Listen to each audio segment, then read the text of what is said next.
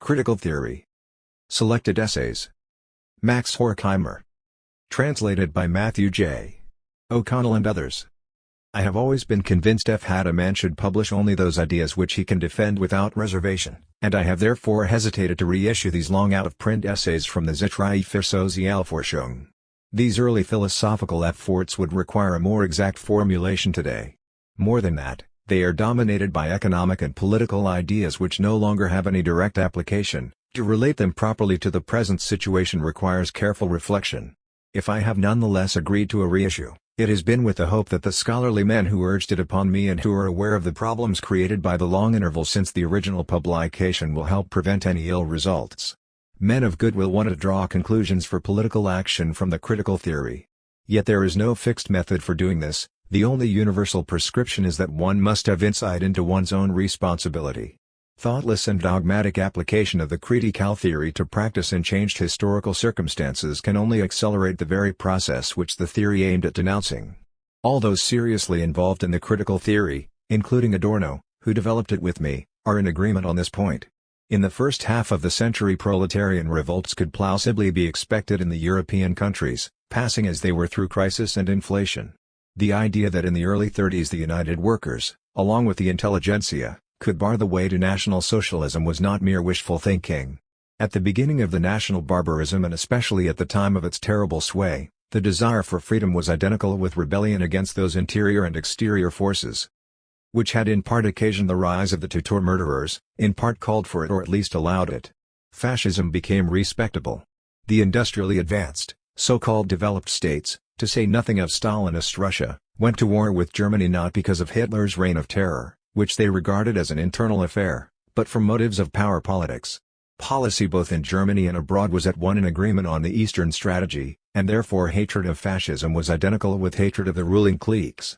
Since the years after World War II the idea of the growing wretchedness of the workers, out of which Marx saw rebellion and revolution emerging as a transitional step to the reign of freedom, has for long periods become abstract and illusory, and at least as out of date as the ideologies despised by the young. The living conditions of laborers and employees at the time of the Communist Manifesto were the outcome of open oppression. Today they are, instead, motives for trade union organization and for discussion between dominant economic and political groups. The revolutionary thrust of the proletariat has long since become realistic action within the framework of society. In the minds of men at least, the proletariat has been integrated into society. The doctrine of Marx and Engels, though still indispensable for understanding the dynamics of society, can no longer explain the domestic development and foreign relations of the nations. The impulses that motivate me today as they did in the past are no less opposed to the obviously inconsistent claim to apply aggressive concepts such as class domination and imperialism to capitalist countries alone and not to allegedly communist ones as well, than they are to the correlative prejudices of others.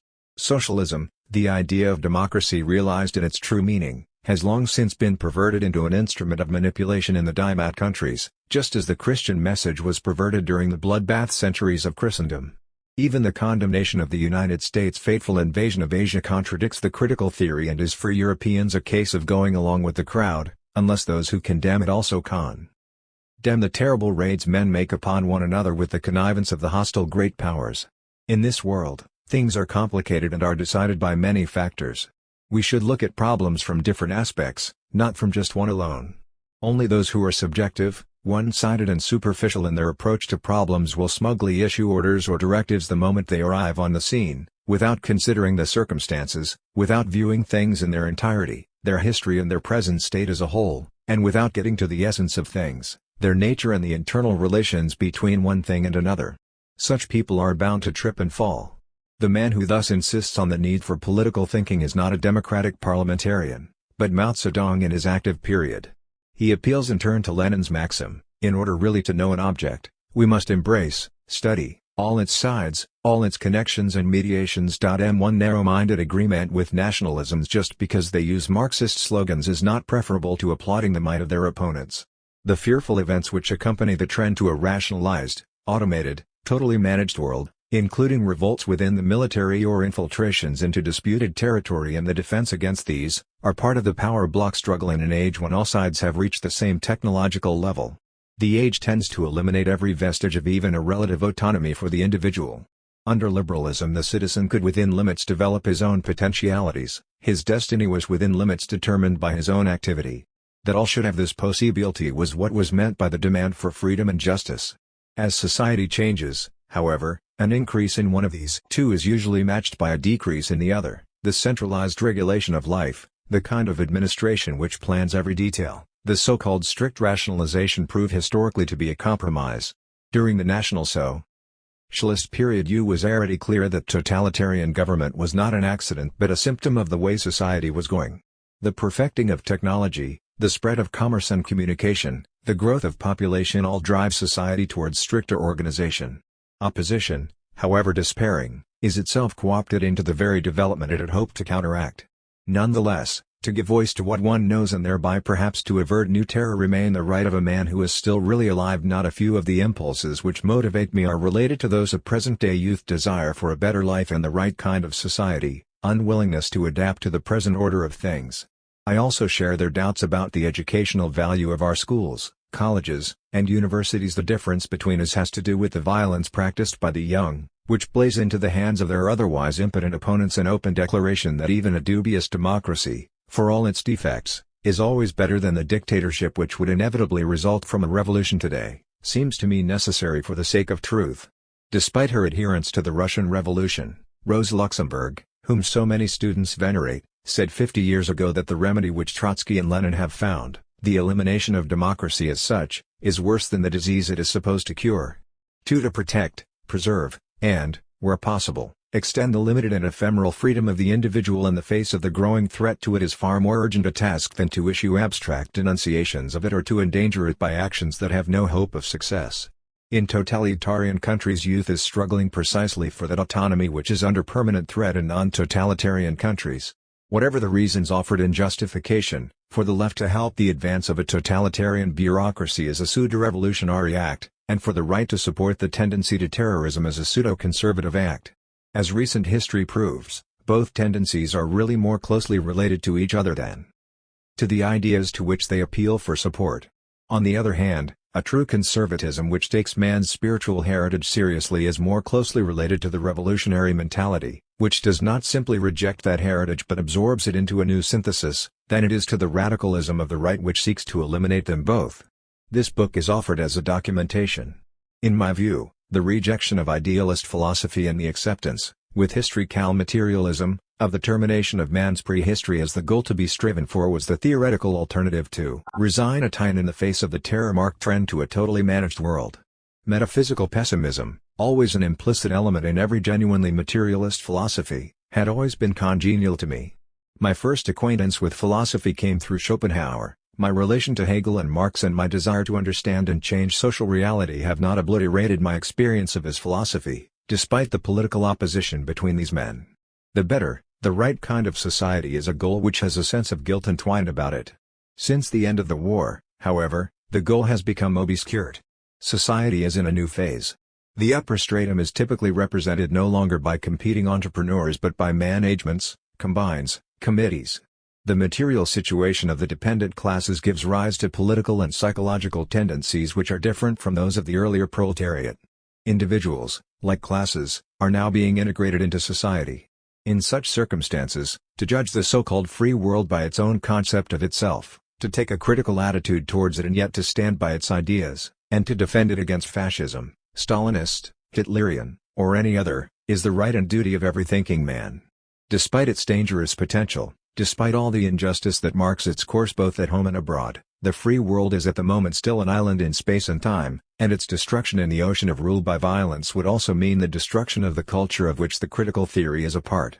To link these essays with my own current position on these matters is one motive for their reissue. Apart from stylistic corrections and a few omissions, the essays are published here in their original form. Except for Authority and the Family, they all appeared in the Zeitschrift für Sozialforschung, published first at Leipzig, later at Paris. Even after the Institute for Social Studies had, with the help of Nicholas Murray Butler, become connected with Columbia University, New York, where most of the essays were written, the journal continued to be published by Alkin in Paris. Material in the journal was written almost exclusively in German. We were convinced that the German language was in better hands in the small circle of men who made up the Institute than it was in the Third Reich. When the war with France broke out, I wrote to the publisher that we could hardly expect the journal to be published in France any longer. The reply was that Jean Giraudoux, the Minister for Culture, considered it an honor to continue the publication. Only after the capture of Paris were some issues published in English in New York. The last section of the last article in the Zeitschrift deals with society under National Socialism.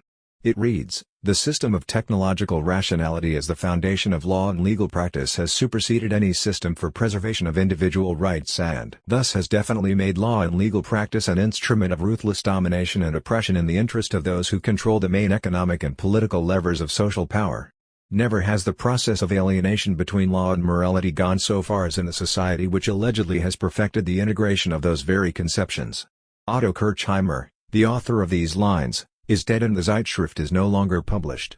It seems to me that everything depends on these sentences being true of the past but not of the future." April, 1968. Max Horkheimer. The New Left of the early 1960s was no less imbued with the Habib of thought characteristic of the American celebration than its elders. At first it was optimistic about the chances to change society through the application of consistent pressure on the institutions to live up to their pluralistic claims. The crisis of late capitalism was seen as the conflict between the ideology of bourgeois individualism and the reality of the concentration of power in the hands of a few large corporations, the military and the government which they controlled. Since the myth of popular participation was a necessary presupposition of corporate domination, the politics of confrontation were employed to expose the existence of a power nexus which was essentially unresponsive to popular needs. Curiously, the New Left believed in the viability of democratic institutions. The underlying basis of its politics was the transformation of the content of social life while retaining its ideological and institutional forms.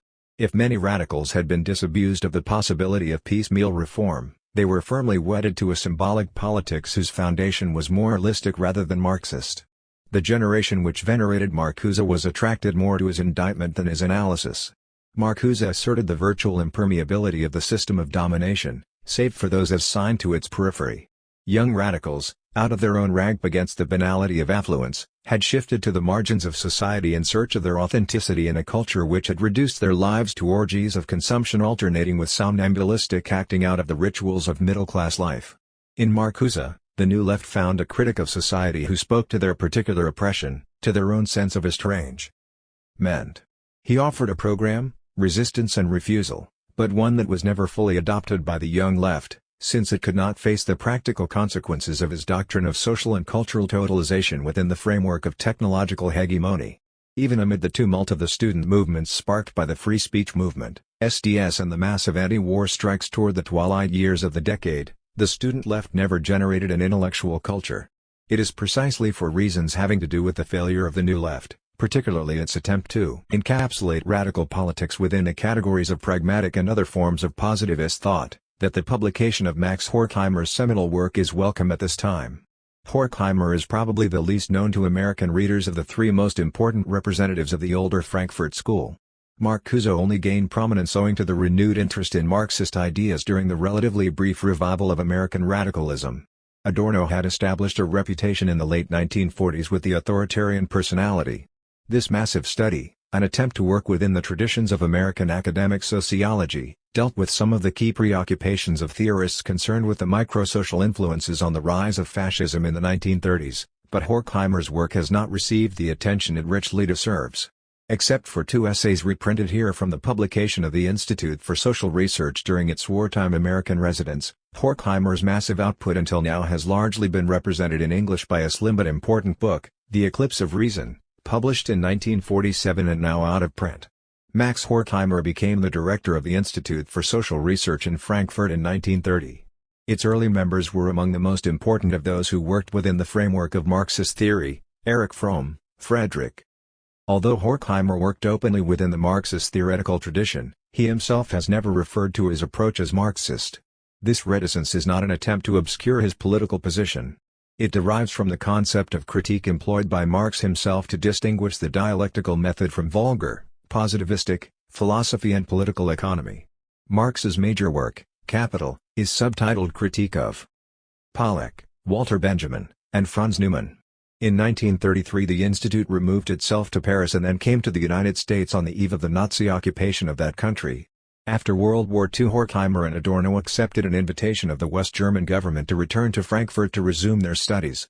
Herbert Marcuse, Franz Neumann, Leo Lowenthal and Otto Kirchheimer remained in the United States.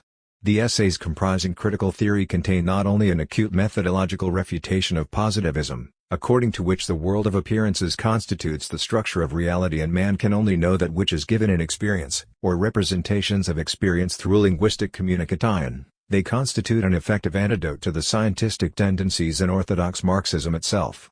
At a time when the guardians of official Marxist truth were proclaiming the status of its doctrines as an objective science, Horkheimer engaged in a detailed critique both of the objects of traditional scientific theory and of its method. The task of critical theory, according to Horkheimer, is to penetrate the world of things to show the underlying relations between persons. The appearance of the capitalist social intercourse is that of equal exchange between things. It is the task of critical theory to see the human bottom of non-human things and to demystify the surface forms of equality. According to Horkheimer, the social function of philosophy lies in the criticism of what is prevalent. Positivist thought, by accepting the role of science as the careful recording of the facts and limiting its generalizations to the unity of apparent reality, leaves the question of historical development aside and becomes instrumental to the prevailing system of power. For Horkheimer, critical theory proceeds from the theorist's awareness of his own partiality. Thus theory is neither neutral. Political economy. His earlier work on political theory is a critique of Hegel's philosophy of right. There may have been another motivation for Horkheimer's refusal to designate himself a Marxist. Marxism had undergone significant permutations in the hands of the communist left after the Russian Revolution, and he may well have wanted to distinguish his approach. Nor objective.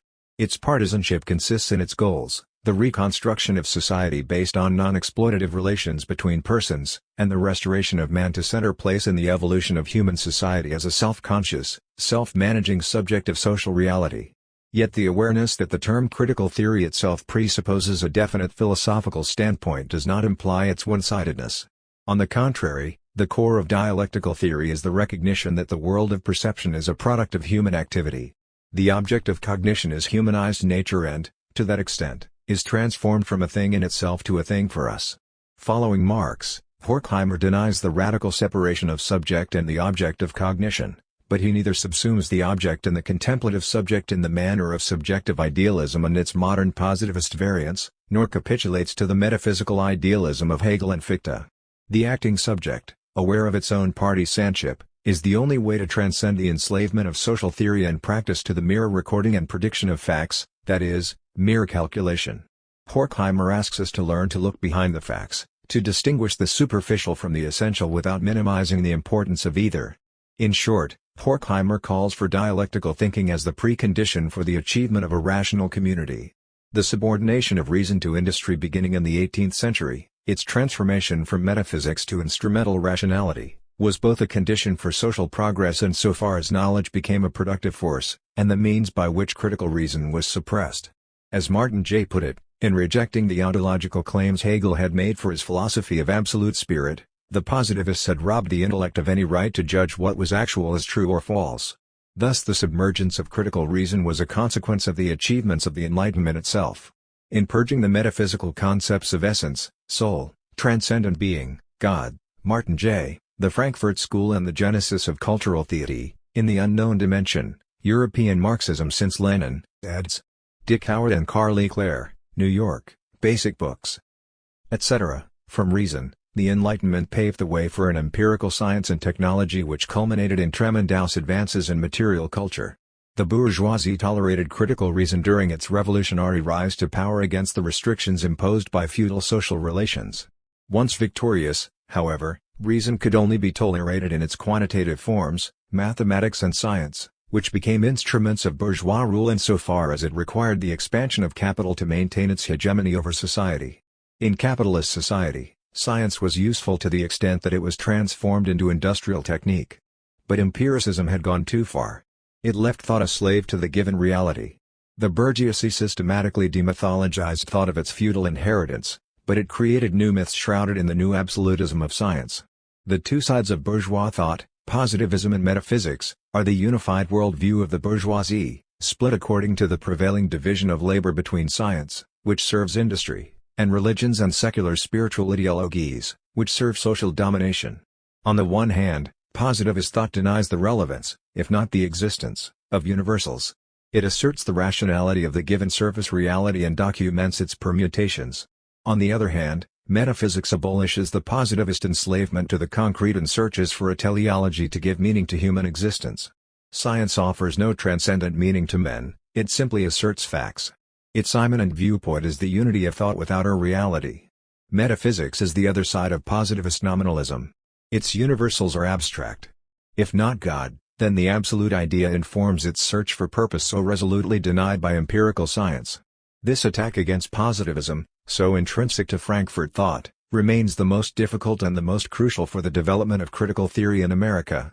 American thought is identical with the most attractive of the positivist doctrines, pragmatism. Pragmatism is the theory of non-theory. Unlike the older positivism, pragmatic philosophy does not even retain the principle of objective truth arising from the correspondence of generalizations of experience with reality. Pragmatism is the explicit reduction of reason to its instrumental value, carrying the utilitarianism of liberalism to its logical conclusion.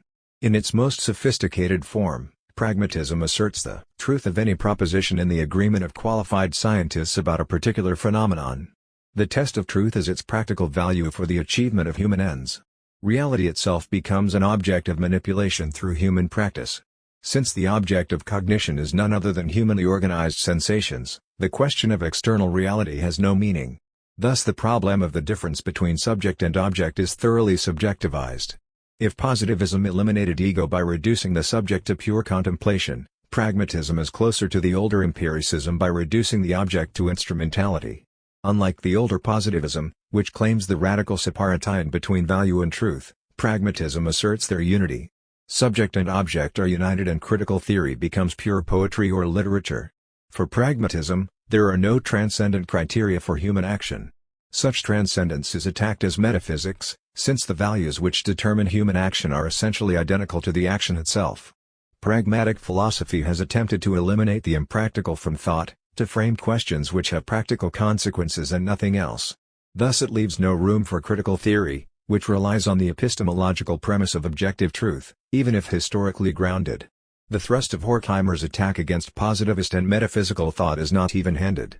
Clearly, metaphysics, however inadequate for the understanding of the movement of social reality and its transformation, at least understands the discrepancy between appearance and essence, the universal and the particular, the abstract and the concrete.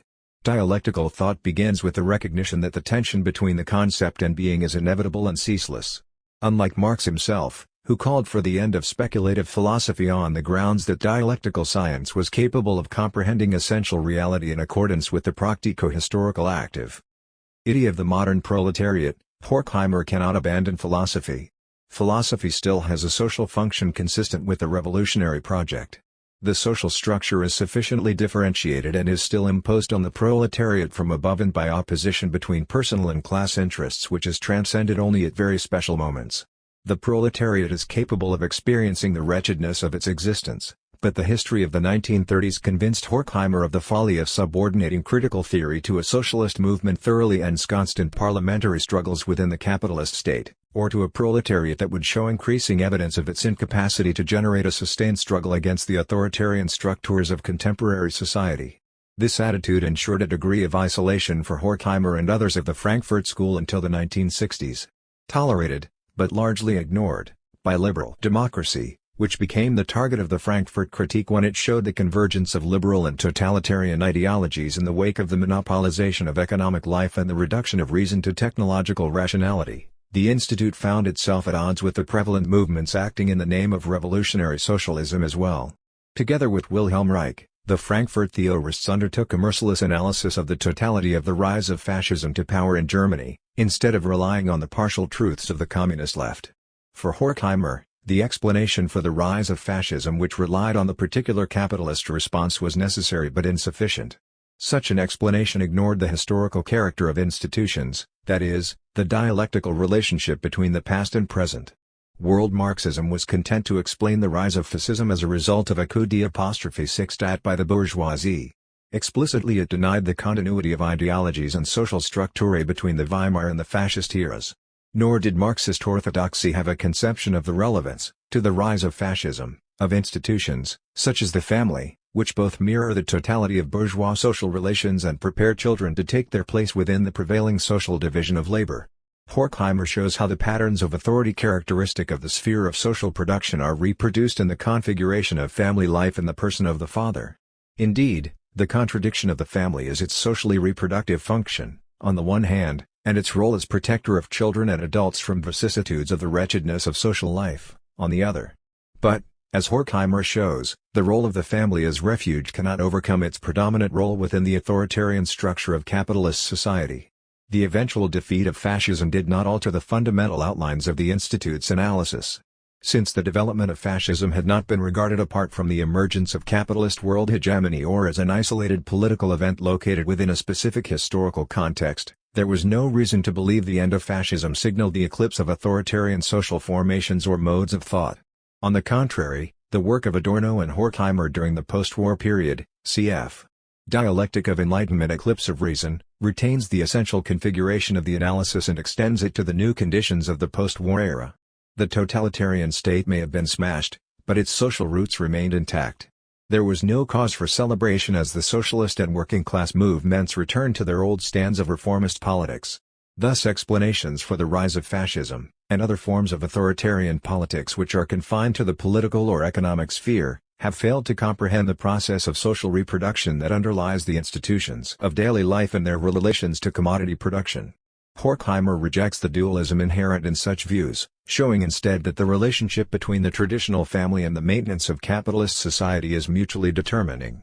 It is the conjuncture of the development of capitalist monopoly and the authoritarian ideologies and institutions of liberal capitalism which make the deformation of the whole social structure possible.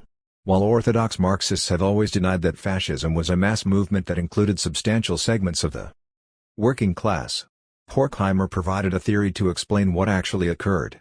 True to the character of his social analysis, whose first task is to be critical of itself, Horkheimer insisted on examining the actual historical and political situation of the proletariat rather than relying on ideological a priorism. The social practice of the proletariat was at variance with the hypostatized view of it put forward both by Lenin and Georg Lukács. Horkheimer found the working class and its organizations increasingly encompassed by the authoritarian institutions of late capitalism. Not only was bourgeois liberalism stripped of its critical sensibility, but so was the proletarian movement. The emergence of commodity exchange and the reduction of all cultural forms, including thought, to the cash nexus had deep impact upon the working class and socialist movements. Orthodox Marxism was the adjustment of socialist doctrine to reformist practice. Its theory exhibited two conflicting features: on the one hand, insofar as the labor and socialist movements were able to make real gains within the framework of the capitalist workplace and the bourgeois state, theory became the handservant of the new strategy of incremental change. Theoretical issues were largely confined within the limits of problems of strategy and tactics. On the other hand, Marxist theory showed the mark of a new revolutionary metaphysics. It apocalyptically predicted inevitable breakdown of the system. The reduction of theory to a predictive natural science was epitomized by the exact positive study of political economy. Orthodoxy converted Marx's own concept of critique into a set of eternal propositions about the coming capitalist crisis. The parliamentary parties which fought for proletarian interests within the framework of bureaucratic capitalism became embedded in practicing politics as the art of the possible even as they held high their red banners of revolution. The resurgence of radicalism in the 1960s once again brought to the fore the themes enunciated by Horkheimer and Marcuse. Against the old left, the new left made the link between liberalism and authoritarianism that had been submerged by the communists. The 1964 and 1968 conventions of the Democratic Party showed the steadfast refusal of the Liberal Labor coalition to confront the central issues of the war and civil rights or to transform the governance of the party in accordance with the doctrines of participatory democracy. The New Left refused to suppress its critique of the party's liberal wing because it did not want to make a coalition with the Marines, a slogan which summarized the insight that the difference between the authoritarian state and its liberal opposition was minuscule. For a time, a guidepost for New Left politics was its rejection of the lesser evil and its attempt to totalize its opposition to bureaucracy and domination. In the most available representative of the Frankfurt analysis of late capitalism, Marcuse, it found an eloquent theoretician. The problem of building a social movement in America, capable of projecting goals which distinguish the present from the future, is intimately bound to the forms of thought within which political and social discourse is carried on. Americans, even the radicals, are suspicious of theory. No country in the capitalist world has made more of a fetish of science, conducted politics as the art of the possible, and relegated intellectuals to professional servants of the social system than the United States. Marcuse's thesis that technological rationality has been transformed into a kind of domination in which critique is not only foreclosed by the very successes of the repressive system, but appears absurd to the underlying population, seems to have been refuted by the insurgent New Left of the 1960s. However, the action critique of modern American society and culture failed to extend to the cognitive spheres. One-dimensional thought persists in the new radical orthodoxies. The young left has not been sufficiently critical of its own theory or practice to escape the power of ideologies and institutions reinforced by prevailing social practice. Horkheimer's essay Authority and the Family warns us against inferring total collapse of social institutions as a result of evidence that the rationality of domination is not eternal, but is subject to the crisis inherent in the dialectic of historical development. Even though there are moments when the decline of the economy and its consequent impact on social institutions makes possible the readiness of large sections of the underlying population to revolt against established authority, such moments are rare and brief. The decaying order is quickly improved where necessary and is apparently renewed. The periods of restoration last a long time, and during them the outmoded cultural apparatus as well as the psychic makeup of men and the body of interconnected institutions acquire new power. We are witnessing the truth of this statement today. The weakness of bourgeois institutions such as the family and schools, so evident in the 1960s, is now in the process of repair. Their new strength builds, in part, on the decline of the New Left, a movement without theory, a rebellion without awareness either of its traditions or interests. Horkheimer's invocation that critical theory and the application of dialectical reason to the analysis of events is the prelude and the concomitant of a movement for social liberation is an appropriate lesson for our time. Stanley Aronowitz. Notes on Science and the Crisis. 1. In the Marxist theory of society, science is regarded as one of man's productive powers. In varying ways it has made the modern industrial system possible, as condition of the general flexibility of mind which has developed along with science over recent centuries, as a store of information on nature and the human world, which in the more developed countries is possessed even by people in the lower social classes, and, not least, as part of the intellectual equipment of the researcher, whose discoveries decisively affect the forms of social life. Insofar as science is available as a means of creating social values, that is, insofar as it takes shape and methods of production, it constitutes a means of production. 2. The fact that science contributes to the social life process as a productive power and a means of production in no way legitimates a pragmatist theory of knowledge.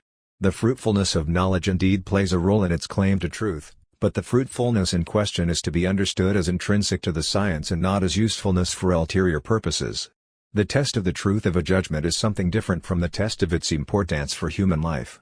It is not for social interests to decide what is or is not true. The criteria for truth have developed, rather, in connection with progress at the theoretical level. Science itself admittedly changes in the course of history, but this fact can never stand as an argument for other criteria of truth than those which are appropriate to the state of knowledge at a given level of development. Even though science is subject to the dynamisms of history, it may not be deprived of its own proper charm. Actor and misinterpreted for utilitarian ends. Of course, the reasons which justify rejecting the pragmatist theory of knowledge and relativism in general, do not lead to a positivist separation of truth and action. On the one hand, neither the direction and methods of theory nor its object, reality itself, are independent of man, and, on the other hand, science is a factor in the historical process. The separation of theory and action is itself an historical phenomenon. 3. In the general economic crisis, science proves to be one of the numerous elements within a social wealth which is not fulfilling its function. This wealth is immensely greater today than in previous eras. The world now has more raw materials, machines, and skilled workers, and better methods of production than ever before, but they are not profiting mankind as they ought. Society in its present form is unable to make effective use of the powers it has developed and the wealth it has amassed. Scientific knowledge in this respect shares the fate of other productive forces and means of production. Its application is sharply disproportionate to its high level of development and to the real needs of mankind. Such a situation hinders the further development, qualitative and quantitative, of science itself. As the course of earlier crises warns us, economic balance will be restored only at the cost of great destruction of human and material resources. 4. One way of hiding the real causes of the present crisis is to assign responsibility for it to precisely those forces which are working for the betterment of the human situation, and this means, above all, rational, scientific thinking. The attempt is being made to subordinate the more intense cultivation of such thinking by individuals to the development of the psychic and to discredit critical reason as a decisive factor except for its professional application in industry. The view is abroad that reason is a useful instrument only for purposes of everyday life, but must fall silent in face of the great problems and give way to the more substantial powers of the soul. The result is the avoidance of any theoretical consideration of society as a whole. The struggle of contemporary metaphysics against scientism is in part a reflection of these broader social tendencies. 5. Science in the pre-war years had in fact a number of limitations. These were due, however, not to an exaggeration of its rational character but to restrictions on it which were themselves conditioned by the increasing rigidification of the social situation. The task of describing facts without respect for non-scientific considerations and of establishing the patterns of relations between them was originally formulated as a partial goal of bourgeois emancipation in its critical struggle against scholastic restrictions upon research. But by the second half of the 19th century this definition had already lost its progressive character and showed itself to be, on the contrary, a limiting of scientific activity to the description, classification, and generalization of phenomena, with no care to distinguish the unimportant from the essential. In the measure that concern for a better society, which still dominated the Enlightenment, gave way to the attempt to prove that present-day society should be permanent, a deadening and disorganizing factor entered science. The result of science, at least in part, may have been usefully applied in industry, but science evaded its responsibility when faced with the problem of the social process as a whole. Yet this was the foremost problem of all even before the war, as ever more intense crises and resultant social conflicts succeeded one another.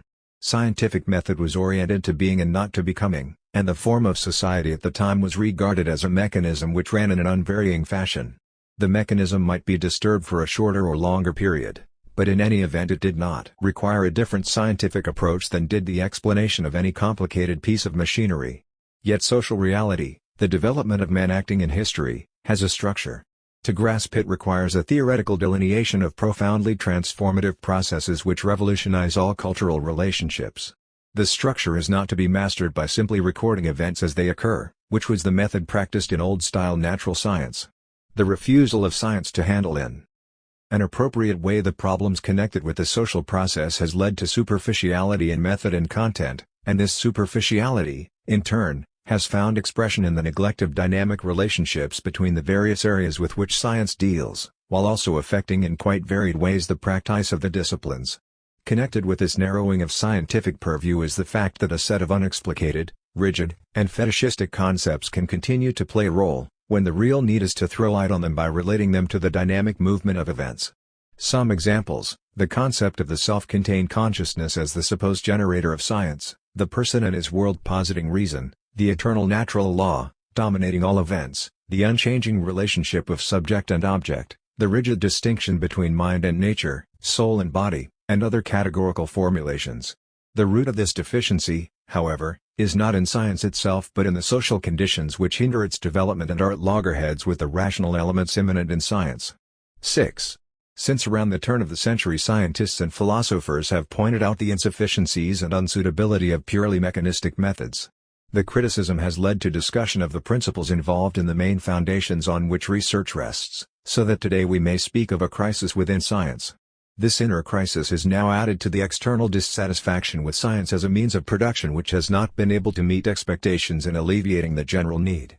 Modern physics has in large measure overcome within its own field the deficiencies of the traditional method and has revised its critical foundations. It is to the credit of post-war metaphysics, especially that of Max Scheler, that it has once again turned the attention of science as a whole to numerous neglected areas and prepared the way at many points for a method less hindered by conventional narrowness of outlook.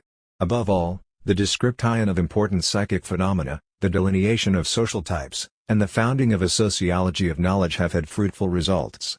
Yet, leaving aside the fact that essays in meta-physics almost always presented as concrete reality something caused life, that is, a mythical essence, and not real, living society in its historical development, such essays in the last analysis did not stimulate science but were simply negative towards it. Instead of pointing out and finally breaking through the limitations science had put upon itself by its narrow concentration on classification, metaphysics identified the very inadequate science of former times with rationality as such, It denied even judgmental thinking and abandoned itself to arbitrarily chosen objects and to a method cut completely loose from science. A philosophical anthropology arose which, in its independence, absolutized certain characteristics of man. To critical reason it opposed an intuition which rejected all restraining scientific criteria and trusted unquestioningly in its own clarity of vision.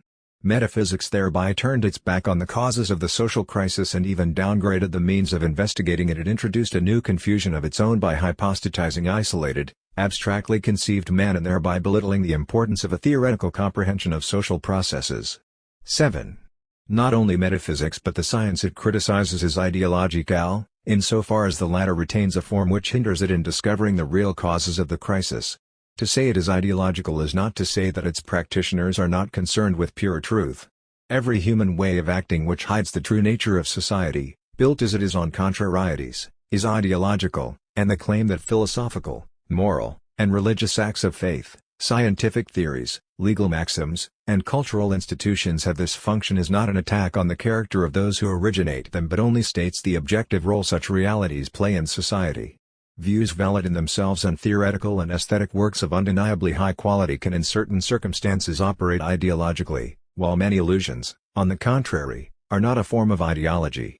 The occurrence of ideology in the members of a society necessarily depends on their place in economic life, only when relationships have so far developed and conflicts of interest have reached such an intensity that even the average eye can penetrate beyond appearances to what is really going on, does a conscious ideological apparatus in the full sense usually make its appearance. As an existing society is increasingly endangered by its internal tensions, the energies spent in maintaining an ideology grow greater and finally the weapons are readied for supporting it with violence. The more the Roman Empire was threatened by explosive inner forces, the more brutally did the Caesars try to revitalize the old cult of the state and to restore the lost sense of unity. The ages which followed the Christian persecutions and the fall of the empire supply many other frightful examples of the same recurring pattern. In the science of such periods the ideological dimension usually comes to light less in its false judgments than in its lack of clarity, its perplexity, its obscure language, its manner of posing problems, its methods, the direction of its research, and, above all, in what it closes its eyes to. 8. At the present time, scientific effort mirrors an economy filled with contradictions. The economy is in large measure dominated by monopolies, and yet on the world scale it is disorganized and chaotic, richer than ever yet unable to eliminate human wretchedness. Science, too, shows a double contradiction. First, science accepts as a principle that its every step has a critical basis, yet the most important step of all, the setting of tasks, lacks a theoretical grounding and seems to be taken arbitrarily. Second, science has to do with a knowledge of comprehensive relationships, yet, it has no realistic grasp of that comprehensive relationship upon which its own existence and the direction of its work depend, namely, society. The two contradictions are closely connected. The process of casting light on the social life process in its totality brings with it the discovery of the law which holds sway in the apparent arbitrariness of the scientific and other endeavors. For science, too, is determined in the scope and direction of its work not by its own tendencies alone but, in the last analysis, by the necessities of social life as well. Despite this law a wasteful dispersal of intellectual energies has characterized the course of science over the last century, and philosophers of the period have repeatedly criticized science on this score. But the situation cannot be changed by purely theoretical insight, any more than the ideological function of science can be. Only a change in the real conditions for science within the historical process can win such a victory. 9. The view that cultural disorder is connected with economic relationships and with the conflicts of interest that arise out of them says nothing about the relative reality and importance of material and intellectual values. It does contradict, of course, the idealist thesis that the world is the product and expression of an absolute mind, for it refuses to consider mind as separable from historical being and independent of it. But we can regard idealism as essentially consisting not in such a questionable metaphysics but in the effort to develop effectively the intellectual capabilities of man. If so, the materialist thesis of the non-independence of the ideal order corresponds better to such a conception of classical German philosophy than does a great part of modern metaphysics. For the effort to grasp the social causes of the stunting and destruction of human life and effectively to subordinate the economy to man is a more appropriate task for such striving than is the dogmatic assertion of a priority of the spiritual without heed to the course of history. 10. Insofar as we can rightly speak of a crisis in science, that crisis is inseparable from the general crisis. The historical process has imposed limitations on science as a productive force, and these show in the various sectors of science, in their content and form, in their subject matter and method. Furthermore, science as a means of production has not been properly applied. Understanding of the crisis of science depends on a correct theory of the present social situation, for science as a social function reflects and presents the contradictions with society. Translated by Matthew/O'Connell. Materialism and Metaphysics.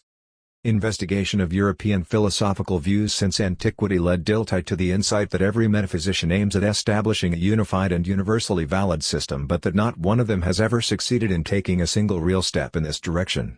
Consequently, when he himself undertakes to distinguish types of worldview, he stresses the subjective character of the division he adopts. His conviction of the impossibility of a universally valid system prevents him from making any metaphysical claim even for the orderly arrangement of individual systems. The statements in the context of which Dilthey's typology becomes really significant aim, of course, at embracing the totality of being, just as do the metaphysical systems on which his typology imposes an order. In keeping with his conviction about the constancy of human nature and the unchanged identity of the world, Dilthey thinks that all the worldviews and the systems in which they are formulated emerge from life, as varying answers to the single enigma of being. And just as philosophy, in distinction from scientific investigation, is always concerned with this enigma of life, with this total reality, so complicated and mysterious, so Dilthey himself regards the problem of what I am to do in the world, why I am here, what my destiny in it is to be, as the problem which most concerns me. His own efforts, too, are marked by the three traits he regards as characteristic of the philosophical, really, the metaphysical, mind: self-reflection, that is the consistent and radical questioning of subjective and objective data, the integration of all knowable reality into a unified whole, and the attempt to provide an ultimate and intrinsic foundation for the universal validity of knowledge. Even if Dilthey avoided any development of his position into a full metaphysical system, his analysis of worldviews nevertheless does not proceed simply from the intention of clearly isolating some elements that are important in the theory of history. Rather, his work, like religion and metaphysics, is to lead him to the significance and meaning of reality as a whole.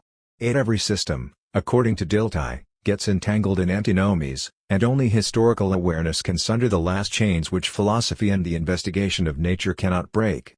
But this liberating awareness, at the same time, restores to man the unity of his own soul and the insight into the interconnectedness of all things, which, though unfathomable, nonetheless reveals itself to us as living beings. For our consolation we may venerate in every worldview a fragment of the truth.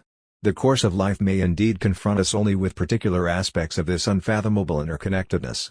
But if the truth of the worldviews which express these aspects takes vital hold of us, then we may peacefully surrender to it. Truth is present in them all. 4. In the historical and psychological typology of worldviews as presented by Dilthey and Jaspers, bourgeois liberalism voices its critique of the claim to absoluteness made by its own thinking. The equality of rank given to various metaphysical ideas and the awareness of their radical historical conditioning are proof of a high degree of detachment from the power of categories originally absolutized by bourgeois liberal thought. This is true even though the historical relativity of the various philosophical systems was realized not through knowledge of the social conditions governing their elaboration but with the help of hypostatized concepts of man, life, personality, and creative development. But, in this partial liberation from the particular ideas of the past, the forms of worldview and their transformations were themselves now clothed in the glorious garments of the metaphysical process. All the attitudes, representations, efforts, and thoughts that have arisen in the minds of men as they attempt to comprehend the world in its totality cannot be pure illusion. At one time they were powerful forces and, for the most part, they keep recurring in typical ways. Such ideas may be false, illogical, and deceptive, but the human soul is so constituted that it expresses itself in them. It experiences something and elaborates it in such a way that these objectifications have been, and are today, recognized as apt express signs and evident revelations of it. 0. Now that faith in the absolute validity of any developed system had disappeared, the whole series of cultural forms, their rhythm, interdependence, and regularities, became the instrument of intellectual formation. In this capacity the history of intellectual culture took over hegemony from the earlier systems and schools. The only real change was that now there was an indifference to the particular content of the ideas themselves. With the diminishing expectation that reality could be reasonably shaped, that is, in accordance with general needs, within the framework of the existing order of things, It became less and less important to distinguish between the diverse constructions of the best possible world which earlier systems had projected as the rational essence of experienced reality. The unbridgeable gulf between reality and reason brought into disrepute any attempt to equate the two philosophically or even to relate them to each other by the concept of task. The idea of unbroken harmony between reality and reason belongs to the liberalist phase. It corresponds to a social economy marked by a plurality of individual entrepreneurs. The image of their interests as harmonizing and producing a frictionless functioning of the whole economy was applied to society as a whole and to its various social classes. The monopolistic phase goes even further in denying class conflicts, but the struggle in the world market between a few power groups has become so much the principal theme of the period that instead of harmony between individuals, such concepts as tragedy, heroism, and destiny have come to be the main categories for a philosophy of history. The material interests of individuals are considered unimportant, something less to be fulfilled than to be overcome. Yet contemporary philosophy usually does not simply reject the efforts of the past at the construction of rational systems. It praises the creative power and greatness of their authors, the aesthetic qualities and the mature unity of their work, and the truth supposedly expressed in every system despite the contradictions between the systems. Thus contemporary philosophy invites us to wonder and reverence before the figures of the past and to a formal belief in greatness, personality, and leadership.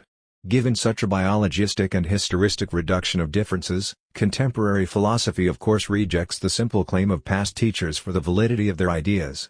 Objective testing of the old systems is replaced by reverential empathy and description.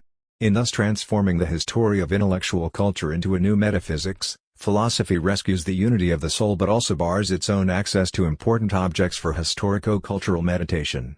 In pursuing a metaphysical interest of its own, the doctrine on worldviews looks at all the thought forms which it presents from the same point of view. Consequently, contemporary philosophical literature entirely fails to grasp that opposition between two ways of thinking which runs through the whole history of philosophy and which seems in our present historical situation to be the most decisive of all, the opposition between materialism and idealism.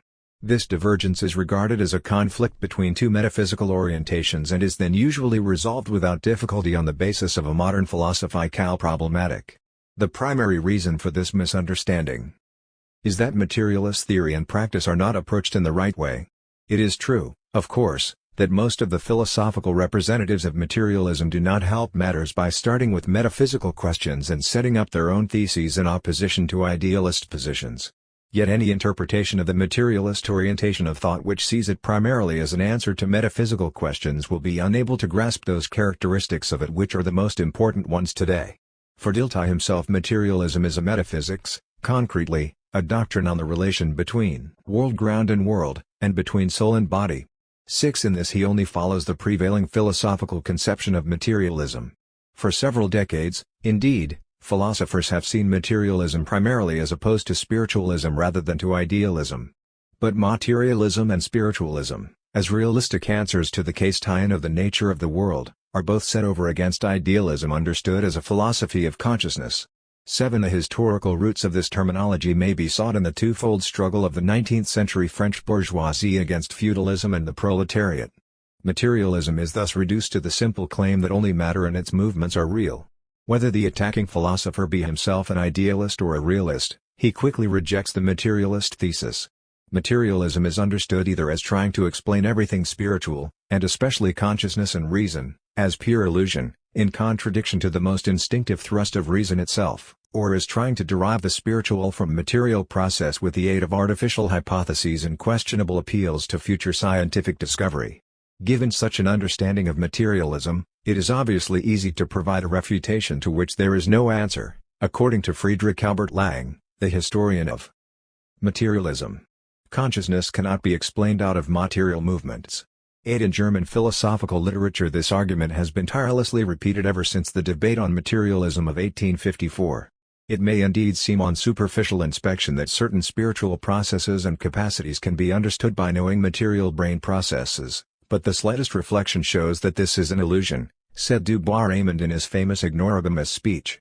0. For the materialist the psychic must be reduced to pure appearance, but this only leaves us with the problem of how such an appearance could have arisen.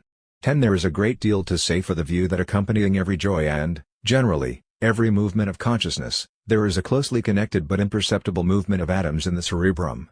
But joy is not this movement, rather it is only connected with it in some fashion or other. The materialist view that all psychic processes, for example even the emotions, are material movements, is therefore false.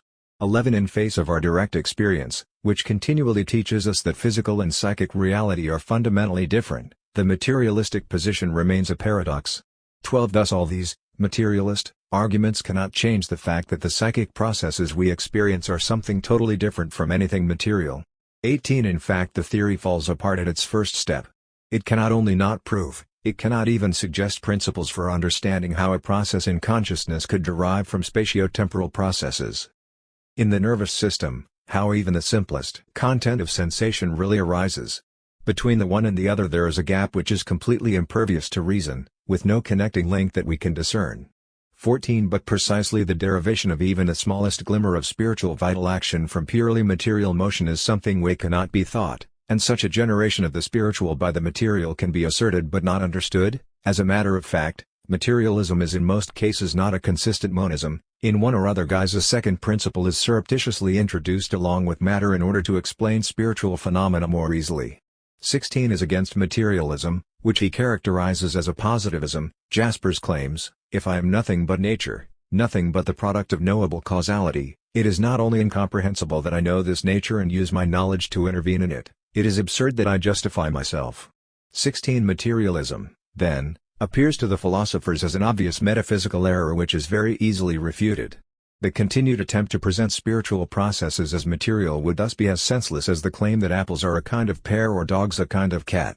17 Erica Dix was therefore expressing not his own judgment alone, but the judgment of all who discuss materialism in present-day philosophical literature. Materialism is obviously unacceptable because of its superficiality and its inadequacy at the level of basic principle 18 If amid all the conflicts and changes in philosophy in recent centuries men have continued to repeat the same arguments against so weak a thesis, this is because of the related struggle against certain hateful claims, valuations, and challenges.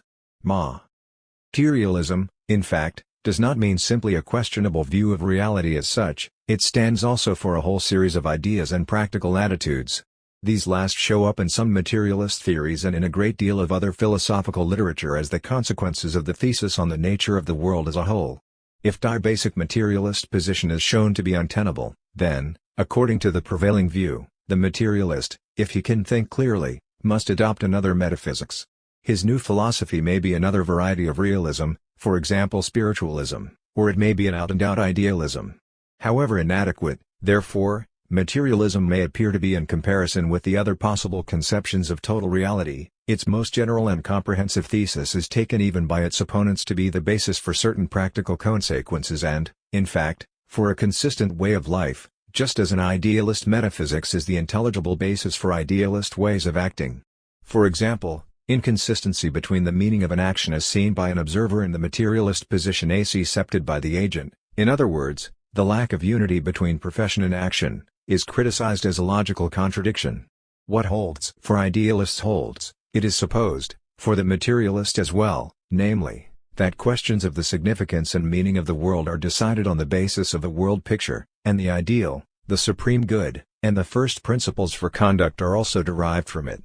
19 This characteristic structure of worldviews, insofar as they undertake to give a complete answer to the enigma of life, 20 seems in fact to be present in many attempts at a materialist system. But closer inspection shows that the content of materialist theory itself makes any such unified structure impossible. Consequently, criticism of this complex of views and behaviors by an attack on the materialist thesis on the nature of total reality continues to be misdirected, even when the thesis in question receives a more accurate interpretation than is usually given. Because metaphysics wrestles with the enigma of being, with the totality of the world, with life, with the in itself, or however else its object may be described, it expects to be able to draw positive conclusions for action. The reality which it seeks to comprehend must have a structure, and knowledge of this must be decisive for the conduct of human life. There must be attitudes and behaviors which are in consonance with this reality. The effort to make his personal life dependent at every point on insight into the ultimate ground of things marks the metaphysician. It makes no difference whether what he intuits urges him to intense worldly action or to indifference or to asceticism, and whether the demands made on men by reality are presented as identical for all men at all times or as differentiated and changeable. The metaphysician thus believes that in the being he seeks to discover a basis may be found for shaping the individual's life. This belief finds its clearest expression in directly theological systems. God can require a certain behavior of men. To go against his will is to fall into sin. The theological systems are consistent. Only a personal being can make demands, and only a conscious will can be so unmistakably clear that the rightness of a life may be measured by it. A metaphysics which is unclear on its relation to theology usually regards the consonance of the individual's life with the requirements of the absolute not as obedience but as fittingness, authenticity, realism, or, more generally, philosophical wisdom. Dogmatism may not naively identify as the supreme good the unconditioned reality which, in distinction from the idealist currents flowing from Kant, it regards as being. But it does show itself in most systems to be primarily value-oriented, to preserve one's own being or to become what one is are ethical maxims. Insofar as the idealist schools just referred to conceive the unconditioned not as being but a source of law, as activity, or as some total of free acts, they also exact respect for the meaning of these acts, and adapt a tie-in of empirical human life to that intelligible ground of personality which philosophy succeeds in grasping. Ultimate reality is regarded as normative, however, not only in those systems where the religious origins of the dependence relationship still show in the form which precept takes, but also in all cases where harmony between the individual's existence and its ground is discovered by metaphysics is regarded as valuable. For them, too, the being to which metaphysicians give the emphatic name of an actual existence, 21 contains rules for such beings as have power to dispose of themselves. We do not mean to imply that an exact knowledge of matter is without advantage for one who acts according to the goals he has in view. The materialist will try to gain the greatest possible certainty about the nature of reality.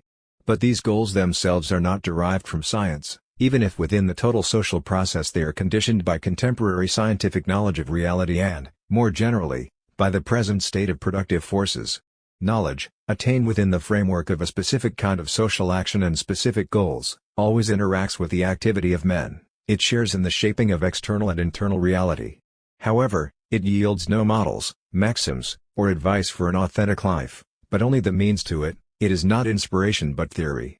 Max Scheler, following Plato, tightly describes the metaphysical attitude as man's attempt to transcend himself as a finite natural being, to make himself divine or like God. 22 But the reality which the materialist seeks to master for himself is the opposite of divine, and his effort is to direct it according to his will rather than to direct himself according to it. To the extent that materialists have in fact formulated such definitive statements as that everything real is material, these statements play an entirely different role in their teaching than in that of their opponents. The statements are minimal in content and are a very general kind of extractive experience, not a rule for action. In most non-materialist kinds of thought, insights become more meaningful and have greater implications as they become more general, comprehensive, and definitive statements of principle. It cannot be said that for the materialist the exact opposite is true. This would be the case only in extreme and therefore metaphysical nominalism. But it is true that the measure in which general points of view become decisive for action depends on the agent's concrete situation at any given moment. The attack upon one or other general philosophical thesis is supposedly crucial for the materialist's behavior, thus fails to grasp the real nature of materialist thought. The classic materialist thesis, for example, is of such little consequence for decisions in particular matters that some influential materialists of the Enlightenment, for example, and Diderot above all, could vacillate all their lives on this point, without therefore changing the character of their practical attitudes in the slightest. According to the materialist, knowledge of broad tendencies which point beyond the immediate moment may be as valid as knowledge of particular detail. He can be very critical of the view that science should limit itself to the simple verification of facts. But, for the materialist, judgments which embrace all reality are always questionable and not very important, because far removed from the kind of activity which generated them.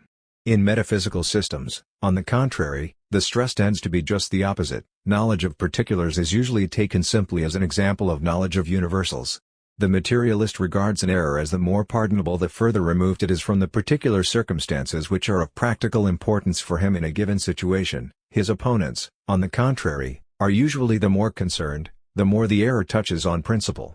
Principle, as we said, can be of very great importance to the materialist too, but the reason for this is not to be found in the nature of the principle as such.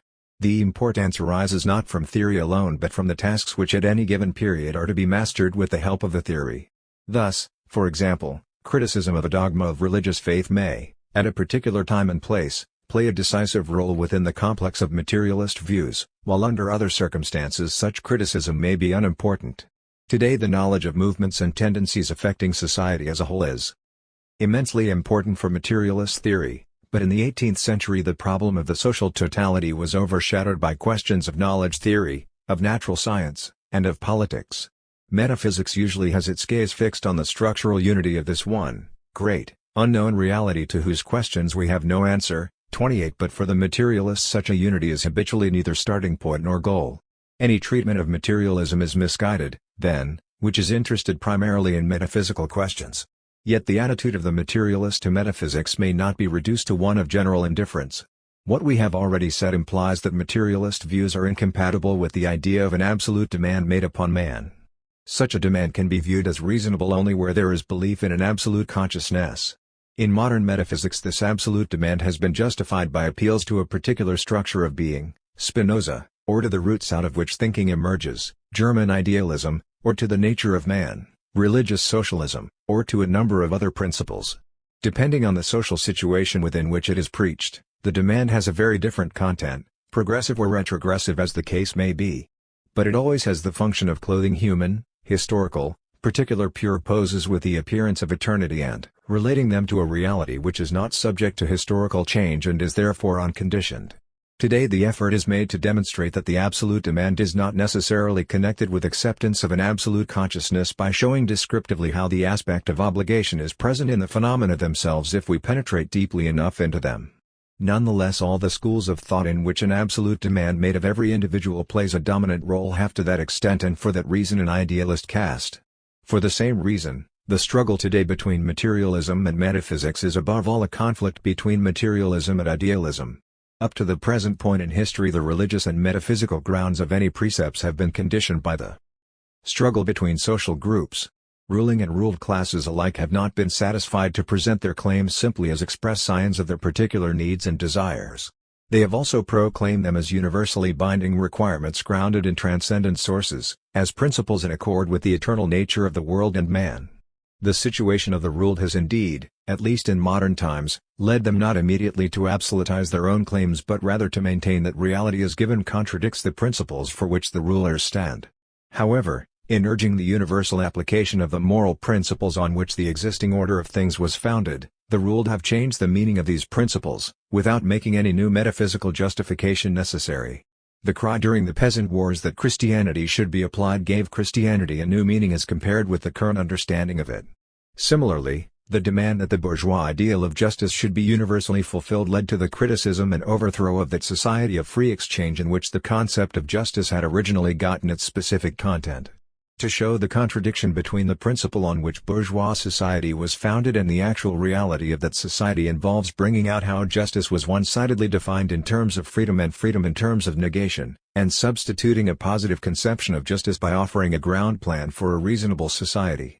When the concept of justice thus changes its meaning, we glimpse the historical origins of what was originally proclaimed as an eternal principle, and we understand that that concept was an idea proposed by definite individuals and conditioned by relationships within a class society. Today therefore, the struggle for a better order of things has been cut loose from its old supernatural justification. The theory appropriate to the struggle today is materialism. But there is still another distinction between the idealism of the ruling classes and that of the social strata which struggle against this rule. A reference to an absolute demand made upon man has a meaning only insofar as the action of men in pursuing their worldly interests needs either a correction or at least a justification. The ruled within society sought by such a reference to ground the right to a universal satisfaction of wishes that would be limited only by the state of productive forces. The rulers, however, were bent on justifying the limitation of this right. In their behalf it must be said that such a limitation has been opposed on religious and metaphysical grounds not only where it was really a hindrance to development but even where it was genuinely necessary and fruitful for the general enhancement of human powers. Thus the appeal to an irrational justification proves nothing, of itself, against the rationality of what is being justified. In any event, the materialist tries to replace the justification of action with an explanation of it through an historical understanding of the agent. He regards the justification as an illusion. Most men down to the present day feel a very strong need for such justification. In important decisions they are not content to rely on their feelings of indignation, compassion, love, solidarity, and so on, but must relate their feelings to an absolute world order by calling them moral. But this widespread need does not prove that there is a reasonable fulfillment of it. The life of most men is so wretched, the deprivations and humiliations are so many, and their efforts and success are for the most part so disproportionate, that we can easily understand the hope that the earthly order of things may not be the only real one. Idealism does not explain this hope for what it is but tries to rationalize it. In so doing, idealism becomes the means of canonizing the renunciation of desire which nature and societal situations have forced upon man. No philosopher has seen more clearly than Kant that the acceptance of a transcendent order of reality can rest only on man's hopes. The conclusion that something is, which determines the ultimate possible end, because something ought to happen 24 is an inevitable one, he says. However, he does not simply note the existence of this hope which is directed to happiness, for all hoping is directed to happiness, 25, but gives it a philosophical basis. Thus his originally rationalist analysis of reason moves notably closer to a dogmatically metaphysical system such as he was opposing. When the desire for happiness, which life from beginning to end proves illusory, was put aside and hope alone was left, the alteration of those conditions which cause unhappiness could become the goal of materialist thought. This goal took on a different shape in varying historical situations. Given the evolutine of productive forces in antiquity, even the materialist philosophers were forced in the face of suffering to elaborate techniques of an interior life. Peace of soul is the only resort in the midst of distress when all external means fail. The materialism of the early bourgeois era aimed, on the contrary, at developing the knowledge of nature and attaining new powers of mastery over nature and man.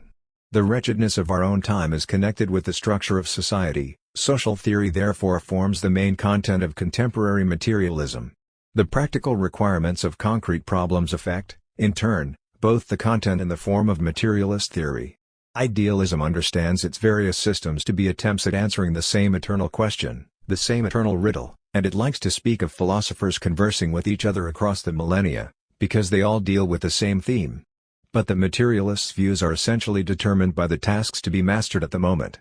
The end and scope of philosophy is, that we may make use to our benefit of effects formerly seen, or that, by application of bodies to one another, we may produce the like effects of those we conceive in our mind, as far forth as matter, strength, and industry will permit, for the commodity of human life.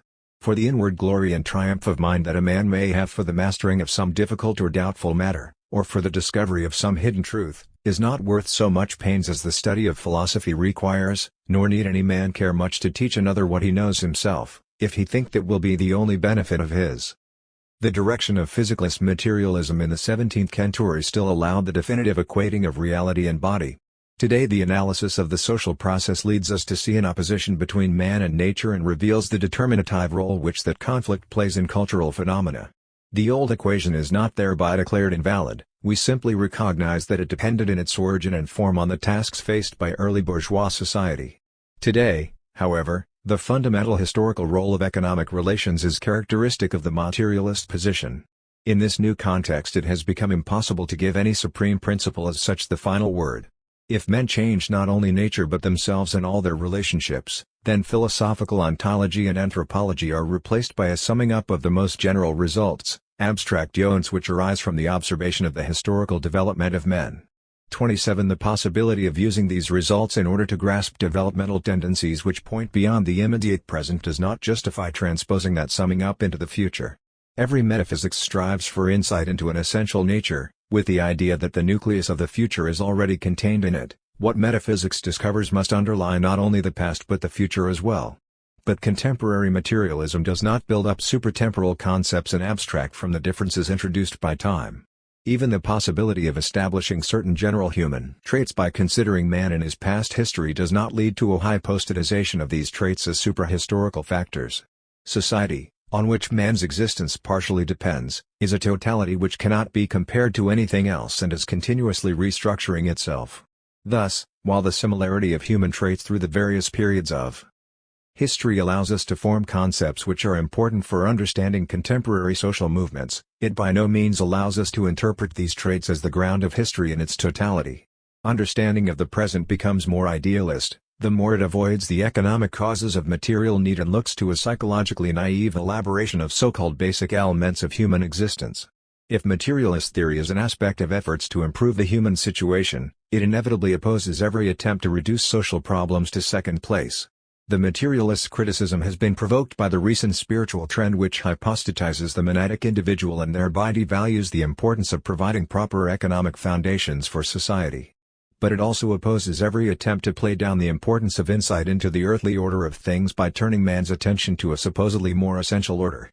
Especially does the materialist see deception being practiced on men by every type of philosophy which seeks to justify a really groundless hope or even to obscure its groundlessness. For all the optimism he has about changing situations, for all that he treasures the happiness which comes from solidarity among men and work for a changed society, he has a pessimistic streak as well. Past injustice will never be made up, the suffering of past generations receives no compensation. In idealist circles, too, there is a pessimism, but it is directed at the earthly present and future, that is, it turns upon the impossibility of a future earthly happiness for the generality of men and is usually expressed as a fatalism or feeling of imminent destruction. The sadness congenial to the materialist, however, concerns past events. He will have nothing to do with general conjectures that the population of the earth as a whole, under principles prevailing up to now, may have reached a rate of growth which is disproportionate to the amount of food that can be made available by technology, science, and economic progress. 28 With the idea that we may have already passed the optimum level of technological productivity, or with pessimistic images of a decadence of the human race, of a turning point in the life of mankind as a whole and in its aging process. 20 Such ideas and images interpret the dilemmas inherent in a form of society which inhibits human powers as a weakness of mankind. The claim that there is an absolute order and an absolute demand made upon man always supposes a claim to know the whole, the totality of things, the infinite. But if our knowledge is in fact not yet final, if there is an irreducible tension between concept and being, then no proposition can claim the dignity of perfect knowledge. Knowledge of the infinite must itself be infinite, and a knowledge which is admittedly imperfect is not a knowledge of the absolute. Consequently, metaphysics tends to regard the whole world as the product of reason, for reason knows only itself perfectly. The secret of metaphysics generally may be seen in the immanent motif which dominates German idealism and is expressed as early as the preface to the Critique of Pure Reason, namely that nothing in a priori knowledge can be ascribed to objects save what the thinking subject derives from itself. 30 In other words, that reason can attain absolute knowledge only of itself. Even empirico-critical philosophy must be accounted a metaphysics in this respect, for it claims that sensation is the true, independent, unconditioned reality, since knowledge of it is immediate. That is, it has itself for its object. Even though the most recent metaphysics expressly questions the solidity of a definitive knowledge of being, 81 It continues to regard absolute consciousness as the reflecting mirror of the innermost reality of being. Knowing and the known are identical in genuine metaphysics. The being of which metaphysics speaks is constituted by disclosedness, that is, by understanding. 82 Only in this way can metaphysics, new or old, lay its foundations, however cautiously it may conceive the identity of subject and object. Materialism, on the contrary, maintains the irreducible tension between concept and object and thus has a critical weapon of defense against belief in the infinity of the mind. The tension is not everywhere the same in intensity. Science, for its part, is a sum total of efforts to overcome the tension in various ways. But as soon as science bears in mind the subject's share in the construction of concepts, it incorporates into itself an awareness of its own dialectic. A dialectical process is negatively characterized by the fact that it is not to be conceived as the result of individual unchanging factors. To put it positively, its elements continuously change in relation to each other within the process, so that they are not even to be radically distinguished from each other. Thus the development of human character, for example, is conditioned both by the economic situation and by the individual powers of the person in question. But both these elements determine each other continuously, so that in the total development neither of them is to be presented as an effective factor without giving the other its role. The same is true of science as a real process. Its concepts are certainly dependent on their objects, but at the same time they are conditioned by the subjective factors in research and by the methods used and the direction taken by the theoretical interests of the scientist. Despite the need for science ceaselessly to determine the share subjectivity plays in concept formation and thereby to make allowance for it, it will never succeed in distinguishing subject from object with perfect clarity. Or, what amounts to the same thing, science will never succeed in totally equating knowledge and object, except in sensation, where no concept is involved and where knowledge and reality are immediately identical. The theoretical activity of men, like the practical, is not the independent knowledge of a fixed object, but a product of ever-changing reality. Even in a society that would freely determine what it is to be, nature, however gradual the change in it might be, would be a factor militating against such an identification of knowledge and object.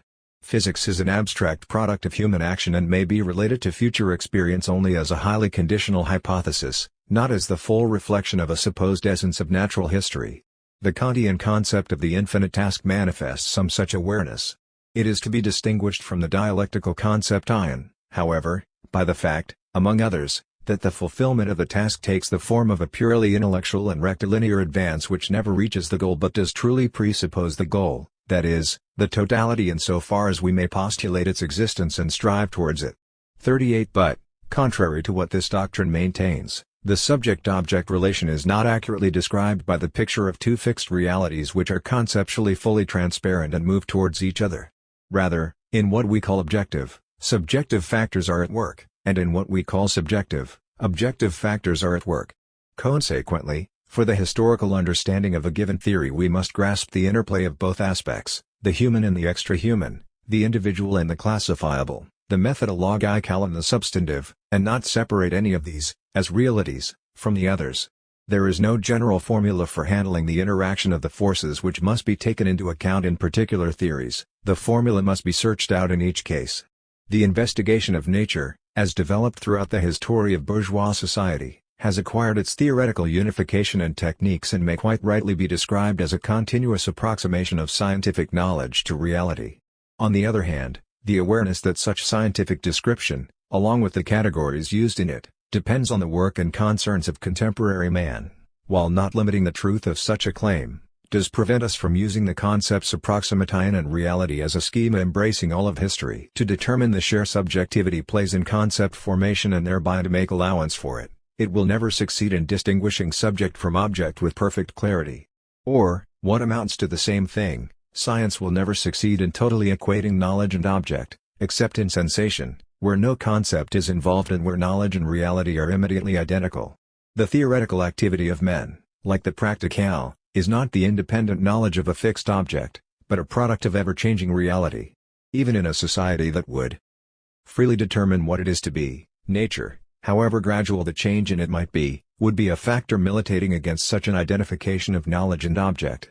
Physics is an abstract product of human action and may be related to future experience only as a highly conditional hypothesis, not as the full reflection of a supposed essence of natural history. The Kantian concept of the infinite task manifests some such awareness. It is to be distinguished from the dialectical concept ion, however, by the fact, among others, that the fulfillment of the task takes the form of a purely intellectual and rectilinear advance which never reaches the goal but does truly presuppose the goal, that is, the totality insofar as we may postulate its existence and strive towards it. 38 But, contrary to what this doctrine maintains, the subject-object relation is not accurately described by the picture of two fixed realities which are conceptually fully transparent and move towards each other. Rather, in what we call objective, subjective factors are at work, and in what we call subjective, objective factors are at work. Consequently, for the historical understanding of a given theory we must grasp the interplay of both aspects, the human and the extra-human, the individual and the classifiable, the methodological and the substantive, and not separate any of these, as realities, from the others. There is no general formula for handling the interaction of the forces which must be taken into account in particular theories, the formula must be searched out in each case. The investigation of nature, as developed throughout the history of bourgeois society, has acquired its theoretical unification and techniques and may quite rightly be described as a continuous approximation of scientific knowledge to reality. On the other hand, the awareness that such scientific description, along with the categories used in it, depends on the work and concerns of contemporary man, while not limiting the truth of such a claim, does prevent us from using the concepts approximatine and reality as a schema embracing all of history, from perpetuating them in the idea of limitless progress or regress. In Kant himself the idea of limitless progress is still taken critically for the most part, and means primarily only that there is no definite limit set upon the investigation of interdependent conditions. But his idea of intuitive understanding, though it is a problem, 84 necessarily leads to the conception of a rectilinear process of knowledge. For, if it is even thinkable that there be such an intellectus archetypus although unknowable by us, a supersensible real ground for nature, and that this intellect had the whole of nature as a system 85 immediately present to it, so that no imperfection in its knowledge were possible, then, of course, classificatory science can stick to its course. It may now and then take a few backward steps, but the object which it strives to know cannot be subject to time or to any influence from human actions, among which science itself is to be numbered. According to Kant, the necessity incumbent on us men of perceiving realities from within time, that is successively, is not grounded in things themselves, but is as it were an infirmity of the finite subject. Time is a purely subjective condition of our human intuition, and in itself, apart from the subject, is nothing. 86 Even I myself, according to Kant, am not truly in time, for if without this condition of sensibility I could intuit myself, or be intuited by another being, the very same determinations which we now represent to ourselves as alterations would yield knowledge, into which the representations of time, and therefore also of alteration, would in no way enter. Time is not, therefore, something in itself, nor is it an objective determination inherent in things. 87 These teachings of Kant are contrary to the dialectical concept of knowledge as a non-independent process which can be defined only in the context of the dynamism of society. Concepts like theory and knowledge must, of course, at any given time have a clear meaning, since only when they are described or defined, however inadequately, can they be understood and applied. But dialectical materialism takes such meanings to be abstractions formed within the context of the contemporary situation out of materials supplied by the past, and not fixed, changeless elements on which the future is to be built. The scientific idea of man, as well as nature which is known and to be known by science, are elements in the dynamism of history and will play a role even in the future. But they themselves are determined and altered by the total process, just as much as they in turn, as productive forces, determine and alter it. The application, therefore, of definitions constructed in the context of the contemporary situation, or, what comes to the same thing, the contemporary signification of these concepts, can someday become meaningless.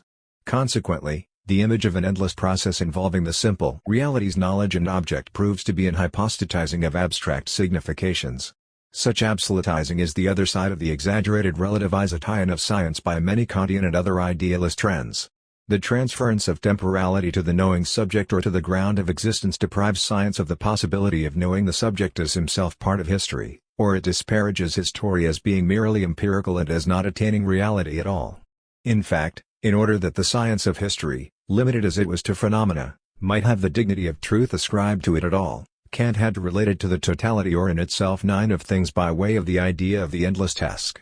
If, however, as is necessarily the case, critical analysis must be brought to bear on philosophical work no less than on scientific, the dogmatic distinction between appearance and thing in itself must be surrendered, as must the corresponding distinction between scientific and philosophical concepts. But, in return, knowledge itself now turns out to be a historical phenomenon. In contrast to the use often made of the Kantian criticism by metaphysical worldviews, the consistent application of the Kantian critique really leads to the formation of the dialectical method. Hegel developed it, but he also thought of it as exhausting its virtualities in his own system. He really applies it, however, not to the knowledge of the present but only to theories elaborated in the past. Hegel is an idealist in that he presents his system as absolute, yet he created the conceptual tool for overcoming such a distorted idea. The correct application of the method does not mean simply that the Hegelian system or any of the views prevailing today are to be handled precisely as Hegel handled his predecessors. Rather, they all lose their character of being steps towards the absolute, which earlier doctrines still have in Hegel because of his belief that the dialectic was reaching its goal in him.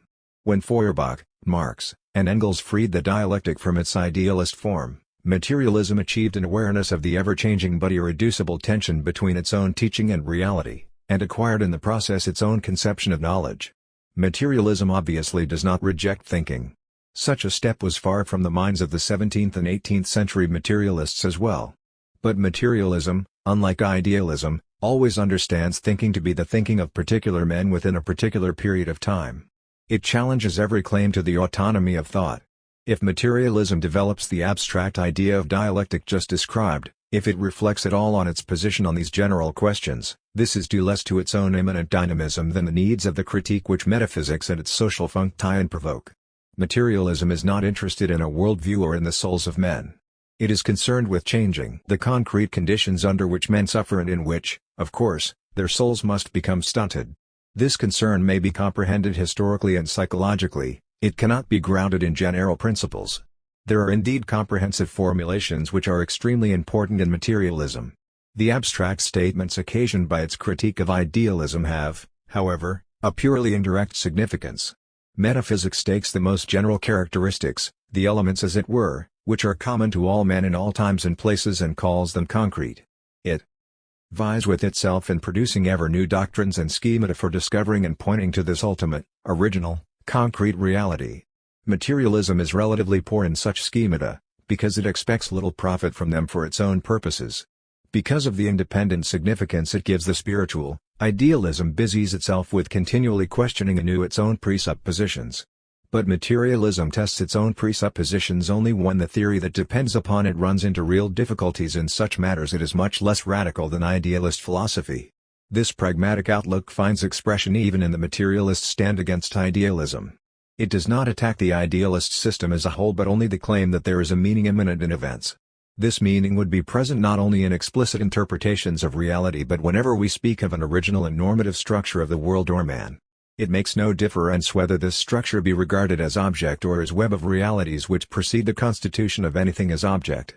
An anthropology of this kind must necessarily ignore the fact that the direction of the process of abstraction or discovery, by which knowledge of the underlying structure is obtained, itself belongs to a particular historical situation, that is, it is the product of a dialectical process which can never be broken down into neatly separable subjective and objective elements. If the anthropology did not practice this kind of ignorance, it could not take the result it reaches to be an immediate insight into the ground of being instead of a theory which is aware of the tension just described. The thesis of a meaning or a being that is already realized or to be realized necessarily involves such an hypostatization of knowledge. That thesis and its consequent systematic traits are alien to materialism. But many supposedly materialist doctrines do indeed show these very traits, especially doctrines which to the claim of the originality of matter add a veneration of matter or of what is material, as though what is original or independent deserves therefore a special respect. 88. Many idealist systems, it must be added, contain a great deal of material knowledge, and the latter represents an important element in scientific progress despite the metaphysical aims of the systems as such. The dialectic itself is idealist in origin, and many schemata of modern metaphysics are of the highest importance as models for judging contemporary man, as hypotheses, to use Dilthey's term for the systems of the past. 89. The idealist character of a work often finds expression in apparent minutiae, for example, in the emotional overtones of the idea of autonomous knowledge, or in the importance given to long-dead philosophers and their problems and the insensitivity to the real wretchedness of today and to its causes. The importance of highlighting these fine distinctions of thought or even of distinguishing between materialism and idealism at all is not to be proved by argument.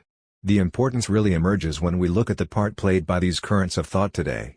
What makes the intellectual difference so important is not that idealism wrongly makes the mind infinite but that in so doing it considers the changing of the material conditions of human existence to be secondary.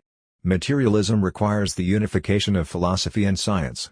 Of course it recognizes that work techniques differ in the more general pursuits of philosophy and the more limited tasks of science, just as it recognizes distinctions of method in research and the presentation of research. But it does not recognize any difference between science and philosophy as such. This does not mean that the individual contemporary sciences or even their own special self-awareness, that is their theory, are to be taken as embodying the highest degree of insight available today. Because of existing conditions, the prevailing practice of science is in fact cut off from important insights and is outdated in its form. The judgment on how far the total structure of science and the condition of individual sciences correspond to the knowledge now available is itself a complicated theoretical problem and cannot be decided once and for all. In the 17th and 18th centuries science as a whole was built upon a mechanistic doctrine of nature and, in fact, was almost coextensive with this doctrine. Consequently the materialism of the day regarded mathematico-mechanistic natural science as the sole knowledge of reality. Its theory of knowledge and its methodology corresponded to this conviction. The physicalist materialism of Vogt and Haeckel in the 19th century had, however, already practically given up on the effort to unify philosophy and positive science. The reason is that at that time the mechanistic doctrine of nature was no longer coextensive with the content of science, but had lost a great deal of its importance to social sciences. The latter now became decisive for methodology as well. The monism of Haeckel, derived purely from the natural sciences, is therefore a pseudo-materialism, as is proved also by the fact that it functions as a worldview and leads away from historical practice. When Max Scheler, however, as late as 1926 regarded materialism as a conception which exaggerates the cognitional value of the mechanistic doctrine of nature and claims that it overlooked the sevenfold relativity of the formal mechanistic view of nature and soul, and thus made the mechanism of nature a thing in itself. 40 He obviously misunderstood completely the meaning of the materialist demand that philosophy and science be unified. The real meaning is the exact opposite of any attempt to absolutize particular scientific doctrines. It requires instead that every piece of knowledge be regarded, not of course as a purely arbitrary creation, but as a representation by particular men in a particular society, context, and moment of time, a representation which is a product but can become a productive force in turn. Materialism is not tied down to a set conception of matter. No authority has a say on what matter is except natural science as it moves forward. The results of science, however, are always conditional. This is not only because of corrections which the future will inevitably bring but also because physics, while providing the most generalized formulations of a given society's experience of spatio-temporal events, also carries the mark of its subjective origin and thus an irreducible element of obscurity. This conception of science distinguishes materialism from the positivism and empirico-criticism of the 19th century. Ever since its beginnings Intergo and D'Alembert 41 during the Enlightenment positivism professed the dogma of the invariability of natural laws. 42 It also professed the dependence of man's action on his present knowledge of the natural order but not the dependence of both the order itself and the knowledge of it on man's activity. As a result, despite all its belief in the progress of science, positivism necessarily understood science itself in an unhistorical way. This deficiency persisted, even though the belief, elaborated especially in empirico-criticism but normative for all positivism, that the world is made up of elements, with sensations being provisionally 48 the ultimate elements, was to be replaced by a more modern outlook. Despite his largely pragmatic conception of science, Ernst Mach's view was very little different from the Kantian when it came to the non-historical nature of knowledge. For Mach, too, the entire passage of time, in fact, is dependent solely on the conditions of sensuous activity. 44 It does not, of course, follow from this, as many materialist authors believe, that before men came along there would have been no nature, that is, that nature has no history. In the time schema projected by the knowing subject, the genus man need by no means have the first place but can very well be introduced after an indefinitely long prehistory. But the claim that time is only in the subject does prevent an equation of knowing subject and finite man. Empirico-criticism, too, is at one with idealist metaphysics to the extent that it presupposes a subject who is independent of time. The materialist critique, therefore, hits upon an important weakness in this doctrine as well. There is a further distinction, however, between all materialist and positivist currents of thought. The difference does not emerge very clearly in Mach's work, because, although his subjectivist standpoint obviously did not force him in such a direct line, he personally lacked the new scientific modesty when confronted by speculation. 45 Positivism as such, however, is proud of the fact that it is not concerned with the nature of things but only with appearances and thus with what things actually offer to us of themselves. All sound minds recognize today that our scientific studies are strictly limited to an analysis of appearances with a view to discovering their real laws, that is the constant relations of succession or likeness that exist between them, and that these studies cannot deal with the inner nature of the phenomena or with their cause, efficient or final, or with the essential manner of their coming into existence. 46. John Stuart Mill, too, in his logic defines bodies as the unknown external cause, to which we refer our sensations. AC according to him, of the nature of either body or mind, further than the feelings which the former excites, and which the latter experiences, we do not, according to the best existing doctrine, know anything, as body is understood to be the mysterious. 45.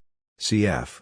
What Henri Poincaré, among others, has to say about such modesty in the informative collection of essays, Le Matérialisme Actuel, Paris, 1918, pages 50-51. As long as science is incomplete, there will be a small place for freedom, and even if this place gets smaller and smaller, it will always be enough for liberty to be able to direct the whole enterprise. Science, however, will always be incomplete. As long as the mind is distinct from its object it will not be able to know it perfectly, since it will never see it except from the outside. Italics added.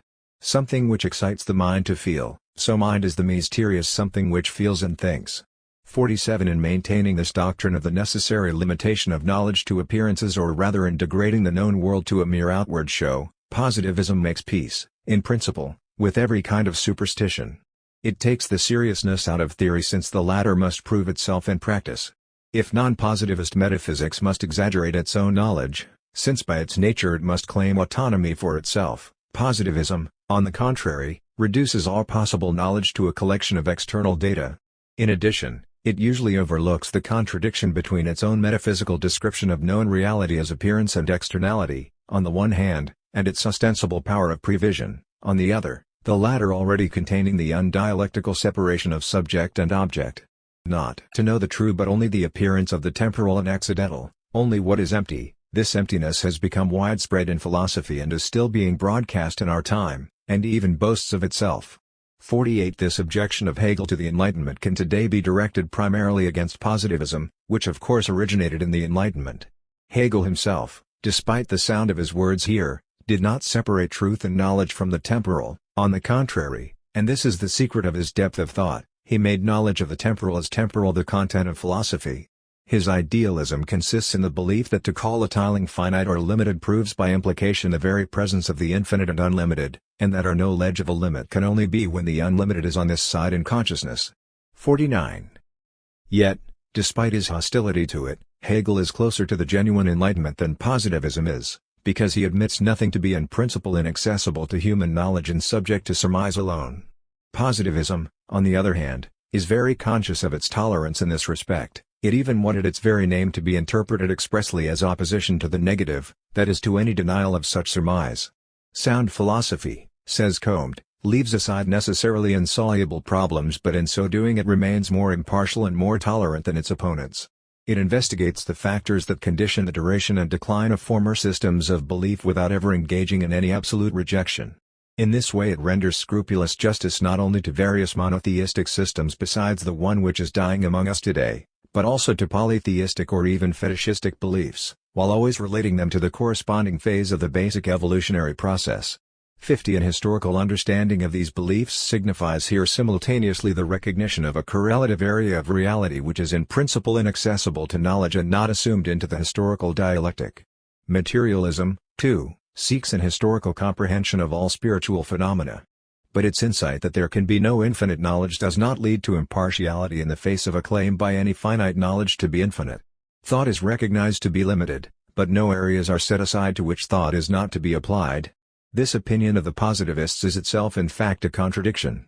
That we do not know everything does not mean at all that what we do know is the non-essential and what we do not know, the essential. These faulty judgments, by which positivism has knowingly made its peace with superstition and declared war on materialism, allow us to see that Bergson's depreciation of theoretical thinking and the rise of modern intuitionist metaphysics are a result of positivist philosophy. Positivism is really much closer to a metaphysics of intuition than to materialism, although it wrongly tries to couple the two. Since the turn of the century, positivism has seemed, in comparison with the reigning metaphysics, not to be concrete enough, that is, really, not spiritualist enough.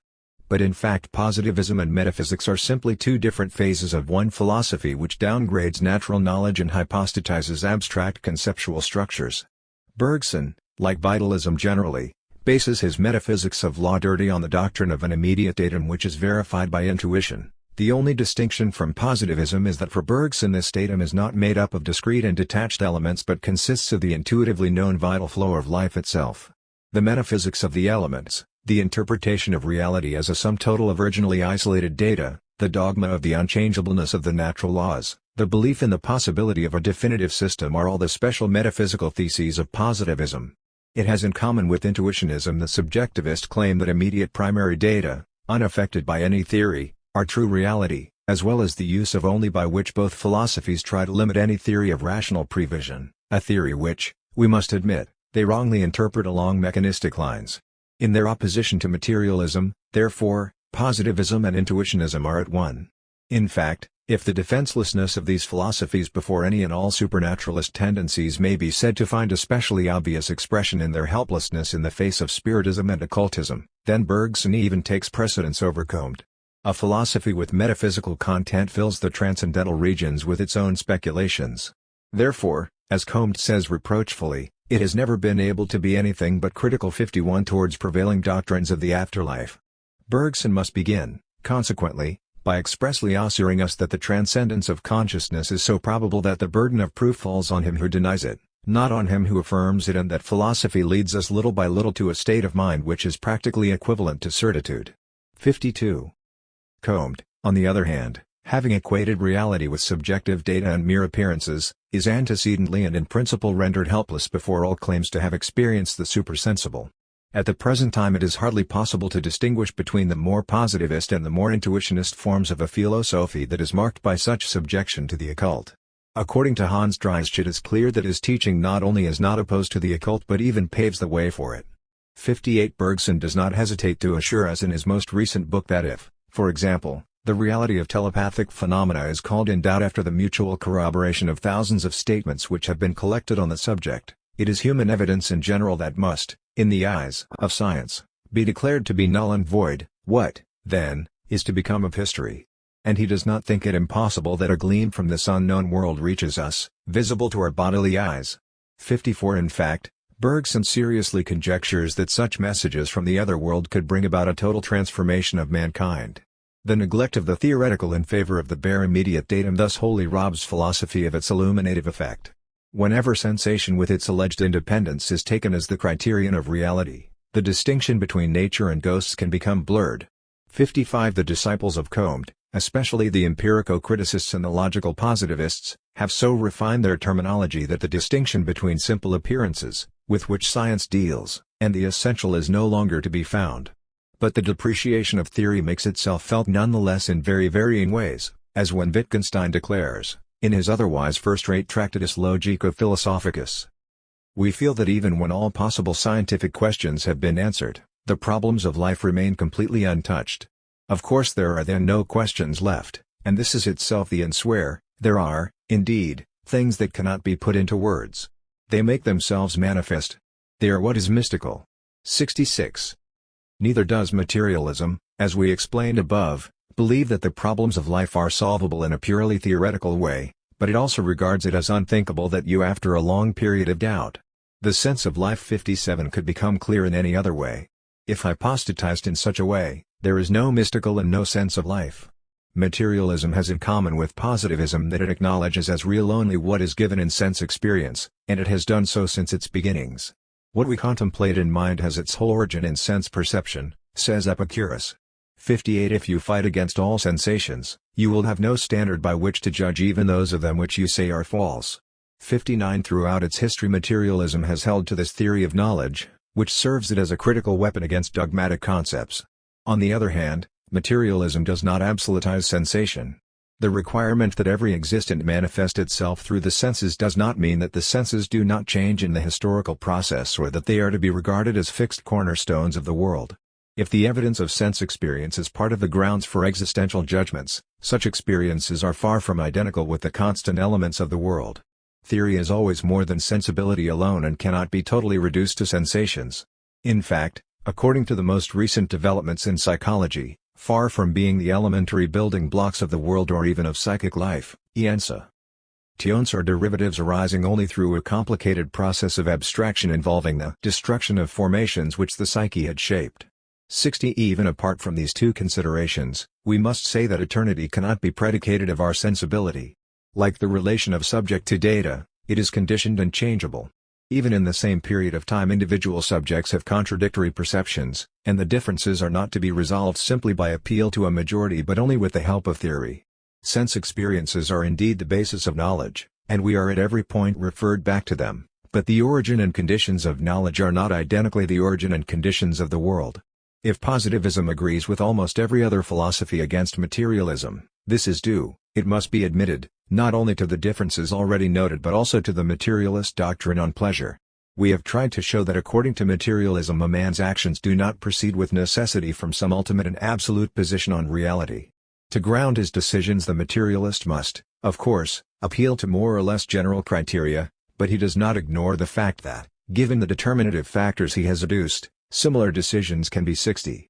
Cf., for example, Hans Cornelius, Transzendentale Systematik, Munich, 1916, p. 154, instead of a unification, through a sensible synopsis of the manifold, of what was hitherto separated, we have the separation of parts by an effecting of distinctions within the immediately given totality of the flow of consciousness. Kurt Koffka, Psychologic, in Die Philosophiken ihrer Einzelwissenschaften, Berlin, 1925, p. 548. Sensations, which for so long were the basis of psychology are, not the starting points but the end points of a development, the final result of a process of isolation which divided up the natural data, separate structures with a perfected shape which they did not have in their natural state as parts of the initial totality. Sensations are thus certainly products of art. Max Horkheimer, Obergestalt Theory, Symposion 1, Number 1. We see that what is primitive, antecedent, really fundamental, has little to do with the late derivative, the cultural product we call sensations. These are randomly chosen passages from relatively recent works. Cf. above all, Kurt Koffka, Zur Psychologie der Wahrnehmung, Geisteswissenschaften, 1914, as well as the whole literature on Gestalt theory, where instead of an unsupported philosophical rejection of the doctrine of psychic elements, strict proofs of the non-independence of sensations are scattered throughout reports on experimental work. Expected only in similar psychic situations. These situations themselves have their social and individual conditioning factors, they have a historical dimension, and therefore one cannot deduce, simply from a valid piece of knowledge and without considering the present psychic state of the agent, that a certain action will necessarily follow. This materialist view has the negative significance that it rejects a metaphysically grounded morality. But in addition, it has always meant to materialists that man's striving for happiness is to be recognized as a natural fact requiring no justification. The extent to which a naive, economically oriented psychology can interpret this striving as a desire for satisfaction of gross material needs has been expounded in detail in the works of Erich Fromm. The structure of needs in various forms of society, in particular social groups, and in individuals is changeable and can be explained only in relation to a specific time and a concrete situation. The known and unknown devotees of the materialist outlook have for centuries given up their freedom and, lives in the struggle for the most varied goals, but especially in solidarity with suffering men. They prove that a concern for personal physical well-being is no more closely associated with this kind of thinking than with any other. In rejecting the illusions of idealist metaphysics, they have surrendered every hope of an individual reward in eternity and, with it, an important selfish motive operative in other men. Repeated attempts to interpret such selfless dedication to the causes of humanity as a contradiction to materialist convictions lack every philosophical justification. What leads to such misunderstandings is the simplistic psychology which lies behind most doctrines that profess an absolute morality. Therefore, materialism today says more accurately that all men strive for happiness, not for pleasure, and also that men keep their eyes not so much on pleasure as on what brings them pleasure. Even in simple matters each man is accustomed, as Hegel says of the so-called wise man, to concern oneself with the matter itself and not with enjoyment, that is, not with the constant reflection on the relation to oneself as an individual, but with the matter. As a matter. One materialism refuses, however, to distinguish between happiness and pleasure, because the satisfaction of desire, unlike higher motives, requires no reasons, excuses, or justifications. Justification may indeed be quite appropriate in a particular society for particular actions, but only to a particular authority and not because of some unconditional order of things. To say that men are determined by elementary reactions of pleasure and pain is perhaps not a very suitable psychological description, but it does accurately indicate a fact at which the materialist, unlike the idealist, is not scandalized. Although even some otherwise idealist philosophers such as Hegel fully agree with materialism here, this point, combined with the lack of an interpretation of the world in its totality, is a reason why otherwise mutually opposed philosophies agree in reducing materialism to the obviously untenable metaphysical thesis of the exclusive reality of matter and in then easily refuting it. Contemporary materialism is not principally characterized by the formal traits which oppose it to idealist metaphysics. It is characterized rather by its content, the economic theory of society. Only when the formal traits are abstracted from this content do they emerge as distinguishing marks, such as are regarded as important today, for classifying the philosophical views of the past. The various materialist doctrines, therefore, are not examples of a stable and permanent idea. The economic theory of society and history arose not out of purely theoretical motives, but out of the need to comprehend contemporary society. For this society has reached the point where it excludes an ever larger number of men from the happiness made possible by the widespread abundance of economic forces. In this context is formed the idea of a better reality which will emerge from the presently prevailing state of affairs, and this transition becomes the theme of contemporary theory and practice. Materialism does not lack ideals, then. Its ideals are shaped with the needs of society as a starting point and are measured by what is possible in the foreseeable future with the human forces available.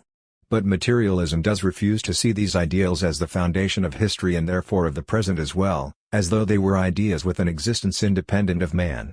The efforts of idealism in this direction do more honor to history than to the idea. For ideals can become moving forces, insofar as men try to turn them from mere, even if justified, ideas into reality. But history has never ceased till now to be a record of struggles. Even with a view to success in realizing its ideals, materialism refuses to relate what has happened and it's happening now, the unique, accidental, momentary event, to an overall context of value and meaning, 62 as cultural history does. It can therefore hardly be understood by the latter, any more than by metaphysics generally. The history of mankind has been divided into periods in very varying ways. The manner in which periodization has been carried out has not depended exclusively on the object, any more than other concept formations have. The current state of knowledge and the concerns of the knower have also played a part. Today the division into antiquity, Middle Ages, and modern times is still widely used. It originated in literary studies and was applied in the 17th century to history generally. It expresses the conviction, formed in the Renaissance and consolidated in the Enlightenment, that the time between the fall of the Roman Empire and the 15th century was a dark era for mankind, a sort of hibernation of culture, and was to be understood only as a period of transition. In contemporary scholarship this particular periodization is considered highly unsatisfactory. One reason is that the Middle Ages were in fact a time of important progress even from a purely pragmatic viewpoint, since they saw decisive advances in civilization and produced revolutionary technical inventions. One further reason is that the usual criteria for making the 15th century a dividing point are partly indefensible, partly applicable in a meaningful way only to limited areas of world history. In other periodizations the subjective factor is even more evident. The conception which church fathers and scholastics defended for centuries was dominated by the ideas of the creation of the world, the birth of Christ, and the expected end of the world, although various parts of biblical or secular history were intercalated into the scheme, especially between the first two events. Harking back to Roman historical writing which considered the founding of the city to be a normative event for dividing up history, the French Revolution made its own beginning into the start of a new computation of time. Today this practice has been imitated by regimes that wish to highlight the decisive significance of their own seizure of power. These modern regimes, however, while indeed bringing a reform of the whole apparatus of government, also seek to consolidate rather than reshape important forms of social life, especially the economy, social classification, the conditions of ownership, and basic categories of national and religious life. Consequently, their mere appearance on the scene does not provide the contemporary desire for a valid structuring of history with an adequate point of departure. The traditional threefold division of history corresponded to the state of knowledge and the concerns of the 18th and 19th centuries, just as the ecclesiastical periodization did to the essentially religious outlook of the Middle Ages. But the purely political periodizations being proposed today, like a whole series of modern attempts by theoreticians of history, to bear the mark not only of historically conditioned interests, which is inevitable, but also of superficiality. Scientific criticism of the divisions which have been offered, and an increased attention to this problem in general, arose out of the growing conviction that the history of mankind as a whole or at least of large groups of European peoples along with certain parts of Africa, Asia, and America presents even to the more penetrating eye a structured unity and not a disorganized and chaotic series of occurrences. In this view the periods of history are not mere collections of events with an arbitrarily posited beginning and end. They rather stand in contrast to one another because each manifests certain structural elements proper to it and proves therefore to have a relative unity. It remains difficult to set precise boundaries, but this cannot obscure the very definite differences between the high points of such periods. Even in other theoretical fields, for example biology, it is easier to describe significant instances from various areas than to pinpoint the transition between them. The effort to distinguish historical periods from one another by means of characteristic peculiarities has been preceded by research in the various disciplines which deal with life and its historical dimension. The histories of law, art, and religion have sought to establish divisions based on criteria proper to themselves. Apart from some scholars who are content with simple accumulations of facts, The conjecture is rather widely held that the lines of development within these areas do not run without connection between them but rather give expression to a deeper law common to them all. The reason why Auguste Comte's theory of the three stages through which every society of its nature passes must today be rejected is not that the attempt to comprehend great ages of mankind in as unitary a way as possible was a mistaken one. The reason is that the yardstick applied to history was rather extrinsic and derived from an unsatisfactory philosophy. Comte's procedure suffers especially from the absolutizing of a particular stage in natural science, or rather from a questionable interpretation of the natural science of his day. His static and formalistic conception of law makes his whole theory appear relatively arbitrary and unconstructive. The physicist in his researches may justly prescinde from the historical process. But we expect the philosopher of history and the sociologist to be able to show how their individual theories and concept formations and, in general, every step they take are grounded in the problematic of their own time. Comte, Spencer, and many of their successors are unconscious of these connections and even deny them in their conscious views of science. It is this that makes their periodizations rigid and inconsistent. The conviction that society has passed through periods, each with its relative unity, that is, through various forms, is not lessened by the lack of concrete sociological systems to lend support. In Germany the conviction has remained alive since the time of Herder and Hegel, although it has been represented more in critiques by political economists and in large-scale historical writing than in professional philosophy. In his lectures on the periods of modern history, Renke maintains that apart from certain basic, unchangeable, eternal ideas, for example in the realm of morality, every age has its special tendency and special ideal. 8. From the viewpoint of the philosophy of history, it was Dilthey who provided the major formulation of the idea. We can mark off periods within the course of history, in which an intelligible unity embracing everything from the conditions of life to the highest ideas is formed, reaches its climax, and dissolves again. Every such period has an internal structure in common with all other periods, and this structure determines the interconnection of parts, the unfolding and modification of tendencies. The structure of a given age proves to be a coherent association of subordinate connections and movements within the great complex of forces that make up the period. Out of very diverse and changeable elements a complicated whole is formed. This whole now determines the significance of everything that is at work in the period. It is here that the task of analysis lies, to recognize in the varied expressions of life a unity of values and purposes. Insofar as such unified expressions of life thrust towards absolute values and purposes, the circle is closed within which the men of that age are locked. For the circle contains opposed tendencies as well. We saw how an age puts its mark on these, and on other tendencies as well, and how the dominant trend hinders their free development. For in idealist philosophy the periods originate from the self-revelation of an intellectual being, for Fichte they correspond to a world plan that is a priori deducible, for Hegel they represent stages of the self-objectivizing world mind, for Dilthey they express ever new sides of the general nature of man. Materialism, on the contrary, rejects such a metaphysical factor and tries to find an answer by uncovering the economic dynamism which determines the course, development, and decline of each period. It tries to comprehend the historical transformations of human nature in terms of the ever-varying shape of the material life process in each society. Alterations in the psychic structure which characterizes not only individual cultures but even particular groups within a culture are regarded as moments in a process, the rhythm of which has been dictated in history up to now by the development and sudden transformations of man's relationship to nature as he tries to prolong his existence, that is, by economic necessity. In seeking to trace the outlines of this process in which men act with powers that are promoted or hindered or opposed to each other by the very process itself, the materialist view claims to be putting its finger on what Dilthey calls the unchangeable and recurring factor in the historical process. It regards such an investigation as the primary object of study, on which depends the answer to all questions about progress in history and about the direction in which the human race is moving. 5. But the materialist view is not dominated by fatalism, as the idealist theory is. In materialism, individuals and social groups, working and struggling, of course, with such capabilities as previous historical development affords them, have an effect, in turn, on current economic relationships.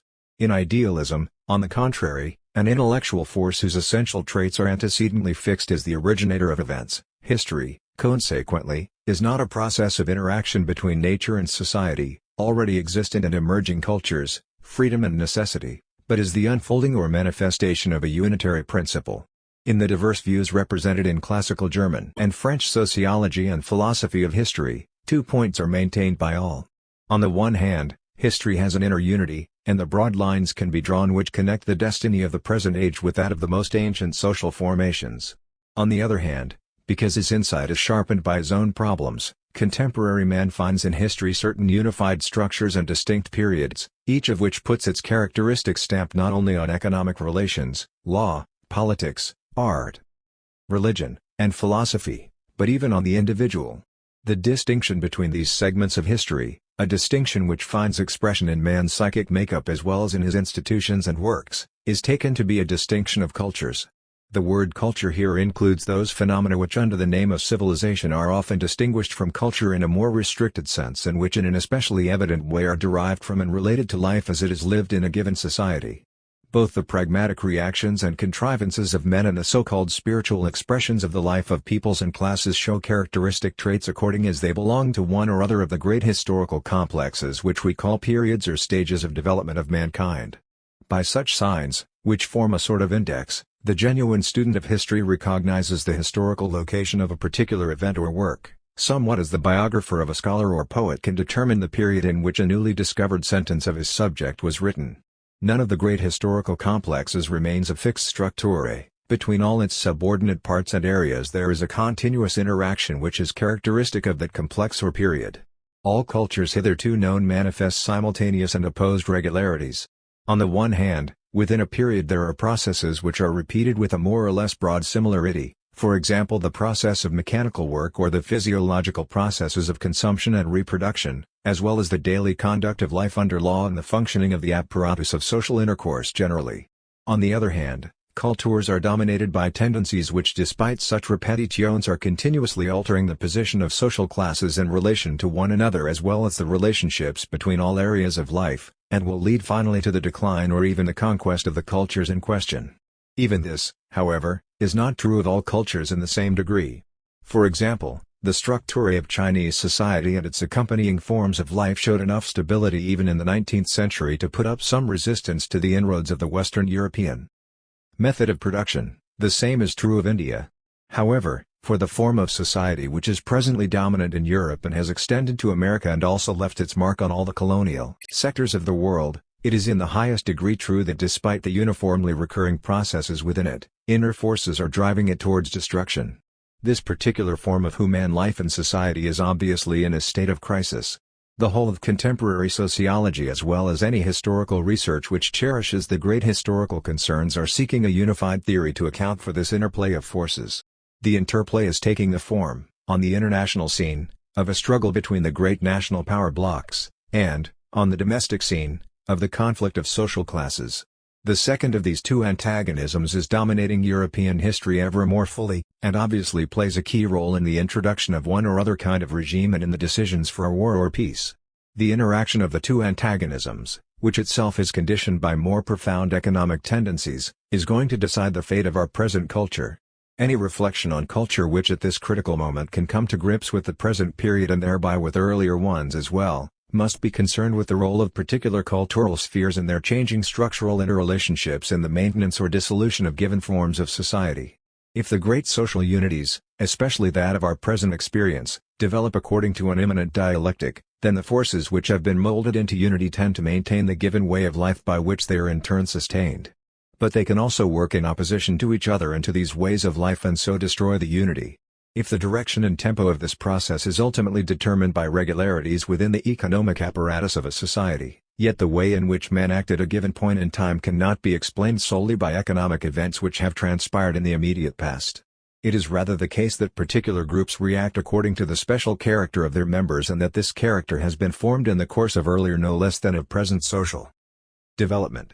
Such a character arises under the influence of all social institutions taken together, and these function in typical ways for each social stratum. The process of production influences men not only in the immediate contemporary form in which they themselves experience it in their work, but also in the form in which it has been incorporated into relatively stable institutions which are slow to change, such as family, school, church, institutions of worship, etc. To understand why a society functions in a certain way, why it is stable or dissolves, demands therefore a knowledge of the contemporary psychic makeup of men in various social groups. This in turn requires a knowledge of how their character has been formed in interaction with all, shaping cultural forces of the time. To regard the economic process as a determining ground of events means that one considers all other spheres of social life in their changing relationships to it, and that one conceives this process itself not in its isolated mechanical form but in connection with the specific capabilities and dispositions of men, which have, of course, been developed by the economic process itself. The whole culture, therefore, is caught up in the dynamism of history, and the cultural spheres, customs, morality, art, religion, and philosophy, form, in their interconnection, dynamic influences on the maintenance or breakdown of a particular form of society. Culture at each moment in time is a sum total of forces at work amid the change of cultures.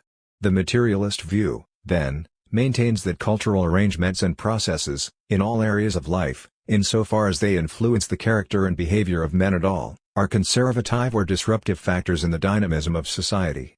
Either they provide the mortar of the building under construction, the cement which artificially holds together the parts that tend towards independence, or they are a part of the forces which will destroy the society. Against such a view objection might well be raised. It is not, the objection would run, the historically developed psychic peculiarities or set of drives characteristic of men in a particular society according to their social group that determines whether outmoded relations between productive elements are to be maintained and, with them, the social structure built upon them. The decisive factor, within the framework of economic possibility, of course, is rather the state's ability to govern, the organization of its powers, and, ultimately, its physical force. In the history of all developed societies, the knowledge and capabilities of men and the corresponding material apparatus of production have been such that only through a characteristic division of men into leaders and followers could the social life process go on. Even though, at least in periods of growth and flowering, the life of the whole society depended on this division, yet the upper strata of society formed a relatively small nucleus, for which the existing form of society was not only necessary but had become the source of their power and well-being. Furthermore, insofar as previous forms of human life in community conditioned the existence of the whole and its cultural progress, countless individuals, according to their place in the whole, had to pay for such progress with wretchedness that had no meaning for them, and finally with death. If, then, despite this cost, men persevered in a particular form of society, this could only have been by coercion. Why, then, the supposed need for a dynamic concept of culture? Why the supposition of a kind of intellectual cement holding society together, when the cement is at hand in the highly material form of the state's executive power? This objection is not easily answered. It represents a recall to realism in the face of theories which turn human nature, conscience, or reason, or moral and religious ideas, into stable, independent essences and try to explain the functioning of society by the influence of one or more of them. Such idealistic and rationalistic conceptions of society inevitably fail to solve the problem, and the reason is precisely that they either ignore or at best regard as accidental the connection of lofty ideas with the power relationships in society. Insight, for example, may be an important factor in the development and continuance of society. It may even be the immediate ground of socialization, as many theories of Enlightenment times or as psychologists like Freud claim.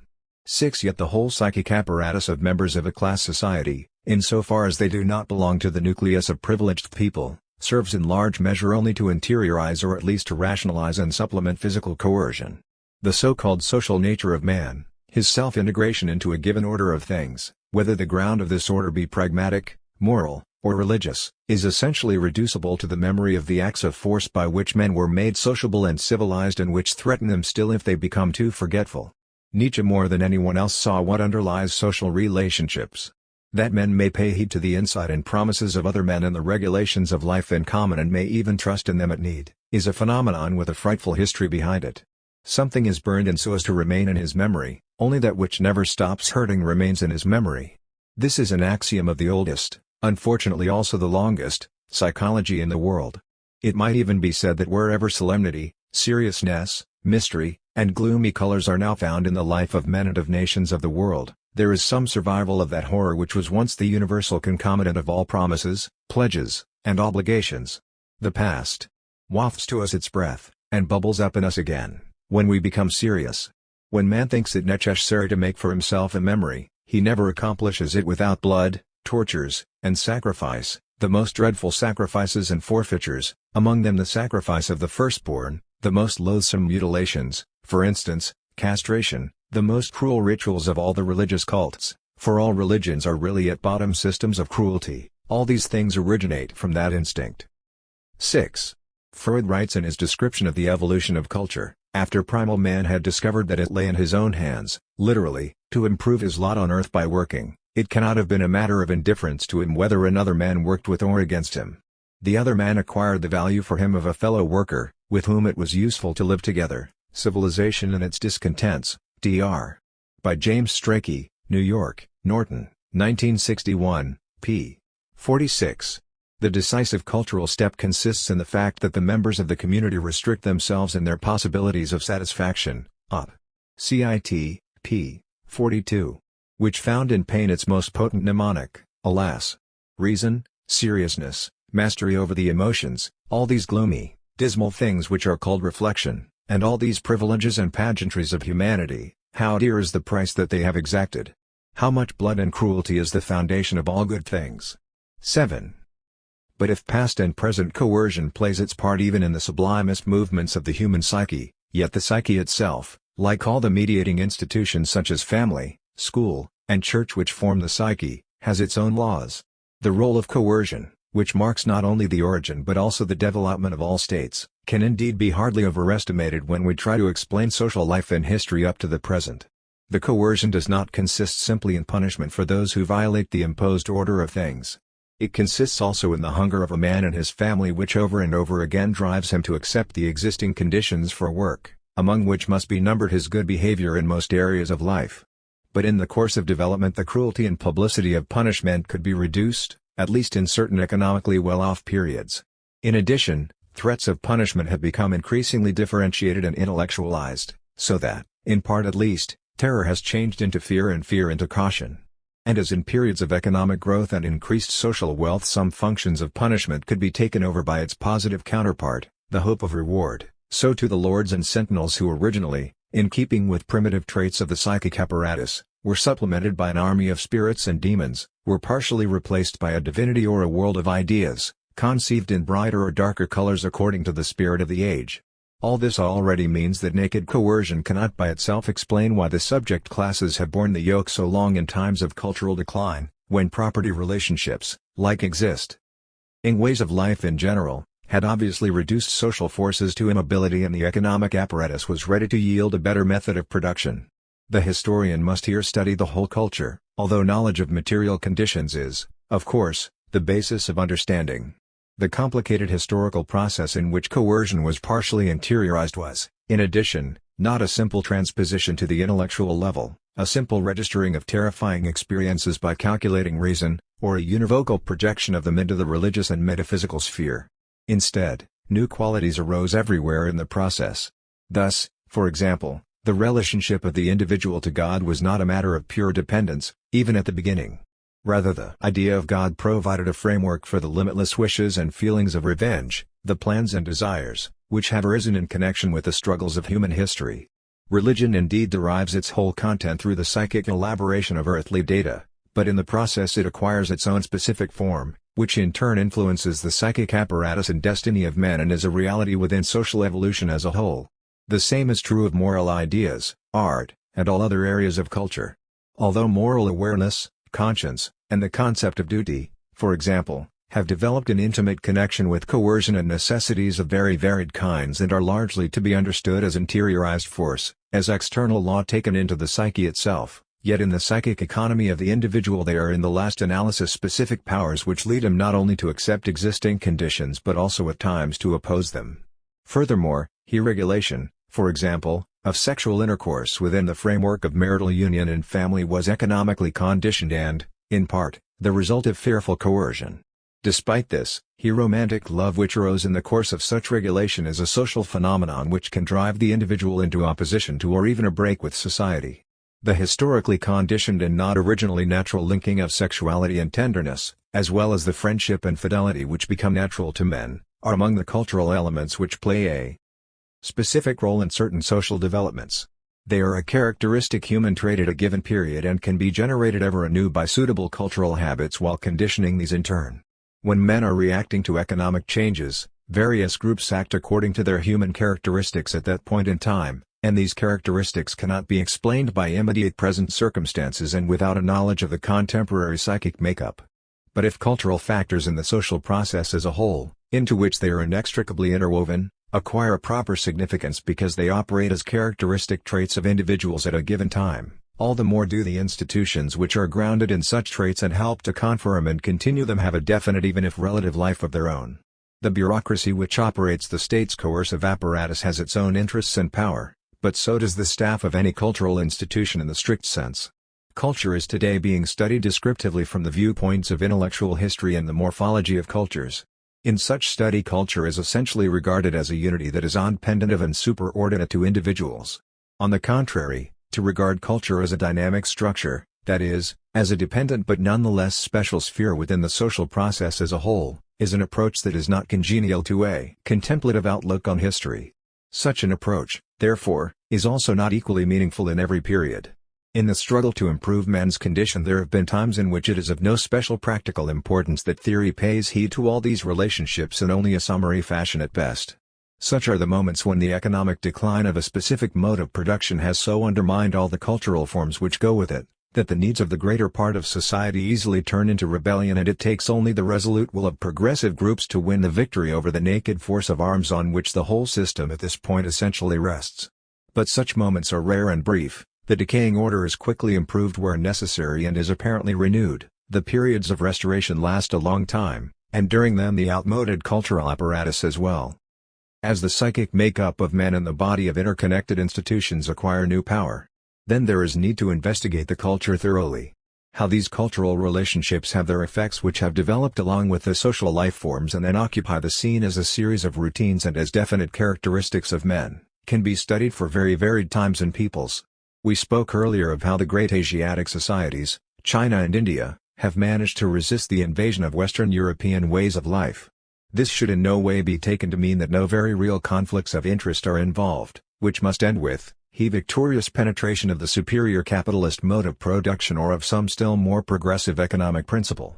But the capacity of these cultures for resistance does not find its real expression in their members' belief, a distorted belief for the great majority, that the specifically Chinese or Indian form of production is the most advantageous. Rather, when great masses of people have, against their interests, held fast to their modes of production, a great role has been played by a crippling fear of moving out of the old world of beliefs and ideas which had taken such deep hold on the individual psyche. The culture-specific way of experiencing the world had been built up through simple and recurring tasks, and over the centuries had become a necessary element in the life of a society. Without it we could not only not speak of the capacity for resistance of society as a whole, we could not even speak of the peaceful carrying out of indispensable daily arrangements. In China, belief in ancestors is such a cultural factor. Sinologists agree that it has molded the features of Chinese society for centuries. As a factor in molding Chinese life and thought, it can hardly be exaggerated. 8. That it could become so stable and strong is due to characteristics of the Chinese mode of production. A single reference will clarify what is meant. Horticulture, which is typical of economic life even in rice-growing areas. 9. Demands an accumulation of knowledge which in the given circumstances could only be gained from long experience. Among other things, an intensive agricultural economy is distinguished from an extensive one by the fact that intensive cultivation of the soil requires very precise and nuanced knowledge for each area, almost for each acre with its special conditions. The elder who through a lifetime has observed the weather, the peculiar traits of each type of plant, their diseases, and so on, becomes for the young man a source of indispensable knowledge. With his accumulated experience, the elder is the natural leader in production. Here perhaps we may discern one root of reverence for ancestors. The superiority of living elders over the young as a principle for conceiving the relationship between generations inevitably meant that the ancestors of the living family head must have been as superior to him in power and wisdom as he now was to his family. The same result followed for the child, in addition, from his veneration for his own father and grandfather. The greatness and holiness of ancestors must have increased rather than decreased with their distance from the present. Each must have seemed the more divine, the further back he stood in the long line of ancestors. The reverence and gratitude which the individual thinks he owes his ancestors becomes finally a fundamental trait in his psychic makeup. Although such a trait emerges from real circumstances and is continually renewed by them, only a rationalistic psychology could believe that, in the history of the societies and the individual's development, there originally existed a clear consciousness of the real reason behind ancestor worship, and that later on there was an intentional or unintentional obscuring and falsifying of that reason. On the contrary, The relationships involved in production were originally experienced in religious forms, and these acquired their own meaning and history. The cult of ancestors, which is a living social force affecting each person from birth through his education, moral code, and religion, receives its continually renewed motivation not only through the experiences of the child and young man with his own parents and grandparents but also through the extremely varied psychic movements which arise in individuals out of the existing situation and take this particular cultural shape. For example, the idea that the ancestors are powerful people in the other world, too, and can effectively bless, provides men with the possibility of influencing destiny, incalculable though it be. It offers, further, a means of escaping from devastating uncertainty in important decisions. One asks advice of the ancestors by drawing lots before the symbols of their presence. Belief in ancestors allows troubled men to preserve and renew their inner peace. Such a belief, consequently, will in certain circumstances be maintained by individuals and whole social groups for a good time after it has become a hindrance to their material interests. Even after a religion has lost its significance for production, men bear hardships and make sacrifices for it. In China, reverence for ancestors is a special hindrance to social progress. It must finally fall victim to modern economic development, but for the time being it complicates the situation. Edward Thomas Williams observes, this reverence has been an obstacle to all progress. It has not only opposed religious propaganda, but sanitation, plague prevention, and all educational and political reform. Happily now this conservatism is breaking down because family solidarity is being given up. 10. When we turn to the preservation of the caste system in India, the fact that culture has its own role to play in the dynamism of society emerges with special force. It may indeed be that in the historical origins of the castes a relatively natural division of labor or subjection to a foreign conqueror was the most important factor.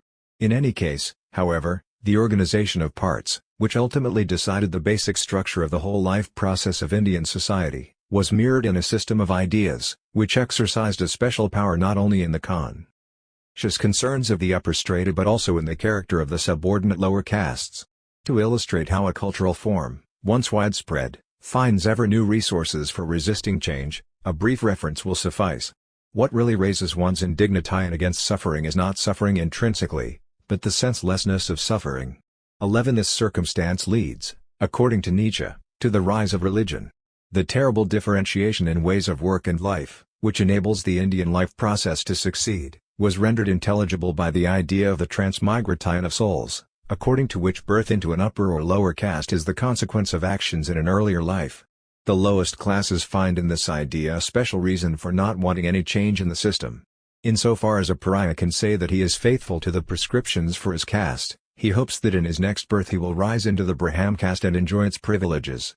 Max Weber writes, an Orthodox Hindu confronted with the deplorable situation of a member of an impure caste would only think that he has a great many sins to redeem from his prior existence. The reverse of this is that a member of an impure caste thinks primarily of how to better his future social opportunities at rebirth by leading an exemplary life according to caste ritual. 12. The fact that the caste system characteristic of Indian economy is experienced as a religious matter not only leads thus to a frictionless integration of the pariahs into the existing process of production. It also motivates the adherence of these individuals to the cruel system as a whole. The continuance, even the eternal duration, of the system gives meaning to their whole existence. If it were to be dismantled in the future, just when they had the prospect of enjoying its advantages, all their merits and sacrifices would have been in vain. This is one of the many reasons why even the lower strata of society can react with fanatical rage to attempts at forcible change and can be easily roused to react in this way. The ancient religious ideas do an immense amount for them, and the loss of such ideas would mean that the lives of whole generations were a failure and meaningless. Theoretical enlightenment is almost powerless here. Only through daily experience of modern consumer goods and, ultimately, of a more advanced way of life generally will the old ideas gradually change and new concepts of earth and world, birth and death, body and soul win a place. It would be a mistake to see in religious ideas anything but mediated images of the earthly relationships which are imposed on men by their work.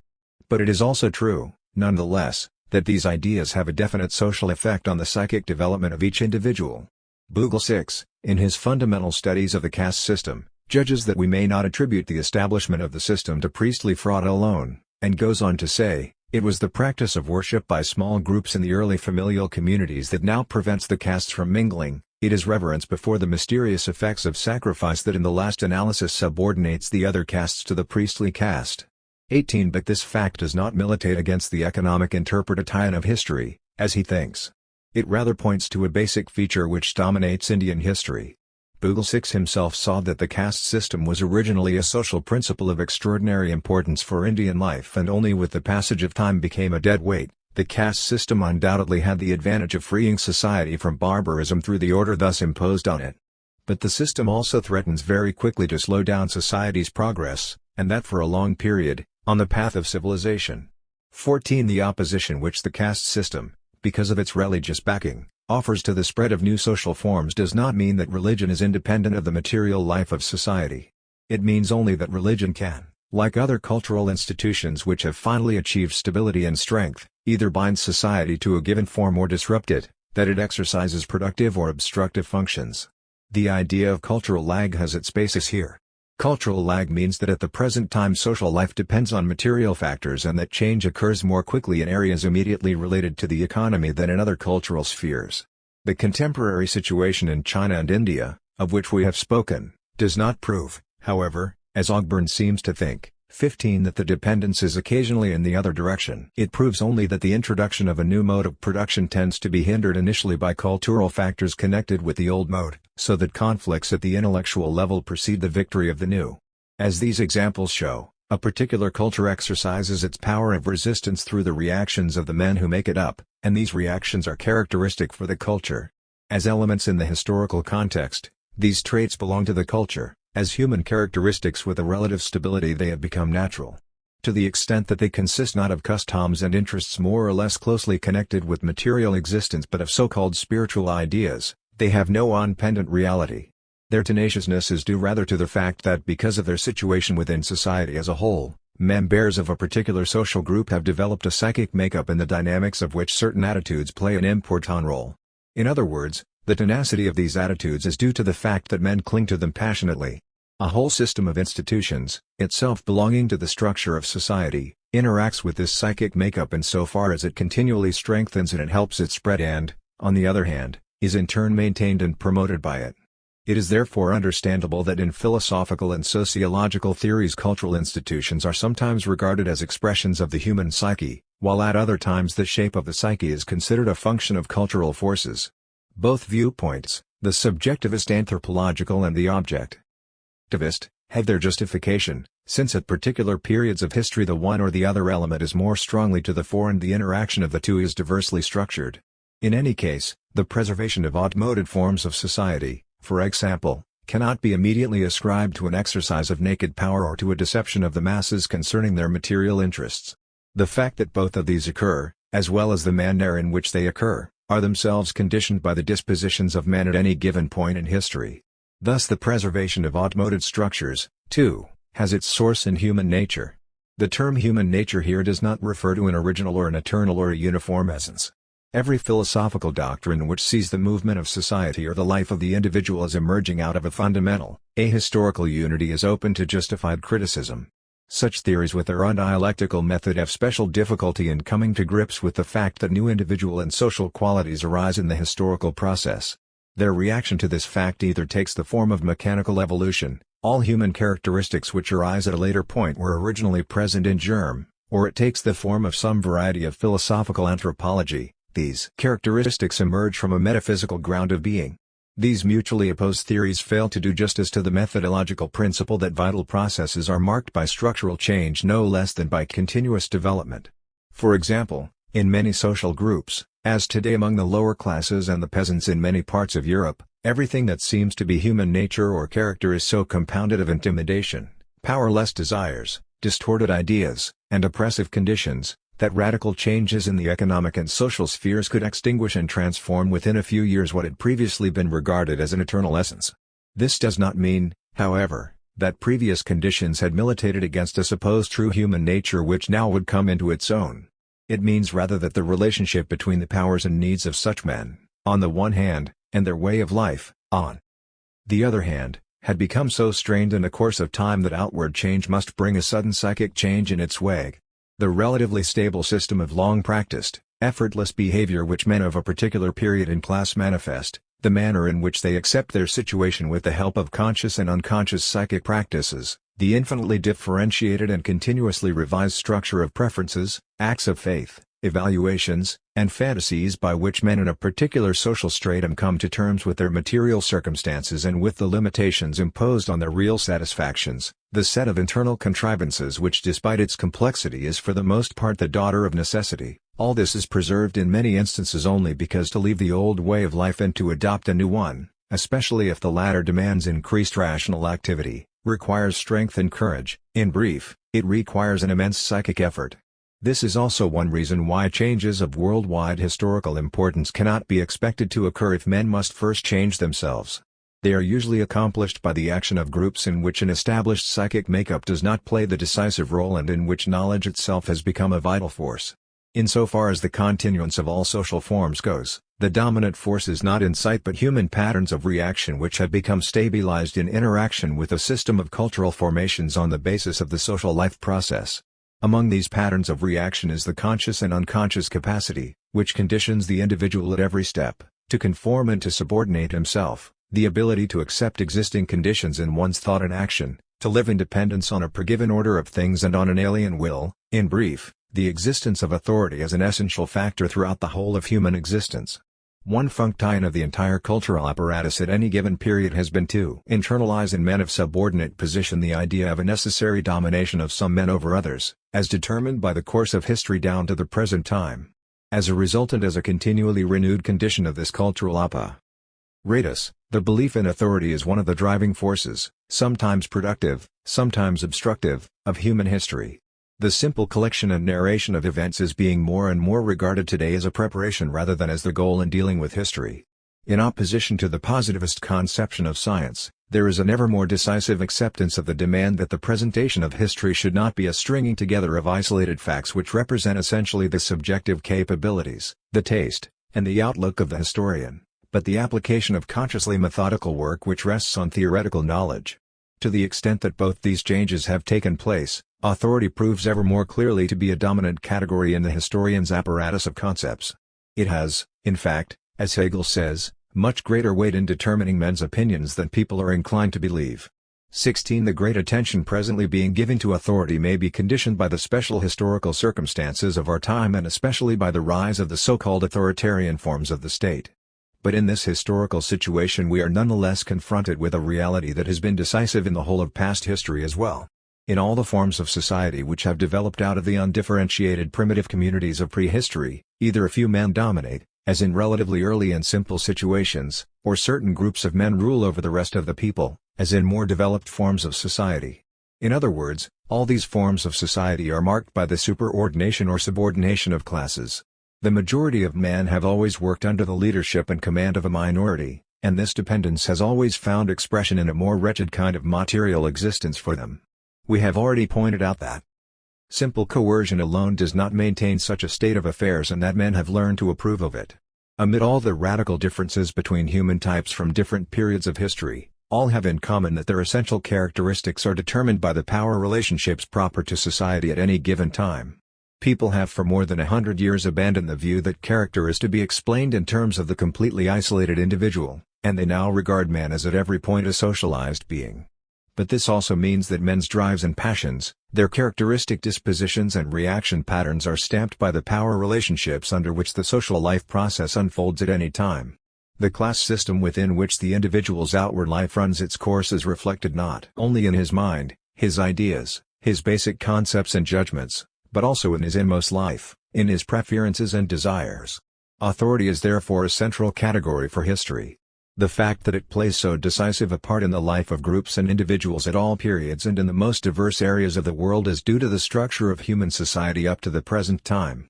Over the whole time span embraced by historical writing, men have worked in more or less willing obedience to command and direction, apart from the marginal instances in which slaves in chains have been whipped into field and mine. Because the activity which kept society alive and in the accomplishment of which men were therefore molded occurred in submission to an external power, all relationships and patterns of reaction stood under the sign of authority. A general definition of authority would necessarily be almost empty of content, but this is true of all definitions which attempt to capture elements of social life in a way that would be valid for all of history. Such a definition may be more or less apt, it remains, however, not only abstract but distorted and untrue until it is related to all other definitions of social realities. The general concepts which provide a basis for a theory of society can be correctly understood only in connection with all the other general and special concepts in the theory, that is, they can be understood only as elements in a given theoretical structure. In addition, the interrelationships of all these concepts are continually changing, as are those of the whole logical structure itself to reality. It follows that the concrete, that is, true, definition of such a category is, in the last analysis, the developed theory of society as it operates, at a historical moment, in connection with particular practico-historical tasks. Abstract definitions contain, in unmediated juxtaposition, the opposed elements of meaning which the concept has accumulated due to historical changes. Thus, for example, the non-historical and theoretically unelaborated concept of religion embraces both knowledge and superstition. The same holds for authority.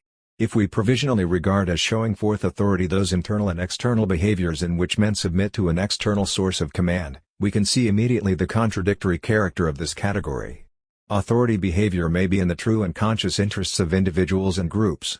The citizens of a city in antiquity, defending themselves against a foreign invader's attack, or any community acting according to a plan, act under the sign of authority inasmuch as the individuals do not at each moment make their own judgment but depend on a superordinate plan, which, of course, may have come into existence through their cooperation.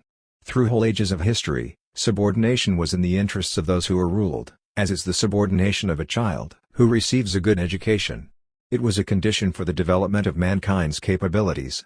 But even at such times as dependence was doubtless suitable in view of the state of human powers and of the instruments at men's disposal, it has up to now brought renunciations with it for those who are dependent. In periods of stagnation and retrogression, the acceptance of existing forms of dependence, necessary for the survival of society in its given form, meant for subordinates the continuation of their intellectual and material powerlessness and became a drag on human development generally. Authority as accepted dependence can thus imply a relationship which fosters progress, is in the interests of all parties, and favors the development of human powers. But it can also sum up in one word all those social relationships and ideas which have long since lost their validity, are now artificially maintained, and are contrary to the true interests of the majority. Authority is the ground for a blind and slavish submission which originates subjectively in psychic inertia and inability to make one's own decisions and which contributes subjectively to the continuation of constraining and unworthy conditions of life. But authority is also the ground for consciously accepted and disciplined toil in a flourishing society. Yet these two kinds of existence differ as sleeping and waking, imprisonment and freedom. Only an analysis of the social situation in its totality can provide an answer to certain questions. For example, does the acceptance of an existing relationship of dependence both in principle and in a submission in daily life, even in one's innermost feelings, really correspond to the state of development of human powers at the time in question? Do men, in accepting a dependent life either instinctively or with full awareness, deceive themselves about the measure of self-development and happiness they can achieve, or do they help to further these goals for themselves and for mankind? Does unconditional submission to a political leader or a party point historically forwards or backwards? The acceptance of rank which was characteristic of absolutism and the subordination of the middle classes to a princely aristocracy were, in the 16th, 17th, and even to some degree in the 18th centuries, a productive factor in historical development, depending on the situation in various countries. In the 19th century, however, such behavior became the mark of reactionary groups. According as the acknowledged dependence is justified by the objective role of the dominant class or, on the contrary, has lost its reasonable necessity, those who practice it will seem, in comparison with other men of the age, either alert, active, productive, free, and far-sighted, or slavish, interiorly dulled, embittered, and treacherous. But even this correlation cannot be applied mechanically. The psychic significance of the acceptance of authority depends on the role of the authority relationship in its time, on its specific content, and on the degree of differentiation among the individuals it embraces. Furthermore, conscious acceptance or rejection really does not say much about the effects of the relationship on the interior life of the individual. Some categories of Roman slaves could accept their slavery without their thinking, thereby becoming slavish. On the other hand, when the majority of their masters in the time of the Caesars took refuge in a system of military tyrants and submitted to them in cowardly fashion even when they turned out bad, they were already serving notice of their powerlessness on the stage of world history.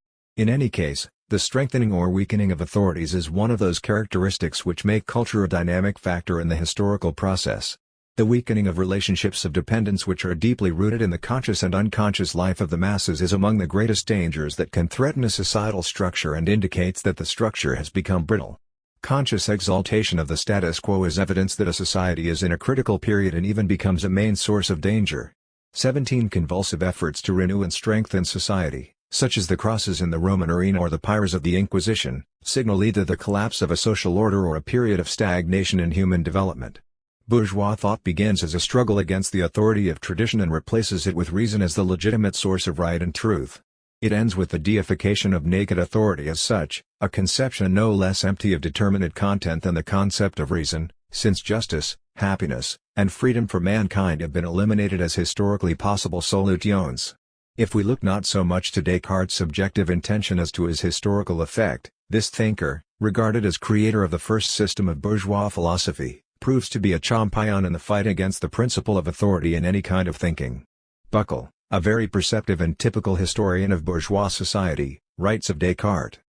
He deserves the gratitude of posterity, not so much on account of what he built up, as on account of what he pulled down. His life was one great and successful warfare against the prejudices and traditions of men. He was great as a creator, but he was far greater as a destroyer. In this respect he was the true successor of Luther, to whose labors his own were the fitting supplement. He completed what the great German reformer had left undone. He bore to the old systems of philosophy precisely the same relation that Luther bore to the old systems of religion. He was the great reformer and liberator of the European intellect. 18 This liberation refers especially to the fight against belief in authority. The mainstream of bourgeois philosophy down to acceptance of authority depends on the role of the authority relationship in its time, on its specific content, and on the degree of differentiation among the individuals it embraces. Furthermore, conscious acceptance or rejection really does not say much about the effects of the relationship on the interior life of the individual. Some categories of Roman slaves could accept their slavery without their thinking, thereby becoming slavish. On the other hand, when the majority of their masters in the time of the Caesars took refuge in a system of military tyrants and submitted to them in cowardly fashion even when they turned out bad, they were already serving notice of their powerlessness on the stage of world history. In any case, the strengthening or weakening of authorities is one of those characteristics which make culture a dynamic factor in the historical process. The weakening of relationships of dependence which are deeply rooted in the conscious and unconscious life of the masses is among the greatest dangers that can threaten a societal structure and indicates that the structure has become brittle. Conscious exaltation of the status quo is evidence that a society is in a critical period and even becomes a main source of danger. 17 Convulsive efforts to renew and strengthen society, such as the crosses in the Roman arena or the pyres of the Inquisition, signal either the collapse of a social order or a period of stagnation in human development. Bourgeois thought begins as a struggle against the authority of tradition and replaces it with reason as the legitimate source of right and truth. It ends with the deification of naked authority as such, a conception no less empty of determinate content than the concept of reason, since justice, happiness, and freedom for mankind have been eliminated as historically possible solutions. If we look not so much to Descartes' subjective intention as to his historical effect, this thinker, regarded as creator of the first system of bourgeois philosophy, proves to be a champion in the fight against the principle of authority in any kind of thinking.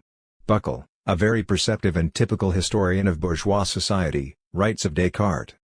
He deserves the gratitude of posterity, not so much on account of what he built up, as on account of what he pulled down.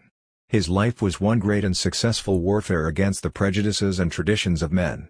He was great as a creator, but he was far greater as a destroyer. In this respect he was the true successor of Luther, to whose labors his own were the fitting supplement. He completed what the great German reformer had left undone. He bore to the old systems of philosophy precisely the same relation that Luther bore to the old systems of religion. He was the great reformer and liberator of the European intellect. 18 This liberation refers especially to the fight against belief in authority. The mainstream of bourgeois philosophy down to Voltaire's deism, for instance, was certainly not insincere. But he could not comprehend the monstrous idea that men ought to acquiesce in earthly injustice. His kindness of heart played tricks on the most acute mind of the century. The Enlightenment was not attacking the claim that God exists, but the acceptance of God on pure authority.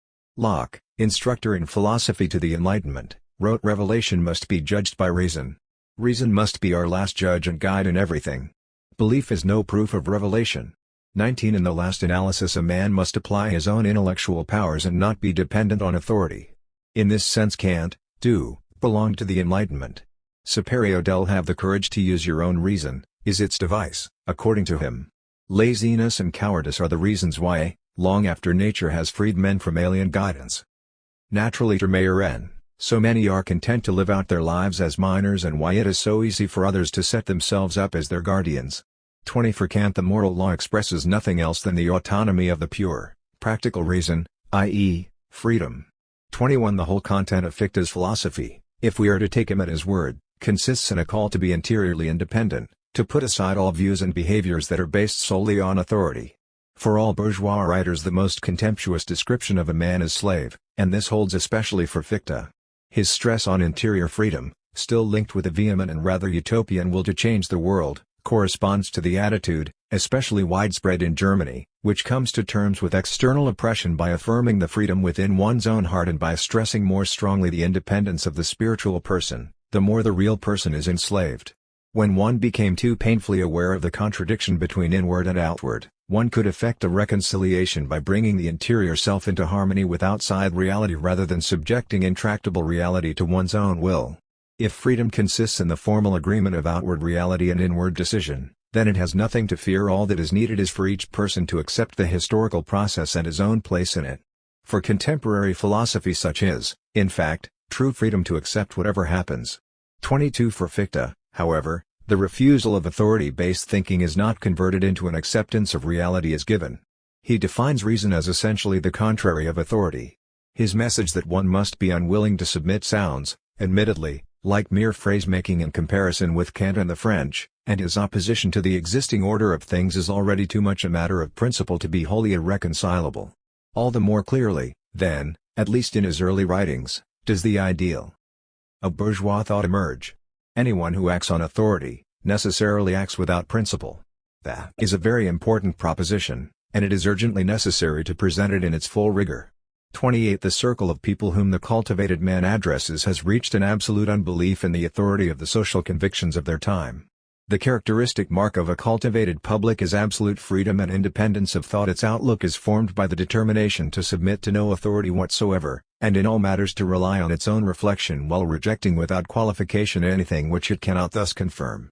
The cultivated man is distinguished from the uncultivated in this way. The latter thinks, of course, that he has reached his convictions through his own reflection, and so he has. But if you can see further than he, you discover that his ideas on state and church follow the opinions most current at the time. As well-informed inquiry is unqualifiedly free, so must access to such inquiry be open to everyone. If a man can no longer give internal credence to authority, it is against his conscience to believe in it further, and it is his moral duty to join the cultivated public. State and church must allow such cultivated people to go their way, otherwise they would be forcing consciences, and no one could live with a good conscience in such a state or such a church, for, should he begin to have doubts about authority, he would be helpless to act. Both institutions must accept cultivated people, that is, accept what constitutes their very being, absolute and unlimited communication of ideas. Anything that anyone thinks he is convinced of, he must be able to speak of, however dangerous and profligate it may seem. 24. Fichte made the relation between reason and authority his criterion for determining the stages of development of mankind. In his The Characteristics of the Present Age, he claims that it is the end of the earthly life of the human race to order all its relations with freedom according to reason. 25. He also acknowledges, in this book, that his own principle prevails in the bourgeois world, but maintains that it is distorted in the process. The absence of authority, as found among the bourgeoisie, seems to him a yielding to the popular opinion of the day, and thus takes on a two-sided character in his terminology. The initially sharp opposition between reason and authority is increasingly softened by the desire to ground authority in reason. The age of Romanticism is beginning, and Fichte's thinking affords room for the polarities or unreconciled contradictions of the bourgeois mind and becomes more and more contemplative. Yet as late as 1815 he defines the progress of history. Thus reason captures more and more ground from faith, until it has wholly annihilated it and taken up its content into the nobler form of clear insight. Reason increasingly batters down the outworks of faith and forces it to withdraw into its stronghold in a determined direction and according to a determined pattern. We understand a historical age when we can estimate how much the age is shaped by reason and how much by faith, and at what precise points the two principles are in opposition. The struggle can only be ended when reason emerges in a fully purified form, that is, eliminates all vestiges of faith. Such a development is the very reality of history, which therefore consists of faith and reason, the conflict between the two, and the victory of reason over faith. 26. That the struggle against dependence on authority should in modern times change directly into a deification of authority as such is a development rooted in the origins of the struggle. Authority was the basis, in Protestantism, for liberation from papal power and a return to the Word. According to Calvinism, the one great offense of man is self-will. All the good of which humanity is capable is comprised in obedience. You have no choice, thus you must do, and no otherwise. Whatever is not a duty, is a sin. To one holding this theory of life, crushing out any of the human faculties, capacities, and susceptibilities, is no evil. 27. The independence urged upon men was conceived in an essentially negative way even in secular literature as a general independence in thought and action from a tradition that had become a straitjacket. The untenableness of medieval systems of property and law became evident in the increasing disproportion between the inadequate results of the feudal mode of production and the growing needs of the masses of people in city and countryside, as well as in the related incapacity of civil and ecclesiastical bureaucracies which had become demoralized as their concerns failed to match the needs of an ever more complicated society. The principle which held sway in this world in decline was that worth depended on pure tradition, that is, birth, custom, and age.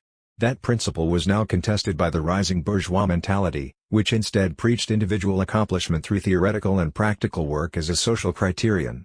But the conditions needed for such accomplishment were not everywhere to be found in the same degree, and so life under the new principle was hard and oppressive despite an enormous growth in the productivity of work. The wretchedness of the masses in the periods of absolutism and liberalism, as well as the hunger that persisted despite a strikingly increased social wealth in the form of raw materials and methods of production, show that the liberation from tradition was in fact limited to a few. In philosophy, this state of affairs finds expression in the abstractness of the concept of the individual, that basic concept of modern thought. The abstractness emerges clearly in Leibniz, especially the individual is a self-enclosed, metaphysical center of power, separated from the rest of the world, an absolutely isolated monad which is made self-dependent by God. Its destiny, according to Leibniz, lies within its own determination, and its stages of development, its happiness or unhappiness, depend on its own internal dynamism. It is responsible for itself. What it is and what befalls it depend on its own will and God's decree. Such a separation of individual from society and nature, closely connected with the other philosophical dualisms of thought and being, substance and appearance, body and spirit, sense and understanding, turns the concept of the free individual, which is the bourgeois answer to the Middle Ages, into an almost metaphysical essence. The individual is to be handed over to himself. His dependence on the social conditions of real existence is forgotten and he is regarded, even in the days of absolutism but especially after its collapse, as sovereign. Because the individual was regarded as wholly isolated and complete in himself, it could seem that the dismantling of the old authorities was the only thing required if he was to exercise his full potential. In reality, the liberation meant, before all else, that the majority of people were delivered up to the fearful exploitation of the factory system. The self-dependent individual found himself confronted with an external power to which he must accommodate himself. According to the theory, the individual was not to acknowledge the judgment of any human authority as binding upon him without first subjecting it to the test of reason. In fact, he now stood alone in the world and must adapt himself or perish. The network of relationships itself became authoritative. The Middle Ages have connected the earthly order of things with God's decree and to that extent regarded it as meaningful. In the modern period, on the contrary, all real situations are brute facts which do not embody any meaning but are simply to be accepted. It is evident that class distinctions were not from God. It is not yet recognized that they did arise out of the human process of work. These distinctions and the relations connected with them appear to the sovereign individual, the metaphysical substance of bourgeois thought, to be something alien. They appear to be a self-contained reality, another principle confronting the knowing and acting subject. Bourgeois philosophy is dualist by its very nature, even when it takes the form of pantheism. When it attempts to bridge the gap between self and world by means of thought and to present nature and history as the expression, embodiment, or symbol of the human essence, it is already acknowledging reality as a principle which has its own rights and is not to be regarded as dependent on man and changeable at his will but as meaningful being that must be interpreted. Read like a cryptogram. 28 authorities are allegedly done away with and then reappear philosophically in the form of metaphysical concepts. Philosophy at this point is only a reflection of what has happened in society. Men have been freed from the limitations of the old, divinely sanctioned property system. The new one is regarded as natural, as the manifestation of a thing in itself which is beyond discussion and eludes human influence. Here, then, is a philosophical system in which the individual is conceived, not in his involvement with society and nature, but abstractly and as a purely intellectual essence, a being which must now think of the world and acknowledge it as an eternal principle and perhaps as the expression of his own true being. Precisely in such a system is the imperfection of the individual's freedom mirrored, his powerlessness amid an anarchic inhuman reality which is rent by contradictions. The proud claim that no authority is to be recognized unless it can justify itself to reason proves to be a flimsy one when the categories of such awareness are subjected to internal analysis. The seeming validity of the claim can be shown to derive in two ways from the underlying social reality. It springs in every case out of the obscurity of the production process in a bourgeois society, but acquires a different meaning in the life of each of the two social classes involved. The independent entrepreneur is regarded in a free trade economy as independent in his decisions. What wares he produces, what kind of machines he uses, how he combines the talents of men and machines, where he decides to build his factory, all this seems to depend on his free decision, on his breadth of vision and creative energy. The importance assigned to genius and to qualities of leadership in modern economic and philosophical literature derives from the situation just described. I insist emphatically on the importance of genius, and the necessity of allowing it to unfold itself freely both in thought and practice, says John Stuart Mill, 29, and he adds the widespread complaint that society does not allow genius enough free play. This enthusiasm for genius, which has since become a characteristic of the average man's consciousness, could help increase the influence of the great economic leaders because in the present system economic projects are largely a matter of divination, that is, of hunches. For the small-scale businessman the situation today is still what it was for the whole class of businessmen during the liberal period. In his planning he may indeed draw on earlier experience and find assistance in his own psychological sensitivity and his knowledge of the economic and political scene. But when all is said and done, the real decision on the value of his product and thus of his own activity depends on the market and necessarily has an irrational element, since the market in turn depends on the working of conflicting and uncontrollable forces. The manufacturer in his planning is as dependent as any medieval artisan on the needs of society in that respect he is no freer, but the lack of freedom is not brought home to him, as it was to the artisan, by the wishes of a limited and set body of customers or in the form of a demand for service by a lord of the manor. The manufacturer's dependence is expressed, instead, in the salableness of his wares and the profit he seeks, and shows its power over him when he balances his accounts at the end of the business year. The exchange value of the product also determines its practical value to the user, inasmuch as the material composition of the goods being sold is in a measure predetermined by the raw materials needed, the machinery of production which must be kept in repair, and the men required to run the machines. In other words, the value of the wares expresses ascertainable relations between material realities. But in the present order this connection between value and society's needs is mediated not only by calculable psychic and political factors but also by a sum total of countless uncontrollable events. The classical period of this state of affairs passed with liberalism. In the present age, marked as it is by the struggles of great monopolies rather than, as formerly, by the competition of countless individuals, the individual capacity to make correct guesses about the market, to calculate and speculate, has been replaced by the extensive mobilization of whole nations for violent confrontations. But the small businessman passes on his own difficulties, in intensified form, to the leaders of the industrial trusts. And if he himself must continue to maneuver amid oppressive circumstances in order not to go under, then such leaders, he thinks, must be geniuses to stay on top of the heap. They may learn from personal experience that what they must develop in themselves is not the spiritual qualities of their predecessors but the ruthless steadfastness required if an economic and political oligarchy is to rule the modern masses. In any event, these leaders do not consider social reality to be clear and comprehensible. On the one hand, the population of their own country and all the hostile power groups make their presence felt as dangerous natural forces which must be restrained or cleverly manipulated. On the other, the mechanisms of the world market are no less perplexing than more limited forms of competition are, and the leaders accept and even promote the belief of their class that to be a master of the economy takes the instincts of genius. They too experience society as a self-contained and alien principle, and freedom for them essentially means that they can adapt themselves to this reality by active or passive means, instead of having to deal with it according to a uniform plan. In the present economic system society appears to be as blind as subrational nature. For men do not use communal reflection and decision to regulate the process by which they earn their living in association with others. Instead, the production and distribution of all the goods needed for life take place amid countless uncoordinated actions and interactions of individuals and groups. In the totalitarian state, the heightening of external oppositions has only seemingly relaxed those within. In fact, the latter are simply covered up in all sorts of ways. Now as formerly, though now awareness of it is suppressed, the war and peace politics of Europe is still dominant, even if when dealing with economic problems concern for the system as such takes precedence over economic motives in the narrower sense and lends politics for the moment the air of greater consistency and unity. History in the modern era is not like a planned struggle of mankind with nature and the uninterrupted development of all its aptitudes and powers, but like a meaningless ebb and flow to which the individual, according to his class situation, can respond more or less shrewdly.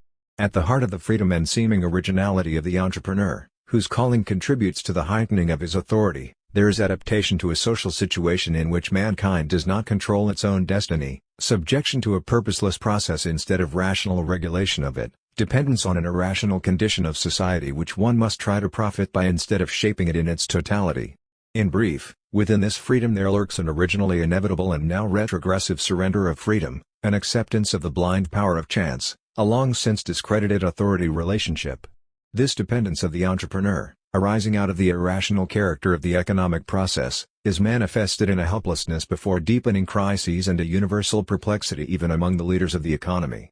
Bankers, manufacturers, and merchants, as the characteristic literature of recent centuries shows, have completely divested themselves of humility.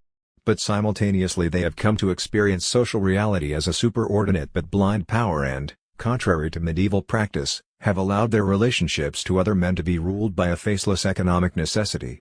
Thus a new and powerful authority has come into being. In decisions on the fate of men, the hiring and firing of the laboring masses, the ruin of farmers over whole sectors of the world, the unleashing of wars, and so on, caprice has been replaced not by freedom but by blind economic necessity, an anonymous god who enslaves men and is invoked by those who have no power over him but have received advantages from him. Men in power have ceased to act as representatives of heavenly and earthly authority and consequently have become mere functions of the laws inherent in their power. It is not their boasted inner decision that motivates the apparently free entrepreneurs but a soulless economic dynamism, and they have no way of opposing this state of affairs except by surrendering their very existence. The fullest possible adaptation of the subject to the reified authority of the economy is the form which reason really takes in bourgeois society. As the role of the entrepreneur in the process of production shows how illusory the philosophical rejection of authority was, so too does the life of the worker. It is well known that the worker became acquainted only late in history with the idea of external freedom in the sense of a free choice of calling, and even then under severe restrictions due to poverty. In the first half of the 15th century, when the economy was shifting to cattle raising, the landowners drove their tenants from the land by force and trickery. Thus, they liberated the workers in a negative way, that is, they stripped them of every means of earning a living. But in the circumstances of European history such a liberation did not mean that the worker could now choose his own place and type of work. The mass executions of tramps in this period introduced the long history of the free workers' wretchedness. From the end of the 17th century on, when factories, which had existed in Italy as early as the 13th century, gradually acquired importance alongside home industries, they were places of horror. Their usual connection with orphanages, asylums, and hospitals did not mean that the place of work was simultaneously a hospital but rather that the hospital became a workplace and that men died of toil rather than of illness. The doctrine that the isolated individual determines his own destiny showed its full social implications only in the 1830s in liberal England, but it had already found clear enough expression in previous centuries in the mercilessness with which men were forced to labor in mines and factories.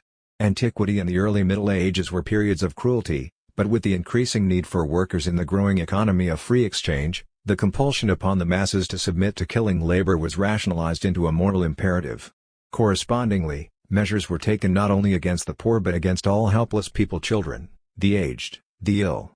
The 1618 Edict of the Great Elector on the establishment of houses of correction, spinning rooms, and factories in which all men without work, along with their children, should be gathered, by force if necessary, was aimed not only at strengthening the textile industry but also at habituating shrinkers to work. Such a move is typical of the mentality of the time, but the mentality persisted through the 18th century. Frederick the Great regarded it as so important for children to be kept busy, that during a stay at Hirschberg in Silesia in 1766 he offered to send the merchants 1,000 children, 10 to 12 years old, to be used for spinning. The refusal of the offer aroused his deep displeasure. 81 He sent orphans to a businessman who complained of the quality of workers imported from Holland and Denmark. In 1788 children from the Potsdam orphanage were transferred to another manufacturer. France, England, and Holland regarded it as thoroughly permissible to use children from the age of 4 on as workers in home industries and factories generally, and, obviously, to use the elderly and the ill in the same way. Rarely do we come across a law protecting children from the mines. The workday was never less than 13 hours and was frequently even longer. There was no question of the workers' free choice. Workers in the home industries could not work for foreign employers, nor could those in the factories leave their place of work without the employer's permission.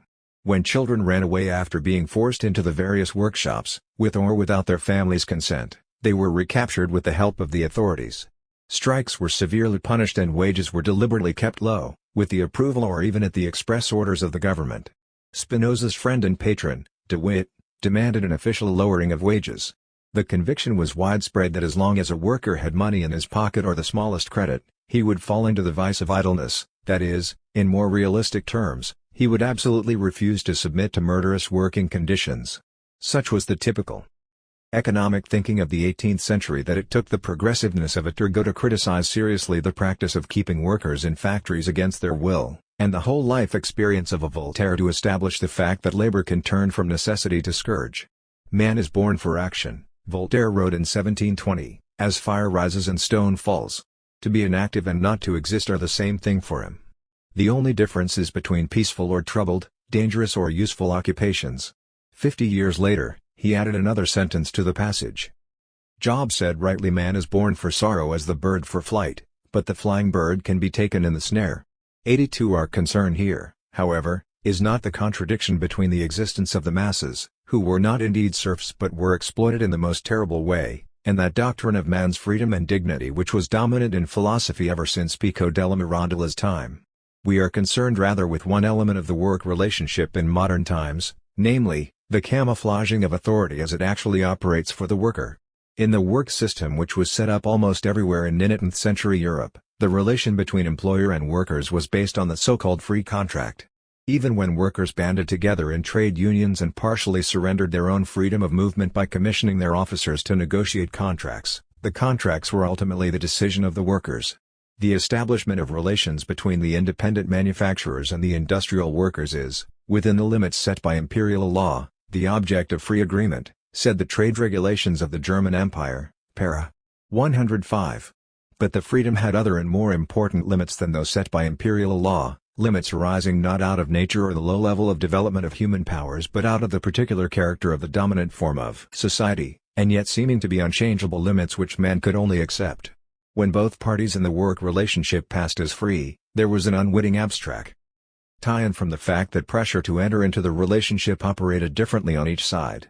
The worker was poor and was competing against his whole class at the national and international levels. Behind each worker waited hunger and misery. His contracting partner, on the contrary, had on his side not only the means of production, a broader horizon, influence on the power of the state, and the whole range of propaganda possibilities, but credit as well. This distinction between rich and poor was socially conditioned, established and maintained by men, and yet it pretended to be a necessity of nature, as though man could do nothing to modify it.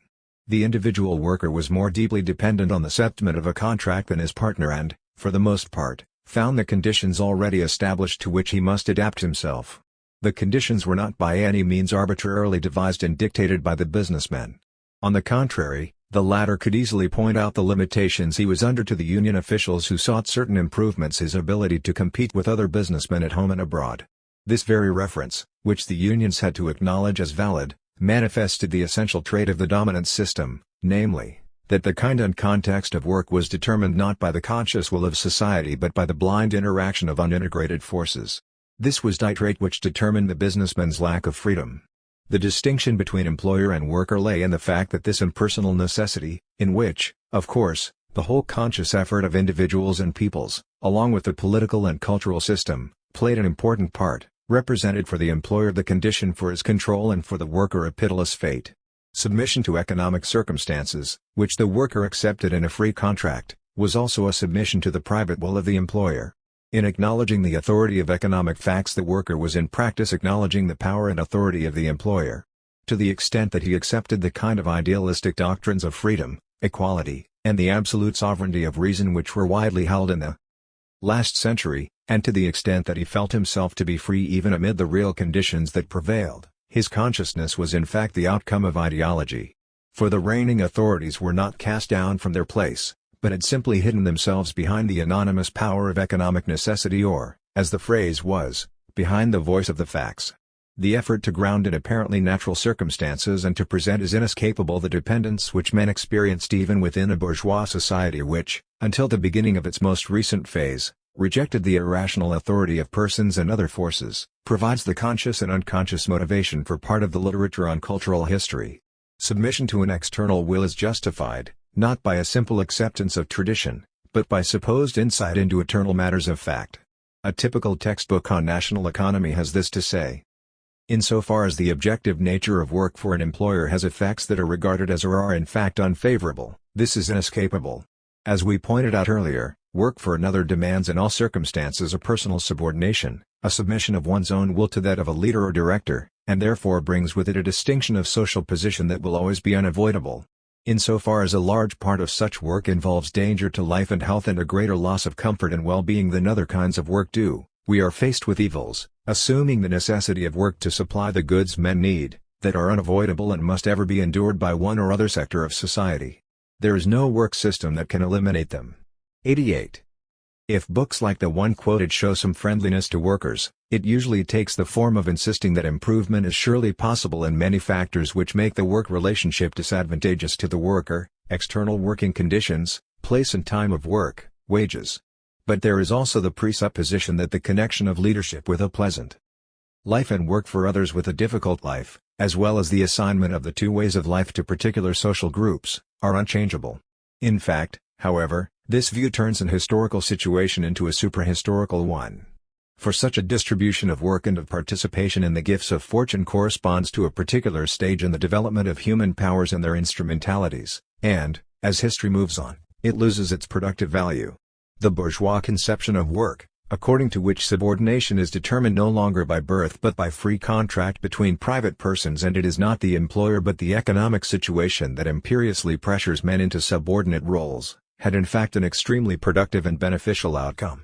There was objective justification for dependence on an employer and on the social forces behind him, in the form of adaptation to a seemingly purely natural necessity, and for obedience to the person whose wealth made him a leader of production. This state of affairs corresponded to the difference between the capabilities of the undeveloped masses and those of the educated upper stratum, as well as to the fact that techniques for guiding and ordering industry were as yet insufficiently rationalized due to inadequate machinery and an undeveloped system of communication. That men should learn to adapt to a hierarchy was a condition for the immediate growth and productivity that has since ensued and, in addition, for the evolution of individual self-awareness. Consequently, the hidden and mediated authority, though for a long time merciless, was yet reasonable in terms of historical development. The irrational shape it took, however, means that it arose not from the historical situation, that is, from the relationship between human capabilities and functions determined in advance by the mode of production, but from objectified anonymous necessity. Such necessity seems to persist when leadership of production by private and competing interests and groups of interests, once a condition of cultural progress, has long since become problematic. The attitude of the modern period to authority thus turns out to be less simple than it appears to be in the clear and decisive propositions of many thinkers. The freedom claimed in philosophy is an ideology, that is, a condition that seems necessary because of a specific form of the social life process. Both the social groups of which we have been speaking could therefore fall victim to it, for each of them, in characteristic ways according to its place in the process of production, was blind to its own unfreedom and to that of the other group. Unfreedom here means a dependence, not grounded in reason, on the ideas, decisions, and actions of other men, that is, it means precisely what bourgeois thinkers objected to about the Middle Ages. One bends to circumstances, adapts to reality. Acceptance of the authority relationship between classes does not take the direct form of acknowledging an inherited claim of the upper classes, but consists in the fact that men regard economic data, for example, the subjective valuations of goods, prices, legal forms, property relationships, and so forth, as immediate or natural facts, and think they are adapting themselves to such facts when they submit to the authority relationship. This complicated structure of authority had its great flowering under liberalism. But in the period of the totalitarian state, too, it offers a key to the understanding of men's patterns of reaction. Relations of dependence in the economy, which are fundamental for social life, may be fully derived in theory from the state. But that the state itself should be unconditionally accepted by the masses is possible only because such relationships of dependence have not really become a problem for them as yet. Consequently, it is a mistake to try to identify the authority structure of the present period with the relations between the leaders and followers and to regard the acceptance of such hierarchies as fundamental.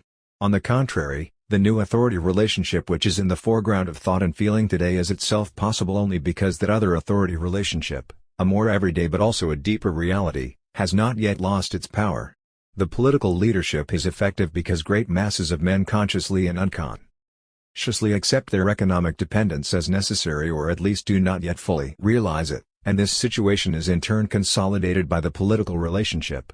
Once men refuse the de facto relationship of dependence in the economy, once theoretical understanding breaks down the seemingly unconditional economic necessity, once authority in the bourgeois sense collapses, the new authority, too, loses its strongest ideological basis. Therefore an indiscriminate condemnation of authoritarian regimes without regard for the underlying economic structure misses the essential point. The formation and continuance of irrational authority relationships in undisguised forms is among the factors which strengthen the deeper economic relationship, and the two influence each other. This is already obvious from the spread of Protestantism. The whole political, religious, and philosophical literature of the modern period is filled with praise of authority, obedience, self-sacrifice, and the hard fulfillment of duty. These exhortations, which take on a more austere quality as their addressee's ability to respond to them lessens, are more or less artificially and ingeniously linked with rallying words like reason, freedom, happiness for the largest possible number, and justice for all. Yet in such exhortations the dark side of the reigning state of affairs is manifested. Since the modern mode of production began, it has been found necessary to heighten the already forcible language of economic facts, not only by pressure from politics, religion, and morality, but also by the reverent or ecstatic or masochistic awe men feel before holy and demonic persons and powers. Thus, when philosophy after the First World War was helping prepare the way for the victory of authoritarian regimes, it could appeal to a long tradition. Max Scheler criticized even bourgeois thinkers like Hobbes for trying to ground the content and essence of good and evil themselves in the norms and commands issuing from authority. 84 He himself takes precautions against helping the cause of this so-called ethics of authority and, instead, directly deifies the intrinsic moral value of authority. He claims indeed that in problems of theoretical knowledge there is no authority and any claims to such are rightly to be met by the principle of freedom of research. But he also maintains that we can gain insight into moral values and the claims that spring from them only on the basis of genuine authority, by first accepting such values in practice, without insight and in response to orders from authority. 85 Scheler's thinking belongs to the transition from the liberal to the totalitarian form of state. Content and structure of the basic forms of authority is not a theme in the typical philosophers of either period. Yet the authority relationship shapes the features of the age and the nature of the human types which prevail in it. The present-day form of society, like earlier ones, rests upon its own characteristic relation of dependence. Even the apparently independent vocational and private relationships of men are determined by the dependence which is grounded in the mode of production and finds expression in the existence of social classes. The product of this dependence is the individual who feels himself to be free but acknowledges socially conditioned facts as unchangeable and pursues his own interests in the context of reality as given. Before the bourgeoisie won a share in political power, its outlook stressed freedom and trust in individual reason, out of which morality and the essence of the state could be constructed after the fashion of mathematical projections. In the period of bourgeois dominance, under liberalism, this rationalistic temper gave way to the empiricist. But in the public life of the whole age and in its ideological products, both elements stood more or less unconnectedly together: spontaneity of reason and heteronomy, freedom and blind obedience, independence and sense of weakness, lack of respect and uncritical admiration, intransigence in principle and perplexity in practice, formalistic theory, and mindless accumulation of data. Cultural institutions and activities, church, school, literature, etc., keep such contradictions alive in the character of men. The impossibility of overcoming the contradictions in the given circumstances follows from the fact that individuals think they are acting freely, whereas in fact the basic traits of the social order remain uninfluenced by such isolated beings. Men therefore continue simply to accept and confirm where they might be shapers, and to do without the freedom they need ever more urgently, namely, to regulate and direct the social work process and thereby human relations generally in a reasonable way, that is, according to a unified plan in the interests of the generality. A good instance of the liberal, as he still exists in a relatively strong bourgeois community, presents a picture of freedom, openness, and goodwill. He knows himself to be the very opposite of a slave. Yet his sense of justice and his clarity of purpose operate within definite limits set by the economic mechanism and do not find expression in an ordering of social reality as a whole.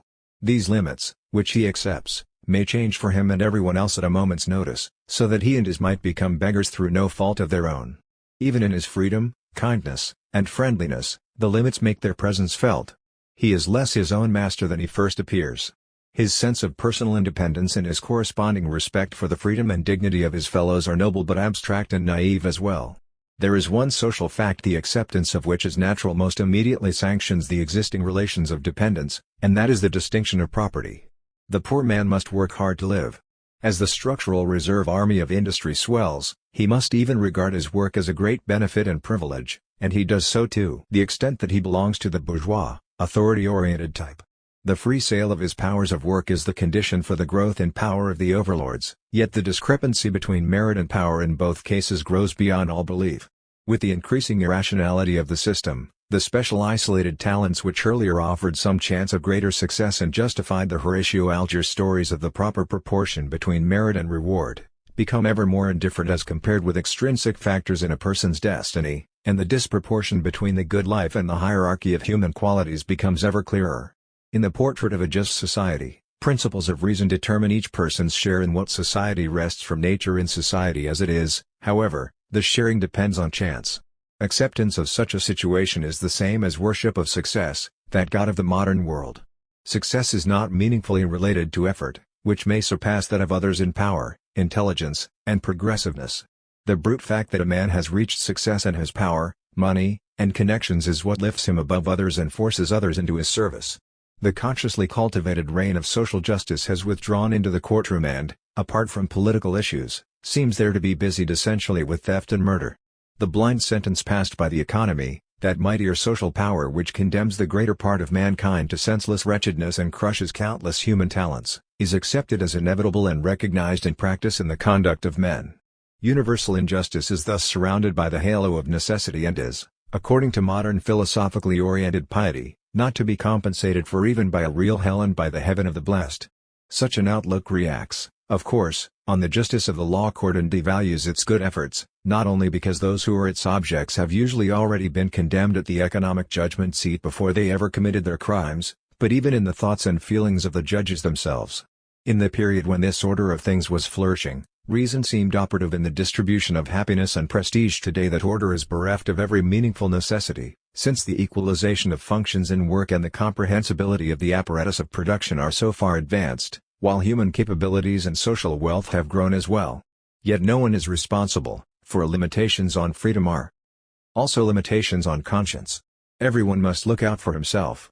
Every man for himself, the watchword of the ruthless anarchic masses in the face of destruction, underlies the whole of bourgeois culture. If world history in general is the judgment passed on the world, its particular verdicts take the form of the selection of parents, the state of the labor market, and rates of exchange. The order of precedence in this society is not expressly accepted as justified, but it is accepted as necessary and thus, after all, as justified. Authority is soulless yet seemingly rational. Man's naive faith in it finds expression in the idea of a wise God whose ways are marvelous and obscure. The doctrine of predestination, according to which no man knows whether he has been chosen for eternal life or been rejected, reflects the same naive faith. Such authority, in the sense of accepted dependence, is not manifested in religion alone, however, but in all of man's artistic and everyday ideas. Even purely objective authority, such as the knowledge a doctor has, is affected by it. He has the good fortune, due to a series of accidental configurations of circumstances, to get an education and to win influence. But this good fortune then appears to him and his patients to be the result rather of greater talent and superior human worth, in other words, an inborn quality rather than a socially conditioned one. This kind of awareness finds stronger expression, the less the patient has to offer the doctor in terms of position, wealth, or at least an interesting illness. The essential characteristic of this order of things is that work is done under the guidance of authorities who are such because of possessions or other accidents of fortune and are increasingly unable to appeal to any other ground for their authority than that this is the way things are. This trait colors everything that passes today for reason, morality, honor, and greatness. Even real merit, surpassing knowledge, and practical ability are affected and distorted by it. They are regarded less as a widely distributed blessing than a legal title for power and exploitation. The respect given them is given to a bank account, too, and elevates the moneyed man still higher by clothing him and the genius alike in the same aura of splendor. Nietzsche, more clearly than anyone else, saw the connection between idealism and the state of affairs we have been describing.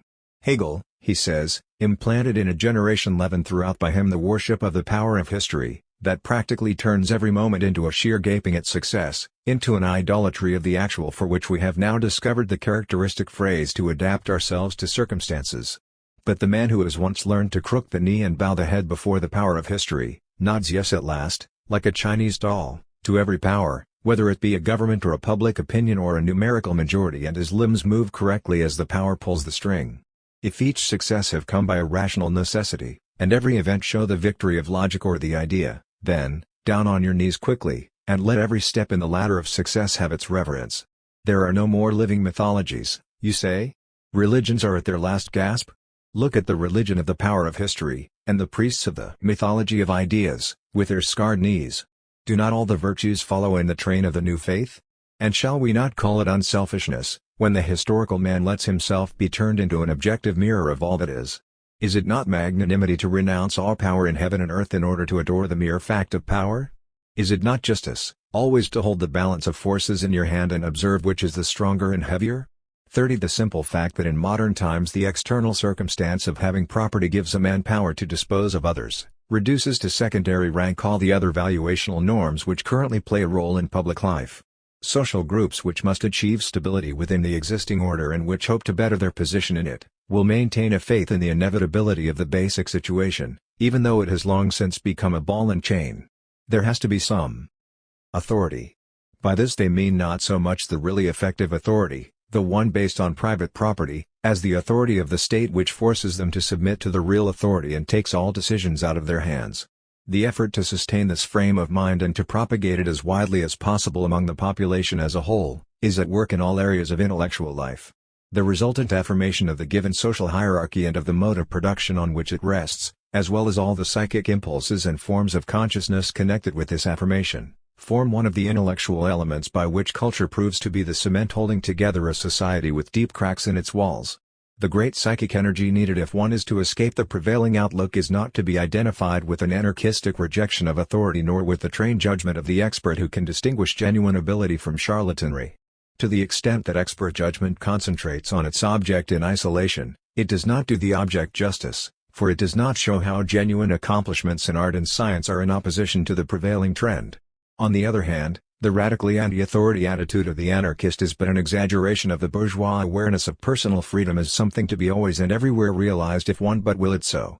In other words, the anarchist's attitude flows from the idealist view that material conditions play no real role. But, in fact, the work processes found in human history requires very diverse kinds of knowledge for its effectiveness, and to reject the distinction between the management and execution functions in work is not only utopian but would mean retrogression to the primitive ages of man. The genuine alternative to the bourgeois concept of authority takes the form of detaching authority from egoistic interests and exploitation. Such an alternative is bound up with the idea of a higher form of society as possible today. Only if the management and execution functions of work are not connected with a well-off and poor life respectively nor divided between set social classes, can the category of authority acquire a new significance. In an individualistic society capabilities too are a possession which one converts into capital, and generally they derive partly from capital, that is, from a good education and from the encouragement which success brings.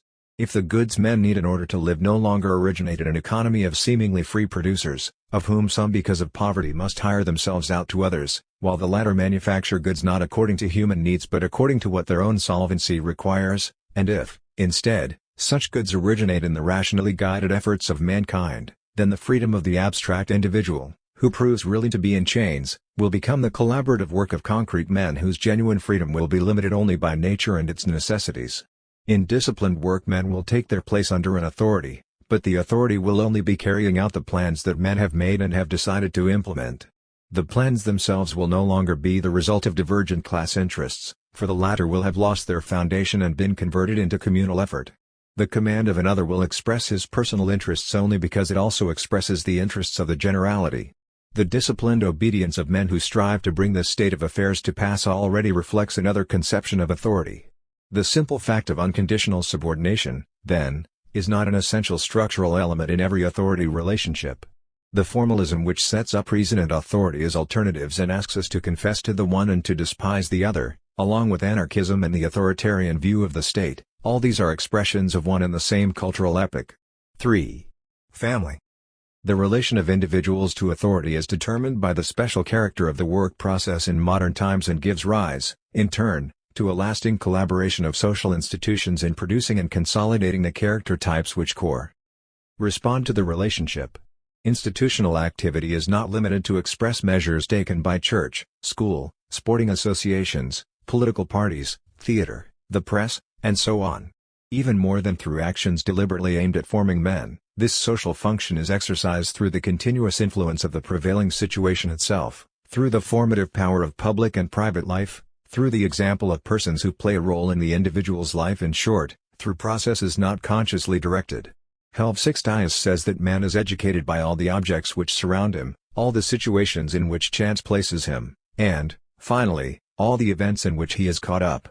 87 Even though hunger and the fear of greater wretchedness force men to labor, all the economic and cultural forces must perform their work anew for the men of each generation if the latter are to be qualified to do this work in the forms it takes at any given time. Intelligence and aptitude among men are always the product of their wishes and their particular situation.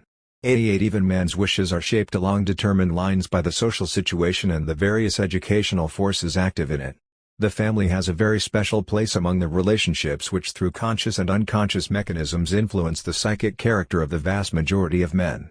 The processes that go on within the family shape the child from his tenderest years and play a decisive role in the development of his capabilities. The growing child experiences the influence of reality according as the latter is reflected in the mirror of the family circle.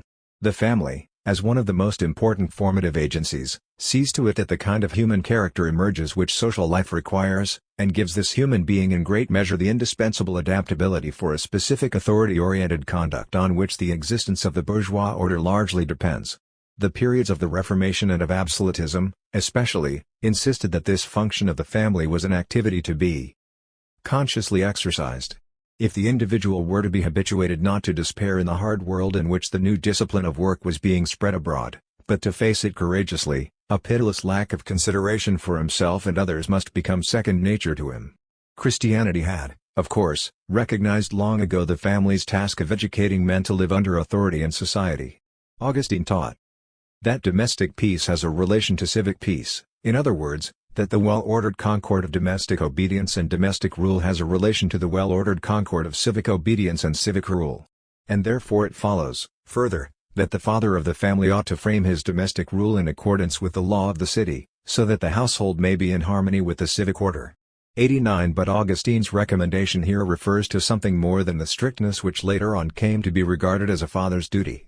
Augustine wanted the Christian race to be a good citizen and was trying to establish a harmony between state and church.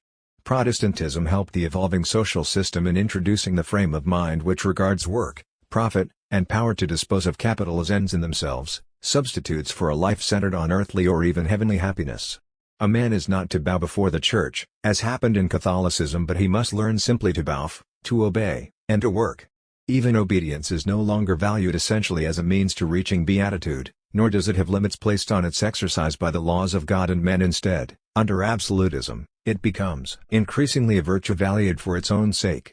The child's self-will is to be broken, and the innate desire for the free development of his drives and potentialities is to be replaced by an internalized compulsion towards the unconditional fulfillment of duty. Submission to the categorical imperative of duty has been from the beginning a conscious goal of the bourgeois family. In the Renaissance, humanistic education was a benefit which seemed a happy beginning of a new age, even if with few exceptions such an education extended only to the children of Italian princes. 40 But in the countries which assumed economic leadership once the sea route to East India was discovered, childhood became increasingly grim and oppressive. In the developmental history of the family from the absolutist to the liberalist period, a new factor in habituation to authority emerges even more strongly. No longer is it obedience that is immediately demanded, but, on the contrary, the application of reason. Anyone who looks at the world soberly will see that the individual must adapt and subordinate himself. Such education to realism, too, the goal of every good pedagogy in the more developed phases of bourgeois society, was anticipated in the Protestant conception of the family.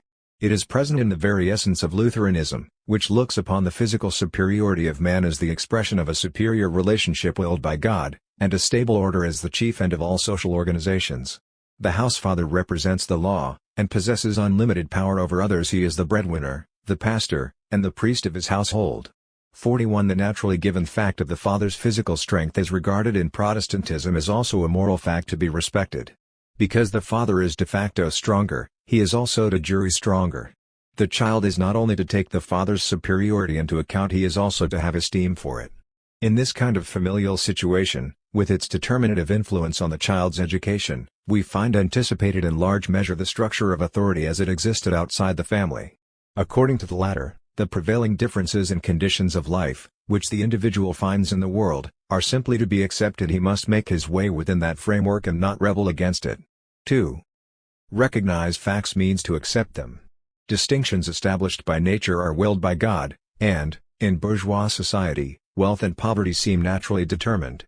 When the child respects in his father's strength a moral relationship and thus learns to love what his reason recognizes to be a fact, he is experiencing his first training for the bourgeois authority relationship. The father thus has a moral claim upon submission to his strength, but not because he proves himself worthy of respect, rather he proves himself worthy by the very fact that he is stronger. At the beginning of the bourgeois age, the father's control of his household was doubtless an indispensable condition of progress. The self-control of the individual, the disposition for work and discipline, the ability to hold firmly to certain ideas, consistency in practical life, application of reason, perseverance and pleasure in constructive activity could all be developed, in the circumstances, only under the dictation and guidance of the father whose own education had been won in the school of life. But if the suitability of such a course of action is not seen against the background of its real social causes and, instead, is dressed in religious or metaphysical ideology so that its real meaning is necessarily obscured, it can continue to seem a valid ideal even in an age when the small family in most cases offers very inadequate conditions for human education as compared with the pedagogical possibilities present in society at large. The same is true of other functions of the family. In the course of history, the family has had extremely diverse and numerous roles to play. As compared with periods in which it was the predominant productive community, not only has the family completely lost many of its former functions, but even the ones left to it have been affected by changes in society as a whole. In 1911, Muller-Lyer listed as functions of the family the management of the household, the reproduction, rearing, and education of children, the control of population growth and of genetic lines, the development of sociableness, the care of the sick and elderly, the accumulation and hereditary transmission of capital and other property, as well as the determination of choice of occupation. 42. But sociological literature is now full of evidence that the family has already become a problematic form for carrying out the functions listed. The possibility of adaptation of the family is, however, usually stated as obvious and, indeed, must be, since the essential traits of the family, too, are inescapably connected with the continuance of the social system. There appears to be a growing feeling that the family as a social unit or event may change considerably, but that the fundamental basis of family life, namely, its place in the ongoing evolutionary process, is not likely to change greatly either in degree or extent. 48. As a matter of fact, the family is one of those social forms which, as elements of the present cultural structure, are exercising necessary functions in an ever more inadequate way due to increasing contradictions and crises, yet cannot be changed without change in the total social framework. Every effort to improve the whole beginning with the family, necessarily betrays, at least at present, a parochial and utopian outlook and simply distracts men from urgent historical tasks. Success, however, in more central social areas, as well as every widespread movement, reacts back upon life within the family for, despite its relative autonomy and capacity for resistance, the latter is at all points dependent on the dynamics of society as a whole. Brutal oppression in social life makes for strictness in the exercise of educational authority, and restrictions on power and domination in public life are reflected in a more tolerable discipline within the home. Yet the bourgeois child of recent centuries regarded his socially conditioned dependence on his father as the consequence of a religious or natural state of affairs. The experience that parental power was not underived occurred to him usually only in case of extreme conflict with his parents, namely, when civic authority was enlisted on the father's side to bend a rebellious will and break a child's obstinacy. In the Protestant concept of God, the reification of authority finds direct expression. It is not because God is wise and good that men owe him reverence and obedience. If that were the case, authority would be a relationship in which one party with good reason subordinates himself to the other because of the latter's objective superiority. It would tend to eliminate itself because obedience ultimately frees the inferior from his inferiority. But such a view contradicts the prevailing social practice, in which the acceptance of dependence leads rather to its own continuation and intensification. In the consciousness of the present age, authority is not even a relationship but an inalienable property of the superior being, a qualitative difference. Just as the bourgeois outlook does not regard the value of the material or spiritual goods which men daily use as a form of social relations but withdraws it from rational analysis as being either a natural property of things or, on the contrary, as a purely arbitrary appraisal, so it likewise conceives of authority as a stable quality, provided it does not, in anarchistic fashion, deny it entirely. Reflecting on the principles of authority, Kierkegaard says, "A king is indeed assumed to have authority. Why is it then that one is almost offended at learning that a king is clever, is an artist, etc.? Surely it is because in his case one essentially accentuates the royal authority, and in comparison with this the commoner qualification of human difference is a vanishing factor, is unessential, a disturbing accident. A government board is assumed to have authority in a determinate sphere. Why is it then that one would be offended if such a board in its decrees, etc., were really clever, witty, profound? Because one quite rightly accentuates its authority. To ask whether the king is a genius, with the implication that in such case he is to be obeyed, is really use majesté, for the question contains a doubt concerning subjection to authority. To be willing to obey a board, in case it is able to say witty things, is at bottom to make a fool of the board. To honor one's father because he is a distinguished pate is impiety. 44 Kierkegaard does expressly say that earthly authority is only a vanishing factor and will be eliminated by eternity. But, his idea and ideal of authority finds all the clearer expression in his conception of God. When the man who has authority to say it says, "Go," and when he who has not authority says, "Go," then indeed the saying "go" along with its content is identical. Appraised aesthetically, if you will, they are both equally well said, but the authority makes the difference. In case authority is not the other, D6 Irpov, in case it might in any way indicate a higher power within the identity, then precisely there is no authority. When Christ says, "There is an eternal life," and when theological candidate Peterson says, "There is an eternal life," they both say the same thing. In the first statement there is contained no more deduction, development, profundity, thoughtfulness, than in the latter. Both statements, aesthetically appraised, are equally good. And yet there is an eternal qualitative difference.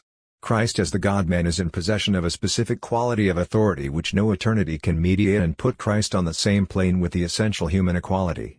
Christ therefore taught with authority. To ask whether Christ is profound is blasphemy and an attempt, whether consciously or unconsciously, to annihilate him, for in the question is contained a doubt about his authority and an attempt is made with impertinent simplicity to appraise and judge him as though he were up for examination and should be catechized, whereas instead of that he is the one to whom is given all power in heaven and in earth. 45. It is precisely this reified concept of authority that is applied to the supreme political leader in the modern theory of the authoritarian state. The fact that in Protestantism such authority belongs only to a transcendent being is of decisive importance.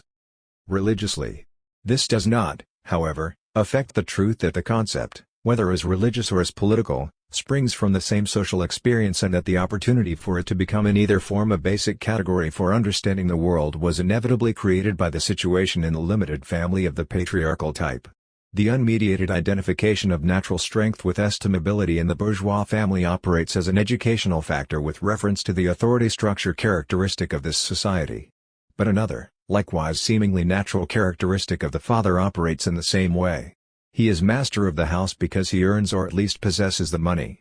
Oppenheimer has pointed out the equivocation of the word family as it occurs in Theory of the State. He wanted to counteract the mistaken idea that the emergence of the state from the family was a peaceful process of differentiation. In such a view the ancient and the modern family were being abusively equated, thus concealing the fact that the family out of which, according to Aristotle, the state emerged presupposes the distinction of classes in its most brutal form, slavery. The complete household consisted of slaves and free men, and even the latter were anything but free in comparison to the head. 46 Oppenheimer stressed the distinction between the two types of family, not their identity. The free persons in the modern family can indeed no longer be sold by the father, and the grown-up son and his children are not now subject to the supreme authority of the grandfather. 47 But the fact that in the average bourgeois family the husband possesses the money, which is power in the form of substance, and determines how it is to be spent, makes wife, sons, and daughters even in modern times his, puts their lives in large measure into his hands, and forces them to submit to his orders and guidance. As in the economy of recent centuries, direct force has played an increasingly smaller role in coercing men into accepting a work situation, so too in the family rational considerations and free obedience have replaced slavery and subjection. But the relationship in question is that of the isolated and helpless individual who must bow to circumstances whether they be corrupt or reasonable. The despair of women and children, the deprivation of any happiness in life, the material and psychic exploitation consequent upon the economically based hegemony of the father have weighed mankind down no less in recent centuries than in antiquity, except for very limited periods, regions, and social strata. The spiritual world into which the child grows in consequence of such dependence, as well as the fantasies with which he peoples the real world, his dreams and wishes, his ideas and judgments, are all dominated by the thought of man's power over man, of above and below, of command and obedience. This scheme is one of the forms understanding takes in this period, one of its transcendental functions. The necessity of a division and hierarchy of mankind, resting on natural, accidental, and irrational principles, is so familiar and obvious to the child that he can experience the earth and universe, too, and even the other world, only under this aspect it is the pre-given mold into which every new impression is poured.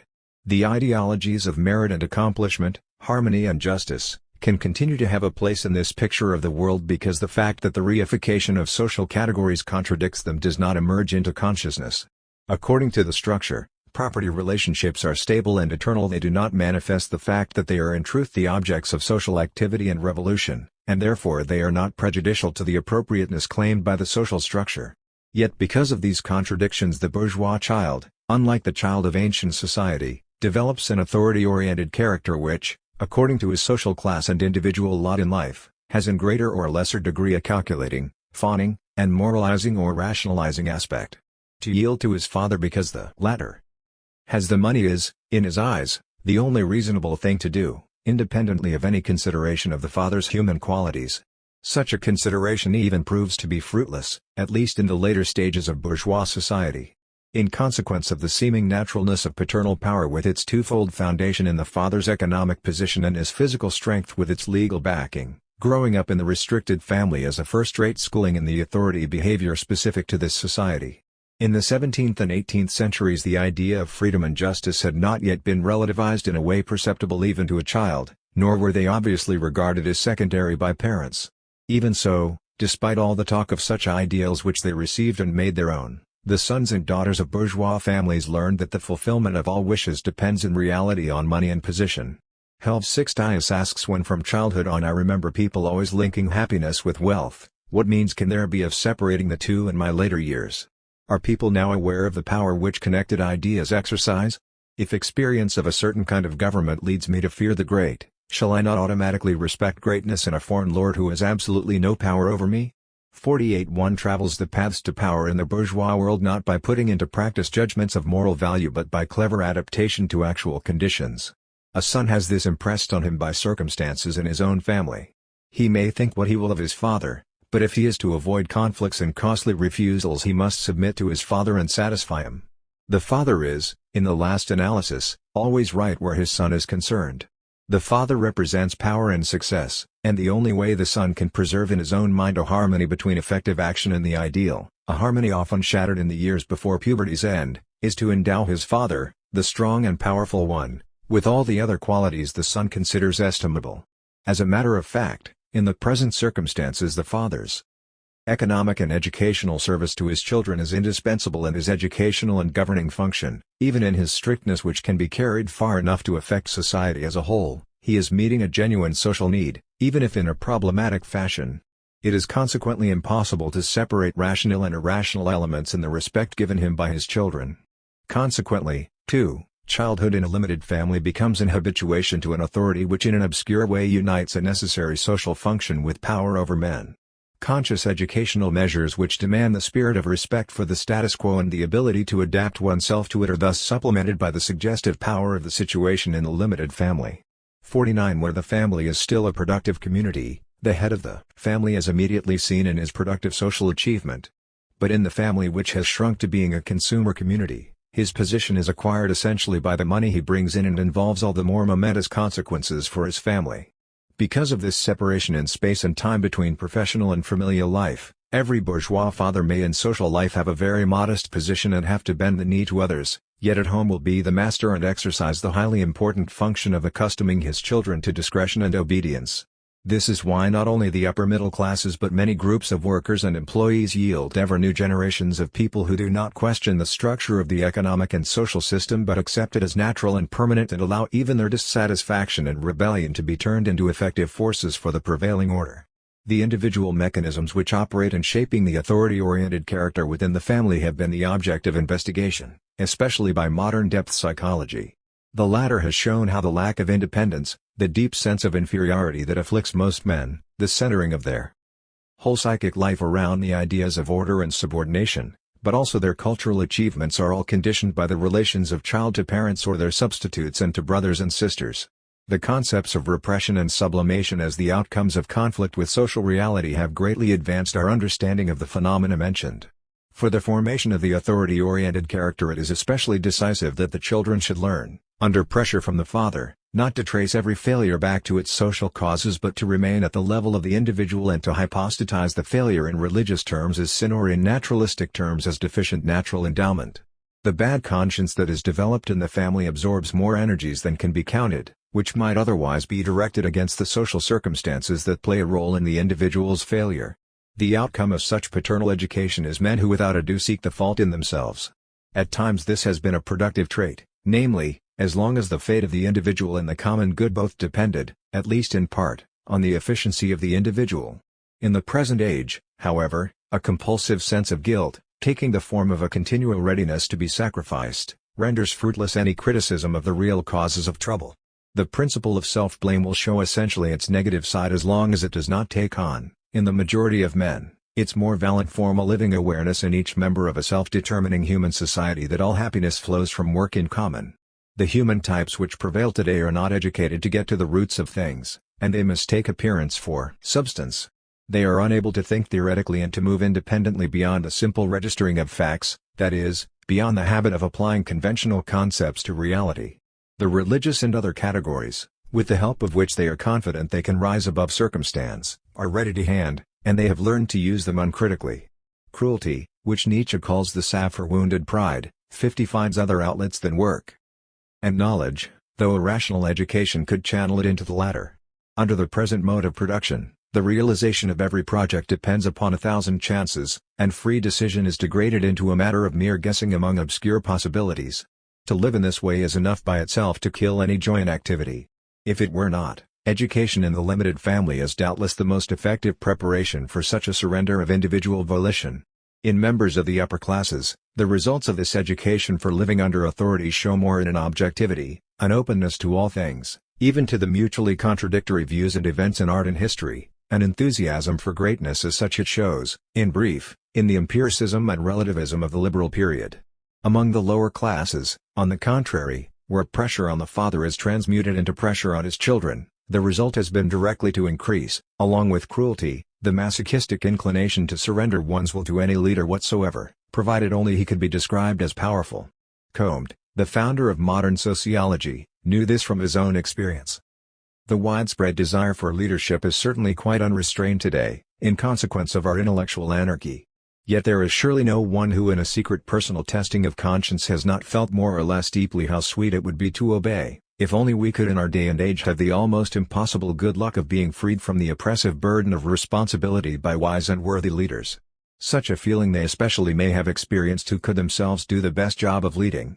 51 McDougall notes that blame and disapproval check the impulse of self-assertion and arouse the impulse of submission. The resulting state ranges, according as one or other of these effects predominates, from an angry resentment, in which negative self-feeling is lacking, through shame and bashfulness of many shades, to a state of repentance in which the principal element is negative self-feeling, and which may derive a certain sweetness from the completeness of submission to the power that rebukes us, a sweetness which is due to the satisfaction of the impulse of submission. 52 Even involvement with science is often motivated by the need of a firmly marked goal and way to it, of a meaning and purpose for action. You think you're looking for the truth? Says Nietzsche. You're looking for a leader and prefer to be given orders. 58 The impulse of submission, however, is not a timeless drive, but a phenomenon emerging essentially from the limited bourgeois family. The decisive thing here is not whether coercion or kindness mark the child's education, since the child's character is formed far more by the very structure of the family than by the conscious intentions and methods of the father.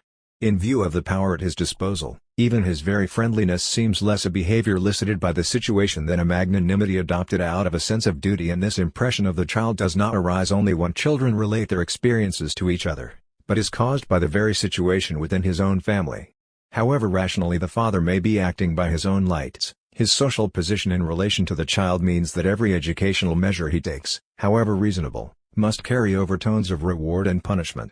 It is true, of course, that no education conceivable today can absolutely do away with these alternatives, since the development of every human being from self-centered infant to member of society is, despite all modifications, essentially an abbreviated repetition of a 1,000-year-long civilizing process which is unthinkable without an element of coercion. But it makes a difference whether this coercion is the spontaneous reflection in the father-son relationship of the prevailing social contradictions, or proves rather to be a provisional relationship which is eliminated as the individual grows and moves out into the larger society. As long as there is no decisive change in the basic structure of social life and in the modern culture which rests on that structure, the family will continue to exercise its indispensable function of producing specific, authority-oriented types of character. The family is an important element in the pattern unity which marks the present period of history. All the self-consistent political, moral, and religious movements which have aimed at strengthening and renewing this unity, have been quite aware of the fundamental role of the family as creator of the authority-oriented cast of mind, and have regarded it as a prime duty to strengthen the family in all its social presuppositions, such as the outlawing of extramarital sexual relations, propaganda for having and rearing children, and the restricting of women to the domestic sphere. Furthermore, the conceptions men had of social policy have also been essentially conditioned by insight into the family and its irreplaceable function. Laplace, more than any other writer perhaps, has thrown light on the social significance of obedience in the patriarchal family. The last volumes of his great book on the European worker show on the title page itself that this sociologist and social thinker, who was wholly oriented to the past, makes the decline of paternal authority responsible for all the social ills of modern times. The social groups with which Laplace deals are categorized from the start according as they are faithful or not to the Decalogue and paternal authority. Faith in a single God and submission to paternal authority are for Laplace the two eternal principles of every society. 54 The spirit of obedience he considers to be in a way the material element in social peace. 55 And he regards paternal authority, the origins of this obedience, as so important that education and schooling, the child's learning to read and write, are of questionable value in some circumstances. In all uneducated societies the fathers of families have an instinct for this danger, and it leads them to reject the benefit of an elementary instruction for the upcoming generation. They do not fail to see the value of such instruction, but they are afraid that under the influence of its novelty they will lose the respect and obedience of their children. Such a mean schooling is not to be taken lightly when its hasty introduction into backward societies means a loss of paternal authority. It is decidedly dangerous when it gives people the opportunity to foster hostility towards the traditional ways of mankind. In every nation where this impulse is given to the minds of the younger generation and coexists with the weakening of religious belief and paternal authority, there is a disruption of the social structure. 56 Laplace saw the real situation quite clearly, even if he evaluated it from an anti-liberalist viewpoint. The same is true of the present-day totalitarian states. Superficial critics tend to be overimpressed by the integration of fathers and sons into the national organizations. The trend is there, of course, and has profound and cogent reasons behind it. But family life has for a long time been progressively breaking up over the greatest part of the Western world, ever since the growth of large-scale manufacturing and increasing unemployment, and the breakup has affected even large sectors of the bourgeoisie. In view of this, the increased takeover of educational functions by a state that is, from its own point of view, very much on the side of the family, certainly carries no especially great threat of dissolution of the family.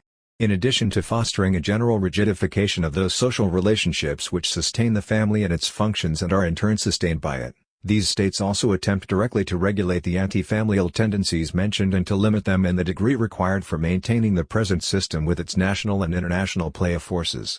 57. The family is related to every other factor in the cultural complex, as it is to the complex as a whole, in an antagonistic no less than in a promotive way. Even in the golden age of the bourgeois order, it must be remembered, there was a renewal of social life, but it was achieved at the cost of great sacrifice for most individuals. In that situation, the family was a place where the suffering could be given free expression and the injured individual found a retreat within which he could put up some resistance. In the economy, man was being reduced to a mere function of one or other economic factor, wealth, or technically demanding physical or mental work. The same process of reduction to subpersonal status was going on within the family insofar as the father was becoming the money earner, the woman a sexual object or a domestic servant, and the children either heirs of the family possessions or living forms of social security who would later make up with interest for all the effort expended on them. Within the family, however, unlike public life, relationships were not mediated through the market and the individual members were not competing with each other. Consequently, the individual always had the possibility there of living not as a mere function but as a human being. In civic life, even when common concerns were not mediated by a contract, as in the case of natural catastrophes, wars, or the suppression of revolutions, they always had an essentially negative character, being mainly concerned with the warding off of dangers. But common concerns took a positive form in sexual love and especially in maternal care. The growth and happiness of the other are willed in such unions. A felt opposition therefore arises between them and hostile reality outside. To this extent, the family not only educates for authority in bourgeois society, it also cultivates the dream of a better condition for mankind. In the yearning of many adults for the paradise of their childhood, in the way a mother can speak of her son even though he has come into conflict with the world, in the protective love of a wife for her husband, there are ideas and forces at work which admittedly are not dependent on the existence of the family in its present form and, in fact, are even in danger of shriveling up in such a milieu, but which, nevertheless, in the bourgeois system of life rarely have any place but the family where they can survive at all. Hegel recognized and wrote of this opposition between the family and the larger community. He regarded it as the supreme opposition in ethics and therefore in tragedy.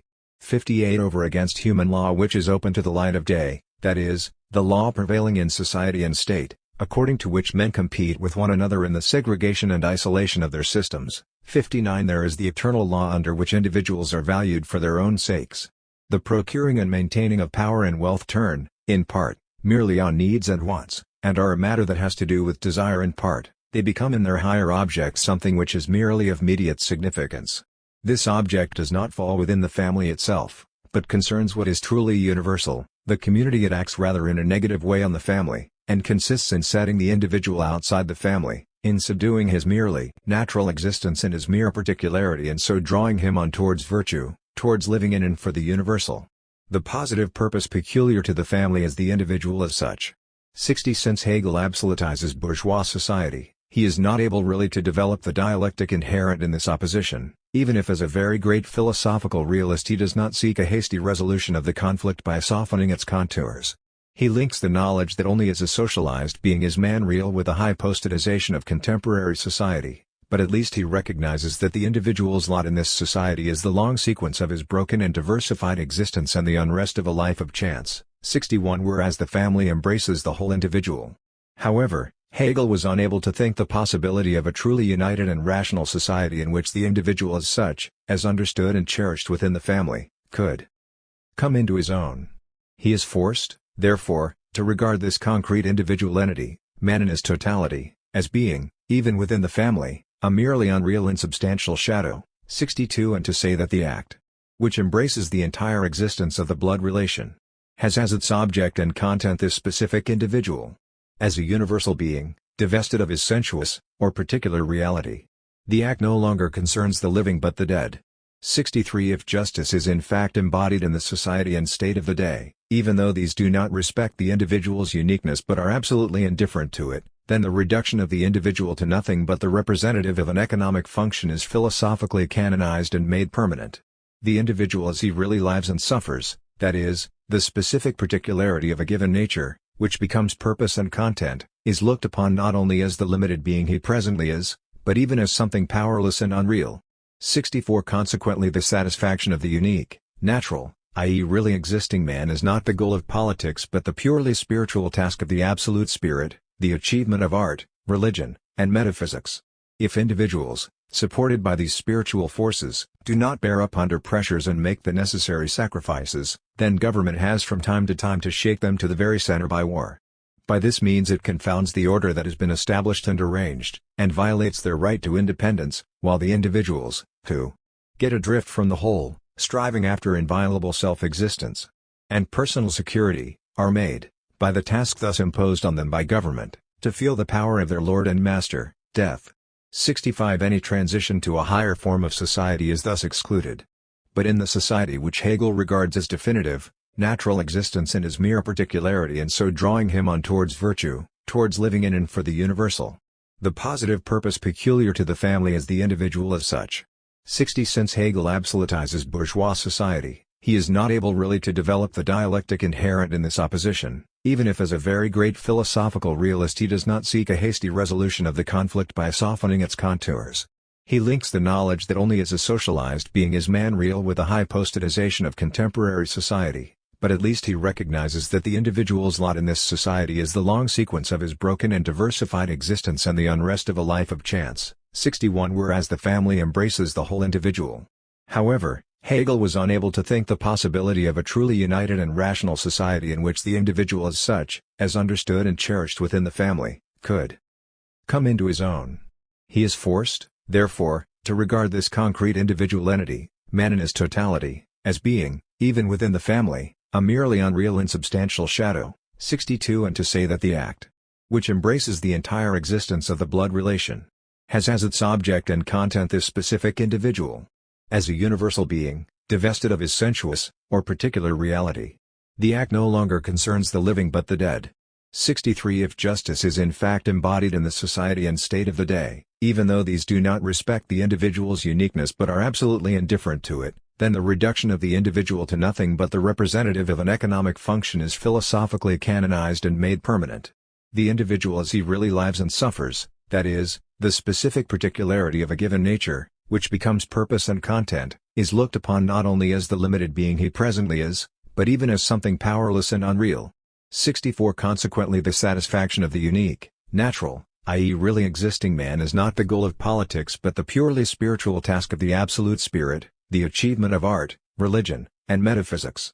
If individuals, supported by these spiritual forces, do not bear up under pressures and make the necessary sacrifices, then government has from time to shake them to the very center by war. By this means it confounds the order that has been established and arranged, and violates their right to independence, while the individuals, who get adrift from the whole, striving after inviolable self-existence and personal security, are made, by the task thus imposed on them by government, to feel the power of their lord and master, death. 65 Any transition to a higher form of society is thus excluded. But in the society which Hegel regards as definitive, at any rate are only replaceable representatives of economic functions, exchangeable cases and instances, and correspond wholly to examples of a concept as found in discursive logic which even Hegel, the objective idealist, cannot escape from here. The individual in this philosophy, as in the society which corresponds to it, is not this particular husband, this particular child, but a husband, children in general, and against the tensions and disruptive tendencies which arise out of the disregarded claims of particular men, war becomes a final, even if dangerous, act of wisdom. The only thing left for the despairing family when the beloved husband or wife or child is annihilated in this inhuman political solution is their positive ethical act towards the given individual. 67 And this they accomplish by funeral rites and burial, not, for example, by working to better the evil situation. When the family weds the relative to the bosom of the earth, 68 It resolves the injustice in such a way that what has happened becomes rather a work of their own doing, and hence bare existence, the last state, gets also to be something willed, and thus an object of gratification. 60 Hegel saw the conflict between family and public authority in the light of Antigone who struggles to recover her brother's corpse. He regarded the relation between brother and sister as the most unalloyed one within the family. Had he discovered that this human relationship, in which the moment of individual selfhood, recognizing and being recognized, can assert its right, 70 need not simply accept the present in the form of mourning for the dead but can take a more active form in the future, His dialectic with its closed, idealistic form would have broken through its socially conditioned limitations. Hegel identified the principle of love for the whole person, such as it exists in the marital community, with womanliness, and the principle of civic subordination with manliness. In so doing, he to some extent simulated interest in the problem of matriarchy, which is associated with the names of Bachofen and Morgan. Morgan describes the coming age of civilization as a renewal, in a higher form, of the liberty, equality, and fraternity of the ancient gentes. 71. In similar fashion, Engels saw matriarchy, which was characteristic of ancient society with its basis in sexual unions, as a society, admittedly undeveloped, in which there were no class conflicts and no reduction of man to an object. 72. He calls the transition to father-right a revolution, one of the most decisive ever experienced by humanity. 78. The patriarchal system introduced mankind to class conflict and to the rupture between public and familial life, while within the family the principle of naked authority came to be applied. The overthrow of mother right was the world historical defeat of the female sex. 74. To the extent that any principle besides that of subordination prevails in the modern family, the woman's maternal and sisterly love is keeping alive a social principle dating from before historical antiquity, a principle which Hegel conceives as the law of the ancient gods, the gods of the underworld. 75. That is, of prehistory.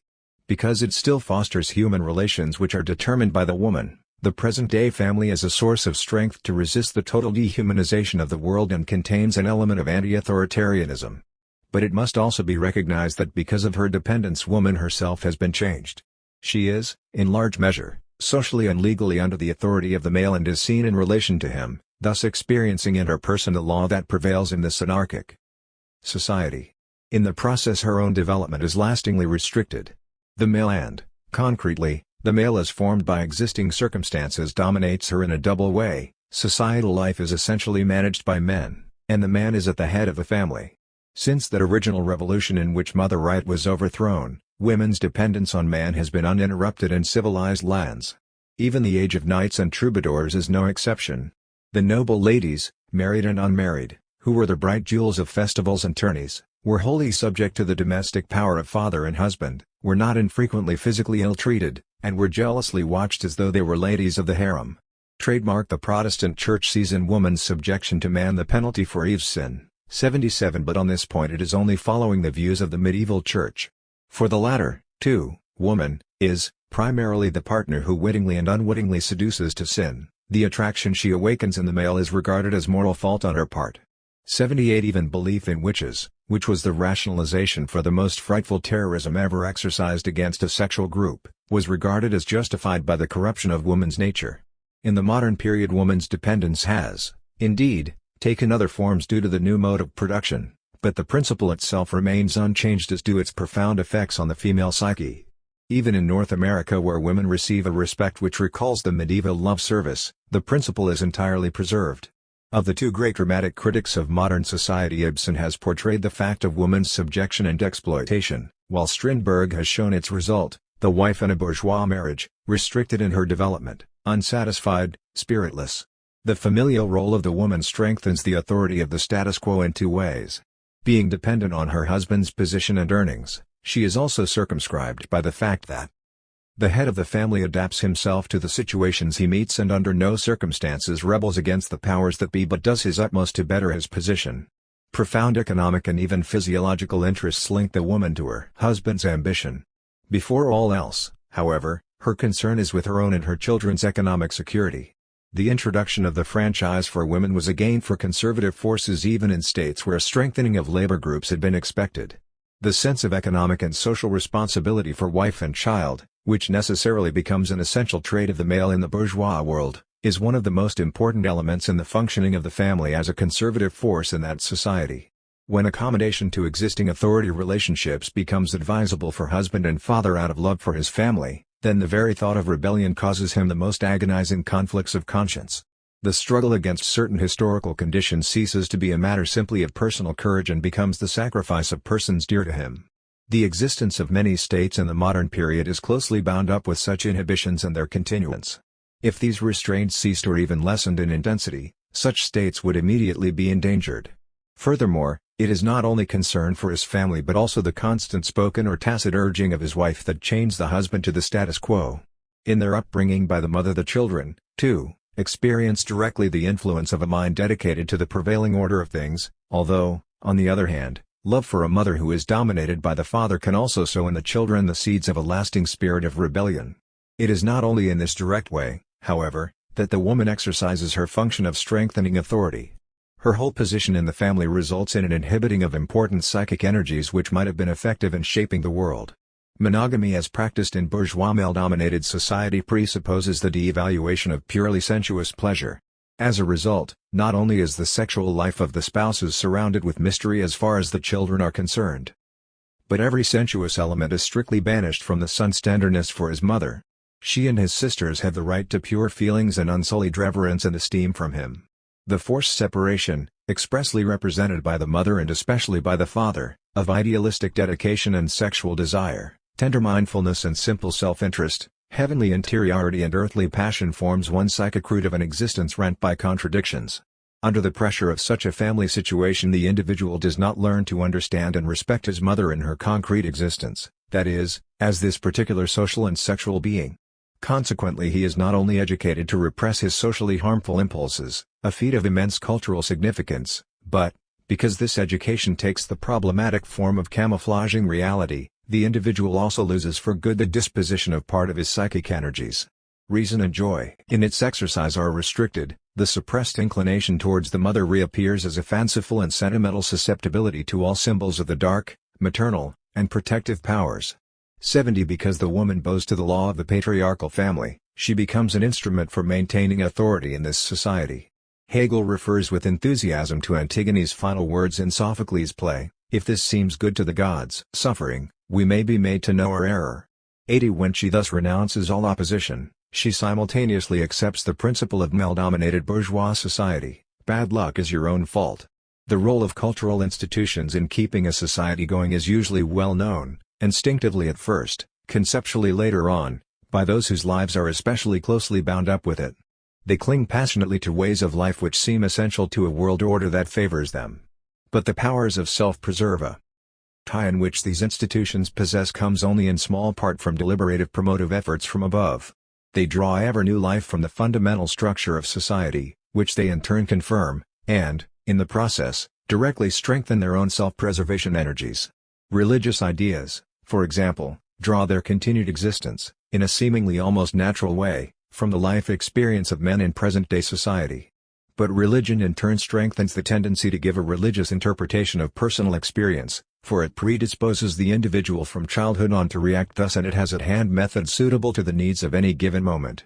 Similarly, the authority-promoting function of the family affects the family itself in two ways: the economic structure of society, for which the family is one condition, makes the father the master and directly creates in his offspring the disposition to start their own household in turn. The man was, until very recently, the entrepreneur and wage earner in the bourgeois family. Within such a framework, the emancipation of woman, a long-delayed and gradual process at best, and her business activity were regarded from the beginning as merely substitutional.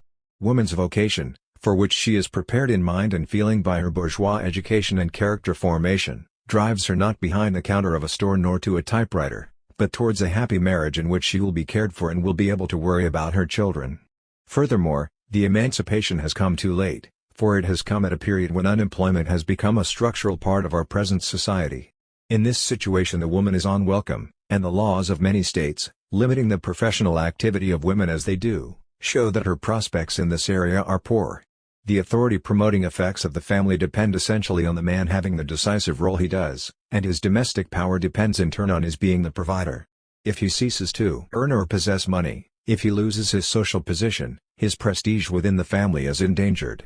Then he experiences in his own life the working out of the law of the bourgeois world, not simply because respect and love usually attend upon success, but also because the family falls into despair and decline and becomes incapable of such positive emotions. The authority structure of a particular family, however, can be strong enough for the father to maintain his position even after its material basis has disappeared, just as in the larger society particular groups can continue to prevail even when they have but little to contribute to society as a whole. Psychic and physical power, which grew out of economic power, thus shows its capacity for resistance. The power sprang originally from the material basis of society and the man's place in this mode of production, But the consequences of this dependence can in individual cases continue long after the father has lost his job. The reason for this may be that he impressed his power very deeply on the souls of his family during the time when he was provider, or it may be that the widespread and deeply rooted conviction of the father's role continued to keep wife and children in line. Such continuing dependence is not artificially produced but is mediated through the whole set of circumstances, the complex interaction of tensions and contrasts. The rhythms and forms in which the economic factor makes its influence felt in particular types of family are numerous and diverse, and the factors which militate against this influence are a chief subject of contemporary research. 81 The cultural forces which mediate between economy and family determine the family type, as well as how the general rule is applied to particular cases and what inhibiting forces it encounters, but they do not lessen the rule's universal historical validity. The idealization of paternal authority, the pretense that it comes from a divine decision or the nature of things or reason proves on closer examination to be the glorification of an economically conditioned institution. There is a diversity within social groups which depends on level of income, and it influences family structure. Especially in times when conditions in the labor market were more or less tolerable, the great mass of proletarian families took the bourgeois family as its model. But when, especially in the early capitalist period, there was a need to put children to work and when, consequently, authority began to be exercised in crueler ways, these proletarian families took on a new shape. The demands of extensive industrialization do away with the pleasant home and force husband, and often wife as well, into a difficult life outside the house. There can no longer be any question of a private existence with its own satisfactions and values. In the extreme case, the family becomes the available form of sexual satisfaction and, for the rest, a source of multiplied anxieties. Yet this last state of the family, when the original orientation to the family has largely disappeared, can be the basis for cultivating the same sense of community as binds such men to their fellows outside the family. That is, the conception of approximately possible society without poverty and justice, and the consequent efforts to improve conditions and to make such a society a reality, replace the individualistic motive as the dominant bond in relationships. Out of the suffering caused by the oppressive conditions that prevail under the sign of bourgeois authority, there can arise a new community of spouses and children, and it will not, in bourgeois fashion, form a closed community over against other families of the same type or against individuals in the same group. Children will not be raised as future heirs and will therefore not be regarded, in the old way, as one's own. Insofar as the work of such children, if work for them is still possible, is not limited to securing their daily food, it will contribute to the fulfillment of the historical task of creating a world in which they and others will have it better. When education is shaped by such a familial mentality, children will learn, less perhaps through explicit instruction than through spontaneous behavior and tone of voice, that the knowledge of facts is to be clearly distinguished from the acceptance of facts. Of course, as unemployment grows and free work becomes not only uncertain but ultimately the privilege of relatively limited and carefully chosen segments of the population, the kind of future-oriented family we have been describing will come rare. Complete demoralization, submission and utter hopelessness to every master, lays hold upon the family as well as the individual. Impotence and lack of opportunity for productive work have already in good measure crushed out the beginnings of new types of education. Authority is the more treasured as creative powers wane. 82 The continuance of the bourgeois family by economic forces is supplemented by the mechanism of self-renewal which the family contains within itself. The working of the mechanism shows above all in the influence of parents on their children's marriages. When the purely material concern for a financially and socially advantageous marriage conflicts with the erotic desires of the young, the parents and especially the father usually bring to bear all the power they have. In the past, bourgeois and feudal circles had the weapon of disinheritance as well as moral and physical means of imposing the parental will. In addition, in the struggle against the unfettered impulses of love, the family had public opinion and civil law on its side. The most cowardly and spineless men become implacable as soon as they are able to make their absolute parental authority prevail.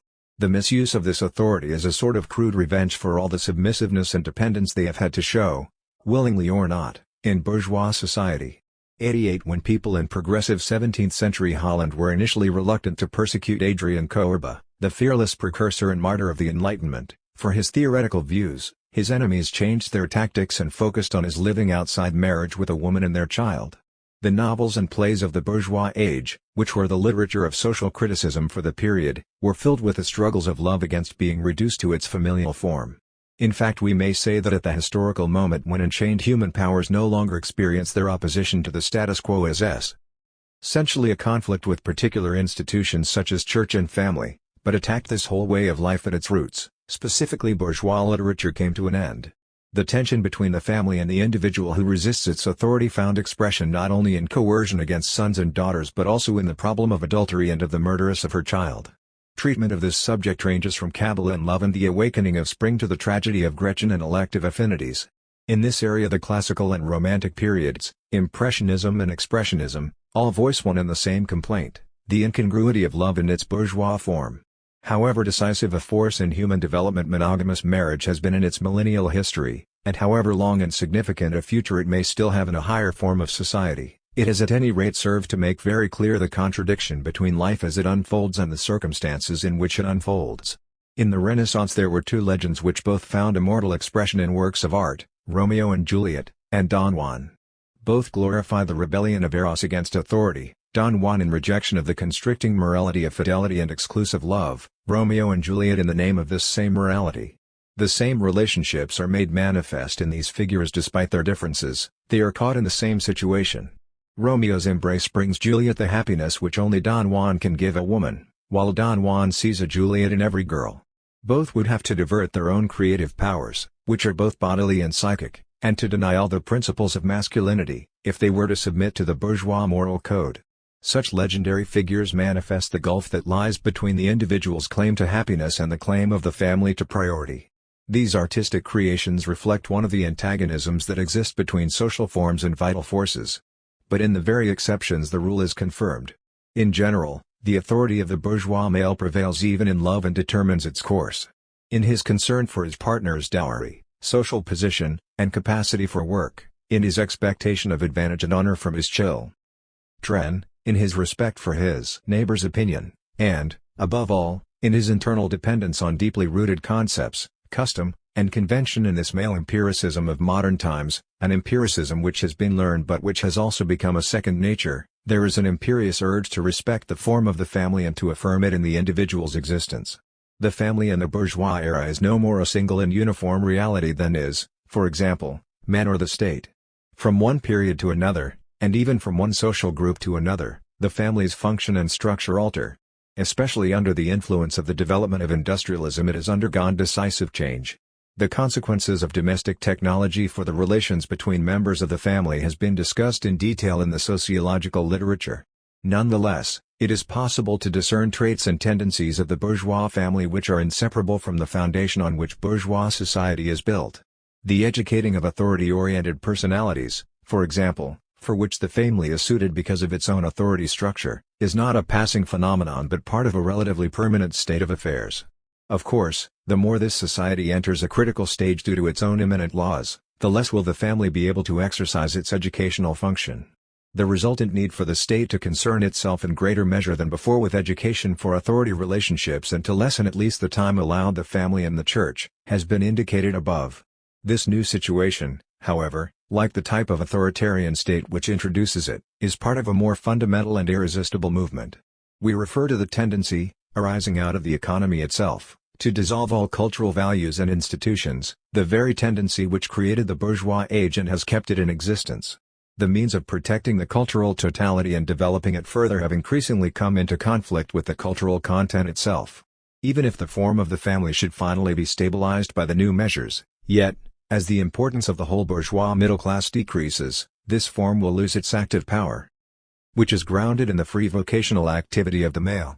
In the end everything about the family as we have known it in this age will have to be supported and held together in an ever more artificial fashion. In the face of this will to preserve, cultural forces themselves will come more and more to seem like counterforces which need regulation. In the bourgeois golden age there was a fruitful interaction between family and society, because the authority of the father was based on his role in society, while society was renewed by the education for authority which went on in the patriarchal family.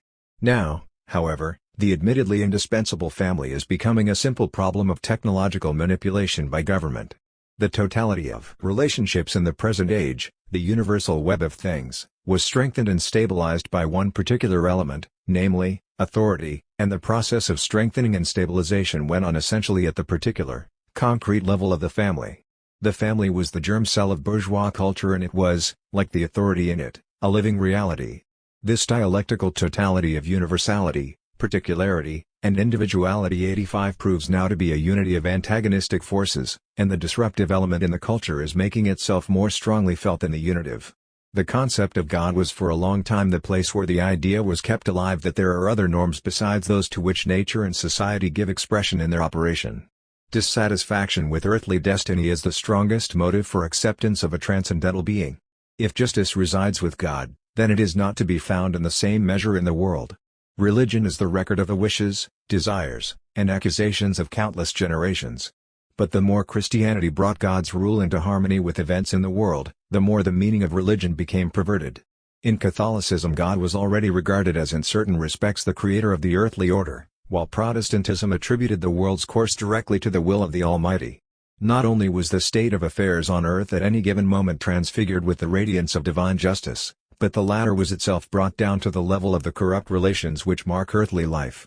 Christianity lost its function of expressing the ideal, to the extent that it became the bedfellow of the state. The productive kind of criticism of the status quo which found expression in earlier times as a belief in a heavenly judge today takes the form of a struggle for more rational forms of societal life. But just as reason after Kant, even though it knows better, cannot avoid falling into shattered but nonetheless recurring illusions, so too, ever since the transition from religious longing to conscious social practice, there continues to exist an illusion which can be exposed but not entirely banished. It is the image of a perfect justice. It is impossible that such justice should ever become a reality within history. For, even if a better society develops and eliminates the present disorder, there will be no compensation for the wretchedness of past ages and no end to the distress in nature. We are therefore dealing here with an illusion, the spontaneous growth of ideas which probably arose out of primitive exchange.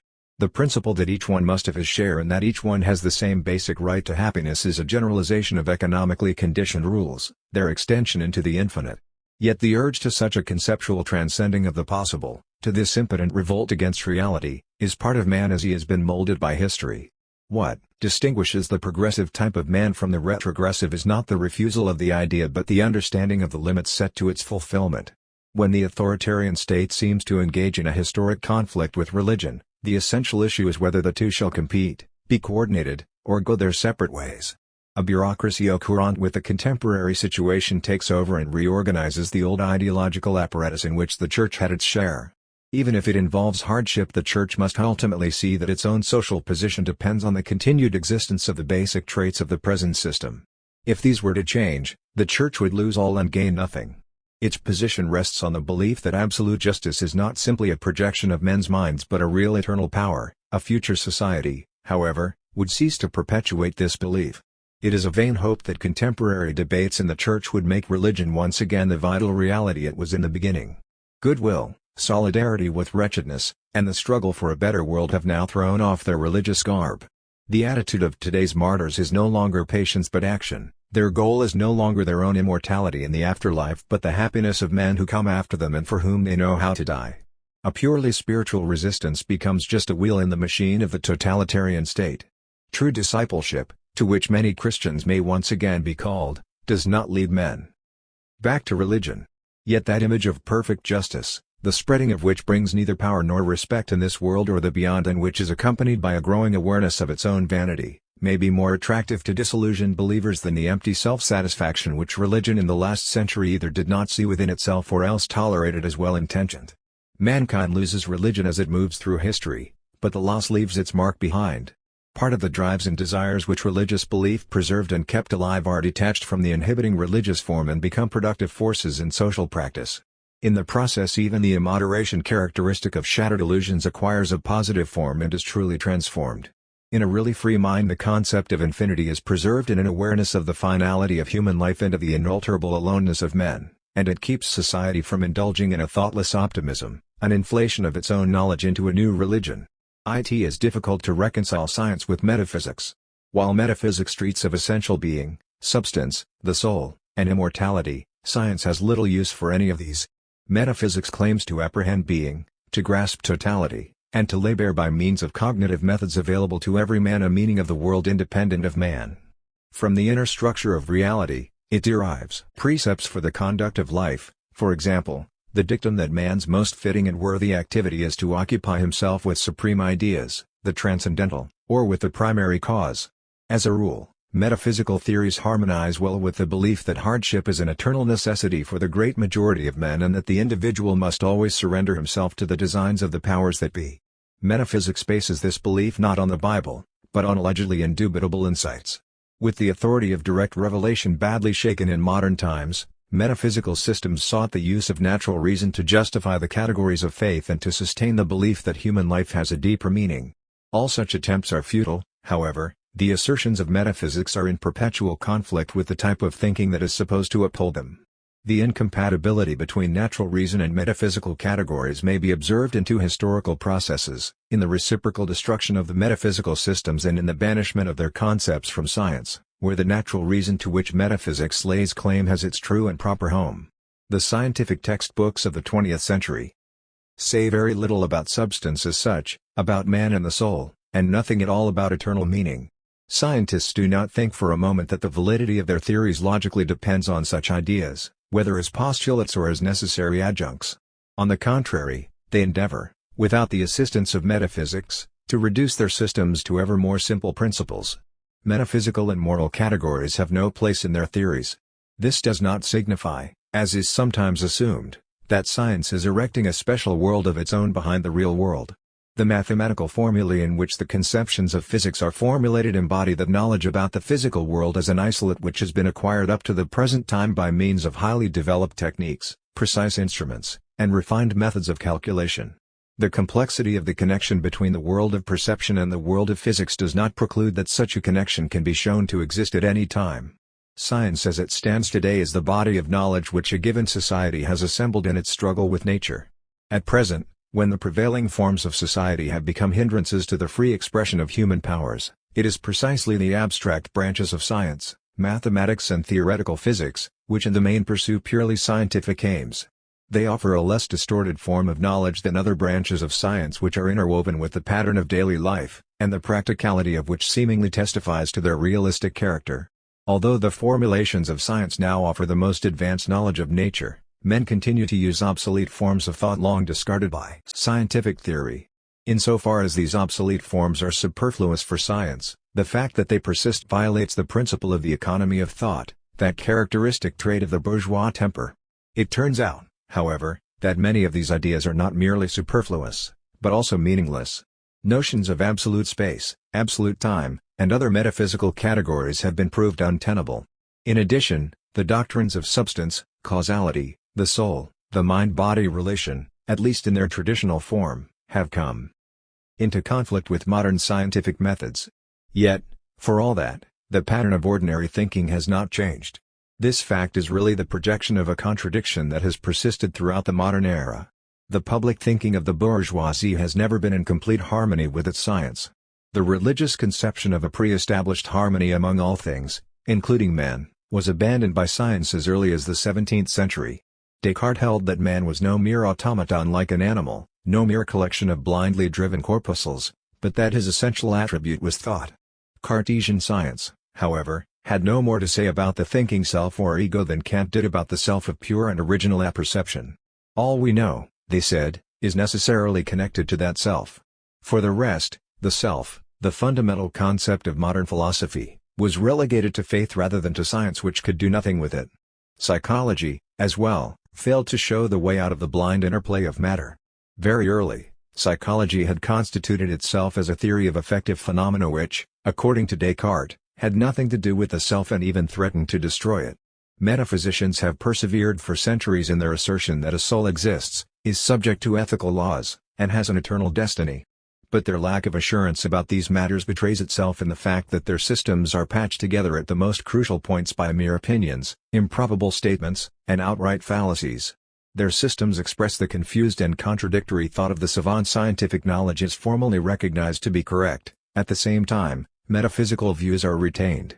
With science alone, mirroring as it does the chaotic reality in nature and society, the dissatisfied masses and thinking individuals would be left in a dangerous and desperate state. Neither their private nor public store of ideas can do without a covering over ideology. For this reason it was necessary to maintain science and metaphysical ideology side by side. All systematic thought of the last centuries has concerned itself with this contradiction. The traditional task of philosophy, as handed down from the Middle Ages, consisted in explaining the worldview of religion by means of natural reasons, that is, scientifically. To this day, the Cartesian solution that there are two distinct substances prevails in the average consciousness as the most plausible answer. According to this doctrine, there is, on the one hand, a world of sense which can be construed realistically or spiritually. It is possible to observe and predict regularities in this world. The world, nevertheless, does not exist through itself alone, but is transitory, as are all things. On the other hand, there is man who, as a rational being, is thought to participate in a higher order, whether in the sense that his character and his actions are regarded as a product of transcendental forces and decisions or in the sense that they have transcendental consequences. In any event, the true being of man belongs to different spheres from those of natural or merely human history. Belief in design is thus linked with science. To deny the observations and theories of science would have been absurd. The whole body of science is itself nothing but the refined body of empirical knowledge of the bourgeois individual. His society could not entirely dispense with illusions, however. Metaphysical illusions and higher mathematics form constituent elements, as it were, of his mentality. Philosophy is merely the domain in which a systematic effort was made to reconcile the two in some manner. Every man of science and, to some extent, every member of bourgeois society finds his own private solution to the problem, or at least keeps this problem more or less definitely in the background of his consciousness. We need only study the memoirs and biographies of the typical representatives of the modern era to find this fact confirmed. As the interests of outstanding scientists become increasingly specialized, the naive simplicity of their solution conflicts ever more strongly with the accuracy and rigor of the methods they use in their scientific procedure. Max Planck, the originator of the quantum theory, is thoroughly convinced, on the basis of his scientific experience, that all events, even those in the realm of mind, are conditioned by natural occurrence. On the other hand, he is unwilling to give up the metaphysical conception of free will because the moral and political views he entertains presuppose that conception. The will of the other person is governed by causal laws. His every volition, provided that we possess reasonably accurate information regarding antecedent conditions, may, in principle, at least, be conceived as a necessary effect of causal laws and predictable in every detail. One's own will, however, can be comprehended causally only as regards acts in the past. As to acts in the future, our will is free. The remote plausibility of this explanation is typical of the proposals of the more straightforward scientists. Their education, based on bourgeois traditions, is responsible for the uneasiness which assails them when they examine the world they serve. The price paid them in money, position, and influence attests to their contribution to the social whole, yet they see this society as in many respects comfortless. They dare not call its present form into question, therefore, they seek refuge in metaphysical beliefs like the idealistic view of conscience and freedom. Philosophy patches the objective rigor of science and such beliefs into a worldview so as to assure in our conduct of life perfect harmony with our own selves, internal peace. And with this peace in their hearts, the savants placidly witness the destruction of the human race. The various attempts at harmonization fall into two extremes. One is the statement that science is the only possible form of knowledge and that the last traces of metaphysical thought must give way before it. The other is the deprecation of science as a mere intellectual technique answering to subordinate considerations of human existence. True knowledge, it is urged, must emancipate itself from science. During and after the war, the typical directions taken by this anti-scientific view were romantic spiritualism, Lebensphilosophy, and material and existential phenomenology. The new metaphysics, an outgrowth of religion, preserved the belief that man could expect more through and from himself alone than from the existing order. It was a manifestation of man's dissatisfaction with the valuation attached to him and with what he experiences. It does not take long to see what this valuation for which metaphysics attempts to compensate really is. A man discovers what he is actually worth in this world when he faces society merely as a man, without money, name, or powerful connections, stripped of all but his native potentialities. He soon finds that nothing has less weight than his human qualities. They are prized so low that the market does not even list them. Strict science, which acknowledges man only as a biological concept, reflects man's lot in the actual world. In himself, man is nothing more than a member of a species.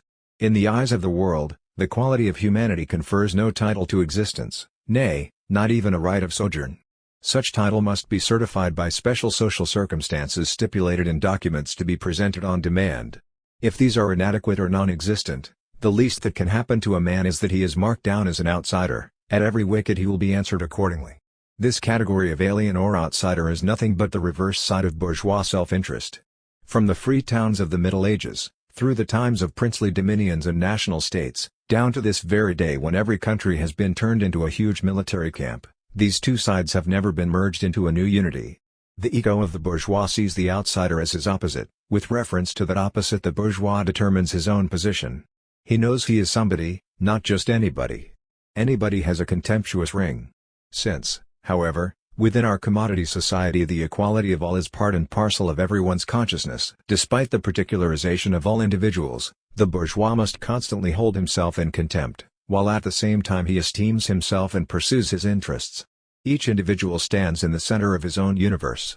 As for the world outside, he is fully aware that he is superfluous there. The dreams of metaphysics provide an escape from these experiences of everyday life which have been etched deeply into his soul, try as he might to eradicate them. In these dreams the isolated, insignificant individual can identify himself with superhuman forces, with omnipotent nature, with a stream of life, or an inexhaustible world ground. Metaphysics gives significance to his existence. It explains that his lot in this society is mere appearance. The world of appearance, it asserts, sustains its value through his inner decisions, through the metaphysical freedom of the personality, and it stands in relation to genuine and true existence. The disparagement of empirical evidence in favor of a metaphysical world of illusion has its origin in the conflict between the emancipated individual of bourgeois society and his fate within that society. In private life this philosophical belittling of science acts as an opiate, in society, as a fraud. In contrast to this metaphysics, positivism is hostile to everything that savors of illusion. Here, only experience, purified experience in the strict sense it has received in natural science, is called knowledge. To know is neither to believe nor to hope. The most fitting formulation of man's knowledge is positive science. For the rest, the starting points of science, direct observation and the language of everyday life, may also be of service as crude implements. This emphasis cannot be linked with any one name in the history of philosophy. Metaphysicians like Descartes and Spinoza showed it to an extent, while positivists like Comte and Spencer, who gave the trend its name, had too many admixtures of Weltanschauung to personify Simon pure positivism. Present-day positivism usually traces its origin to Hume on the one side and to Leibniz on the other. It combines skeptical empiricism with a rationalized logic which it seeks to render more fruitful for science. The ideal it pursues is knowledge in the form of a mathematically formulated universal science deducible from the smallest possible number of axioms, a system which assures the calculation of the probable occurrence of all events. Society, too, is to be explained in this way. This last, positivism admits, is an ideal that is still far off, but it holds out hope that in the not-too-distant future, social phenomena will be completely clarified and brought into suitable relation with the underlying factors of the total system. Ultimately, according to positivism, the events of the human world will be predicted with the same degree of probability as all other events. The only difference is that it will be necessary to wait a little longer for the results of future investigations in the special sciences to be applicable to social and cultural phenomena than to fields like psychology or biology. Besides science, there is art. Insofar as metaphysics is not out-and-out nonsense, it belongs to poetry. Knowledge is the exclusive province of science. The question as to what man is shall be answered by the course of daily life and by the physiological sciences and, to some extent, by psychology, which is reducible to them. The distinction between what an entity is and what it appears to be is altogether meaningless. Because of the fact that post-war metaphysics paved the way intellectually for the authoritarian system of government in Germany, it is not surprising that the neo-positivist mode of thought attracts wide circles opposed to fascism. In its most flourishing period, positivism did not limit its attack to metaphysical ideas about the beyond, but criticized organicist theories of state and society as well. Early in its history it criticized the fetishistic concept of the state together with the illusory concept of God. This clarification is entered on the credit side of modern positivism. One of the most significant documents of the Enlightenment states that the Romans worshipped their republic as some kind of entity differentiated from all the individual citizens who comprised it. They all spoke of it in that way, and it is in consequence of this idea that they demanded that every citizen sacrifice his interests, his happiness, and his life to this conception, although the peace and well-being of this republic were nothing other than the peace of all the individual citizens. For this document further asserts that the idea of God was looked upon in a similar way. It was a phantasm that hindered the development of man. Today the chief interests of scientificism no longer center about the struggle against such socially significant ideas. The question of the present-day aims of these theorists is usually answered with the statement that their work consists in removing the obstacles that bar the advance of mathematics and the natural sciences. In spite of this, the younger generation, searching for intellectual weapons against the totalitarian frenzy, attaches itself to the glorious past of this philosophy, especially in the universities, where it has established itself as the most thoroughgoing anti-metaphysical school. And yet, this philosophy in its present form is as securely bound as metaphysics to the established order. Though its relation to the existence of the authoritarian state may not seem obvious at first, nevertheless, it can be discovered easily. Neo-romantic metaphysics and radical positivism alike have their roots in the present sad state of the middle class. Having given up all hope of improving its condition through its own activity, the middle class, dreading a sweeping change in the social system, has thrown itself into the arms of the economic leaders of the bourgeoisie. The essence of the latest school of positivism is its union of empiricism with modern mathematical logic. Bertrand Russell stated at the International Congress for Scientific Philosophy in 1935, "In science, this combination has existed since the time of Galileo, but in philosophy, until our time, those who were influenced by mathematical method were anti-empirical, and the empiricists had little knowledge of mathematics." Modern science arose from the marriage of mathematics and empiricism. 3 centuries later, the same union is giving birth to a second child, scientific philosophy, which is perhaps destined to as great a career. For it alone can provide the intellectual temper in which it is possible to find a cure for the diseases of the modern world. 5. Russell's statement certainly exhibits great self-assurance. The movement of which he speaks has styled itself logical empiricism. It presents the sharp outlines of a school within which, as within the phenomenological school of Husserl, there already exist several distinct subgroups. Several noted scientists, working in various fields, have shown sympathy to this movement. Since it is not our intention to describe its history, but to point out the defects in its mode of thinking and its connection with this history of the bourgeoisie, we shall not dwell on the shades of difference among its adherents. Logical empiricism has this in common with the older empiricism: both hold that in the final analysis all knowledge about objects derives from facts of sense experience. Thus, Carnap thinks that all concepts are reducible to root concepts relating to given data, the immediate content of experiences. 6. As to the truth of theories, or, rather, their probability, the sciences make their appeal to observation and experience as the highest court. On the whole, the work of knowledge in all fields terminates with the successful prediction of the occurrence of sense data. A certain distinction does exist, however, between traditional empiricism and its modern successors on this point. The former defended the claim of the individual that society was organized in his behalf. Science, too, had to justify itself to the individual, and it did so by assuring him that it asserted only what everyone could see and hear. The individual was shown that physics and all the other sciences were nothing but the condensed expression, the purified form of his own everyday experiences, in other words, that they were not different from the devices he used in practical life, except that they were more systematic, permitting him to orient himself to reality with greater speed. The doctrine of man, though it was a restricted form of doctrine, therefore made up the content of this philosophy. It demonstrated that science begins with sense experiences and always has to refer back to them. Locke sought in his historical, plain method to give an account of the ways whereby our understandings come to attain those notions of things we have, and set down any measures of the certainty of our knowledge, or the grounds of those persuasions which are to be found amongst men, so various, different, and wholly contradictory. 7. Hume defined his task as the endeavor to explain the principles of human nature. This, he declared, was the only philosophical foundation upon which the sciences can stand with any security. 8. Although, in keeping with their liberal conception of society, Locke and Hume understood this definition of science as a human product in a purely individualistic sense and sought to grasp the genesis of knowledge in terms of a psychologist's epistemology, nevertheless their philosophy contains at least this dynamic element: the relation to a knowing subject. Modern empiricism disregards this relation altogether, even in its theory of the origin of concepts and judgments. Physics, as a definitely circumscribed intellectual technique, always deals with the formulated judgments of observers and not directly with observations. It follows that the criterion of experience is not the sense impression, as with Locke and Hume, but the judgment formulated about the impression.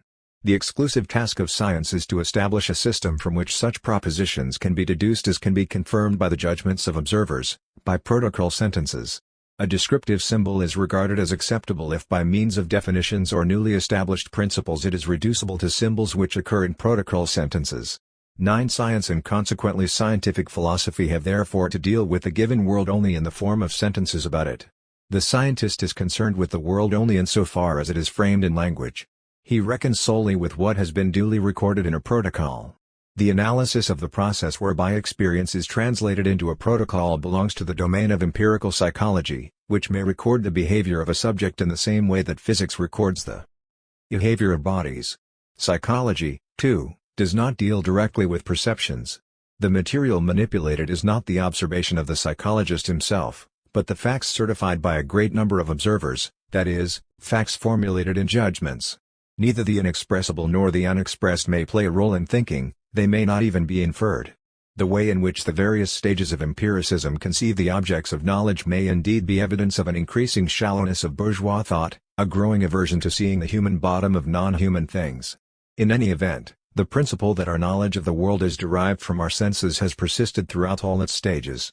Inasmuch as the meaning of this principle is limited to the statement that every assertion about anything in nature or in history must refer to a corresponding experience, its oppositional force is directed solely against belief in the hereafter. Rationalism did not contradict the principle, it simply did not isolate it as the fundamental law of philosophy. The rationalist systems of the 17th century employed the empiricist principle in connection with their doctrine that it is less important to devote attention to any single existent as it is, than to be able to mold and construct what exists in thought and in reality. Its belief in the possibility of completely dominating nature and society determined rationalism to concentrate on the problem of intellectual penetration of the world, on the modus operandi of reason. Mathematics is a means of producing objects from principles which the subject could develop in himself. The highest insights coincide with the foundations of being, they are not derived from single experiences, nor are they fixed arbitrarily. They make up the proper nature of rational thought, and every secret must yield to its constructive power. Every existent must legitimate itself in perception. If a thing is known to us only through perception, however, it remains a mere thing in itself. It becomes a thing for us only when we are able to make it ourselves. Such was the view of rationalism. As opposed to this, verification through perception is the alpha and omega of empiricism. It holds only to what is, to the guarantee of facts. The world is everything that is the case. The world divides into facts. 10 is the view expressed in the chief work of modern empiricism. With respect to the future, the characteristic activity of science is not construction, but induction. The more often something has occurred in the past, the more certain that it will in all the future. Knowledge relates solely to what is and to its recunants. New forms of being, especially those arising from the historical activity of man, lie beyond empiricist theory. Thoughts which are not simply carried over from the prevailing pattern of consciousness, but arise from the aims and resolves of the individual. In short, all historical tendencies that reach beyond what is present and recurrent, do not belong to the domain of science. Empiricism, it is true, untiringly avows its willingness to set aside any conviction if new evidence should prove it false. No rule of the physical language is definitive, and the test applies, at bottom, not to a single hypothesis but to the whole system of physics as a system of hypotheses.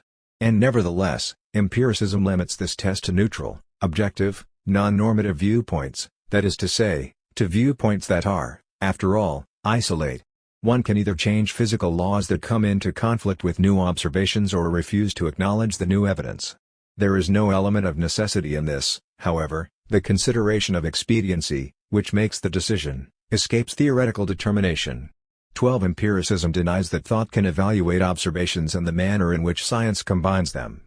It assigns supreme intellectual authority to the accredited science, the given structure and methods of which are reconciled to existing conditions. In the eyes of the empiricist, science is no more than a system for the arrangement and rearrangement of facts, and it matters not what facts are selected from the infinite number that present themselves. He proceeds as if the selection, description, acceptance, and synthesis of facts in this society have neither emphasis nor direction. Science is thus treated like a set of containers which are continually filled higher and kept in good condition by constant repair. This process, which was previously identified with the activity of the understanding, is unconnected with any activity which could react on it and thereby invest it with direction and meaning. Everything designated by idealism as idea and by materialism, as social practice and conscious historical activity, is related to science essentially as objects of observations and not as constitutive interests and directive forces, insofar as empiricism concedes them to be conditions of knowledge at all, auto noiret. 18. There is no mode of thought adapted to the methods and results of science and entwined with definite interests which may criticize the conceptual forms and structural pattern of science, although it is dependent on them. No criticism can be brought against a branch of technical science from outside. No thought fitted out with the knowledge of a period and setting its course by definite historical aims could have anything to say to the specialist. Such thought and the critical, dialectical element it communicates to the process of cognition, thereby maintaining conscious connection between that process and historical life, do not exist for empiricism, nor do the associated categories, such as the distinction between essence and appearance, identity and change, and rationality of ends. Indeed, the concept of man, of personality, even of society and class taken in the sense that presupposes specific viewpoints and directions of interest. In exceptional cases, when the empiricist does employ such concepts, he restricts them to a purely classificatory function as if they were zoological genera. For this very reason, the structure of knowledge and consequently of reality as far as the latter can be known is as rigid for him as it is for any dogmatist. The empirical and rationalist modes of thought are more closely related in this respect than their adherents would presume. Notwithstanding their attacks on the basic conception of rationalism, on synthetic a priori judgments, that is, material propositions that cannot be contradicted by any experience, the empiricist posits the forms of being as constant in principle. The whole world has its place in a fixed system which is not definitive at any one time, and it is absurd to speak of a single and comprehensive system of science. 14. Yet the statement that the correct form of all knowledge is identical with physics, that physics is the great unity of science in terms of which everything must be stated, posits certain forms as constant. Such an assertion constitutes a judgment a priori. The empiricist further states that the meaning of all concepts of science is determined by physical operations. He fails to see that the concept of the corporeal, in the sense peculiar to its use in physics, involves a very special subjective interest, involves, indeed, the whole of social practice. 15. The naive harmonistic belief which underlies his ideal conception of the unity of science and, in the last analysis, the entire system of modern empiricism, belongs to the passing world of liberalism. One can come to an understanding with everybody on every subject. According to the empiricists, this is a fortunate coincidence which one need not analyze to determine its significance and bearing. One simply hypostatizes it as a perfectly general structural property of experience. 16. Ernst Mach paved the way for the view that subjective factors could, in principle, be eliminated. He admitted them only as the influence of the nerves of our body upon our perceptions. 17. Natural science, he stated, compensates for this subjective influence by using a great number of observers instead of a single subject to study events. In this manner it is possible to eliminate accidental differences introduced by individual nervous systems and to purify physical events of all subjective admixtures. An unhistorical and uncritical conception of knowledge and to the hypostatic of the particular methods of procedure employed by natural science. It results in the view that all theoretical differences which rest on historically conditioned antagonisms of interest are to be settled by a crucial experiment rather than by struggle and counter-struggle. The harmonious relation of individuals to one another becomes a fact, therefore, that has even more general character than a law of nature. It becomes, in some degree, an eternal fact, and thus falls directly in line with the principles of rationalism and transcendentalism. The determined value of a physical magnitude in any concrete case is independent of the experiment or a difference of opinion between two observers concerning the length of a rod, the temperature of a body, or the frequency of an oscillation, is never regarded in physics as a subjective and therefore unresolvable disagreement. On the contrary, attempts will always be made to produce agreement on the basis of a common experiment. Physicists believe that when such agreement is not found in practice, technical difficulties, imperfection of instruments, lack of time, etc., are the cause. Physical determinations are valid intersubjectively. 19. The same holds true for all other languages used in science, biology, psychology, and the social sciences. All can be reduced to the physical language. 20. Thus, the whole of science becomes physics.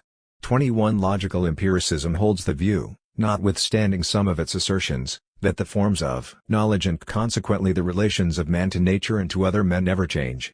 According to rationalism, too, all subjective and objective potentialities are rooted in insights which the individual already possesses, but rationalism uses existing objects as well as the active inner strivings and ideas of man to construct standards for the future. In this regard, it is not so closely associated with the present order as is empiricism with its confusion of the concept of novelty with inadequate predictability.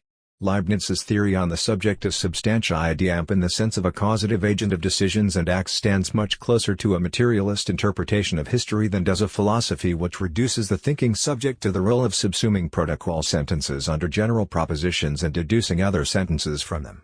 Empiricism rejects the notion of the subject in toto. The conception of development or tendency, too, presents little difficulty for it. Development or tendency, it states, merely means the probable behavior of objects, predictable on the strength of observed regularities of recurrence. The known modes of behavior of each object in a definite environment or situation are the partial tendencies of that situation. The probable event is the resultant of all partial tendencies. Behaviorist psychology seeks to formulate a doctrine of man by the exclusive use of the concepts and methods of the sciences that deal with inorganic matter. Historical tendencies, one might think in conformity with behaviorist views, seem to be distinguished from physical tendencies in that human volitions are involved in the former. But behaviorism declares that the human will is just like the other regularities in nature. William James had suggested that every voluntary act is a movement conditioned by prior thought.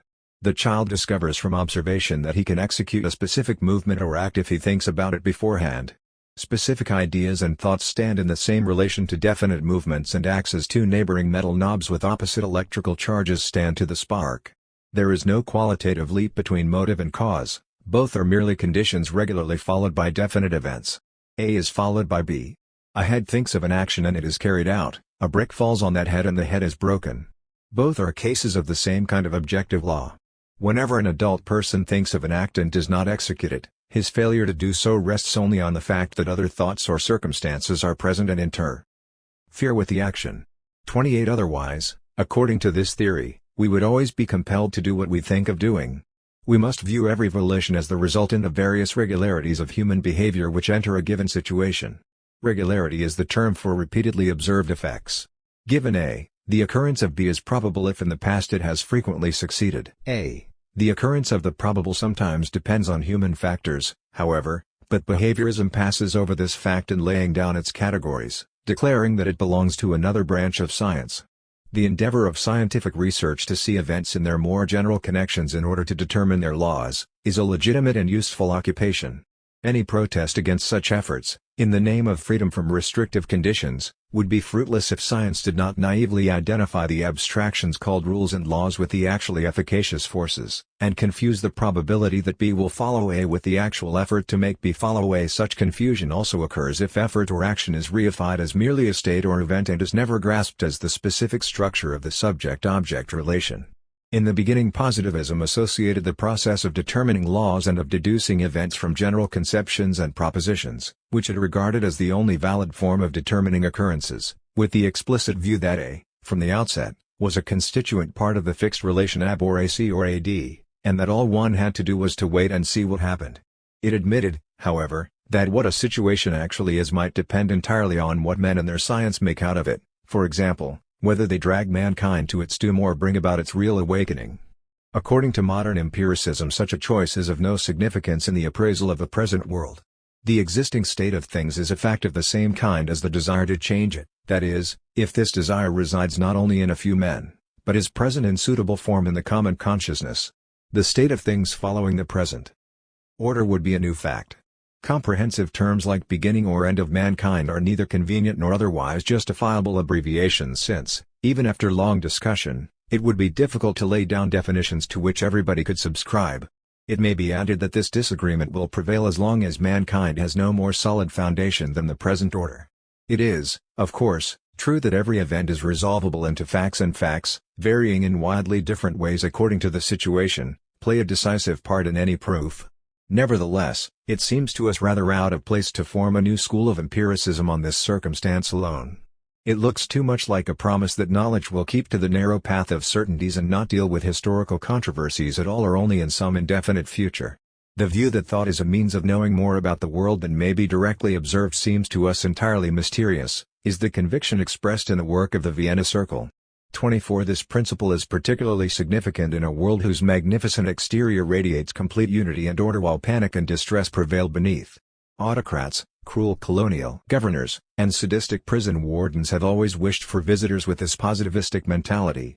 If science as a whole follows the lead of empiricism and the intellect renounces its insistent and confident probing of the tangled brush of observations in order to unearth more about the world than even our well-meaning daily press, it will be participating passively in the maintenance of universal injustice. In reply, empiricism might raise the question, would the intellect be confident that it knows the underlying truth if it did not have observations of its own to set against the countless observations of the day? In countering experience, the intellect must itself appeal to experience, for its concepts are not inborn or inspired. The answer is that it is precisely because facts are referred to when other facts are being exposed or abolished, and because facts, as it were, are involved in everything on every hand, that constructive thought which evaluates facts and discriminates between surface and pith is of such supreme importance in every decision. The term empiricism is either entirely meaningless today or it constitutes the abandonment of reason in the proper sense of the word. The role of empiricism throughout the world may be illustrated by many examples. The following incident, dealing with the son of Karl Vogt, the critic of Marx, is taken from an article by F. de Spengler. In his fine book devoted to the memory of his father, he recalls with smug amusement a remark of Professor Schiff to the members of an anti-vivisectionist society who wished to inspect the university laboratories. He told them that, although the animals were by no means asleep, the visitors would not hear a single sound. A simple transection of their vocal cords had deprived the animals of the ability to give voice to their suffering. 25 The pleasure which the younger Vogt derived from the gullibility of those good people is a perfect example of the pleasure to be derived from naive empiricism in a world in which everything is attuned to deception. Just as it is possible to foretell the actions of individuals, by methods of procedure identical with the prediction of physical processes, it is also possible to make predictions concerning social groups. The empiricist theory of society is social behaviorism. States, nations, age groups, and religious communities are all complexes composed of single elements, the individuals. Such composite groups exhibit certain relationships conforming to specific laws, they have a definite physiognomy. Scientific study has shown that division into social classes, which plays an increasing role in political life, can be represented sociologically. An anthropology of the unpropertied classes produces biologically noteworthy material. 26. To be sure, the theory of society is not so amenable to experimentation as physics.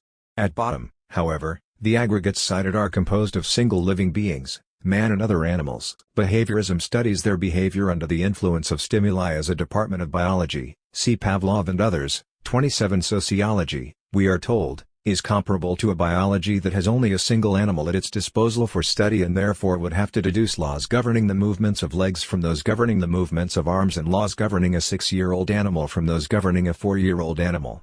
In such cases, too, experience about change has shown that the relevant laws change according to definite rules. 28 The empiricists feel certain that in following this method significant changes are not known beforehand. Comparisons of the total complexes do not allow us to predict revolutions unless they are common occurrences.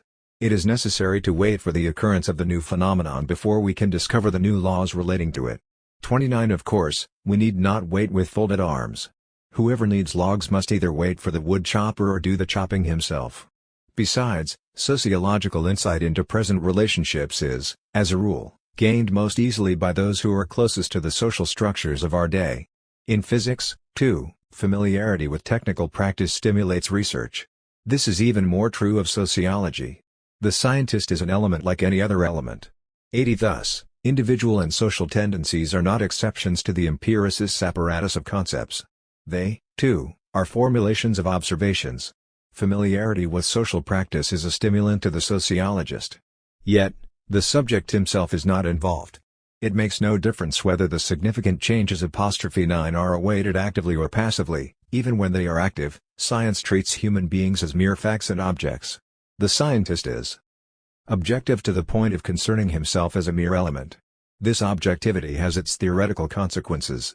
Since society is itself regarded as nothing more than the aggregate of all individuals, the difference between subject and object, knowledge and the content of knowledge, theory and practice, even on the social plane, is not treated as something that is incessantly shifting, constantly being rearranged in the course of history, but is non-existent, as an empty phrase. The problem of this shifting critical relationship between consciousness and being has always stood in the center of both idealist and materialist philosophies. In empiricism it has resolved itself as it were, of its own accord. There are nothing but facts, and the entire conceptual apparatus of science serves to determine and predict them. When the relation of consciousness to the objective world does come under consideration, it is in turn treated as a collection of facts, such as habits conditioned physiologically or in a similar way. Any other mode of consideration is meaningless. Under present-day methods of production, science is more interested in the results of abstraction than in the theoretical reconstruction of the whole. Animals, human beings, and society are one and all regarded as aggregates of things and events. The process which brought these abstractions into being in the course of social praxis does not enter the consciousness of science. Empiricism always treats thought on the level it has reached at any one time. If it is reminded of the genesis of these abstractions, it refers the problem to psychology or sociology, or places it in the care of some other discipline. Its assertions always tend to point out that all that can be ascertained are facts and nothing but facts. When we analyze our volitional acts, we find desires, feelings, ideas, and movements which are interconnected. It would be nonsensical to speak of a subject or of a reality that could not be given, but lay before or behind individual facts and their interrelations. If we speak of the subject alone, without going any further, we must view it as an isolated object, a set of physical events like every other set. How would it otherwise be possible to reach an agreement in a world of misunderstandings? The real subject disappears behind this or any other linguistic fixation which may or may not be to the point. We are not to speak of the subject, nor, if we follow the logical empiricists, of any reality independent of consciousness. This school believes that it has disposed of all problems by such dubious purifications of language. The conception that science establishes and classifies given data with a view to predicting future facts and that such a function exhausts the tasks of science, isolates knowledge and fails to remedy that isolation. The consequence is a ghost-like and distorted picture of the world. The empiricists, however, fail to see that this is the case. According to them, when scientists take part in activity they transform themselves from scientists into acting beings, that is, they become elements, data, facts, as soon as they reflect on their activity. However, they are retransformed into scientists. The trained specialist qua scientist looks upon himself as a chain of judgments and inferences, qua member of society, he regards himself as a mere object. The same holds for everyone. The individual is divided into innumerable functions, the interconnections of which are unknown. In society a man is paterfamilias under one aspect, Alzinus man under another, thinker under a third. To be more precise, he is not a human being at all, but all these aspects and many more in an inevitable succession.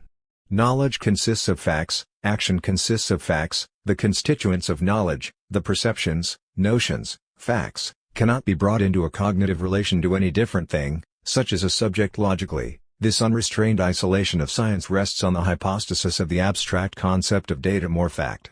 From Descartes on, only that which every individual could recognize as existing was to be accepted as such. Empiricism, however, by eliminating the subject has eliminated the critically discriminating factor, and has therefore obliterated all distinction between the concept of the datum and that of anything else, so that datum, fact, and object merely seem to possess determinate meaning. The special sciences are to deal with particulars and discretes. As distinct from them, philosophy is to deal exclusively with the nebulous sphere of the universal, with facts as such, with mere propositions, with language apart from content, with pure form. Reason cannot decide over these branches of knowledge or the connection between them, any more than it can over the other elements of social reproduction. Its function is restricted to the discrete fields of social research and branches of science, that is to say, it exists only in the form of understanding. In view of this restriction, philosophy has no other course than to take the meaningless universality of given facts for the whole world. Empiricism falsely considers this universality to be particular and determinate, and the only thing that can be believed. In the older forms of empiricism, this equating of the world in mere data, this leveling down of all praxis was connected with either religious or skeptical ideas, and therefore had merely a problematical character. Berkeley was unable to understand that the existing order is a product of the life process of society in which the individual is an active participant. The alienation of the product of social labor from the isolated individual also appeared as a hypostatization of facts.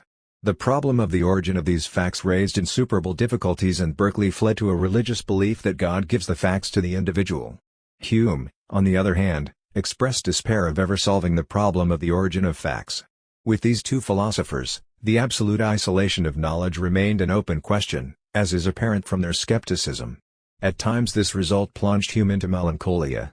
The intense view of these manifold contradictions and imperfections in human reason has so wrought upon me, and heated my brain, that I am ready to reject all belief and reasoning, and can look upon no opinion even as more probable or likely than another. Where am I, or what? From what causes do I derive my existence, and to what condition shall I return? Whose favor shall I court, and whose anger must I dread? What beings surround me? And on whom have I any influence, or who have any influence on me? I am confounded with all these questions, and begin to fancy myself in the most deplorable condition imaginable, environed with the deepest darkness, and utterly deprived of the use of every member and faculty. 81 He felt that the elimination of constructive thinking, the obliteration of the opposition between subject and object, theory and practice, thinking and willing, to which his philosophy, the philosophy of the rising bourgeoisie, led, had a disturbing, negative aspect.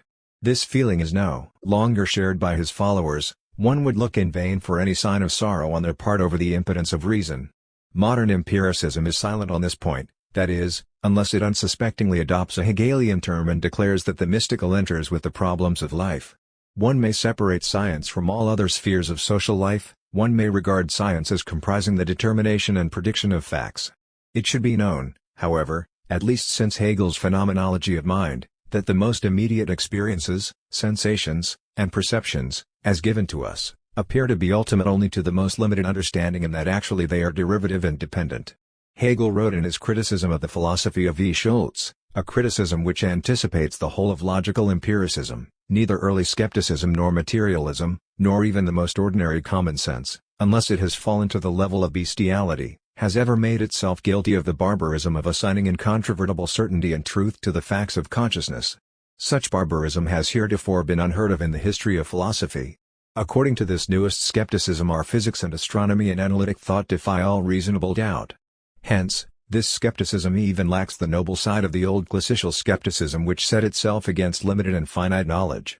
82 The development of idealistic philosophy in Germany, from its beginning with Leibniz to the present, has been able to confirm the insight that the world of perception is not merely a copy nor something fixed and substantial, but, to an equal measure, a product of human activity.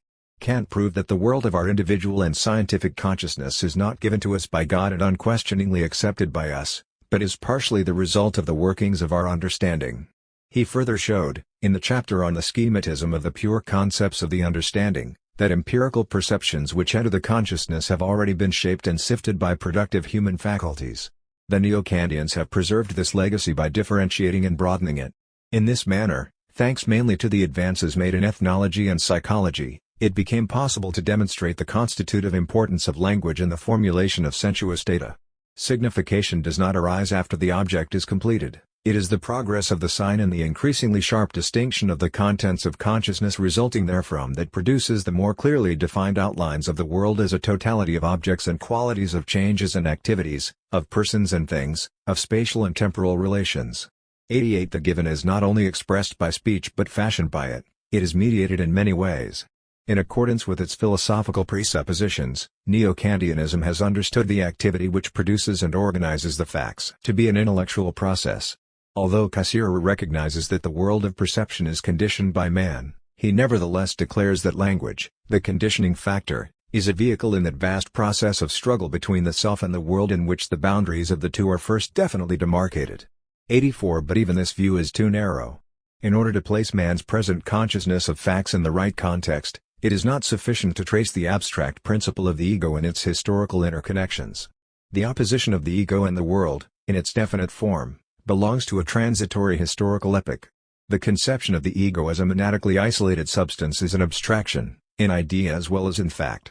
The disciples of classical idealism conceived the conditionality of perception idealistically, and made use chiefly of transcendental, that is, intellectual factors, in order to balance the one-sided doctrine that knowledge consists in accumulating facts. In so doing they showed better judgment than those who would equate knowledge of facts with knowledge of reality. The name empiricism itself betrays the lack of any such judgment. The facts of science and science itself are but segments of the life process of society, and in order to understand the significance of facts or of science generally one must possess the key to the historical situation, the right social theory. Empiricism, especially in its latest form, which has gone so far as to abandon the criterion of personal observation and which intends, in all strictness, to rely exclusively on the logical perfection of the system and on protocol sentences, can easily come to disaster. We can illustrate this point readily. Let us suppose that in a definite country at a definite time the science of man, economics, history, psychology, and sociology are completely attuned to the principles of empiricism.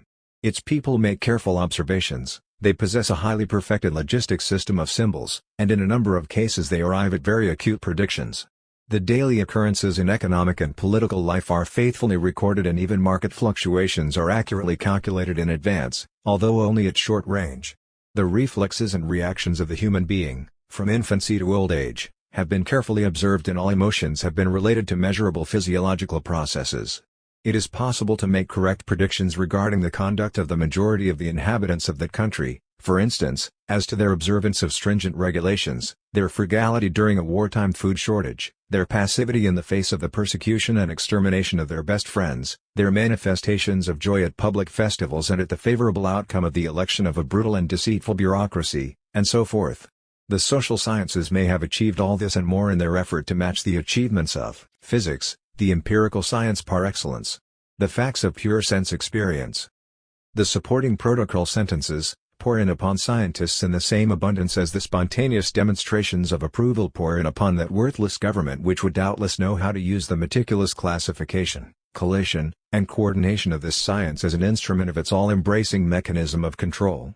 And yet, the picture of the world and of man produced by these scientific devices might be vastly different from the truth actually attainable at that very time.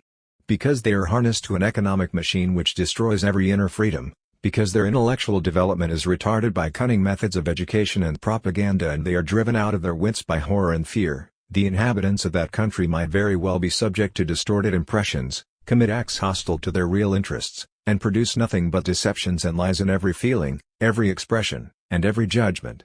In all their acts and utterances, they might be possessed, in the strict sense of that word. Their country would then resemble both an insane asylum and a prison, and its smoothly working scientific research would not be aware of it. Their science could improve physical theories, play a prominent part in food and war chemistry as well as in astronomy, and reach unheard of heights in the creation of means for the derangement and self-annihilation of the human race. It would, however, entirely miss the decisive point. It would not notice that it had long become its own opposite. Although some of its departments might have reached the highest eminence, science itself would have turned into barbarous ignorance and shallowness. Empiricism, however, would have to exalt that science which imperturbably continues to discover, label, classify, and predict facts.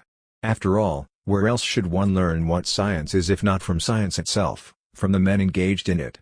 And these men are perfectly agreed on the fact that everything is in order. Empiricism could easily come to such a fate without having the slightest conception of how to avoid it. Should those resolute groups who are no longer able to bear life under that oppressive order emerge victorious in their struggle, a struggle which the impassive fact-finding mechanism of science does not see, the whole scene would be changed in one stroke. Science would be surprised, but, according to empiricism, no shadow could thereby fall upon its reputation.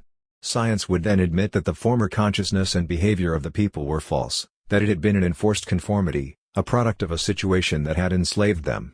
After a few years, human development would be free and science would duly note the fact that the past epoch had been marked by intellectual confusion and the warping of human powers under extreme pressure. Indeed, the masses themselves would now realize that what they had formerly said and done, and even what they had thought in secret, were perverted and untrue. But how was science to have known or noticed these things at that time? The task of the scientist is to find facts, not to indulge in prophetic insights. According to the scientist, scientific predictions rarely deal with significant changes because observational material is lacking. We must wait for the emergence of the new phenomenon before we can find the new laws that govern it. The active groups and individuals who brought about that change, however, would stand in a different relation to theory. They did not move in an unbroken succession from scientists into men of action and back again into scientists. Their fight against the status quo combined the true unity of theory and practice. Fastening their eyes on a better life, they were able to see through the deceit of the established order. Their specific action was contained in their very mode of perception, just as the praxis of the faulty society was embedded in its misguided science. Even in sense perception they remained conscious and active agents. None of the trumpery recorded in protocols had escaped their penetrating attention. They saw through it all. Dialectic, too, notes empirical material with the greatest care. The accumulation of solitary facts can be most incisive if dialectic thought manipulates them. Within dialectical theory, such individual facts always appear in a definite connection which enters into every concept and which seeks to reflect reality in its totality. An empiricist methodology, on the other hand, would now realize that what they had formerly said and done, and even what they had thought in secret, were perverted and untrue. But how was science to have known or noticed these things at that time? The task of the scientist is to find facts, not to indulge in prophetic insights. According to the scientist, scientific predictions rarely deal with significant changes because observational material is lacking. We must wait for the emergence of the new phenomenon before we can find the new laws that govern it. The active groups and individuals who brought about that change, however, would stand in a different relation to theory. They did not move in an unbroken succession from scientists into men of action and back again into scientists. Their fight against the status quo combined the true unity of theory and practice. Fastening their eyes on a better life, they were able to see through the deceit of the established order. Their specific action was contained in their very mode of perception, just as the praxis of the faulty society was embedded in its misguided science. Even in sense perception they remained conscious and active agents. None of the trumpery recorded in protocols had escaped their penetrating attention. They saw through it all. Dialectic, too, notes empirical material with the greatest care. The accumulation of solitary facts can be most incisive if dialectic thought manipulates them. Within dialectical theory, such individual facts always appear in a definite connection which enters into every concept and which seeks to reflect reality in its totality. In empiricist methodology, on the other hand, and judgment are isolated and self-subsistent. They are single building stones which can be put together, interchanged, and partially remodeled. This treatment destroys meaning in all but those exceptional cases in which trivial, obvious statements, or statements that involve neither social nor historical problems, occur. When thought has to produce a picture of living things in which the functions of the single parts and the whole become clear only at the close of the intellectual process, empiricism fails completely. Dialectical thought integrates the empirical constituents into structures of experience which are important not only for the limited purposes served by science, but also for the historical interests with which dialectic thought is connected. As opposed to customary practice, the individual who is conscious of himself does not focus his attention merely upon the possibility of definite predictions and practical results, the universal requirements of natural science. When an active individual of sound common sense perceives the sordid state of the world, desire to change it becomes the guiding principle by which he organizes given facts and shapes them into a theory. The methods and categories as well as the transformations of the theory can be understood only in connection with his taking of sides. This, in turn, discloses both his sound common sense and the character of the world. Right thinking depends as much on right willing as right willing on right thinking. The meaning of theory for the consciously acting individual is quite different from its meaning for the empirical scientist. For the latter, theoretical forms are conventions to be taken over from prevailing scientific practice. Where, however, thought reaches beyond the given composition of social life, the theoretical pattern is not given a priori, but is a construct of empirical elements which consciously reflects reality as seen from the standpoint of the far-reaching interests of the individual. The processes of construction and presentation connected with his inquiries are proper elements of knowledge. In physics, according to the empiricist, a body is a string of events, connected together by certain causal connections, and having enough unity to deserve a single name. 35 The use of such names is, then, a convenient shorthand, and very little disagreement exists as to precisely what is connected by it. A glance at our human world, however, indicates that the views regarding causal relations, unity, and convenience of expression do not fit together as neatly as they do in physics. The autonomously acting individual discerns unity and interdependence where the servile consciousness perceives only disparity, and conversely.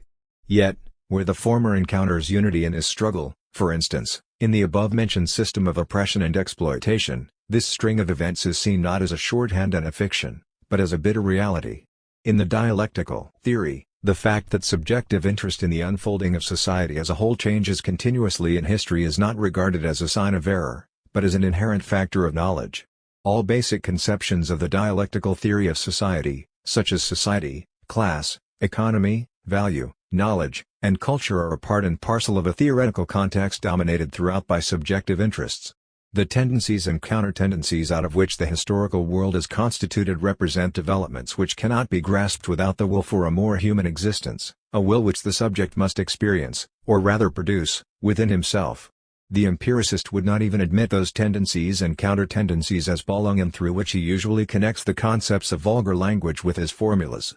The organization and constitution of man, which after the sweeping transformation in our imaginary country, even the empiricist recognized to be man's true form of organization although he must scorn this mode of expression, determined the consciousness of the participating groups even during the struggle leading to that transformation. These groups did not have to assert a single fact which was not empirically provable, provided that they were guided by the right interest. Rational knowledge does not controvert the tested findings of science. Unlike empiricist philosophy, however, it refuses to terminate with them. Empiricist philosophy could very well offer the reminder that the freedom realized in our imaginary country actually exists only in our fancy. Mention has already been made of the crucial point which empirical science fails to note, namely, the common interest and the idea of a truly human existence.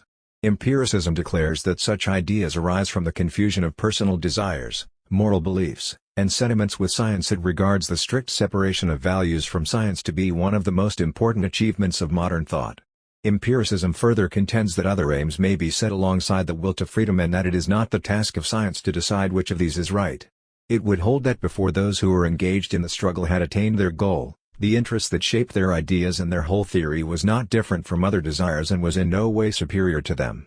The conception of a theory governed throughout by an interest, this argument concludes, is incompatible with objective science. Economists and other social scientists as late as the middle of the 19th century built their theories and systems on the prospect of a favorable evolution of the human race. Pure scientists of recent decades, however, would not take such considerations into account. Shutting all conscious social impulses out of their minds, they let themselves be guided in their work only by their unconscious impulses. They receive their problems, and learn the direction in which their solutions and predictions are examined to point from the status of their science and from the condition of the academic or public temper. These latter-day apologists for freedom from value judgments Wertfreiheit glorify the fact that thought has a subordinate role, that it has fallen to the level of a handmaiden to the prevailing objectives of industrial society with its extremely dubious future. The ruling powers can use thought that has renounced every determinative function. And the scientists, whose disparaging interpretation of values expresses just such a renunciation, help them along. They promise to conform by ignoring the direction in which the single steps of theoretical reflections lead and by maintaining that such indifference is equivalent to scientific rigor. Their position is comparable to that of the citizens of a tyrannical state who maintain that silent endurance of their yoke is faithfulness and loyalty to their rulers. 87 Intellectual rigor is as important for those who view conditions from the standpoint of conscious interest as it is for those who seek to eliminate interest from their considerations. Nor is a single word needed to prove that there is a type of promising partisanship which clarifies the historical situation. On the other hand, strict adherence to what happens to be given though it may have been the source of achievements in special departments of science, tends to prevent insight into human and social matters. When dialectical thought, anticipating the annihilation of the human race and wars and endless barbarism, takes it upon itself to speak of a general interest, to separate what is relevant from what is not, and to construct its ideas in this light, it does not always find unwavering support for its statements. Its difficulties are all the greater because the mass of people is still blind and ready to disavow anyone who thinks or acts in its behalf. Empiricists often remark that there is no essential difference between physics and social theory, except that the latter has not yet advanced as far as the former. It is true that the same spirit of harmony does not prevail among social theorists as among physicists. It does not follow, however, that the formation of concepts in social theory has to be deferred indefinitely and that categories, such as the common interest, the fettering of human capacities, happiness, and growth, have nothing to do with science at all. There are very basic reasons for the fact that social theory is accompanied by hesitation and doubt. In physics, the selection of material and concepts can be undertaken calmly.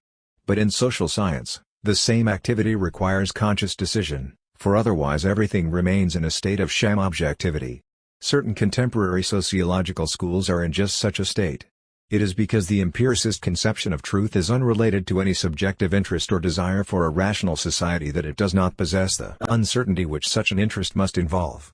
It degrades knowledge to the level of a bourgeois profession the members of which help to register, systematize, and reproduce the experience of the common man.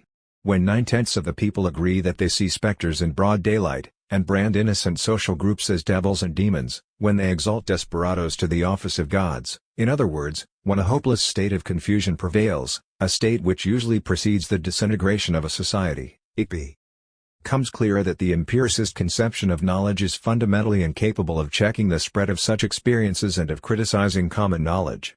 When the thoughtless crowd is mad, thoughtless philosophy cannot be sane. Besides, the empiricists have never been completely immune from Spiritism. 88 And this is the philosophical school that takes arms against metaphysics. It has been mentioned more than once in the preceding pages that modern and traditional empiricism are distinct. The new school of empiricism has frequently insisted that it goes beyond the traditional type. Logical knowledge is not derivable from experience alone, and the empiricist's philosophy can therefore not be accepted in its entirety, in spite of its excellence in many matters which lie outside logic. 89 The propositions of formal logic and mathematics cannot, then, be derived from empirical data. Since logical empiricism acknowledges that these formal sciences constitute its particular field of interest, without insisting, as did John Stuart Mill, on reducing them to the data of experience, it regards itself as a school of its own. This new kind of thought, which is distinguished from the mere establishment of facts, is quite discreet in face of the existing order of things. True to its origin, traditional logic has always attempted to comprise the most universal qualities of being within fundamental principles. Modern logic, on the other hand, declares that it comprises nothing, that it is wholly devoid of content. Its sentences are not supposed to reveal anything at all about reality. Rather, the entire system of logic as well as of mathematics which is a part of logic according to Whitehead and Russell is merely an extensively differentiated system of sentences about concepts, judgments, and syllogisms of the kind used in science and everyday life. According to Russell, the function of logic is to investigate these logical elements and, further, to lay down a foundational system for the various forms of judgment. This logic is called fonal because symbolic elements are manipulated without regard to their relation to reality, that is to say, without regard to the question of truth or falsity. The writing in the field hardly makes clear how form is to be determined apart from subject matter. As a rule the procedure is as follows. Several examples are cited in which it is usually quite clear that different facts or entities are denoted. It is then stated that what remains the same in all examples in spite of these differences is the form, while that which changes the content. On the other hand, propositions are cited in which there is no question regarding the fact that the object denoted is one and the same. In this case that which varies is designated as the form. After he has given examples of various propositions relating to Socrates in which the subject, Socrates, remains the same, Russell says takes the series of propositions, Socrates drank the hemlock. Coleridge drank the hemlock. Coleridge drank opium. Coleridge ate opium. The form remains unchanged throughout this series, but all the constituents are altered. Thus form is not another constituent, but is the way the constituents are put together. 40 Through its analysis of the formal elements of science, then, logic affords the possibility of discovering conceptual obscurities and apparent contradictions, of bringing to light alternatives that went unnoticed before, and of replacing complex theoretical constructions by simpler ones, of setting diverse forms of expression in harmony with one another in different branches of science, or in the same branch, and of creating greater uniformity. Like mathematics, it uses symbols for all formal elements and even attempts to use them for all operations. Logic deals algebraically with statements expressed symbolically, particularly in the syllogism, thus preventing many misunderstandings and promoting clarity. With great pride logic says of itself that it nowhere increases the store of material of knowledge in the sense in which the special sciences in their present form do. Its aim is to assist the sciences in formulating their results and in reaching mutual agreement. Its program, so to speak, consists in rationalizing scientific research. According to Carnap, there is no philosophy as a theory or a system of special propositions alongside of those of science. 41 It would, therefore, be a mistake to assume that the addition of logic in any way changes the general character of empiricism. The interpretation of logic as a system of linguistic forms devoid of content soon proves to be questionable, however, and it is quickly abandoned in the struggle with metaphysics. The separation of form and content cannot be carried out.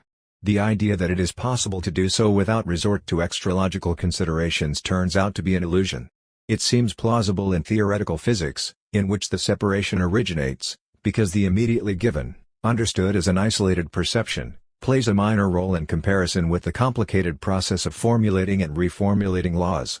In the social world, however, it is no accident that this bifurcation can only be supported by the most inane examples. For, in social sciences, the connection with material judgments and decisions is demonstrated from the very beginning. Every expression of the language has a definite meaning. A judgment is a compound symbol and every individual symbol in it is correlated either with a definite or indefinite entity. Judgments may, therefore, be dealt with in the same manner as any other definite thing. One may take out and replace elements, Substitute Coleridge for Socrates, and so on. 42. In order not to destroy the character of the judgment and replace it with meaningless constructions, it is necessary to observe certain rules in substituting symbols. The elaboration of such a system of rules was prompted primarily by logical difficulties encountered within mathematics and now forms a specially cultivated department of modern logic. The process of determining, however, whether or not a combination of symbols is to be called intersignificant, that is to say, the process of distinguishing between a meaningful statement and a combination of meaningless sounds, cannot be separated from a concrete decision on a material problem. The notion prevails that the logician need merely go to his colleagues in other departments of science or, perhaps, to journalists and businessmen to collect established facts from which he can then abstract the concept of form in the quiet of his study. This fallacious idea reduces logic to a type of thought that is strictly confined to the accredited classificatory systems of science and only explores relations between fixed conceptions. The type of thinking by which fixed conceptions are incorporated into constructions in which they assume specific meaning is not accessible to the formal logician. When judging human matters, he is restricted to trivial elements and relationships. In science as well as in everyday life he finds, apart from mathematical formulae, countless sentences the meanings of which are unmistakable even when torn from their context. The conceptions contained in these sentences can clearly be traced to root conceptions. These, in turn, may be traced to experiences which can be repeated in this society by anyone at any time. The experiences concerned deal with qualities and structures that are more or less undisputed. The statement, "Anthropods are animals having articulated bodies, jointed limbs, and a chitinous shell," unquestionably has meaning as a zoological statement. The meaning of other sentences, such as "Humboldt traveled in America," or "Tommy has a cold in the head," involves no problems.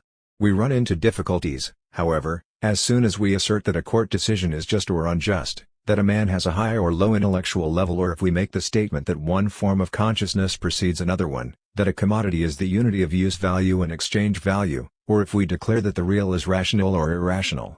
The validity of these judgments cannot be ascertained by recourse to statistical surveys, whether among common folk or scholars. Here, experience, the given, is not something immediate, common to all, and independent of theory, but is mediated by the whole 70 configuration of knowledge in which these sentences occur, even though the reality to which this configuration refers exists independently of consciousness. The precise relation of this theoretical whole to man and to the given world cannot be determined definitely. Just as everyday language and the language of the classificatory systems represent specific historical unities, intellectual productions, although they may agree with those systems in many general features, have their own peculiar structure and history. The manner in which the given is mediated by thought, the manner in which connections between the objects are brought to light, differentiated, and transformed, the linguistic structure in which the interaction of thought and experience is expressed, is the mode of presentation or the style. It is an insurmountable obstacle to formal logic. The development of natural science, too, influences perception. The theory of relativity, for instance, is an important factor in transforming the structure of experience, if experience includes the world of perception of everyday life as well.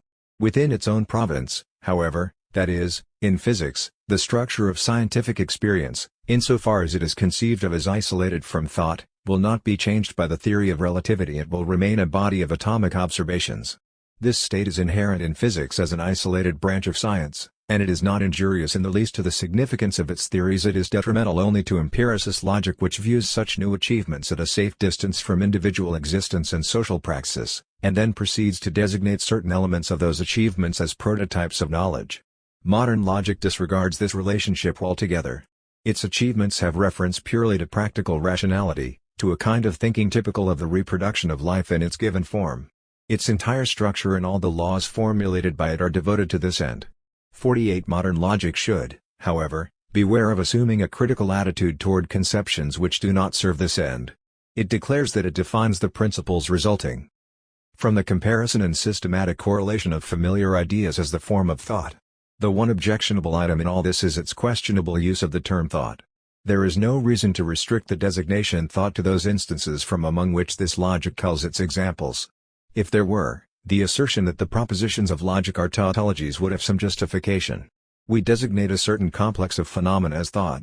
If we are confronted then with a thought construction of peculiar structure and singular design, we would, in accordance with the methods of the old natural science, have to reformulate our concept of thought, for instance, take it as a species of some wider genus. In a case of this very kind, however, the logical empiricist would invoke his option to reject disturbing protocol sentences. His process is to select certain ideas beforehand and designate them as alone true and genuine as against all other ideas, many of which have played and still play an important part in human history. In this way his logic drops the role of tautology and demonstrates the partiality of its position, a partiality altogether contrary to the principles of empiricism. It becomes apparent that the two elements of logical empiricism are only superficially connected. Notwithstanding some innovations, for example, the theory of types, the value of which, despite the great amount of ingenuity expended upon them, is doubtful, symbolic logic is identical with formal logic on essential points. Consequently, what is open to objection in the one is equally objectionable in the other. Form is an abstraction derived from a material of conceptions, judgments, and other theoretical constructions restricted in respect to kind and extent. If one logical doctrine claims to be logic as such, it therewith abandons formalism, for its statements then acquire a material meaning and lead to far-reaching philosophical consequences. Characteristically, however, modern logic does not know this, and its ignorance is what distinguishes it from the material logic of Aristotle and Hegel which it so bitterly attacks. On the other hand, if any type of logic refrains from claiming universality, the claim is, however, historically associated with the very name of logic, by explicitly prohibiting its propositions from being given a normative cast, or, worse yet, by denying that any critical conclusions may be drawn from them. It loses the philosophical, and especially the anti-metaphysical character which it took on in empiricism.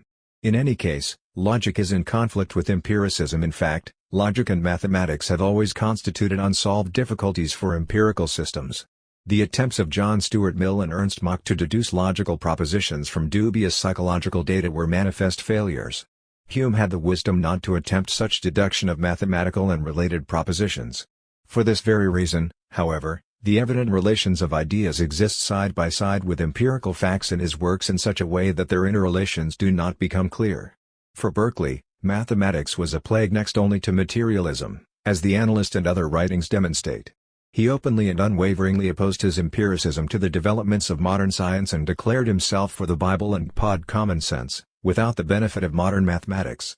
In fact, he seriously endangered the beginnings of modern mathematics.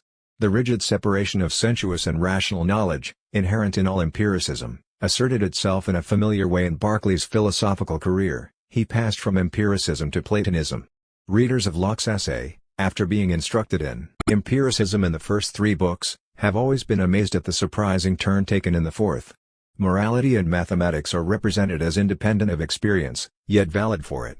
The basic works of the earlier empiricist doctrine contain the same contradiction between the empirical conception of science and the rational elements to be found in it as is contained in the more modern variety which brings together the two extremes of this contradiction in the very name it assumes. When modern formalistic logic encounters theoretical constructs which, as a whole, or in their separate parts, do not fit into its conception of thought, it does not call the universality of its own principles into question, but challenges the refractory object, whatever its constitution or qualities may be. The followers of this system say that it is wrong to regard thinking as a means of knowing something that must have unconditional validity at all times and in all parts of the world. 44. They constantly refuse to accord any executive power to thinking. At the same time, however, they demand that all thinking should conform to empirical criteria. As has been shown, this philosophical position by virtue of its very nature cannot possess a single legitimate weapon to combat any form of mass delusion once the latter has attracted sufficient followers. Belief in witchcraft was combated in its day by means of a strictly rationalist philosophy. In the presence of a large number of protocol sentences bearing on the existence of witches, the empiricists would not even have been able to fall back on improbability. Empiricists regard Aristotle, Kant, and Hegel as the champion crackbrains of the world, and their philosophies as a scientific vacuum for no weightier reasons than that their ideas do not fit into the system of logistics and that their relation to the root concepts and primitive experiences of empiricism is problematical. The superficiality and presumption with which the new empiricists pass judgment on the products of intellectual activity parallel an attitude to culinary which now and then finds practical expression in nationalistic uprisings and the bonfires associated with them, though such demonstrations may in fact offend the empiricists personally. Russell came across Hegel's logic and discovered that logic and metaphysics are identified in this system. His explanation follows. Hegel believed that, by means of a priori reasoning, It could be shown that the world must have various important and interesting characteristics, since any world without these characteristics would be impossible and self-contradictory. Thus what he calls logic is an investigation of the nature of the universe, insofar as this can be inferred merely from the principle that the universe must be logically self-consistent. I do not myself believe that from this principle alone anything of importance can be inferred as regards the existing universe. But, however that may be, I should not regard Hegel's reasoning, even if it were valid, as properly belonging to logic. Furthermore, Russell holds that Hegel's logic is nothing other than traditional logic which Hegel uncritically assumed throughout his reasoning.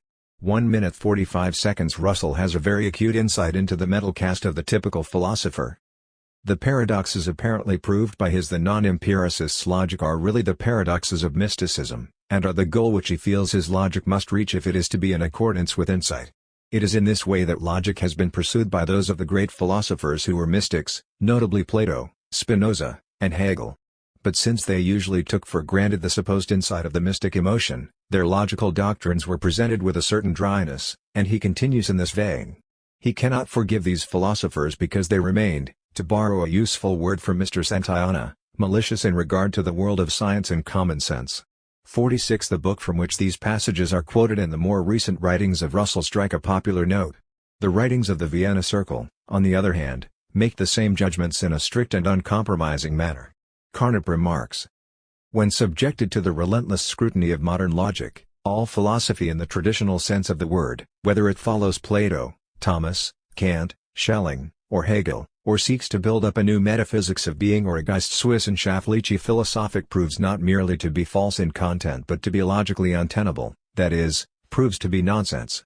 47. In contrast to other philosophers who are granted only a disparaging word because they do not subscribe to logical empiricism, Kant has been distinguished by a thorough refutation at the hands of Reichenbach. Very little was left of Kant after Reichenbach had finished with him. His critique of pure reason was remarkable in its effect. It was intended to explode Leibnizian logic. Today we logicians are fully aware that Deleuze's critique has long been confuted by incontrovertible facts. 48. Among the conceptions which empiricism does not comprehend but attacks nonetheless, is the thesis that truth is not an isolated judgment, but in every case a whole of knowledge. As a rule, the mathematical logicians do not attack Hegel on this point but direct their attention to his English disciple, Bradley. The following passage is a good example of the grounds on which they criticize him. The truths discovered by the special sciences are not related to one another in such a way that if taken singly they are only relative, that is to say, that each is only one aspect of truth and must be supplemented by all other aspects in order to become really true. Such a conviction, held by many a philosopher, such as Bradley, seriously offends against logic. The blunder consists, for instance, in their belief that they are entitled to say, it is not quite true that it is cold but it is partially true, instead of simply, it is rather cold. In fact, however, every sentence that has been arrived at without error is by itself completely true. It is a part of the whole truth and not merely an approximation to, or only one aspect of it. Should it contain a mistake, however, it is simply false and consequently not an aspect of the truth. 40. These statements lack definiteness on the most vital point, namely, when they refer to errors. The naive misapprehension of the mathematical logicians is especially evident in their conception that every judgment in any line of thought must be of the same nature as the one which expresses the relatively simple fact that it is cold. They hold that any theory, or for that matter any intellectual whole, is a compound of single judgments the truth of which could be determined individually and independently of the whole, just as in the case of the temperature. In many very important instances, at least, it is imperative to know the whole, the context, before any valid decision can be made. The insight gained may then be expressed in a simple sentence as, for example, in Hegel's formulation that the true is the whole. In order to comprehend such an insight, however, it is not enough as in the judgment, it is rather cold, to appeal to the average level of education or to assume a normal metabolism. The thought as expressed in a general philosophical formulation characterizes a consciousness which has actually passed through a series of reflections leading up to that thought. What it then knows is, if one insists, just as empirical as a simple perception. The difference lies in the fact that thought is more actively involved in the achievement than in the statement, it is rather cold. This idea is expressed by Hegel in the assertion that the absolute is to be understood as result. Hegel's conception holds not only for absolute knowledge, the problems of which are not so easily dismissed as the empiricists think, but also for most theories which aim beyond the present order. Dialectical logic has reference to thought involved in the interpretation of living reality, to thought in process, and not merely to static expression. This logic is not a physics of language but material knowledge itself, considered under the aspect of its presentation. Schlick and Russell accomplish little when they marshal such sentences as "it is rather cold," and "Tommy has a cold in the head," 50 against Bradley's philosophy. Their oft-repeated demand that philosophers should overcome their instinctive aversion 51 and study logistics must be countered with the reminder that before refuting dialectics one ought at least to know its rudiments. The standpoint, which is to shake previous philosophy to its foundations, 52 cannot be found in the primitive misconceptions exhibited by the modern empiricists. This is all the more true because not only logistic but every other theory lacks the ability to overthrow the old philosophy, no matter how thorough its acquaintance with the traditions combated. Idealistic philosophy or metaphysics cannot be shaken to its foundation by mere theoretical rejection.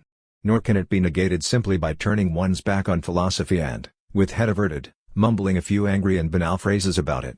58 Harmony and significant existence, which metaphysics wrongly designates as true reality as against the contradictions of the phenomenal world, are not meaningless. Powerful economic forces welcome a philosophy that professes not to know what to make of these conceptions and for that reason prefers to stick to facts, a philosophy that resolves not to make any essential distinction between the conspiracy of brutal despots against all human aspiration to happiness and freedom, on the one hand, and the struggles to defeat these tyrants on the other, a philosophy that reduces the two to the abstract concept of the given and even glorifies such conduct as objectivity. These forces expect the scientist to provide the technical means for perpetuating the established order and, particularly, for maintaining a war economy which has long converted peace into its opposite. The large section of the middle class which has been pushed into the background by the free play of economic forces must either side with these powerful economic groups or remain silent and withhold any opinion on vital issues. Thought relinquishes its claim to exercise criticism or to set tasks. Its purely recording and calculatory functions become detached from its spontaneity. Decision and praxis are held to be something opposed to thought, they are value judgments, private caprices, and uncontrollable feelings. The intellect is declared to be connected only externally, if at all, with the conscious interest and the course it may follow. With the idea there is no connection whatsoever. Thought and will, the parts of the mental process, are severed conceptually. Logically, there can be no objection to the latter procedure. What is very strongly objectionable from the standpoint of logic, however, is the attempt to set these abstractions up as rigid departments into which reason must be divided so that the function of thought would be mere calculation, while choice or decision would be the exclusive province of the will. The objections would apply even if some exponents of this misguided rigor conceded that the will may make use of the findings of thought. In view of the fact that the ruling economic powers use science as well as the whole of society for their special ends, this ideology, this identification of thought with the special sciences, must lead to the perpetuation of the status quo. With their increasing impotence in Europe during the last decades, the middle-class groups mentioned above, whose consciousness is best outlined by this philosophy, have come to regard the established order as the natural one. Faced with the intensification of this order in the authoritarian states, they accept the purity advocated by logical empiricism as the given theoretical attitude. Because its barbarous attitude to language causes it to miss the actual meanings inherent in words, logical empiricism must fail to see the deeper connection between the glorification of the isolated quality of purity Zauberkeit and the need for a Purge-Steuerung to which authoritarian states make the most appalling concessions.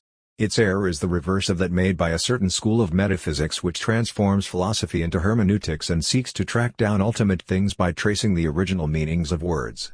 The modern empiricists believe it possible, given an accurate knowledge of customary usage, faithfully to translate a living language into an artificial one by following certain rules previously agreed upon.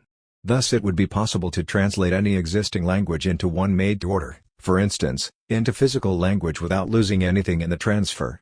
They hold that concepts like man or capitalism, provided they are not on the index verborum prohibitorum, could just as well be rendered by Larifari or Rorua. In fact, it would be preferable to choose such neutral expressions because once correctly defined, neutral expressions would prevent misunderstanding. The confounding of calculatory with rational thinking as such solidifies the monadological isolation of the individual engendered by the present form of economy. The following illustrations will throw light on this fallacy. Let us assume a prison with several hundred men incarcerated for life. The prison consists of only one large hall. The necessities of life are supplied from outside. There is not enough food and the number of cots provided is too small for the number of prisoners. Some of the men have been allowed to have musical instruments, others sing and shout from time to time, and an almost continuous uproar prevails as a result. The intelligent prisoner will have to be on the alert to preserve his welfare. He will have to observe his fellow prisoners and study their behavior in all particulars in order to get his share when the food arrives. He will have to figure out when there will be least noise and when he will have the greatest chance to find a vacant cot, then carefully weigh these factors to determine when it would be best to sleep. He will have to engage in psychology and sociology, in fact, in every empirical science which can be of use to him. Factions may be formed, fights develop, and compromises be arranged. Individuals will join or break away from one or the other of these factions according to their strength or interests. In the end, they may submit to the strongest and most brutal individuals, simply because they cannot organize and plan their actions by themselves. Their characteristic intellectual traits will be shrewdness, empirical rationality, and calculation, but, however brilliantly these faculties may develop, they represent only a special kind of thinking. In respect to human affairs, calculation is a poor expedient. We may conceive forms in which the mental powers of individuals do not have merely adaptive functions designed to meet the continually changing situations resulting from their chaotic behavior, but actually define and order their life. For the inwardly isolated prisoner, the daily scramble for food, the belligerent attitude of the others, the din alternating with relative quiet are all inescapable natural forces conditioning his life. He has no choice but to submit to these facts in the most rational manner possible. They are realities, just as the prison walls and the quantity of food delivered to the prison. Where, however, man confronts circumstances which do depend on him and yet eyes them as alien and unalterable, his thought is bound to be feeble and abstract. Where today there is nothing but dependence, there could instead be constructive resolve on so wide a scale that even the character of intellectual behavior would be altered.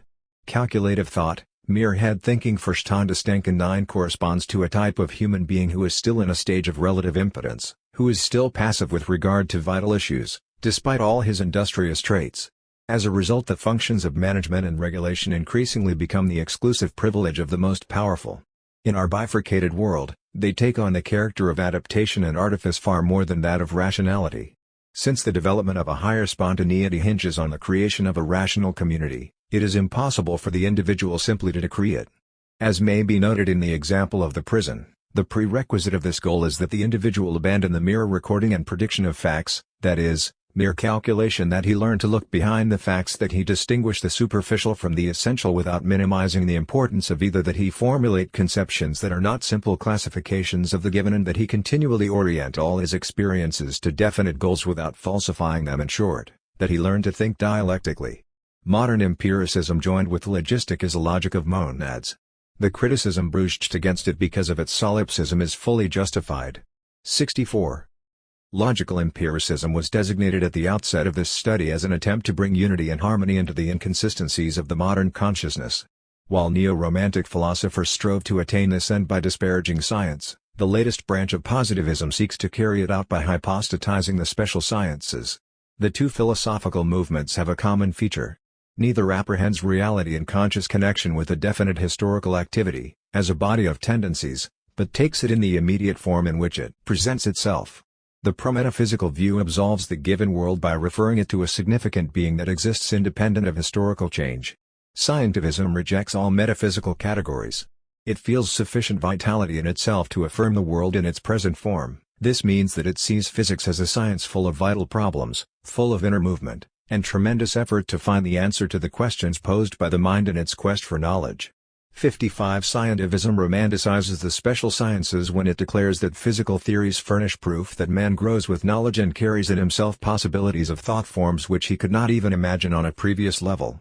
66. While it is true that metaphysics is wrong to feed mankind on hopes by offering it a being that cannot be verified with the means of science, it is also true that science becomes naively metaphysical when it takes itself to be the knowledge and the theory, and even goes so far as to disparage philosophy, that is, every critical attitude toward science.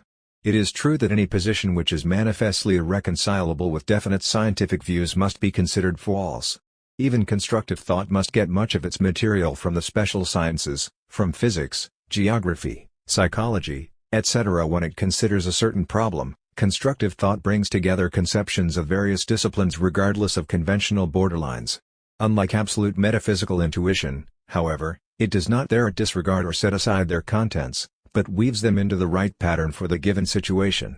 This positive connection with science does not mean that the language of science is the true and proper form of knowledge.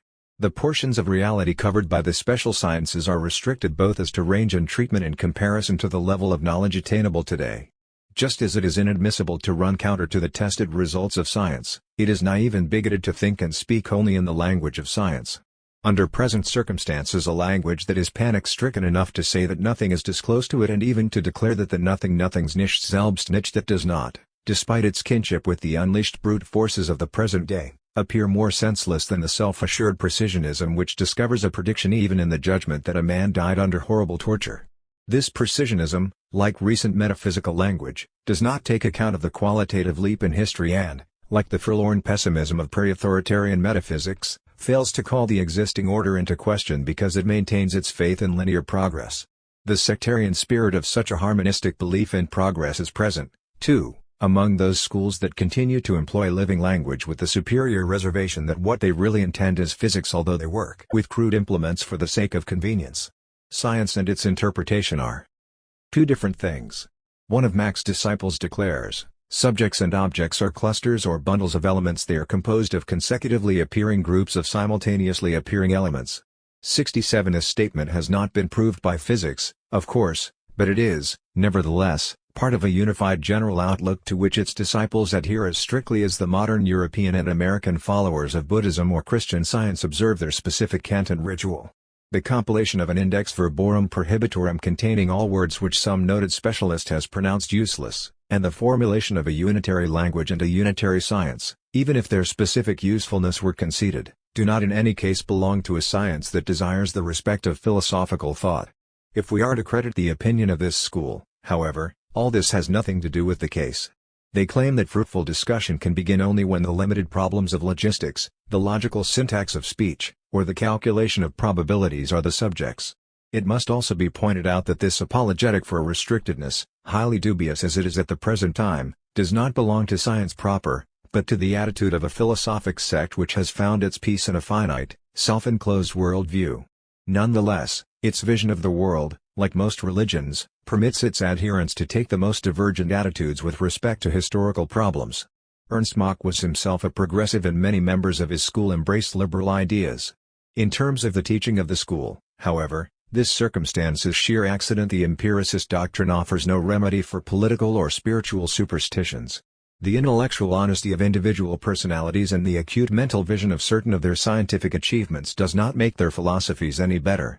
Mathematical logicians may have brought calculatory thinking to the level of development of modern industry and technique and may have cleared away a great many antiquated notions, but their own interpretations of what they are doing can, nevertheless, become outworn in the same way that a factory which is thoroughly rationalized and equipped in the most up-to-date fashion may contribute to general disorder and may perpetuate an outmoded system of social chaos.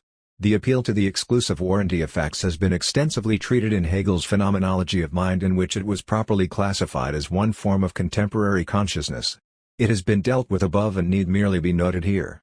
68. The process of embracing some doctrine or other for the purpose of restoring one's inner peace as though the events of objective history had nothing to do with the degree of a man's inner calm, always comes down to a retreat into illusory harmony, a process of insulation from the world. The result is the same whether the contents of the soothing doctrine are scientific or metaphysical. Considered in themselves, the problems that are preserved in metaphysics though in a perverted form, as well as the results of scientific inquiry, bear elements of cultural growth. While it is true that mankind has benefited from empiricism because the latter put forward the demand that statements must be legitimated by the intellect, it must also be borne in mind that a great many of the writings of the metaphysicians contain a more profound insight into reality than can be found in the works of special sciences, no matter how well the latter are adapted to the needs of the present. True, metaphysics and science cannot be regarded as two similar branches of knowledge. Bergson, who thought they could, was wrong. Science is largely a critique of metaphysics. Logical positivism, however, stigmatizes as metaphysics all thought which attempts to clarify these relations and all theories that take critical account of the special sciences. It is true that the responsibility for prevailing conditions is shared by metaphysicians because they have glorified those conditions and have evolved an absurd mode of speech in the new scientificism. However, man becomes completely dumb and only science speaks out. Owing to their median position in society, the positivists see their enemies on both sides. They are opposed to thought, whether it tend forward with reason, or backward with metaphysics.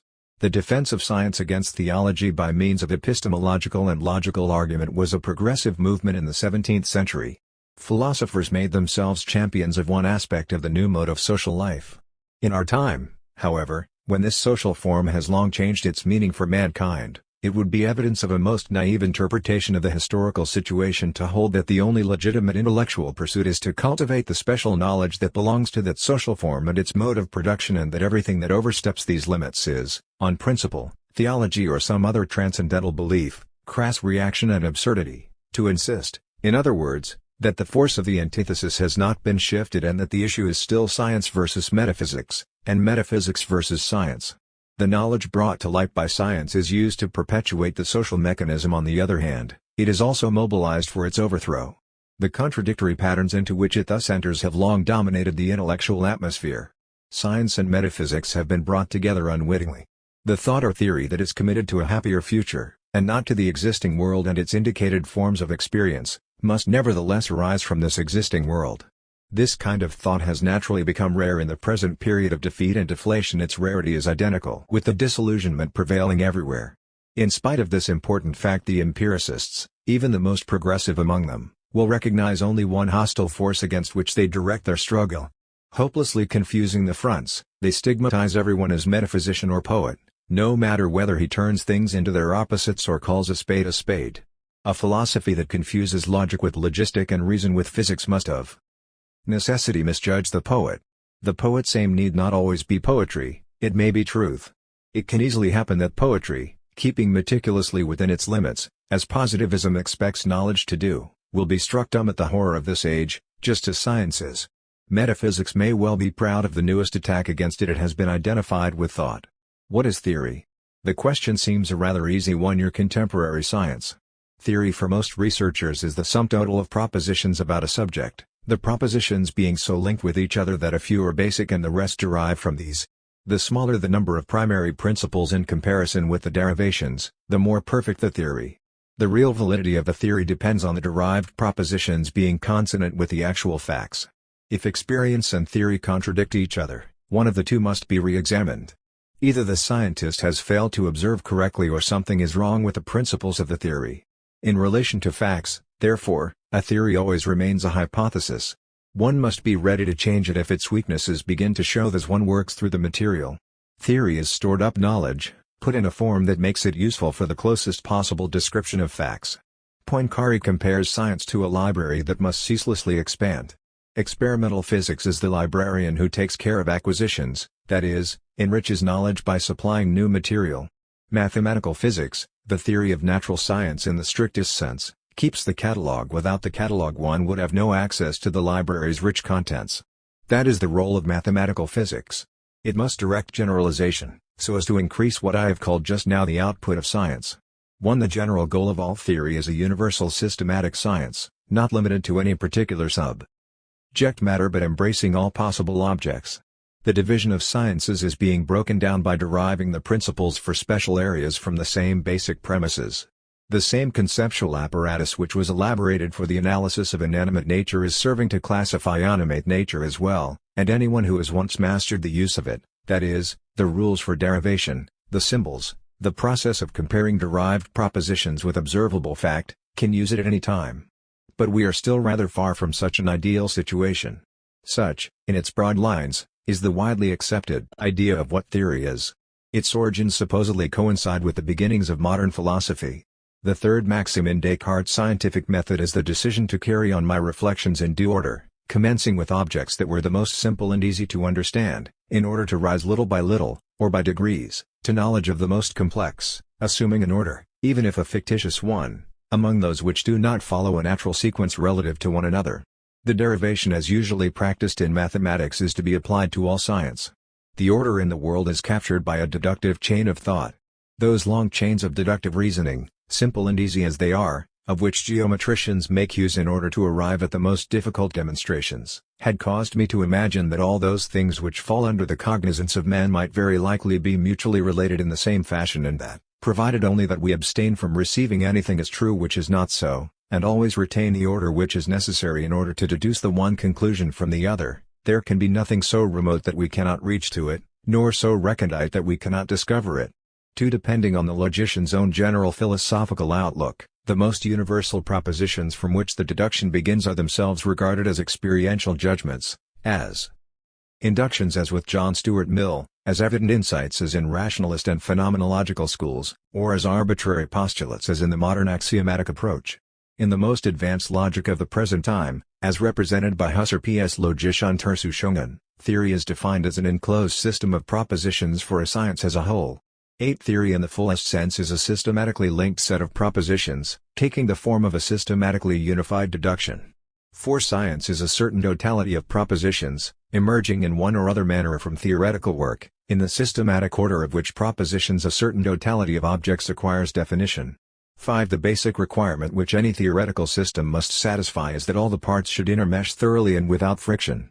Harmony, which includes lack of contradictions, and the absence of superfluous, purely dogmatic elements which have no influence on the observable phenomena, are necessary conditions, according to Weil. 6. Insofar as this traditional conception of theory shows a tendency, it is towards a purely mathematical system of symbols. As elements of the theory, as components of the propositions and conclusions, there are ever fewer names of experiential objects and ever more numerous mathematical symbols. Even the logical operations themselves have already been so rationalized that, in large areas of natural science at least, theory formation has become a matter of mathematical construction. The sciences of man and society have attempted to follow the lead of the natural sciences with their great successes. The difference between those schools of social science which are more oriented to the investigation of facts and those which concentrate more on principles has nothing directly to do with the concept of theory as such. The assiduous collecting of facts.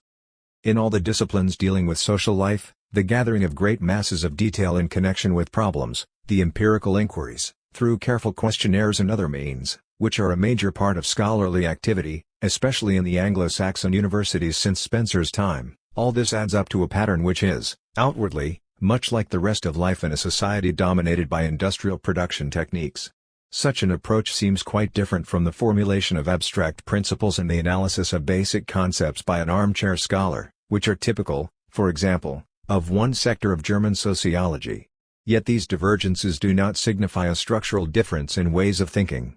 In recent periods of contemporary society the so-called human studies Geisteswissenschaften have had but a fluctuating market value and must try to imitate the more prosperous natural sciences whose practical value is beyond question.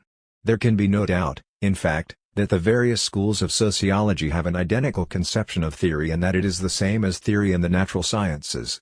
Empirically oriented sociologists have the same idea of what a fully elaborated theory should be as their theoretically oriented brethren. The former, indeed, are persuaded that in view of the complexity of social problems and the present state of science any concern with general principles must be regarded as indolent and idle.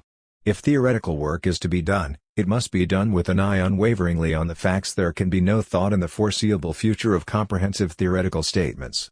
These scholars are much enamored of the methods of exact formulation and, in particular, of mathematical procedures, which are especially congenial to the conception of theory described above. What they object to is not so much theory as such but theory spun out of their heads by men who have no personal experience of the problems of an experimental science. Distinctions like those between community and society Tönnies, mechanical and organic solidarity Durkheim, or culture and civilization A. Weber as basic forms of human sociality prove to be of questionable value as soon as one attempts to apply them to concrete problems. The way that sociology must take in the present state of research is, it is argued, the laborious ascent from the description of social phenomena to detailed comparisons and only then to the formation of general concepts. The empiricist, true to his traditions, is thus led to say that only complete inductions can supply the primary propositions for a theory and that we are still far from having made such inductions. His opponent claims the right to use other methods, less dependent on progress in data collection, for the formation of primary categories and insights. Durkheim, for example, agrees with many basic views of the empirical school but, in dealing with principles, he opts for an abridgment of the inductive process. It is impossible, he claims, to classify social happenings on the basis of purely empirical inventories, nor can research make classification easier in the way in which it is expected to do so.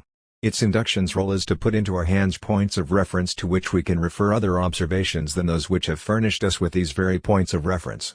But for this purpose it must be made not from a complete inventory of all the individual characteristics but from a small number of them, carefully chosen. It will spare the observer many steps because it will guide him. We must, then, choose the most essential characteristics for our classification.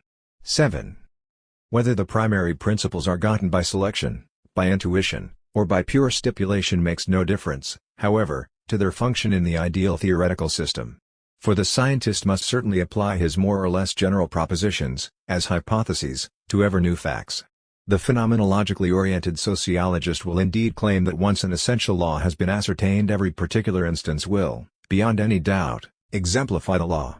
But the really hypothetical character of the essential law is manifested as soon as the question arises whether, in a particular case we are dealing with an instance of the essence in question or of a related essence, whether we are faced with a poor example of one type or a good example of another type. There is always, on the one hand, the conceptually formulated knowledge and, on the other, the facts to be subsumed under it. Such a subsumption or establishing of a relation between the simple perception or verification of a fact and the conceptual structure of our knowing is called its theoretical explanation.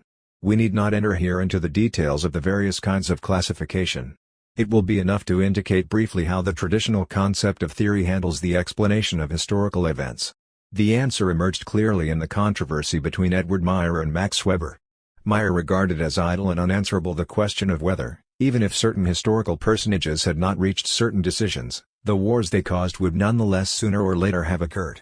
Weber tried to show that if the question were indeed idle and unanswerable, all historical explanation would become impossible. He developed a theory of objective possibility, based on the theories of the physiologist, von Kries, and of writers in jurisprudence and national economy such as Merkel, Liefman, and Rothbruck. For Weber, the historian's explanations, like those of the expert in criminal law, rest not on the fullest possible enumeration of all pertinent circumstances but on the establishment of a connection between those elements of an event which are significant for historical continuity, and particular, determinative happenings. This connection, for example the judgment that a war resulted from the policies of a statesman who knew what he was about, logically supposes that, had such a policy not existed, some other effect would have followed. If one maintains a particular causal nexus between historical events, one is necessarily implying that had the nexus not existed, then in accordance with the rules that govern our experience another effect would have followed in the given circumstances. The rules of experience here are nothing but the formulations of our knowledge concerning economic, social, and psychology. Interconnections. With the help of these we reconstruct the probable course of events, going beyond the event itself to what will serve as explanation. 8. We are thus working with conditional propositions as applied to a given situation. If circumstances A, B, C, and D are given, then event Q must be expected if D is lacking, event R if G is added, event S, and so on. This kind of calculation is a logical tool of history as it is of science. It is in this fashion that theory in the traditional sense is actually elaborated. What scientists in various fields regard as the essence of theory thus corresponds, in fact, to the immediate tasks they set for themselves. The manipulation of physical nature and of specific economic and social mechanisms demand alike the amassing of a body of knowledge such as is supplied in an ordered set of hypotheses. The technological advances of the bourgeois period are inseparably linked to this function of the pursuit of science. On the one hand, it made the facts fruitful for the kind of scientific knowledge that would have practical application in the circumstances, and, on the other, it made possible the application of knowledge already possessed.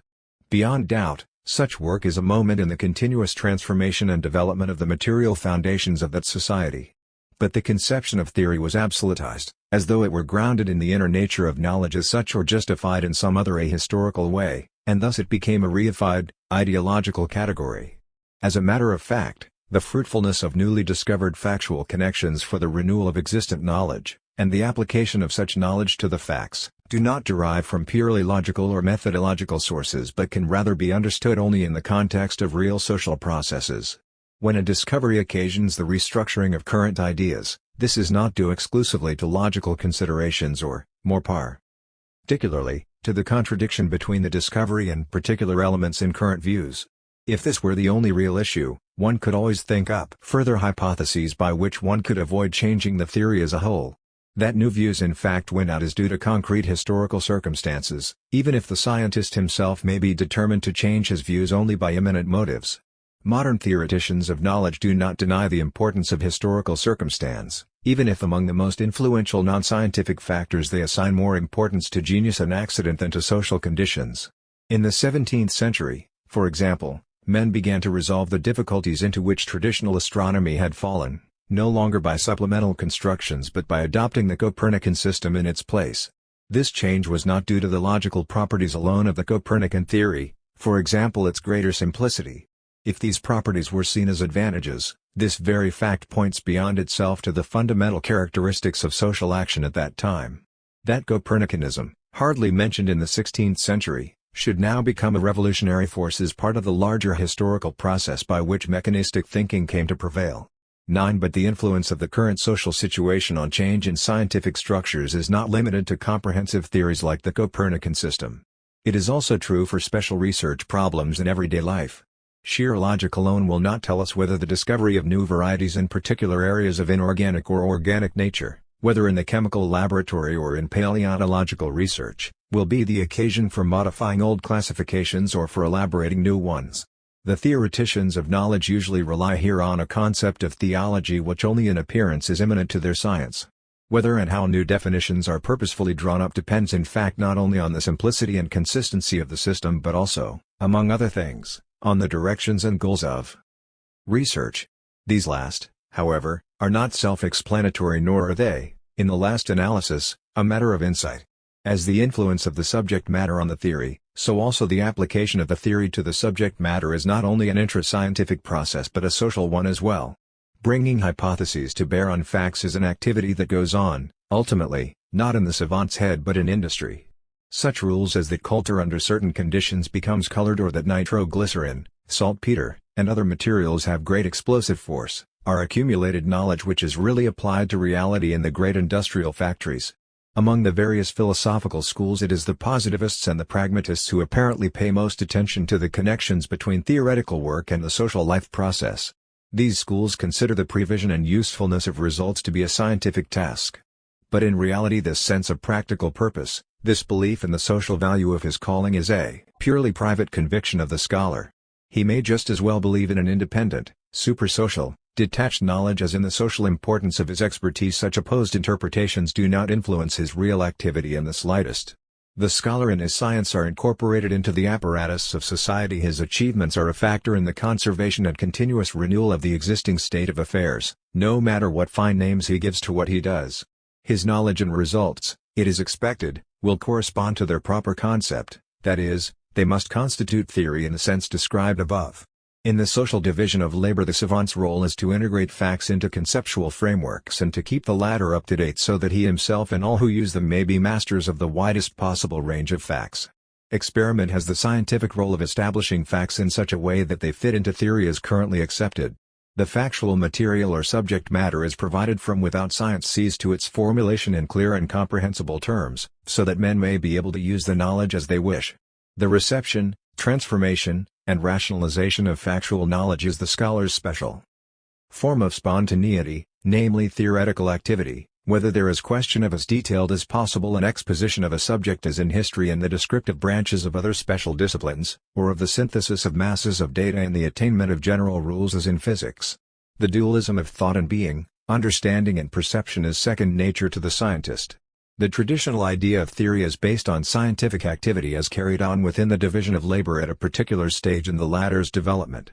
It corresponds to the activity of the scholar which takes place alongside all the other activities of a society but in no immediately clear connection with them. In this view of theory, therefore, the real social function of science is not made manifest. It speaks not of what theory means in human life, but only of what it means in the isolated sphere in which for historical reasons it comes into existence. Yet as a matter of fact the life of society is the result of all the work done in the various sectors of production. Even if therefore the division of labor in the capitalist system functions but poorly, its branches, including science, do not become for that reason self-sufficient and independent. They are particular instances of the way in which society comes to grips with nature and maintains its own inherited form. They are moments in the social process of production, even if they be almost or entirely unproductive in the narrower sense. Neither the structures of industrial and agrarian production nor the separation of the so-called guiding and executory functions, services, and works, or of intellectual and manual operations are eternal or natural states of affairs. They emerge rather from the mode of production practiced in particular forms of society. The seeming self-sufficiency enjoyed by work processes whose course is supposedly determined by the very nature of the object corresponds to the seeming freedom of the economic subject in bourgeois society. The latter believe they are acting according to personal determinations, whereas in fact even in their most complicated calculations they but exemplify the working of an incalculable social mechanism. The false consciousness of the bourgeois savant in the liberal era comes to light in very diverse philosophical systems.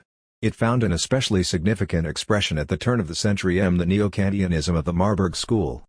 Particular traits in the theoretical activity of the specialist are here elevated to the rank of universal categories, of instances of the world mind, the eternal logos.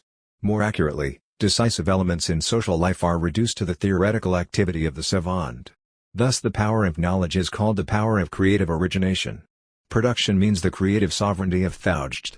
For any datum it must be possible to deduce all its determinations from theoretical systems and ultimately from mathematics. Thus all finite magnitudes may be derived from the concept of the infinitely small by way of the infinitesimal calculus, and this process is precisely their production.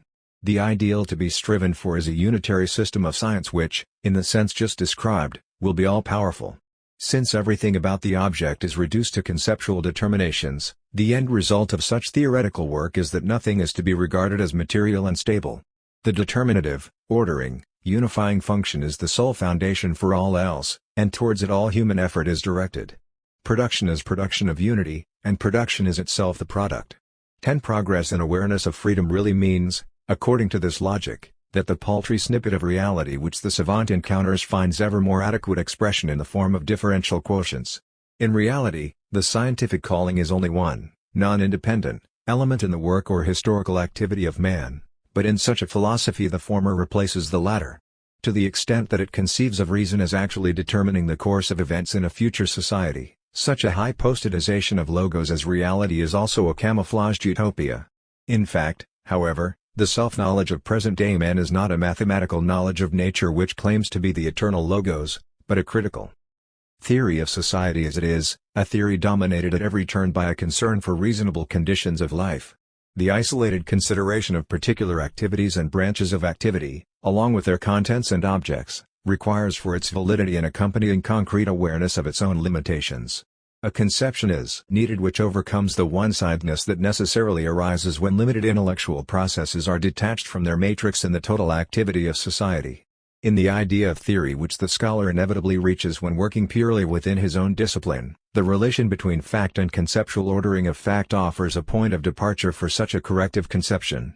The prevailing theory of knowledge has, of course, recognized the problem which this relation raises. The point is constantly stressed that identical objects provide for one discipline problems to be resolved only in some distant future, while in another discipline they are accepted as simple facts. Connections which provide physics with research problems are taken for granted in biology. Within biology, physiological processes raise problems while psychological processes do not. The social sciences take human and non-human nature in its entirety as given and are concerned only with how relationships are established between man and nature and between man and man. However, an awareness of this relativity, immanent in bourgeois science, in the relationship between theoretical thought and facts, is not enough to bring the concept of theory to a new stage of development. What is needed is a radical reconsideration, not of the scientist alone, but of the knowing individual as such. The whole perceptible world as present to a member of bourgeois society and as interpreted within a traditional worldview which is in continuous interaction with that given world, is seen by the perceiver as a sum total of facts. It is there and must be accepted. The classificatory thinking of each individual is one of those social reactions by which men try to adapt to reality in a way that best meets their needs. But there is at this point an essential difference between the individual and society. The world which is given to the individual and which height must accept and take into account is, in its present and continuing form, a product of the activity of society as a whole. The objects we perceive in our surroundings, cities, villages, fields, and woods, bear the mark of having been worked on by man. It is not only in clothing and appearance, in outward form and emotional makeup that men are the product of history. Even the way they see and hear is inseparable from the social life process as it has evolved over the millennia. The facts which our senses present to us are socially preformed in two ways: through the historical character of the object perceived and through the historical character of the perceiving organ. Both are not simply natural, they are shaped by human activity, and yet the individual perceives himself as receptive and passive in the act of perception. The opposition of passivity and activity, which appears in knowledge theory as a dualism of sense perception and understanding, does not hold for society, however, in the same measure as for the individual. The individual sees himself as passive and dependent, but society, though made up of individuals, is an active subject, even if an unconscious one and, to that extent, a subject only in an improper sense. This difference in the existence of man and society is an expression of the cleavage which has up to now affected the historical forms of social life. The existence of society has either been founded directly on oppression or been the blind outcome of conflicting forces, but in any event not the result of conscious spontaneity on the part of free individuals. Therefore the meaning of activity and passivity changes according as these concepts are applied to society or to individual. In the bourgeois economic mode the activity of society is blind and concrete, that of individuals abstract and conscious. Human production also always has an element of planning to it. To the extent then that the facts which the individual and his theory encounter are socially produced, there must be rationality in them, even if in a restricted sense. But social action always involves, in addition, available knowledge and its application. The perceived fact is therefore co-determined by human ideas and concepts, even before its conscious theoretical elaboration by the knowing individual. Nor are we to think here only of experiments in natural science. The so-called purity of objective event to be achieved by the experimental procedure is, of course, obviously connected with technological conditions, and the connection of these in turn with the material process of production is evident. But it is easy here to confuse two questions: the question of the mediation of the factual through activity of society as a whole, and the question of the influence of the measuring instrument, that is, of a particular action, upon the object being observed. The latter problem, which continually plagues physics, is no more closely connected with the problem that concerns us here than is the problem of perception generally, including perception in everyday life. Man's physiological apparatus for sensation itself largely anticipates the order followed in physical experiment. As man reflectively records reality, he separates and rejoins pieces of it, and concentrates on some particulars while failing to notice others. This process is just as much a result of the modern mode of production, as the perception of a man in a tribe of primitive hunters and fishers is the result of the conditions of his existence as well, of course, as of the object of perception. In this context the proposition that tools are prolongations of human organs can be inverted to state that the organs are also prolongations of the tools. In the higher stages of civilization conscious human action unconsciously determines not only the subjective side of perception but in larger degree the object as well. The sensible world which a member of industrial society sees about him every day bears the marks of deliberate work: tenement houses, factories, cotton, cattle for slaughter, men, and, in addition, not only objects such as subway trains, delivery trucks, autos, and airplanes, but the movements in the course of which they are perceived. The distinction within this complex totality between what belongs to unconscious nature and what to the action of man in society cannot be drawn in concrete detail. Even where there is question of experiencing natural objects as such, their very naturalness is determined by contrast with the social world and, to that extent, depends upon the latter. The individual, however, receives sensible reality, as a simple sequence of facts, into his world of ordered concepts. The latter too, though their context changes, have developed along with the life process of society. Thus, though the ordering of reality by understanding and the passing of judgment on objects usually take place as a foregone conclusion and with surprising unanimity among members of a given society, yet the harmony between perception and traditional thought and among the monads or individual subjects of knowledge is not a metaphysical accident. The power of healthy human understanding, or common sense, for which there are no mysteries, as well as the general acceptance of identical views in areas not directly connected with class conflicts, as for example in the natural sciences, are conditioned by the fact that the world of objects to be judged is in large measure produced by an activity that is itself determined by the very ideas which help the individual to recognize that world and to grasp it conceptually. In Kant's philosophy this state of affairs is expressed in idealist form. The doctrine of purely passive sensation and active understanding suggests to him the question of whence the understanding derives its assured expectation that the manifold given in sensation will always obey the rules of the understanding. He explicitly rejects the thesis of a pre-established harmony, a kind of pre-formation system of pure reason, in which reason has innate and sure rules with which objects are in accord. 11. His own explanation is that sensible appearances are already formed by the transcendental subject, that is, through the activity of reason, when they are received by perception and consciously judged. 12 In the most important chapters of the Critique of Pure Reason, Kant tried to give a more detailed explanation of the transcendental affinity or subjective determination of sensible material, a process of which the individual is unaware. The difficulty and obscurity which, by Kant's own admission, mark the sections on the deduction and schematism of the pure concepts of understanding may be connected with the fact that Kant imagines the super-individual activity, of which the individual is unaware, only in the idealist form of a consciousness in itself, that is a purely intellectual source. In accordance with the theoretical vision available in his day, he does not see reality as product of a society's work which taken as a whole is chaotic, but at the individual level is purposeful. Where Hegel glimpses the cunning of a reason that is nonetheless world-historical and objective, Kant sees an art concealed in the depths of the human soul, whose real modes of activity nature is hardly likely ever to allow us to discover, and to have opened to our gaze. 18 At least Kant understood that behind the discrepancy between fact and theory which the scholar experiences in his professional work, there lies a deeper unity, namely, the general subjectivity upon which individual knowledge depends. The activity of society thus appears to be a transcendental power, that is, the sum total of spiritual factors. However, Kant's claim that its reality is sunk in obscurity, that is, that it is irrational despite all its rationality, is not without its kernel of truth. The bourgeois type of economy, despite all the ingenuity of the competing individuals within it, is not governed by any plan. It is not consciously directed to a general goal. The life of society as a whole proceeds from this economy only at the cost of excessive friction, in a stunted form, and almost, as it were, accidentally. The internal difficulties in the supreme concepts of Kantian philosophy, especially the ego of transcendental subjectivity, pure or original apperception, and consciousness in itself, show the depth and honesty of his thinking. The two-sidedness of these Kantian concepts, that is, their supreme unity and purposefulness, on the one hand, and their obscurity, unknownness, and impenetrability, on the other, reflects exactly the contradiction-filled form of human activity in the modern period. The collaboration of men in society is the mode of existence which reason urges upon them, and so they do apply their powers and thus confirm their own rationality. But at the same time their work and its results are alienated from them, and the whole process with all its waste of work power and human life, and with its wars and all its senseless wretchedness, seems to be an unchangeable force of nature, a fate beyond man's control. In Kant's theoretical philosophy, in his analysis of knowledge, this contradiction is preserved. The unresolved problem of the relation between activity and passivity, a priori and sense data, philosophy and psychology, is therefore not due to purely subjective insufficiency but is objectively necessary. Hegel discovered and developed these contradictions, but finally resolved them in a higher intellectual realm. Kant claimed that there existed a universal subject which, however, he could not quite describe.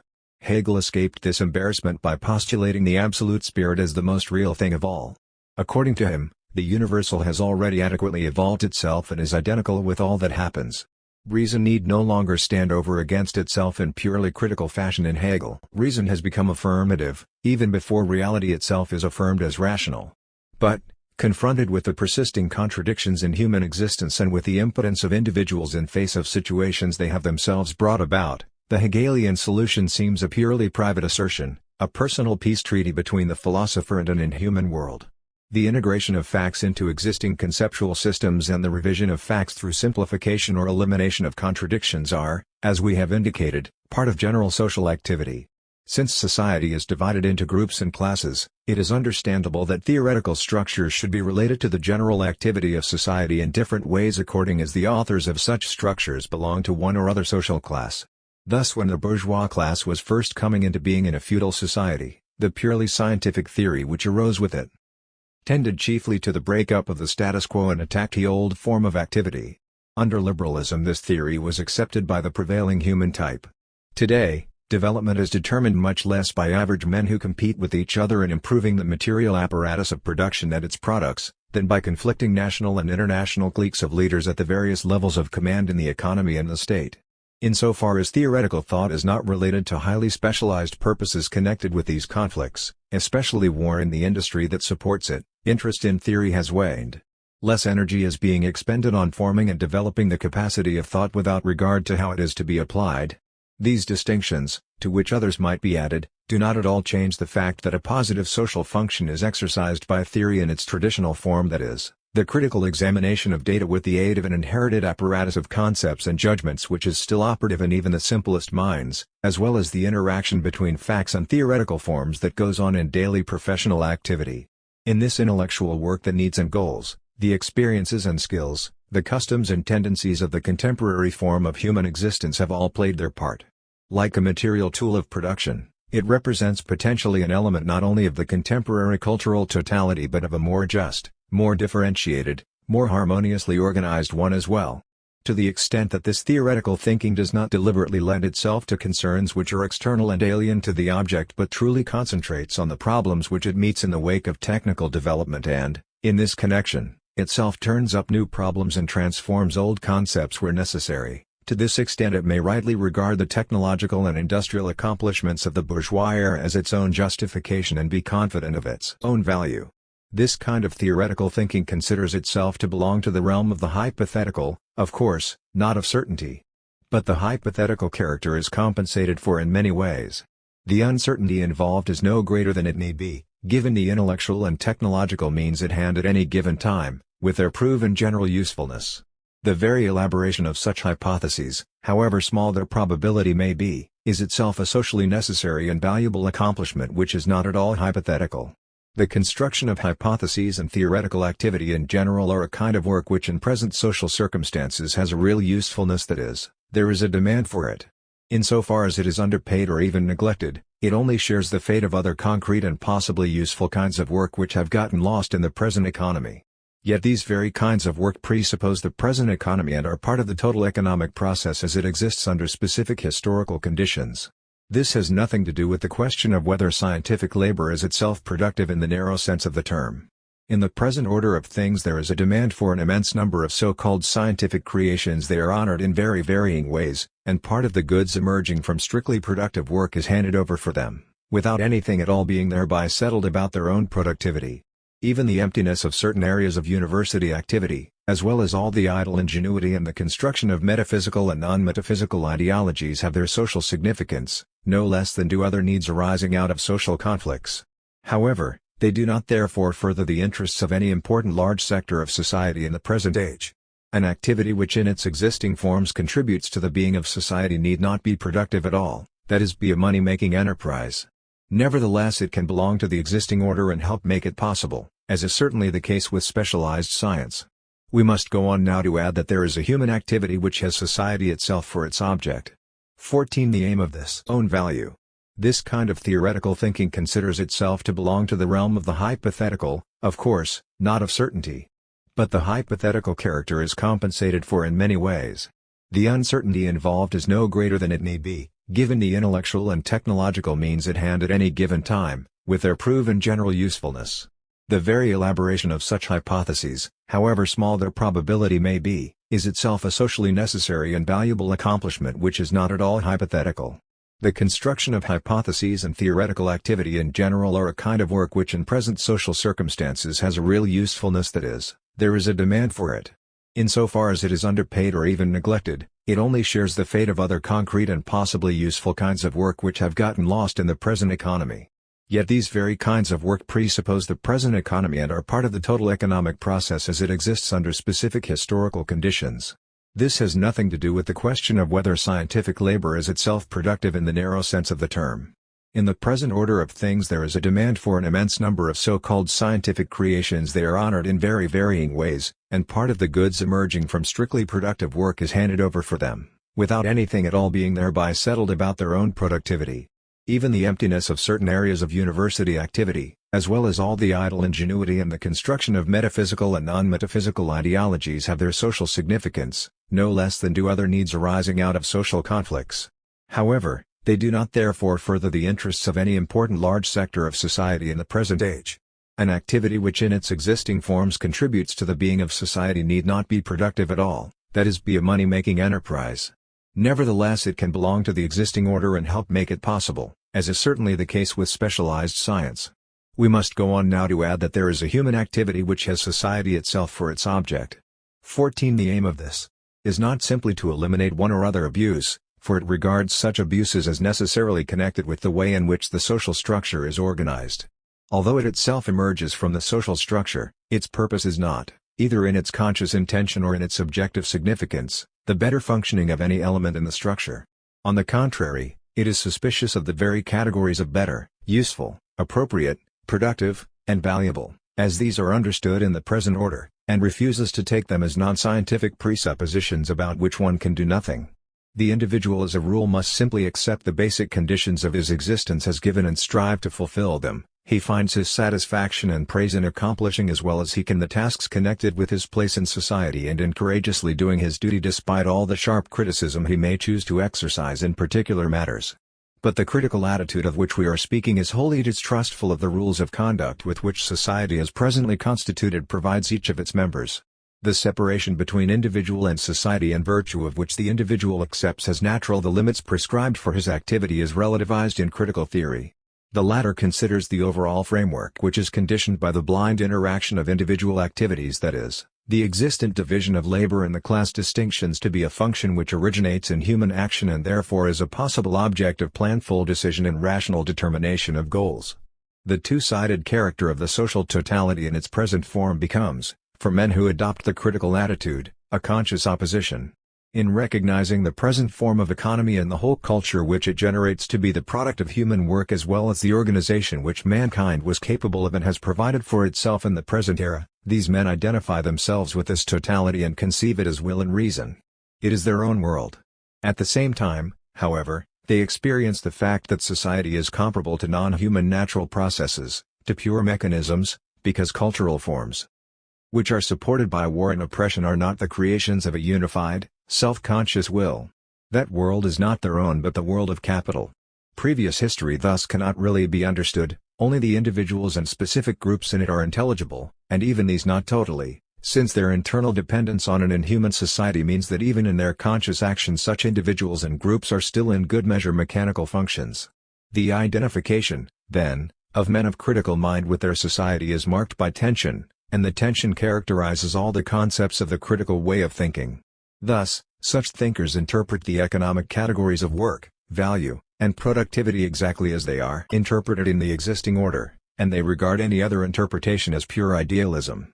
But at the same time they consider it rank dishonesty simply to accept the interpretation. The critical acceptance of the categories which rule social life contains simultaneously their condemnation.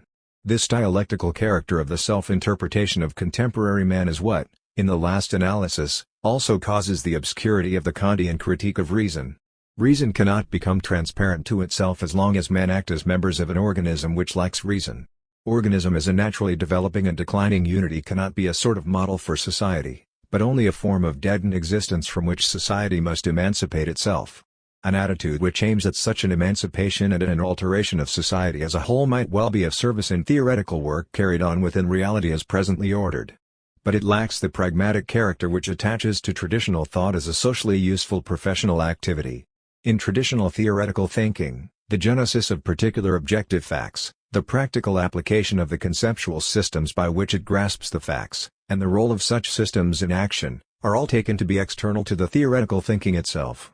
This alienation, which finds expression in philosophical terminology as the separation of value and research, knowledge and action, and other polarities, protects the savant from the tensions we have indicated and provides an assured framework for his activity. Yet a kind of thinking which does not accept this framework seems to have the ground taken out from under it.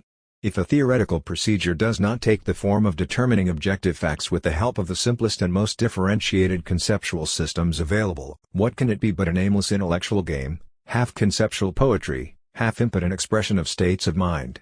The investigation into the social conditioning of facts and theories may indeed be a research problem, perhaps even a whole field for theoretical work, but how can such studies be radically different from other specialized efforts? Research into ideologies, or sociology of knowledge, which has been taken over from the critical theory of society and established as a special discipline, is not opposed either in its aim or in its other ambitions to the usual activities that go on within classificatory science. In this reaction to critical theory, the self-awareness of thought as such is reduced to the discovery of the relationship that exists between intellectual positions and their social location. Yet the structure of the critical attitude, inasmuch as its intentions go beyond prevailing social ways of acting, is no more closely related to social disciplines thus conceived than it is to natural science. Its opposition to the traditional concept of theory springs in general from a difference not so much of objects as of subjects. For men of the critical mind, the facts, as they emerge from the work of society, are not extrinsic in the same degree as they are for the savant or for members of other professions who all think like little savants. The latter look towards a new kind of organization of work. But insofar as the objective realities given in perception are conceived as products which in principle should be under human control and, in the future at least, will in fact come under it, these realities lose the character of pure factuality. The scholarly specialist as scientist regards social reality and its products as extrinsic to him, and as citizen exercises his interest in them through political articles, membership in political parties or social service organizations, and participation in elections. But he does not unify these two activities and his other activities as well, except, at best, by psychological interpretation. Critical thinking, on the contrary, is motivated today by the effort really to transcend the tension and to abolish the opposition between the individual's purposefulness, spontaneity, and rationality, and those work-process relationships on which society is built. Critical thought has a concept of man as in conflict with himself until this opposition is removed. If activity governed by reason is proper to man, then existent social practice, which forms the individual's life down to its least details, is inhuman, and this inhumanity affects everything that goes on in the society. There will always be something that is extrinsic to man's intellectual and material activity, namely nature as the totality of as yet unmastered elements with which society must deal. But when situations which really depend on man alone, the relationships of men and their work, and the course of man's own history are also accounted part of nature, the resultant extrinsicality is not only not a suprahistorical eternal category, even pure nature in the sense described is not that, but it is a sign of contemptible weakness. To surrender to such weakness is non-human and irrational. Bourgeois thought is so constituted that in reflection on the subject which exercises such thought a logical necessity forces it to recognize an ego which imagines itself to be autonomous.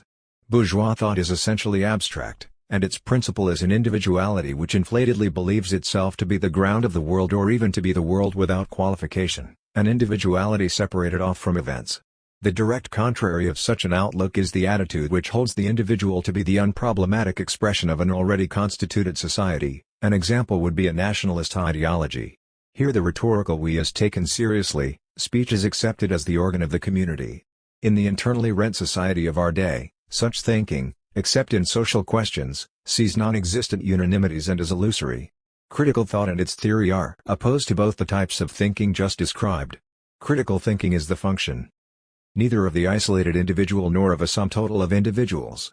Its subject is rather a definite individual in his real relation to other individuals and groups, in his conflict with a particular class, and, finally, in the resultant web of relationships with the social totality and with nature. The subject is no mathematical point like the ego of bourgeois philosophy, his activity is the construction of the social present. Furthermore, the thinking subject is not the place where knowledge and object coincide, nor consequently the starting point for attaining absolute knowledge. Such an illusion about the thinking subject, under which idealism has lived since Descartes, is ideology in the strict sense, for in it the limited freedom of the bourgeois individual puts on the illusory form of perfect freedom and autonomy. As a matter of fact, however, in a society which is untransparent and without self-awareness, the ego, whether active simply as thinker or active in other ways as well, is unsure of itself too. In reflection on man, subject and object are sundered, their identity lies in the future, not in the present. The method leading to such an identification may be called explanation in Cartesian language, but in genuinely critical thought explanation signifies not only a logical process but a concrete historical one as well. In the course of it both the social structure as a whole and the relation of the theoretician to society are altered, that is both the subject and the role of thought are changed. The acceptance of an essential unchangeableness between subject, theory, and object thus distinguishes the Cartesian conception from every kind of dialectical logic. How is critical thought related to experience? One might maintain that if such thought were not simply to classify but also to determine for itself the goals which classification serves, in other words its own fundamental direction, it would remain locked up within itself, as happened to idealist philosophy. If it did not take refuge in utopian fantasy, it would be reduced to the formalistic fighting of sham battles. The attempt legitimately to determine practical goals by thinking must always fail. If thought were not content with the role given to it in existent society, if it were not to engage in theory in the traditional sense of the word, it would necessarily have to return to illusions long since laid bare. The fault in such reflections as these on the role of thought is that thinking is understood in a detachedly departmentalized and therefore spiritualist way, as it is today under existing conditions of the division of labor. In society as it is, the power of thought has never controlled itself but has always functioned as a non-independent moment in the work process, and the latter has its own orientation and tendency. The work process enhances and develops human life through the conflicting movement of progressive and retrogressive periods. In the historical form in which society has existed, however, the full measure of goods produced for man's enjoyment has, at any particular stage, been given directly only to a small group of men. Such a state of affairs has found expression in thought, too, and left its mark on philosophy and religion.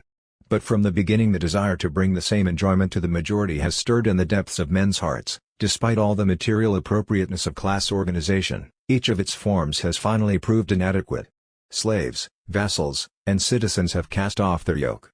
This desire, too, has found expression in cultural creations. Now, inasmuch as every individual in modern times has been required to make his own the purposes of society as a whole and to recognize these in society, there is the possibility that men would become aware of and concentrate their attention upon the path which the social work process has taken without any definite theory behind it, as a result of disparate forces interacting, and with the despair of the masses acting as a decisive factor at major turning points. Thought does not spin such a possibility out of itself but rather becomes aware of its own proper function. In the course of history men have come to know their own activity and thus to recognize the contradiction that marks their existence. The bourgeois economy was concerned that the individual should maintain the life of society by taking care of his own personal happiness.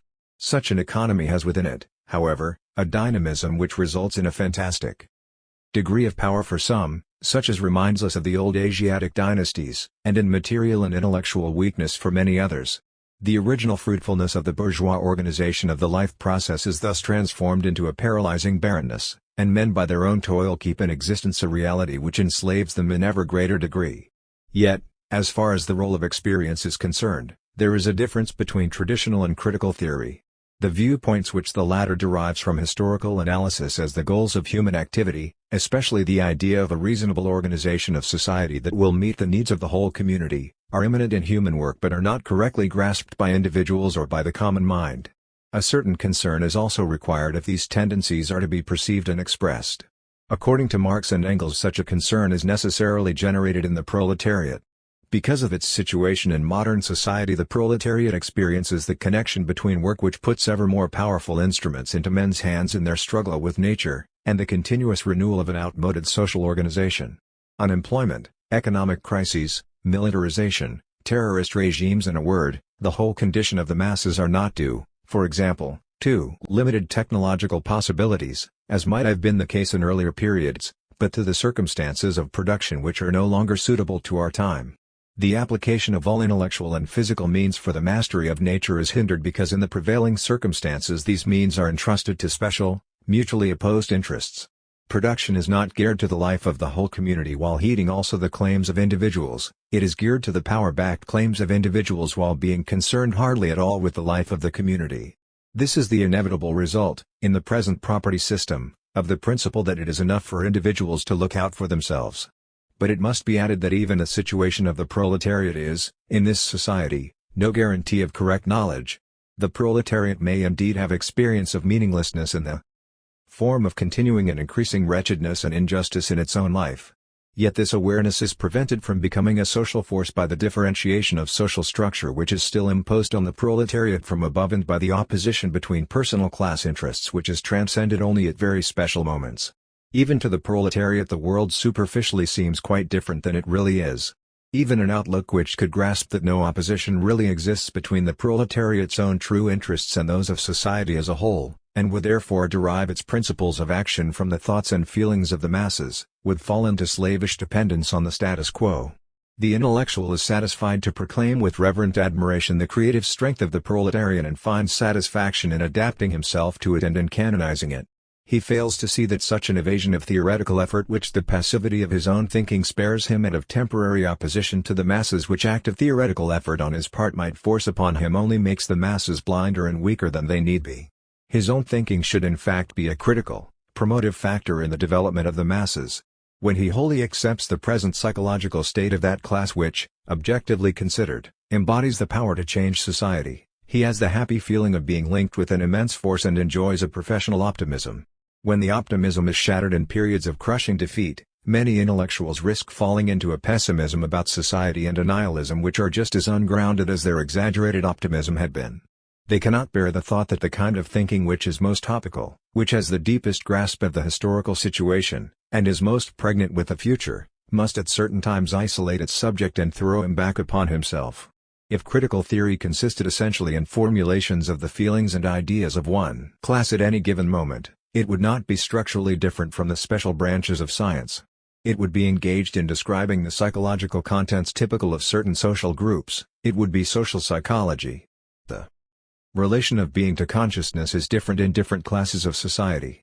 If we take seriously the ideas by which the bourgeoisie explains its own order, free exchange, free competition, harmony of interests, and so on, and if we follow them to their logical conclusion, they manifest their inner contradiction and therewith their real opposition to the bourgeois order. The simple description of bourgeois self-awareness thus does not give us the truth about this class of men. Similarly, a systematic presentation of the contents of proletarian consciousness cannot provide a true picture of proletarian existence and interests. It would yield only an application of traditional theory to a specific problem, and not the intellectual side of the historical process of proletarian emancipation. The same would be true if one were to limit oneself to appraising and making known the ideas not of the proletariat in general but of some more advanced sector of the proletariat, for example a party or its leadership. The real task set here would be the registering and classifying of facts with the help of the most suitable conceptual apparatus, and the theoretician's ultimate goal would be the prediction of future socio-psychological phenomena. Thought and the formation of theory would be one thing and its object, the proletariat, another. If, however, the theoretician and his specific object are seen as forming a dynamic unity with the oppressed class, so that his presentation of societal contradictions is not merely an expression of the concrete historical situation but also a force within it to stimulate change, then his real function emerges.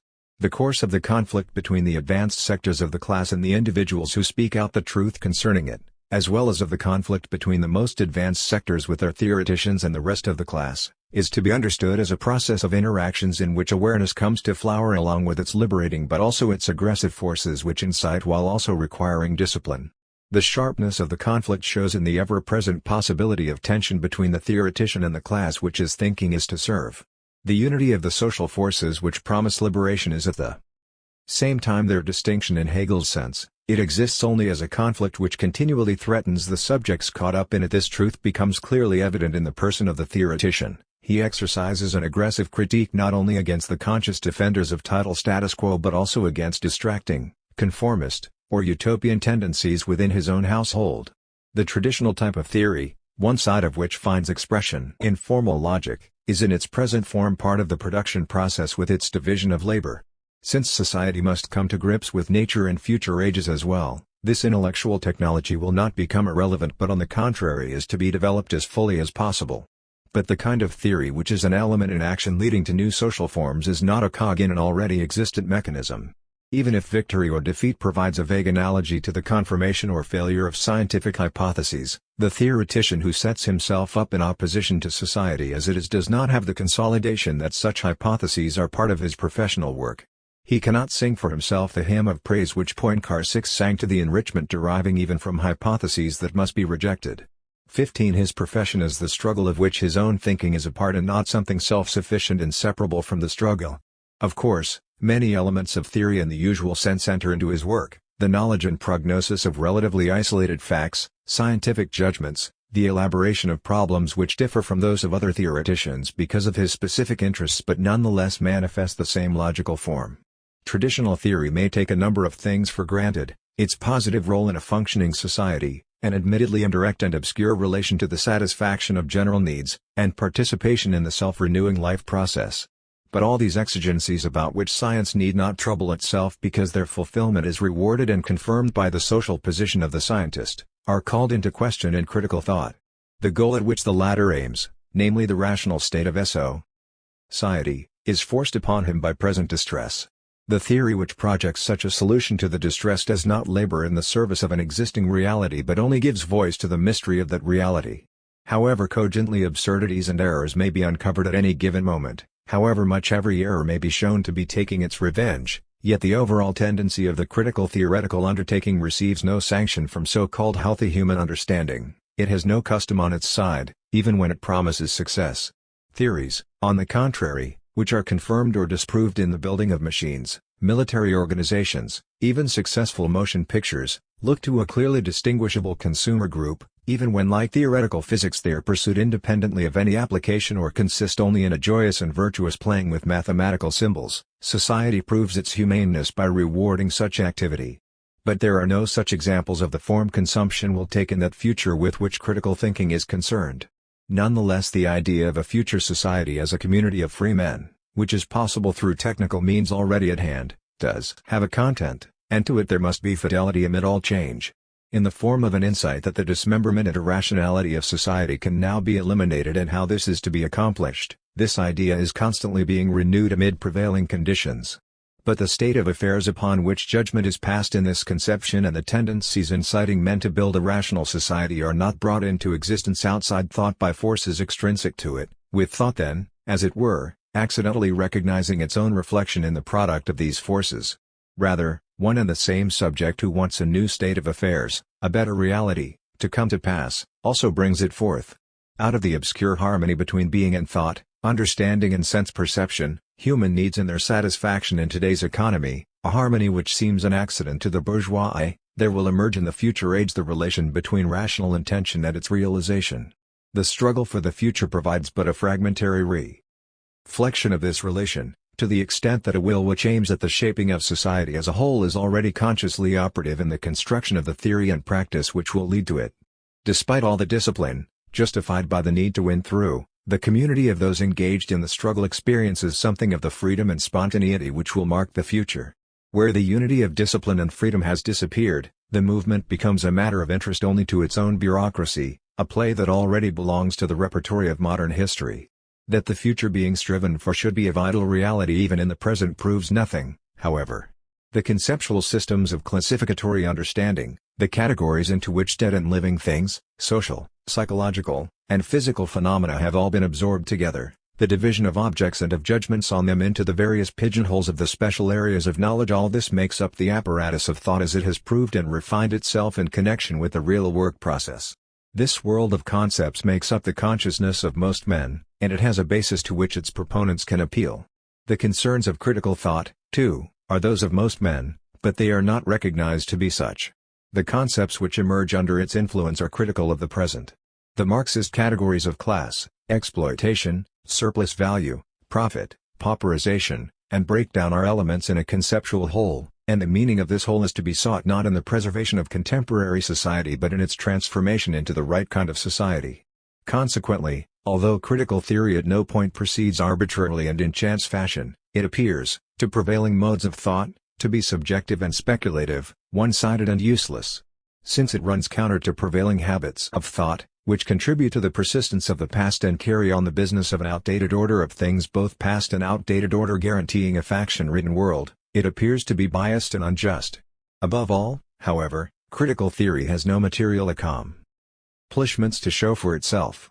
The change which it seeks to bring about is not effected gradually, so that success even if slow might be steady. The growth in numbers of more or less clear-minded disciples, the influence of some among them on governments, the power position of parties which have a positive attitude towards this theory or at least do not outlaw it, all these are among the vicissitudes encountered in the struggle for a higher stage of man's life in community and are not found at the beginnings of the struggle. Such successes as these may even prove, later on, to have been only apparent victories and really blunders. Again, fertilization in agriculture, for example, or the application of a medical therapy may be far removed from ideal reality and yet accomplish something. Perhaps the theories underlying such technology may have to be refined, revised, or abolished in connection with specialized activity and with discoveries in other areas. Through such techniques, nonetheless, a certain amount of labor is saved in achieving results, and many an illness is healed or alleviated. But the first consequence of the theory which urges a transformation of society as a whole is only an intensification of the struggle with which the theory is connected. Furthermore, although material improvements, originating in the increased powers of resistance of certain groups, are indirectly due to the critical theory, the groups in question are not sectors of society whose steady spread would finally bring the new society to pass. Such ideas mistake the fundamental difference between a fragmented society in which material and ideological power operates to maintain privileges and an association of free men in which each has the same possibility of self-development. Such an association is not an abstract utopia, for the possibility in question can be shown to be real even at the present stage of productive forces. But how many tendencies will actually lead to this association? How many transitional phases have been reached? How desirable and intrinsically valuable individual preliminary stages may be, and what their historical importance is in relation to the idea? All this will be made clear only when the idea is brought to realization. One thing which this way of thinking has in common with fantasy is that an image of the future which springs indeed from a deep understanding of the present determines men's thoughts and actions even in periods when the course of events seems to be leading far away from such a future and seems to justify every reaction except belief in fulfillment. It is not the arbitrariness and supposed independence of fantasy that is the common bond here, but its obstinacy. Within the most advanced group it is the theoretician who must have this obstinacy. The theoretician of the ruling class, perhaps after difficult beginnings, may reach a relatively assured position, but, on the other hand, the theoretician is also at times an enemy and criminal, at times a solitary utopian. Even after his death the question of what he really was is not decided. The historical significance of his work is not self-evident, it rather depends on men speaking and acting in such a way as to justify it. It is not a finished and fixed historical creation. The capacity for such acts of thought as are required in everyday action, social or scientific, has been developed in men by a realistic training over many centuries. Failure here leads to affliction, failure, and punishment. The intellectual modality to which we refer consists essentially in this, that the conditions for bringing about an effect which has always appeared in the same circumstances before are known and in the appropriate context are supplied. There is an object lesson kind of instruction through good and bad experiences and through organized experiment. The issue here is direct individual self-preservation, and in bourgeois society men have the opportunity of developing a sense of this. Knowledge in this traditional sense, including every type of experience, is preserved in critical theory and practice. But in regard to the essential kind of change at which the critical theory aims, there can be no corresponding concrete perception of it until it actually comes about. If the proof of the pudding is in the eating here is still in the future. Comparison with similar historical events can be drawn only in a limited degree. Constructive thinking, then, plays a more important role than empirical verification in this theory as a whole, in comparison with what goes on in the activity of common sense. This is one of the reasons why men who in particular scientific areas or in other professional activity are able to do extremely competent work, can show themselves quite limited and incompetent, despite goodwill, when it comes to questions concerning society as a whole. In all past periods when social change was on the agenda, people who thought too much were regarded as dangerous. This brings us to the problem of the general relation of the intelligentsia to society. The theoretician whose business it is to hasten developments which will lead to a society without injustice can find himself in opposition to views prevailing even among the proletariat, as we said above. If such a conflict were not possible, there would be no need of a theory, those who need it would come upon it without help. The conflict does not necessarily have anything to do with the class to which the theoretician belongs, nor does it depend on the kind of income he has. Engels was a businessman. In professional sociology, which derives its concept of class not from a critique of the economy but from its own observations, the theoretician's social position is determined neither by the source of his income nor by the concrete content of his theory but by the formal element of education. The possibility of a wider vision, not the kind possessed by industrial magnates who know the world market and direct whole states from behind the scenes, but the kind possessed by university professors, middle-level civil servants, doctors, lawyers, and so forth, is what constitutes the intelligentsia, that is, a special social or even supersocial stratum. It is the task of the critical theoretician to reduce the tension between his own insight and oppressed humanity in whose service he thinks. But in the sociological concept of which we speak, detachment from all classes is an essential mark of the intelligentsia, a sort of sign of superiority of which it is proud. 17 Such a neutral category corresponds to the abstract self-awareness typical of the savant.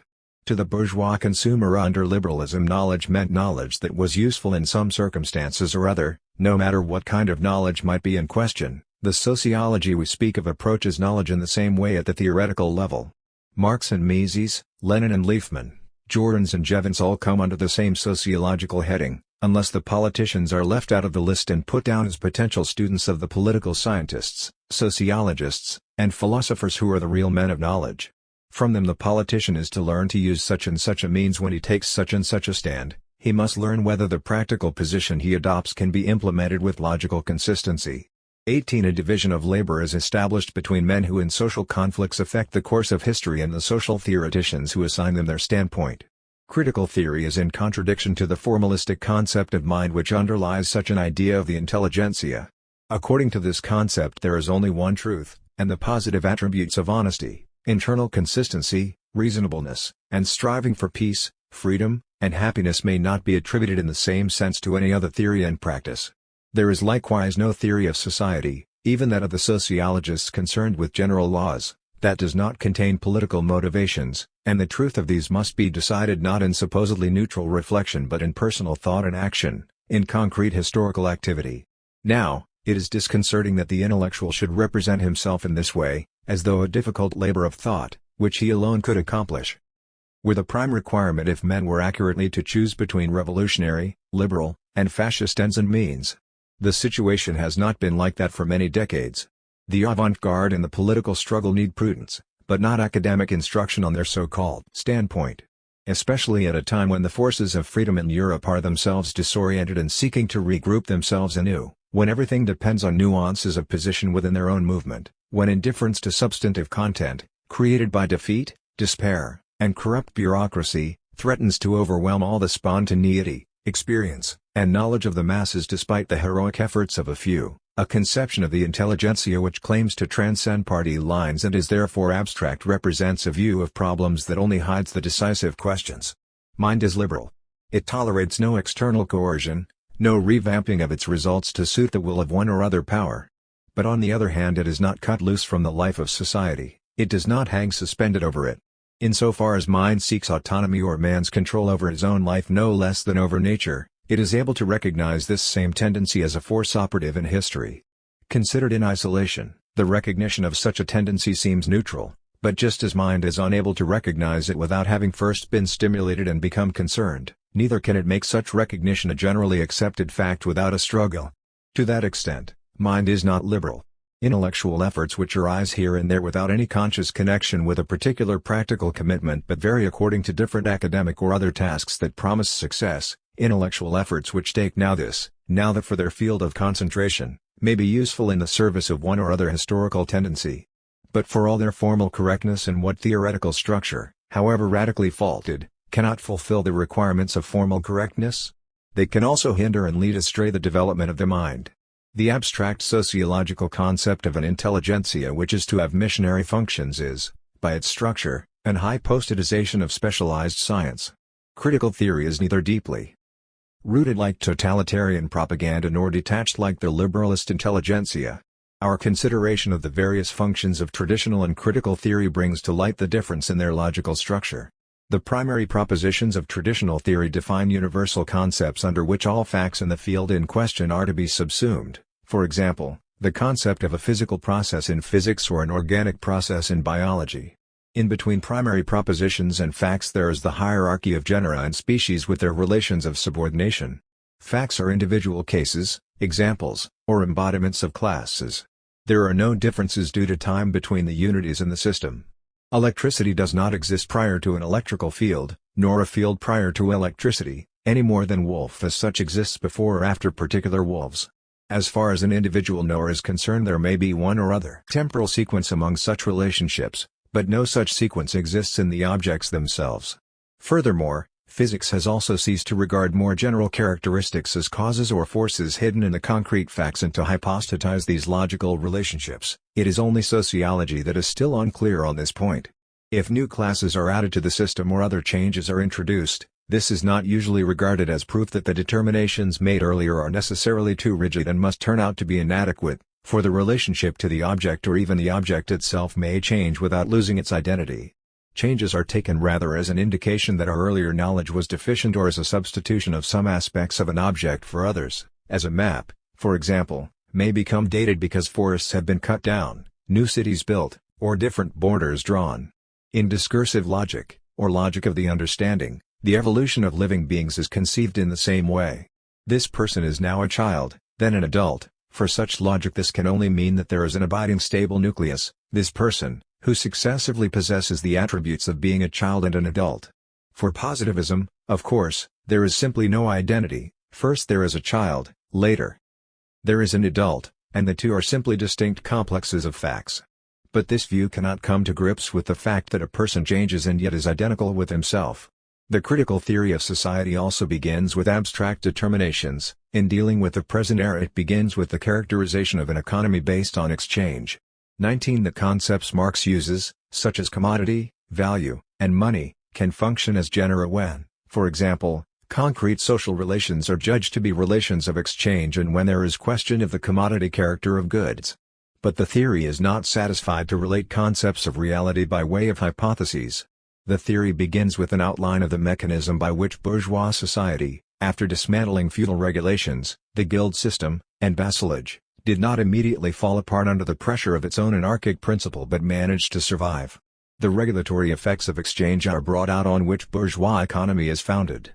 The conception of the interaction of society and nature, which is already exercising its influence here, as well as the idea of a unified period of society, of its self-preservation, and so on, spring from a radical analysis, guided by concern for the future, of the historical process. The relation of the primary conceptual interconnections to the world of facts is not essentially a relation of classes to instances. It is because of its inner dynamism that the exchange relationship, which the theory outlines, dominates social reality, as, for example, the assimilation of food largely dominates the organic life of plant and brute beast. In critical theory, as in traditional theory, more specific elements must be introduced in order to move from fundamental structure to concrete reality. But such an intercalation of more detailed factors, for example the existence of large money reserves, the diffusion of these in sectors of society that are still pre-capitalist, foreign trade is not accomplished by simple deduction as in theory that has been simplified for specialized use. Instead, every step rests on knowledge of man and nature which is stored up in the sciences and in historical experience. This is obvious, of course, for the theory of industrial technology. But in other areas too a detailed knowledge of how men react is applied throughout the doctrinal developments to which we have been referring. For example, the statement that under certain conditions the lowest strata of society have the most children plays an important role in explaining how the bourgeois society built on exchange necessarily leads to capitalism with its army of industrial reserves and its crises. To give the psychological reasons behind the observed fact about the lower classes is left to traditional science. Thus the critical theory of society begins with the idea of the simple exchange of commodities and defines the idea with the help of relatively universal concepts. It then moves further, using all knowledge available and taking suitable material from the research of others as well as from specialized research. Without denying its own principles as established by the special discipline of political economy, the theory shows how an exchange economy, given the condition of men which, of course, changes under the very influence of such an economy, must necessarily lead to a heightening of those social tensions which in the present historical era lead in turn to wars and revolutions. The necessity just mentioned, as well as the abstractness of the concepts, are both like and unlike the same phenomena in traditional theory. In both types of theory there is a strict deduction if the claim of validity for general definitions is shown to include a claim that certain factual relations will occur. For example, if you are dealing with electricity, such and such an event must occur because such and such characteristics belong to the very concept of electricity. To the extent that the critical theory of society deduces present conditions from the concept of simple exchange, it includes this kind of necessity, although it is relatively unimportant that the hypothetical form of statement be used. That is, the stress is not on the idea that wherever a society based on simple exchange prevails, capitalism must develop, although this is true. The stress is rather on the fact that the existent capitalist society, which now is spread all over the world from Europe and for which the theory is declared valid, derives from the basic relation of exchange. Even the classificatory judgments of specialized science have a fundamentally hypothetical character, and existential judgments are allowed, if at all, only in certain areas, namely the descriptive and practical parts of the discipline. 20. But the critical theory of society is, in its totality, the unfolding of a single existential judgment. To put it in broad terms, the theory says that the basic form of the historically given commodity economy on which modern history rests contains in itself the internal and external tensions of the modern era. It generates these tensions over and over again in an increasingly heightened form, and after a period of progress, development of human powers, and emancipation for the individual, after an enormous extension of human control over nature, it finally hinders further development and drives humanity into a new barbarism. The individual steps within the theory are, at least in intention, as rigorous as the deductions in a specialized scientific theory. Each is an element in the building up of that comprehensive existential judgment. Particular parts of the theory can be changed into general or specific hypothetical judgments and applied after the fashion of traditional theory, for example, the idea that increasing productivity usually devalues capital. In many areas of the theory there thus arise propositions the relation of which to reality is difficult to determine. From the fact that the representation of a unified object is true as a whole, it is possible to conclude only under special conditions the extent to which isolated parts of the representation can validly be applied, in their isolation, to isolated parts of the object. The problem that arises as soon as particular propositions of the critical theory are applied to unique or recurring events in contemporary society has to do not with the truth of the theory but with how suitable the theory is for traditional kinds of intellectual operation with progressively extended goals. The special sciences, and especially contemporary political economics, are unable to derive practical profit from the fragmentary questions they discuss. But this incapacity is due neither to these sciences nor to critical theory alone, but to their specific role in relation to reality. Even the critical theory, which stands in opposition to other theories, derives its statements about real relationships from basic universal concepts, as we have indicated, and therefore presents the relationships as necessary. Thus both kinds of theoretical structure are alike when it comes to logical necessity. But there is a difference as soon as we turn from logical to real necessity, the necessity involved in factual sequences. The biologist's statement that internal processes cause a plant to wither or that certain processes in the human organism lead to its destruction leaves untouched the question whether any influences can alter the character of these processes or change them totally. Even when an illness is said to be curable, the fact that the necessary curative measures are actually taken is regarded as purely extrinsic to the curability, a matter of technology and therefore non-essential as far as the theory as such is concerned. The necessity which rules society can be regarded as biological in the sense described, and the unique character of critical theory can therefore be called in question on the grounds that in biology as in other natural sciences particular sequences of events can be theoretically constructed just as they are in the critical theory of society.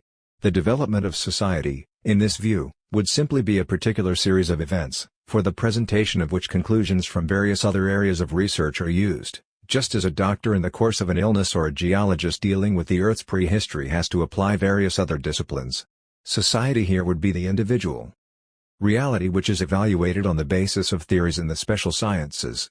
However many valid analogies there may be between these different intellectual endeavors, there is nonetheless a decisive difference when it comes to the relation of subject and object and therefore to the necessity of the event being judged. The object with which the scientific specialist deals is not affected at all by his own theory. Subject and object are kept strictly apart.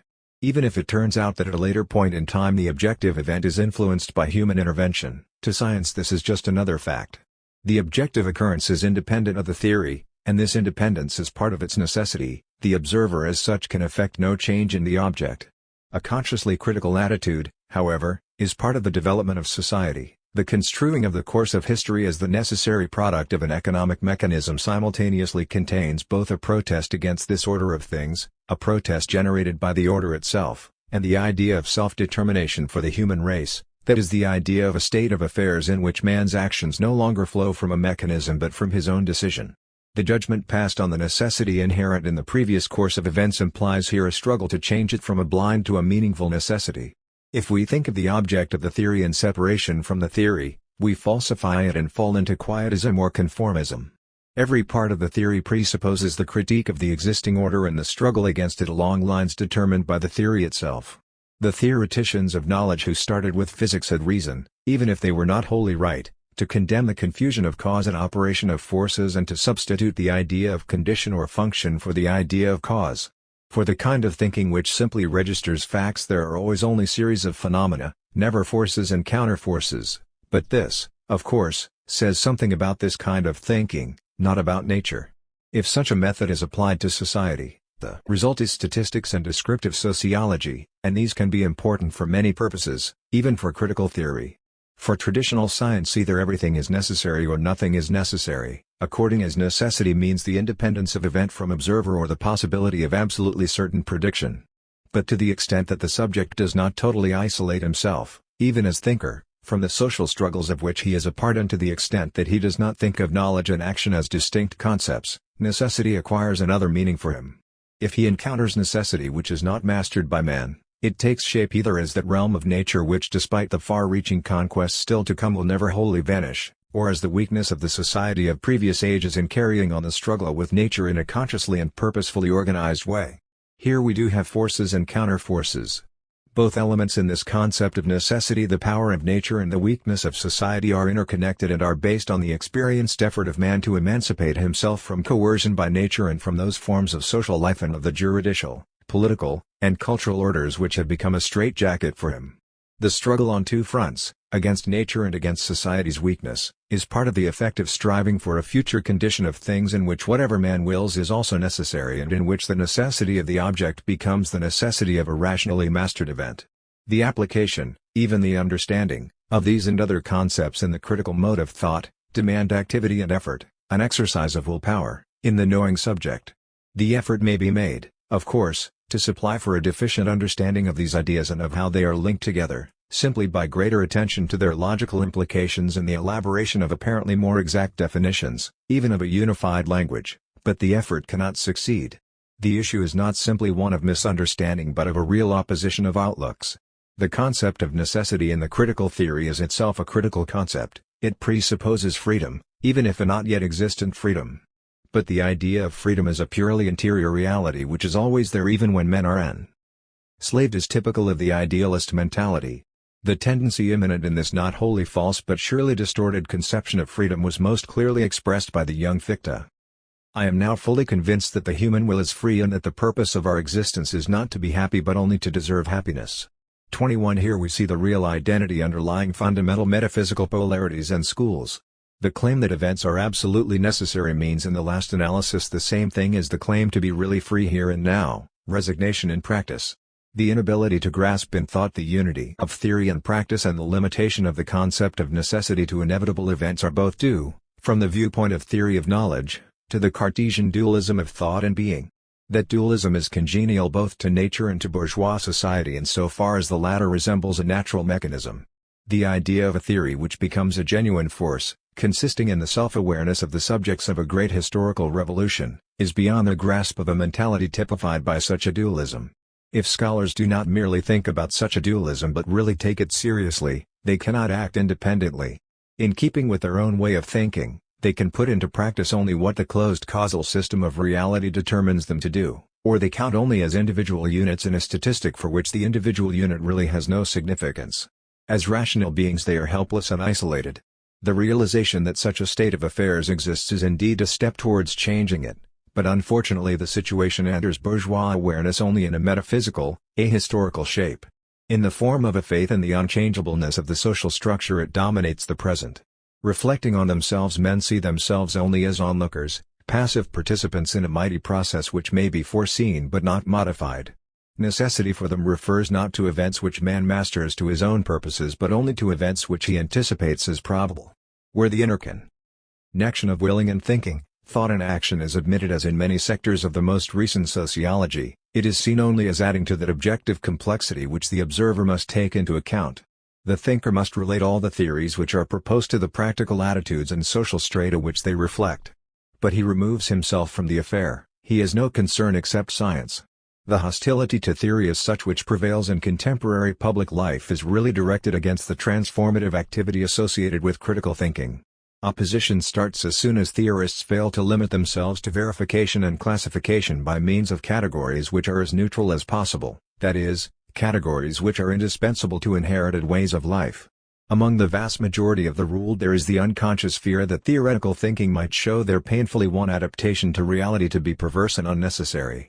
Those who profit from the status quo entertain a general suspicion of any intellectual independence. The tendency to conceive theory as the opposite of a positive outlook is so strong that even the inoffensive traditional type of theory suffers from it at times. Since the most advanced form of thought at present is the critical theory of society and every consistent intellectual movement that cares about man converges upon it by its own inner logic, theory in general falls into disrepute. Every other kind of scientific statement which does not offer a deposit of facts in the most familiar categories and, if possible, in the most neutral form, the mathematical, is already accused of being theoretical. This positivist attitude need not be simply hostile to progress.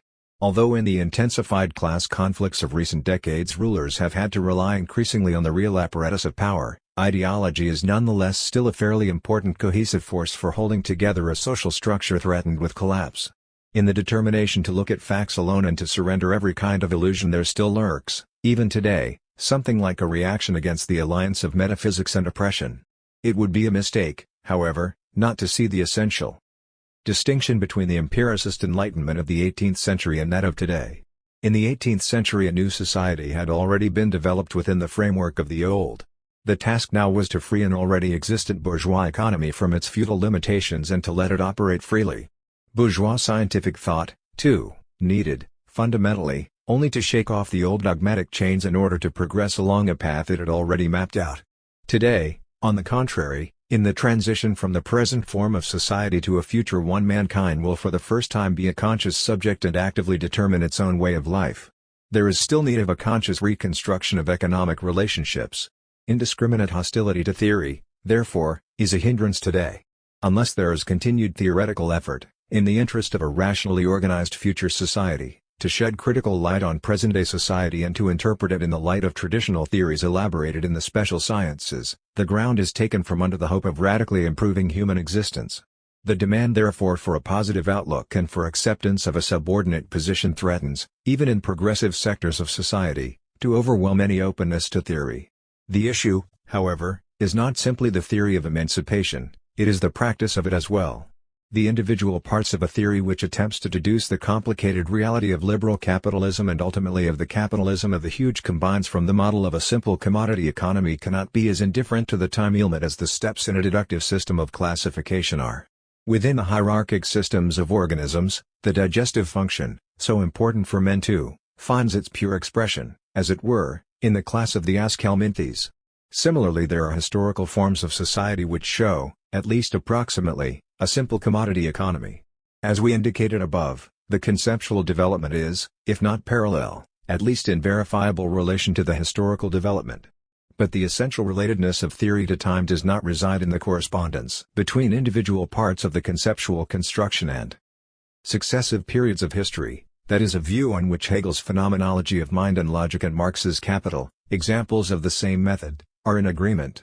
It consists rather in the continuous alteration of the theoretician's existential judgment on society, for this judgment is conditioned by its conscious relation to the historical practice of society. This kind of alteration has nothing to do with the principle by which modern metaphysics and philosophy of religion have rejected every consistently developed theoretical structure. Any specific theoretical content must be constantly and radically questioned, and the thinker must be constantly beginning anew. Critical theory does not have one doctrinal substance today, another tomorrow. The changes in it do not mean a shift to a wholly new outlook, as long as the age itself does not radically change. The stability of the theory is due to the fact that amid all change in society the basic economic structure, the class relationship in its simplest form, and therefore the idea of the supersession of these two remain identical. The decisive substantive elements in the theory are conditioned by these unchanging factors and they themselves therefore cannot change until there has been a historical transformation of society. On the other hand, however, history does not stand still until such a point of transformation has been reached. The historical development of the conflicts in which the critical theory is involved leads to a reassignment of degrees of relative importance to individual elements of the theory, forces further concretizations, and determines which results of specialized science are to be significant for critical theory and practice at any given time. In order to explain more fully what is meant, we shall use the concept of the social class which disposes of the means of production. In the liberalist period economic predominance was in great measure connected with legal ownership of the means of production. The large class of private property owners exercised leadership in the society, and the whole culture of the age bears the impress of this fact. Industry was still broken up into a large number of independent enterprises which were small by modern standards. The directors of factories, as was suitable for this stage of technological development, were either one or more of the owners or their direct appointees. Once, however, the development of technology in the last century had led to a rapidly increasing concentration and centralization of capital. The legal owners were largely excluded from the management of the huge combines which absorbed their small factories, and management became something quite distinct from ownership before the law. Industrial magnates, the leaders of the economy, came into being. In many cases these managers were initially the major owners of the concerns. Today, however, such ownership has become unimportant, and there are now some powerful managers who dominate whole sectors of industry while owning a steadily decreasing part of the businesses they direct. This economic process brings with it a change in the way the political and legal apparatus functions, as well as in ideologies. Without the juridical definition of ownership being changed at all, owners become increasingly powerless before the directors and their staffs.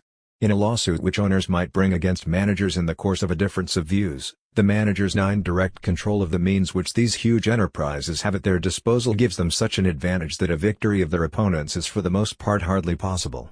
The influence of management, which may initially be exercised only over lower judicial and administrative authorities, finally extends to the higher ones and ultimately to THT state and its power apparatus. Once the legal owners are cut off from the real productive process and lose their influence, their horizon narrows, they become increasingly unfitted for important social positions, and finally the share which they still have in industry due to ownership and which they have done nothing to augment comes to seem socially useless and morally dubious. These and other changes are accompanied by the rise of ideologies centering on the great personality and the distinction between productive and parasitic capitalists. The idea of a right with a fixed content and independent of society at large loses its importance. The very same sector of society which brutally maintains its private power to dispose of the means of production, and this power is at the heart of the prevailing social order, sponsors political doctrines which claim that unproductive property and parasitic incomes must disappear. The circle of really powerful men grows narrower, but the possibility increases of deliberately constructing ideologies, of establishing a double standard of truth knowledge for insiders, a cooked-up story for the people, and of cynicism about truth and thought generally. The end result of the process is a society dominated no longer by independent owners but by cliques of industrial and political leaders. Such changes do not leave the structure of a critical theory untouched. It does not indeed fall victim to the illusion that property and profit no longer play a key role, an illusion carefully fostered in the social sciences. On the one hand, even earlier it had regarded juridical relations not as the substance but as the surface of what was really going on in society. It knows that the disposition of men and things remains in the hands of a particular social group which is in competition with other economic power groups, less so at home but all the more fiercely at the international level. Profit continues to come from the same social sources and must in the last analysis be increased by the same means as before. On the other hand, in the judgment of the critical theorist, the loss of all rights with a determined content, a loss conditioned by the concentration of economic power and given its fullest form in the authoritarian state, has brought with it the disappearance not only of an ideology but also of a cultural factor which has a positive value and not simply a negative one. When the theory takes into account these changes in the inner structure of the entrepreneurial class, it is led to differentiate others of its concepts as well. The dependence of culture on social relationships must change as the latter change, even in details, if society indeed be a single whole. Even in the liberalist period, political and moral interpretations of individuals could be derived from their economic situation. Admiration for nobility of character, fidelity to one's word, independence of judgment, and so forth, are traits of a society of relatively independent economic subjects who enter into contractual relationships with each other. But this cultural dependence was in good measure psychologically mediated, and morality itself acquired a kind of stability because of its function in the individual. The truth that dependence on the economy thoroughly pervaded even this morality was brought home when in the recent threat to the economic position of the liberalist bourgeoisie the attitude of freedom and independence began to disintegrate. Under the conditions of monopolistic capitalism, however, even such a relative individual independence is a thing of the past. The individual no longer has any ideas of his own. The content of mass belief, in which no one really believes, is an immediate product of the ruling economic and political bureaucracies, and its disciples secretly follow their own atomistic and therefore untrue interests. They act as mere functions of the economic machine. The concept of the dependence of the cultural on the economic has thus changed. With the destruction of the classically typical individual, the concept has as it were become more materialistic, in the popular sense of the term, than before. The explanation of social phenomena has become simpler yet also more complicated. Simpler, because economic factors more directly and consciously determine men and because the solidity and relative capacity for resistance of the cultural spheres are disappearing. More complicated, because the economic dynamism which has been set in motion and in relation to which most individuals have been reduced to simple means, quickly brings ever new visions and portents. Even advanced sectors of society are discouraged and gripped by the general sense of helplessness. The permanency of truth, too, is connected with the constellations of reality. In the 18th century, truth had on its side a bourgeoisie that was already economically developed. But under the conditions of later capitalism and the impotence of the workers before the authoritarian state's apparatus of oppression, truth has sought refuge among small groups of admirable men. But these have been decimated by terrorism and have little time for refining the theory. Charlatans profit by this situation, and the general intellectual level of the great masses is rapidly declining.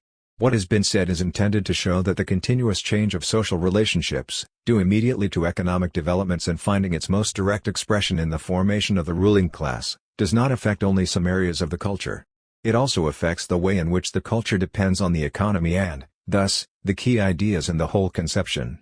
This influence of social development on the structure of the theory is part of the theory's doctrinal content. Thus, new contents are not just mechanically added to already existent parts. Since the theory is a unified whole which has its proper meaning only in relation to the contemporary situation, the theory as a whole is caught up in an evolution. The evolution does not change the theory's foundations, of course, any more than recent changes essentially alter the object which the theory reflects, namely a contemporary society. Yet even the apparently more remote concepts of the theory are drawn into the evolution. The logical difficulties which understanding meets in every thought that attempts to reflect a living totality are due chiefly to this fact. If we take individual concepts and judgments out of their context in the theory and compare them with concepts and judgments from an earlier version of the theory, contradictions arise. This is true whether we think of the historical developmental stages through which the theory passes or of the logical steps within the theory itself. Amid all the abiding identity of the concepts of enterprise and entrepreneur, there is nonetheless distinction, according as the concepts are taken from the presentation of the early form of bourgeois economy or from the presentation of developed capitalism, and according as they are taken from the 19th century critique of political economy which has the liberalist manufacturer in view, or from the 20th century critique which envisages the monopolist. The representation of the entrepreneur, like the entrepreneur himself, passes through an evolution. The contradictions which arise when parts of the theory are taken as independent entities are thus not due to errors or to a neglect of clear definitions. They are due to the fact that the theory has a historically changing object which, however, remains identical amid all the changes. The theory is not a storehouse of hypotheses on the course of particular events in society. It constructs a developing picture of society as a whole, an existential judgment with a historical dimension. What the bourgeois entrepreneur or even the bourgeois man as such was the fact, for example, that his character showed not only rationalist traits but also an element of that irrationalism which presently prevails in middle-class mass movements depends on the original economic situation of the bourgeoisie. The basic concepts of the theory capture this reality. But those economic origins manifest themselves so clearly only in the conflicts of the present day. The reason for this is not that the bourgeois is understanding change at the present time, but that in connection with present-day change the interests and attention of the theoretician lead him to accentuate new aspects of this object. It may be of systematic interest and not entirely useless to classify and juxtapose the various kinds of dependency, commodity, class, entrepreneur, and so forth, as they occur in the logical and historical phases of the theory. But the sense of these concepts ultimately becomes clear only when we grasp the whole conceptual structure with its demands for adaptation to ever-new situations. Consequently, such systems of classes and subclasses, of definitions and specifications of concepts, which are extracted from the critical theory do not have even the value of the conceptual inventories found in other specialized science, for the latter are at least applied in the relatively uniform practice of daily life. To transform the critical theory of society into a sociology is, on the whole, an undertaking beset with serious difficulties. The question we have been touching on, concerning the tie-in between thought and time, has, it must be admitted, a special difficulty connected with it. The objection is urged that it is impossible to speak in any strict sense of changes in a theory properly so called. The claim that such changes occur presupposes rather a theory that only glosses over the difficulty. No one can turn himself into a different subject than what he is at this historical moment. To speak of the constancy or changeableness of truth is strictly meaningful only in a polemical context. That is, one would be opposing the idea of an absolute, suprahistorical subject or the possibility of exchanging subjects, as though a person could remove himself from his present historical juncture and truly insert himself into any other he wished. How far this last is in fact possible or impossible is not our concern here. In any event, the critical theory is indeed incompatible with the idealist belief that any theory is independent of men and even has a growth of its own. Documents have a history, but a theory does not have its vicissitudes. The claim, then, that certain elements have been added to it and that it must adapt itself to new situations in the future without changing its essential content is rather an integral part of the theory as it exists today and seeks to affect practice. Those who have the theory in their heads have it there in its totality and act according to that totality. The continuous progress of a truth that is independent of the thinking subject or a trust in the advance of science can refer in the proper and strict sense only to that function of knowledge which will continue to be necessary even in a future society, namely the mastering of nature. This knowledge, too, admittedly belongs to the existent social totality. Here, however, the presupposition of claims that this knowledge lasts or changes, namely the continuance of economic production and reproduction in familiar forms, really has, in a certain way, the same meaning as the claim that the subjects of knowledge are interchangeable. The fact that class society is divided does not render illusory, in this context, the equivalence of human subjects. Knowledge in this instance is itself a thing which one generation passes on to another, to the extent that men must live, they need it. In this respect, too, then, the traditional scientist can be reassured.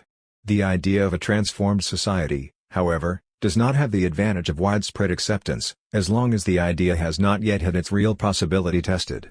To strive for a state of affairs in which there will be no exploitation or oppression, in which an all-embracing subject, namely self-aware mankind, exists, and in which it is possible to speak of a unified theoretical creation and a thinking that transcends individuals, to strive for all this is not yet to bring it to pass.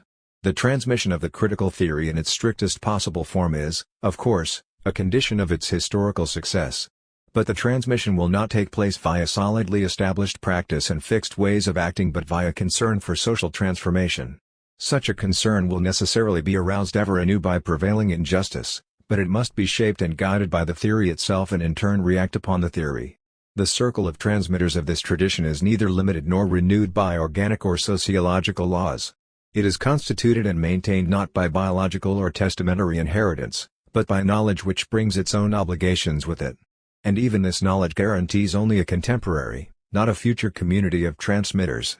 The theory may be stamped with the approval of every logical criterion, but to the end of the age it will lack the seal of approval which victory brings. Until then, too, the struggle will continue to grasp it aright and to apply it. A version of it which has the propaganda apparatus and a majority on its side is not therefore the better one. In the general historical upheaval the truth may reside with numerically small groups of men. History teaches us that such groups, hardly noticed even by those opposed to the status quo, outlawed but imperturbable, may at the decisive moment become the leaders because of their deeper insight. Today, when the whole weight of the existing state of affairs is pushing mankind towards the surrender of all culture and relapse into darkest barbarism, the circle of solidarity is now enough.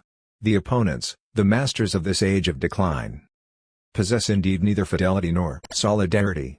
Such concepts, on the contrary, are elements of the right theory and practice. Cut loose from such theory and practice, these concepts change their meaning as do all parts of a living whole.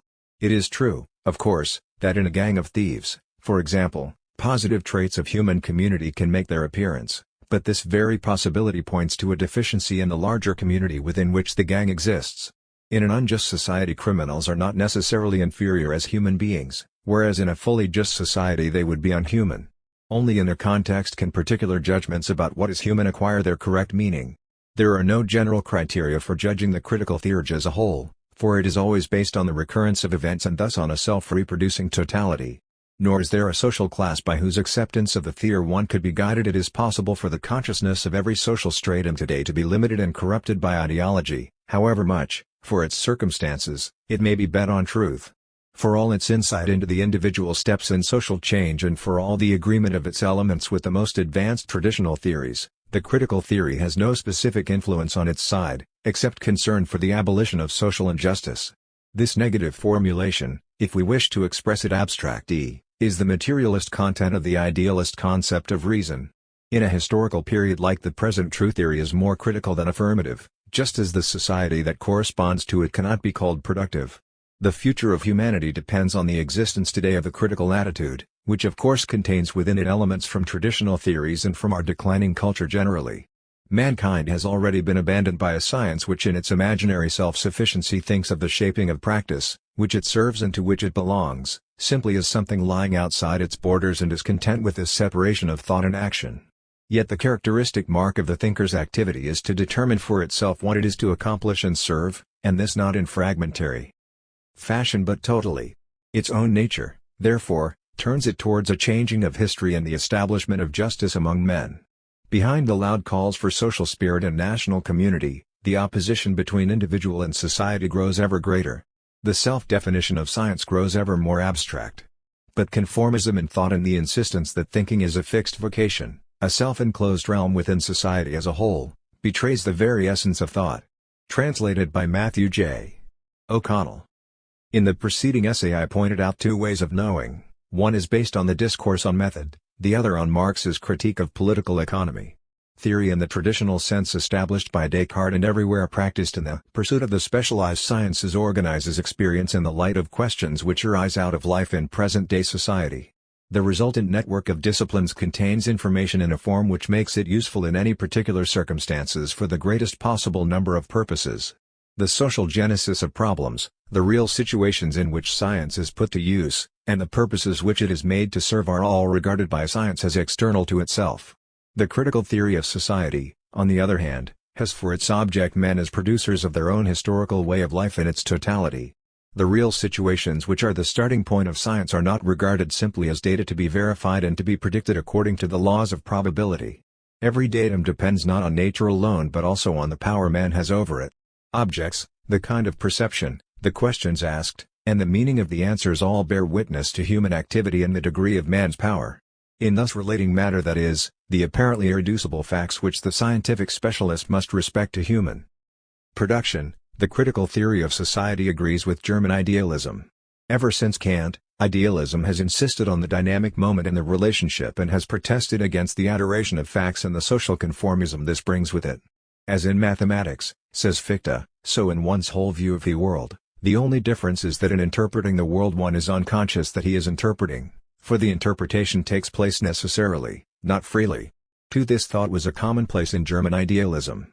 But the activity exercised on the matter presented to man was regarded as intellectual. It was the activity of a meta-empirical consciousness in itself, an absolute ego, the spirit, and consequently the victory over the dumb, unconscious, irrational side of this activity took place in principle in the person's interior, in the realm of thought.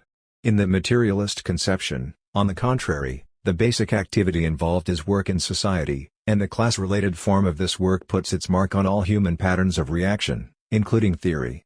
The intervention of reason in the processes whereby knowledge and its object are constituted, or the subordination of these processes to conscious control, does not take place therefore in a purely intellectual world, but coincides with the struggle for certain real ways of life. The elaboration of theories in the traditional sense is regarded in our society as an activity set off from other scientific and non-scientific activities, needing to know nothing of the historical goals and tendencies of which such activity is a part. But the critical theory in its concept formation and in all phases of its development very consciously makes its own that concern for the rational organization of human activity which it is its task to illumine and legitimate.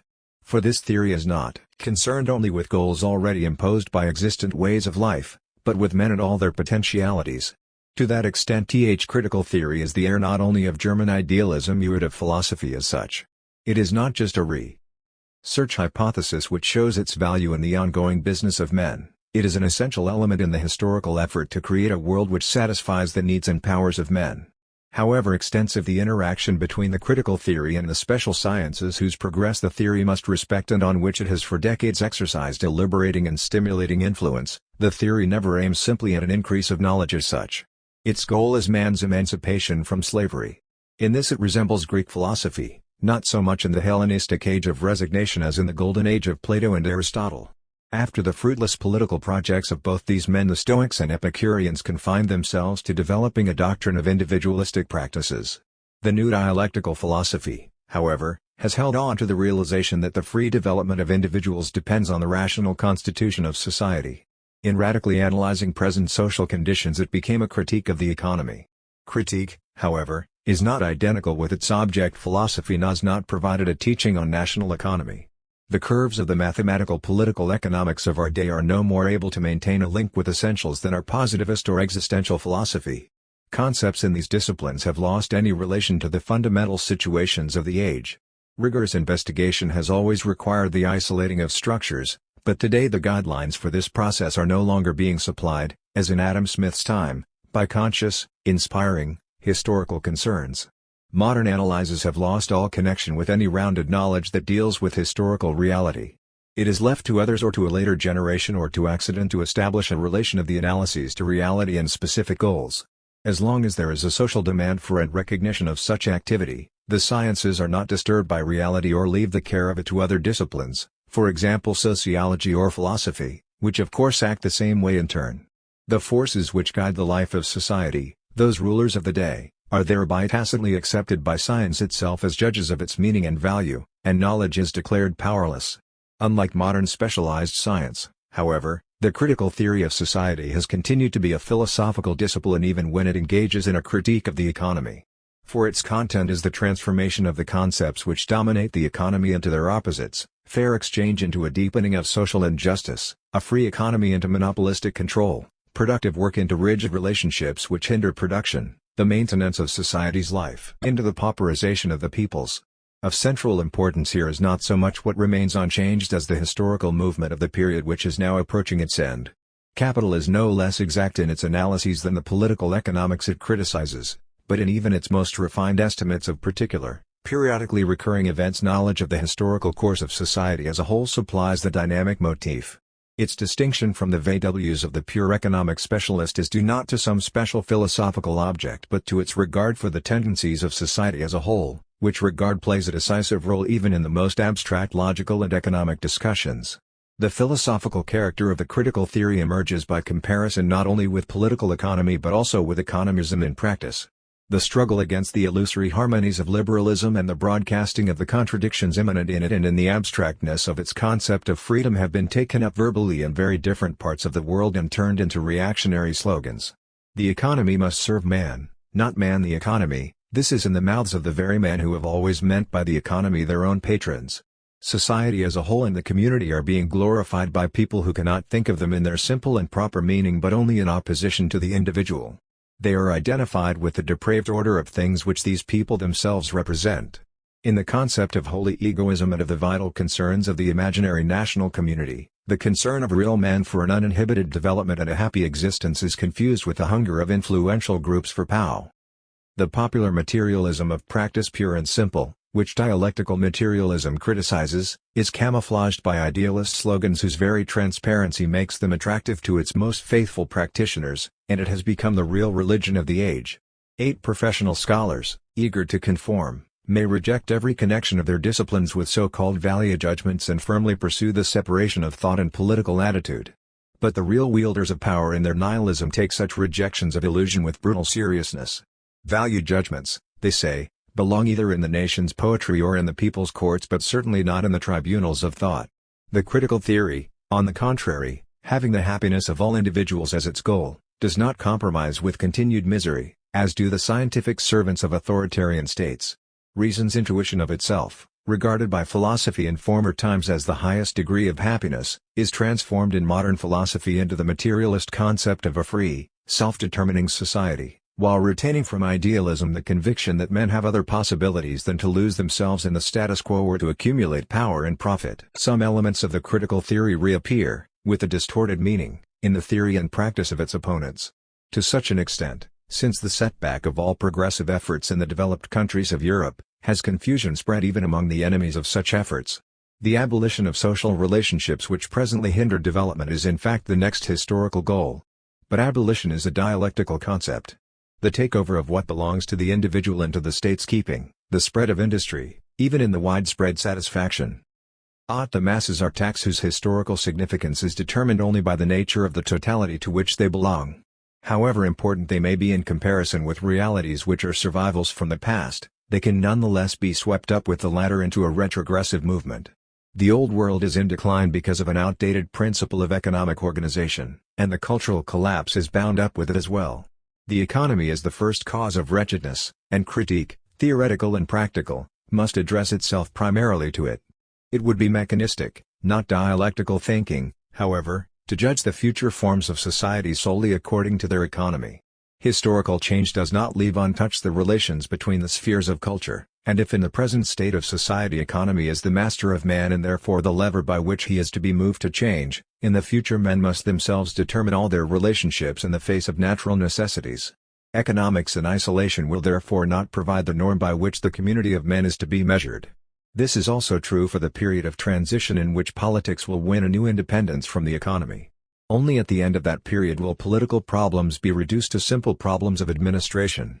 Before that point is reached, the whole situation can change, thus even the character of the transition remains indeterminate. Economism, to which the critical theory is often reduced, does not consist in giving too much importance to the economy, but in giving it too narrow a scope. The theory is concerned with society as a whole, but this broad scope is forgotten in economism, where limited phenomena are made the final court of appeal.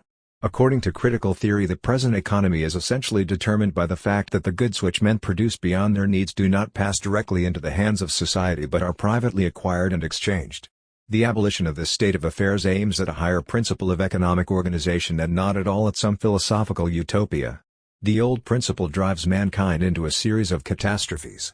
But the concept of socialization, which describes the change to some elements of the critical theory, reappear, with a distorted meaning, in the theory and practice of its opponents. To such an extent, since the setback of all progressive efforts in the developed countries of Europe, has confusion spread even among the enemies of such efforts.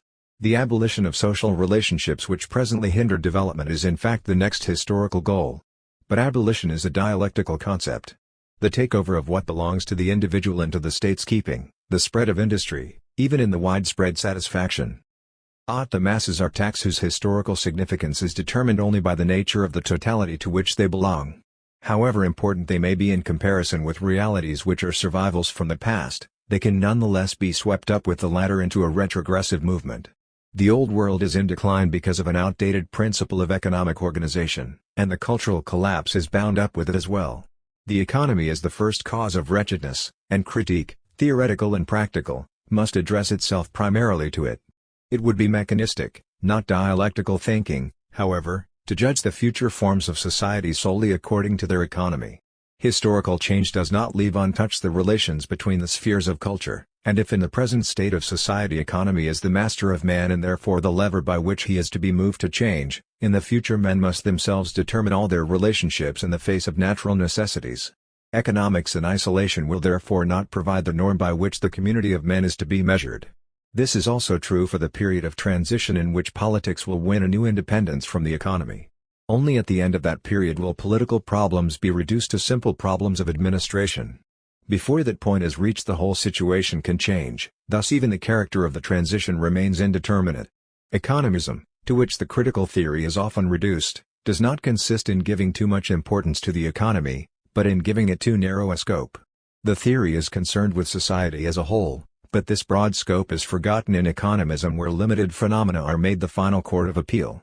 According to critical theory, the present economy is essentially determined by the fact that the goods which men produce beyond their needs do not pass directly into the hands of society but are privately acquired and exchanged. The abolition of this state of affairs aims at a higher principle of economic organization and not at all at some philosophical utopia. The old principle drives mankind into a series of catastrophes. But the concept of socialization, which describes the change to a state of society, contains more than elements from political economy or jurisprudence. If industrial production is under state control, this is a historical fact, the significance of which in the critical theory would have to be analyzed for each state. Whether a real socialization is going on, that is, whether a higher principle of economic life is actually being developed, does not depend simply on, for example, a change in certain property relations or on increased productivity and new forms of social collaboration. It depends just as much on the nature and development of the society in which all these particular developments are taking place. The issue, then, is the real nature of the new relations of production. Even if natural privileges which depend on individual talent and efficiency continue to exist for a while, at least no new social privileges are to replace them. In such a provisional situation, inequality must not be allowed to become fixed but must be increasingly eliminated.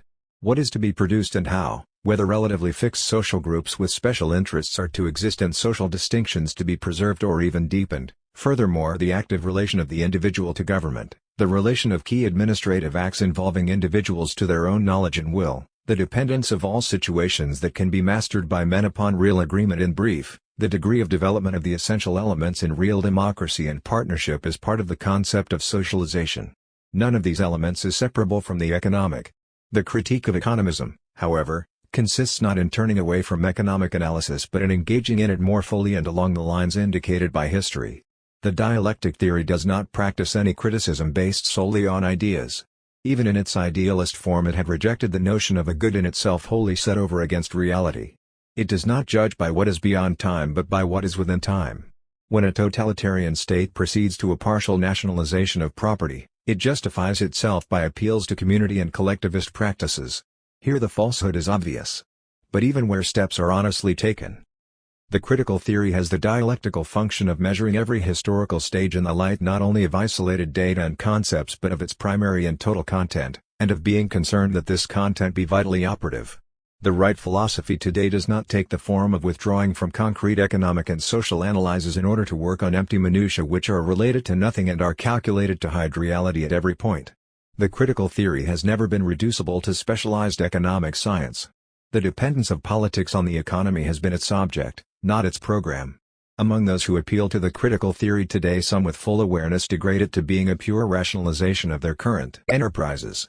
Others restrict themselves to shallow concepts which even verbally have become odd-sounding and make of it a leveling down ideology which everyone understands because no thoughts at all pass through anyone's mind. Since its beginning, however, dialectical thought has meant the most advanced state of knowledge, and it is only from this, in the last analysis, that decisive action can come. Its representatives in times of setback have always been relatively few, something it has in common with philosophy. As long as thought has not won a definitive victory, it cannot feel secure in the shadow of power. But if its concepts, which sprang from social movements, today seem empty because no one stands behind them but its pursuing persecutors, yet the truth of them will out. For the thrust towards a rational society, which admittedly seems to exist today only in the realms of fantasy, is really innate in every man. That is not a claim that should bring a sigh of relief. For the realization of possibilities depends on historical conflicts. The truth about the future does not take the form of a verification of data which differ from others only in having some special importance. Rather, man's own will plays a part in that truth, and he may not take his ease if the prognosis is to come true. And even after the new society shall have come into existence, the happiness of its members will not make up for the wretchedness of those who are being destroyed in our contemporary society. Nor does the theory bring salvation to those who hold it. Inseparable from drive and will, it preaches no psychic condition, as does the Stoa or Christianity. The martyrs of freedom have not sought their own peace of soul. Their philosophy was politics, and if their souls remain calm in the face of tenor, this was not their goal. Nor could the dread they experienced bear witness against them. The apparatus of power has not really gotten less refined since Galileo's penance and recantation. If it took second place to other kinds of machination in the 19th century, it has more than made up for its backwardness in the 20th.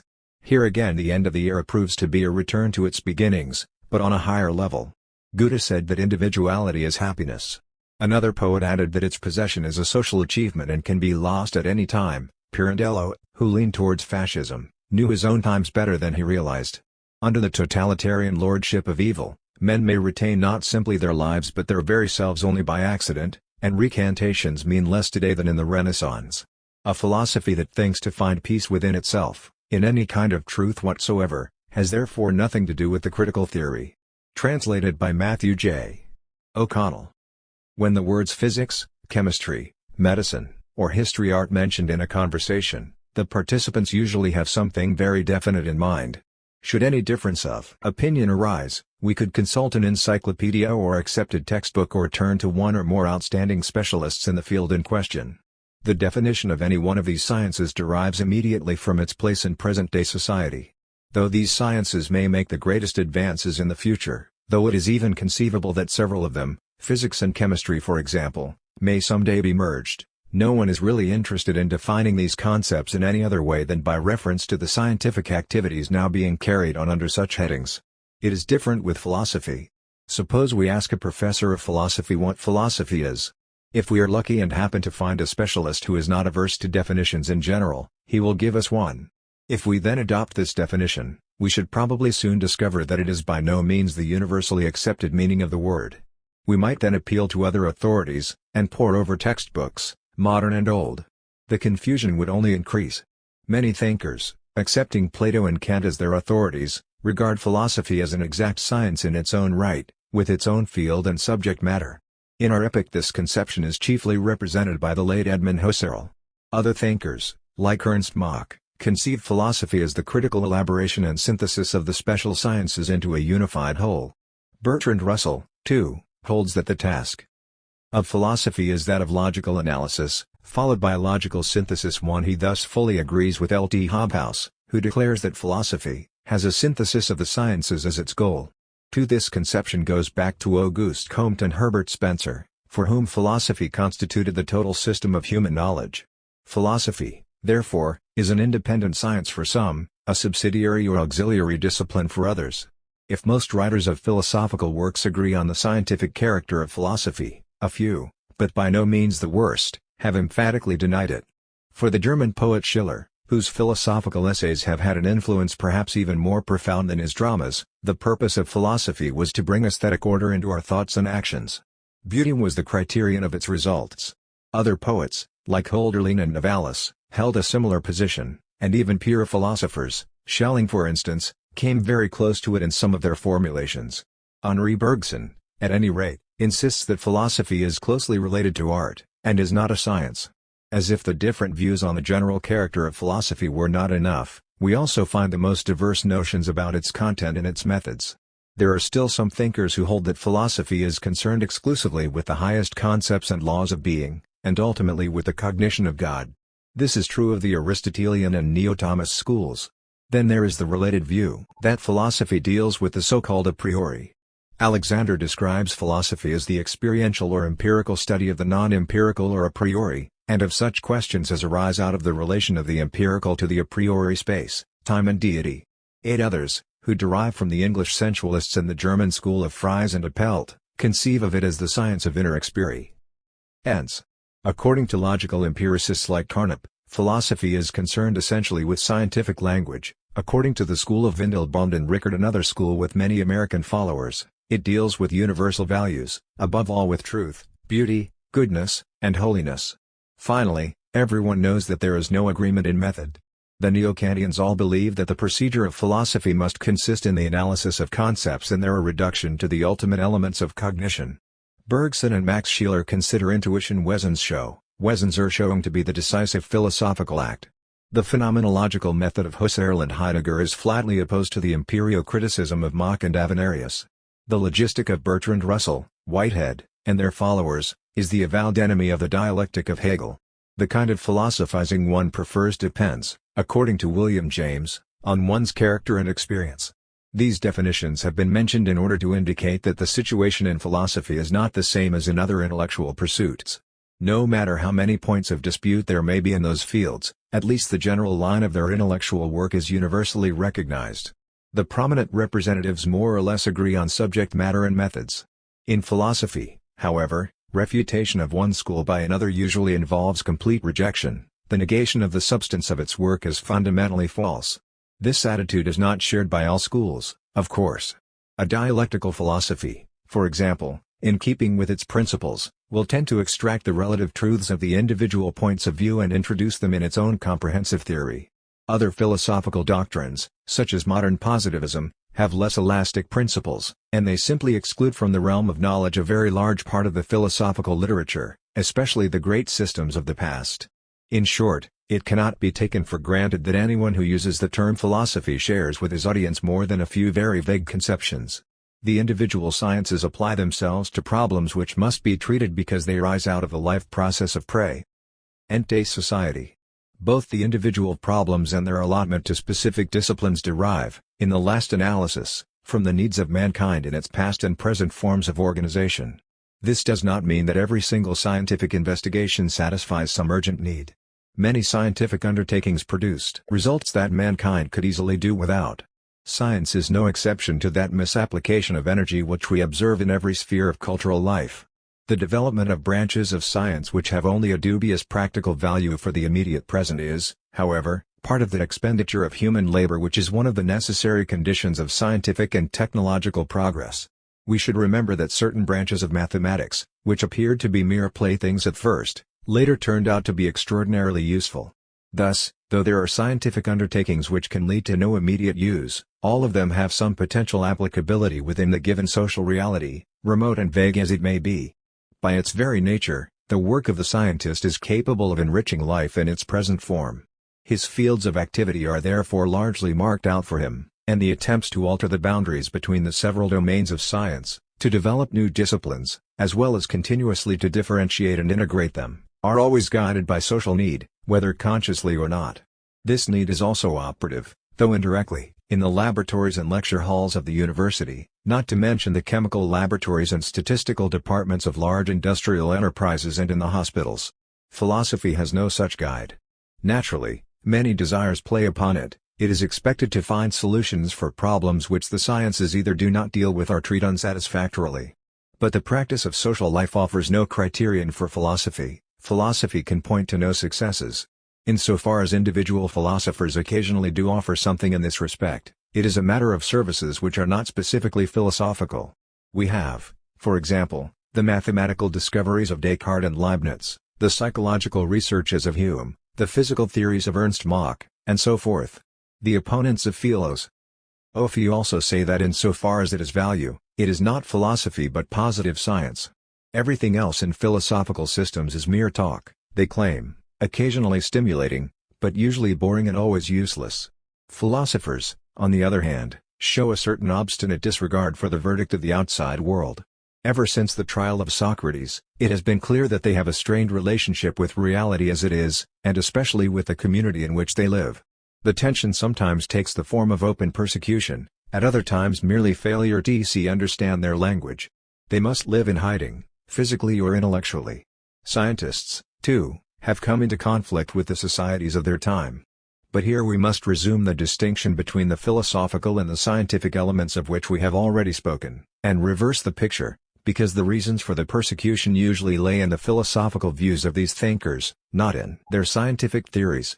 Galileo's bitter persecutors among the Jesuits admitted that he would have been free to publish his heliocentric theory if he had placed it in the proper philosophical and theological context. Albertus Magnus himself discussed the heliocentric theory in his Summa, and he was never attacked for it. Furthermore, the conflict between scientists and society, at least in modern times, is not connected with fundamentals but only with individual doctrines, not tolerated by this or that authority in one country at one time, tolerated and even celebrated in some other country at the same time or soon afterwards. The opposition of philosophy to reality arises from its principles. Philosophy insists that the actions and aims of man must not be the product of blind necessity. Neither the concepts of science nor the form of social life, neither the prevailing way of thinking nor the prevailing mores should be accepted by custom and practiced uncritically. Philosophy has set itself against mere tradition and resignation in the decisive problems of existence, and it has shouldered the unpleasant task of throwing the light of consciousness even upon those human relations and modes of reaction which have become so deeply rooted that they seem natural, immutable, and eternal. One could reply that the sciences, too, and particularly their inventions and technological changes, save mankind from the deep-worn grooves of habit. When we compare present-day life with that 30, 50, or 100 years ago, we cannot truthfully accept the notion that the sciences have not disturbed human habits and customs. Not only industry and transportation, but even art, has been rationalized. A single illustration will suffice. In former years a playwright would work out his individual conception of human problems in the seclusion of his personal life. When his work finally reached the public, he thereby exposed his world of ideas to conflict with the existing world and thus contributed to the development of his own mind and of the social mind as well. But today both the production and reception of works of art on the screen and the radio have been completely rationalized. Movies are not prepared in a quiet studio, a whole staff of experts is engaged. And from the outset the goal is not harmony with some idea, but harmony with the current views of the public, with the general taste, carefully examined and calculated beforehand by these experts. If, sometimes, the pattern of an artistic product does not harmonize with public opinion, the fault usually does not lie in an intrinsic disagreement, but in an incorrect estimate by the producers of the reaction of public and press.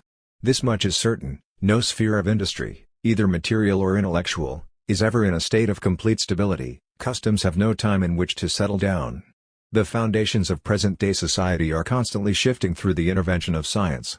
There is hardly an activity in business or in government which thought is not constantly engaged in simplifying and improving. But if we probe a little deeper, we discover that despite all these manifestations, man's way of thinking and acting is not progressing as much as one might be led to believe. On the contrary, the principles now underlying the actions of men, at least in a large portion of the world, are certainly more mechanical than in other periods when they were grounded in living consciousness and conviction. Technological progress has helped to make it even easier to cement old illusions more firmly and introduce new ones into the minds of men without interference from reason. It is the very diffusion and industrialization of cultural institutions which cause significant factors of intellectual growth to decline and even disappear, because of shallowness of content, dullness of the intellectual organs, and elimination of some of man's individualistic creative powers.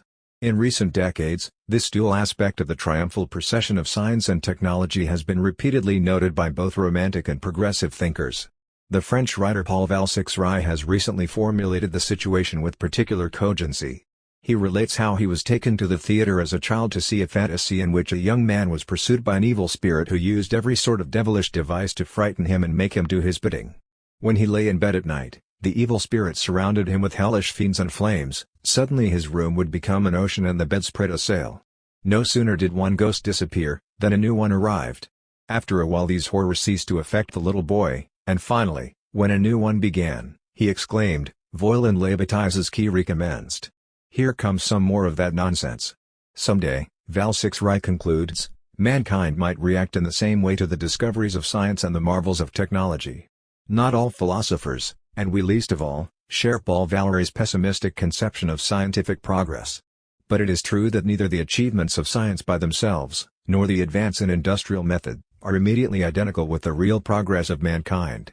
It is obvious that man may be materially, emotionally, and intellectually impoverished at decisive points despite the progress of science and industry.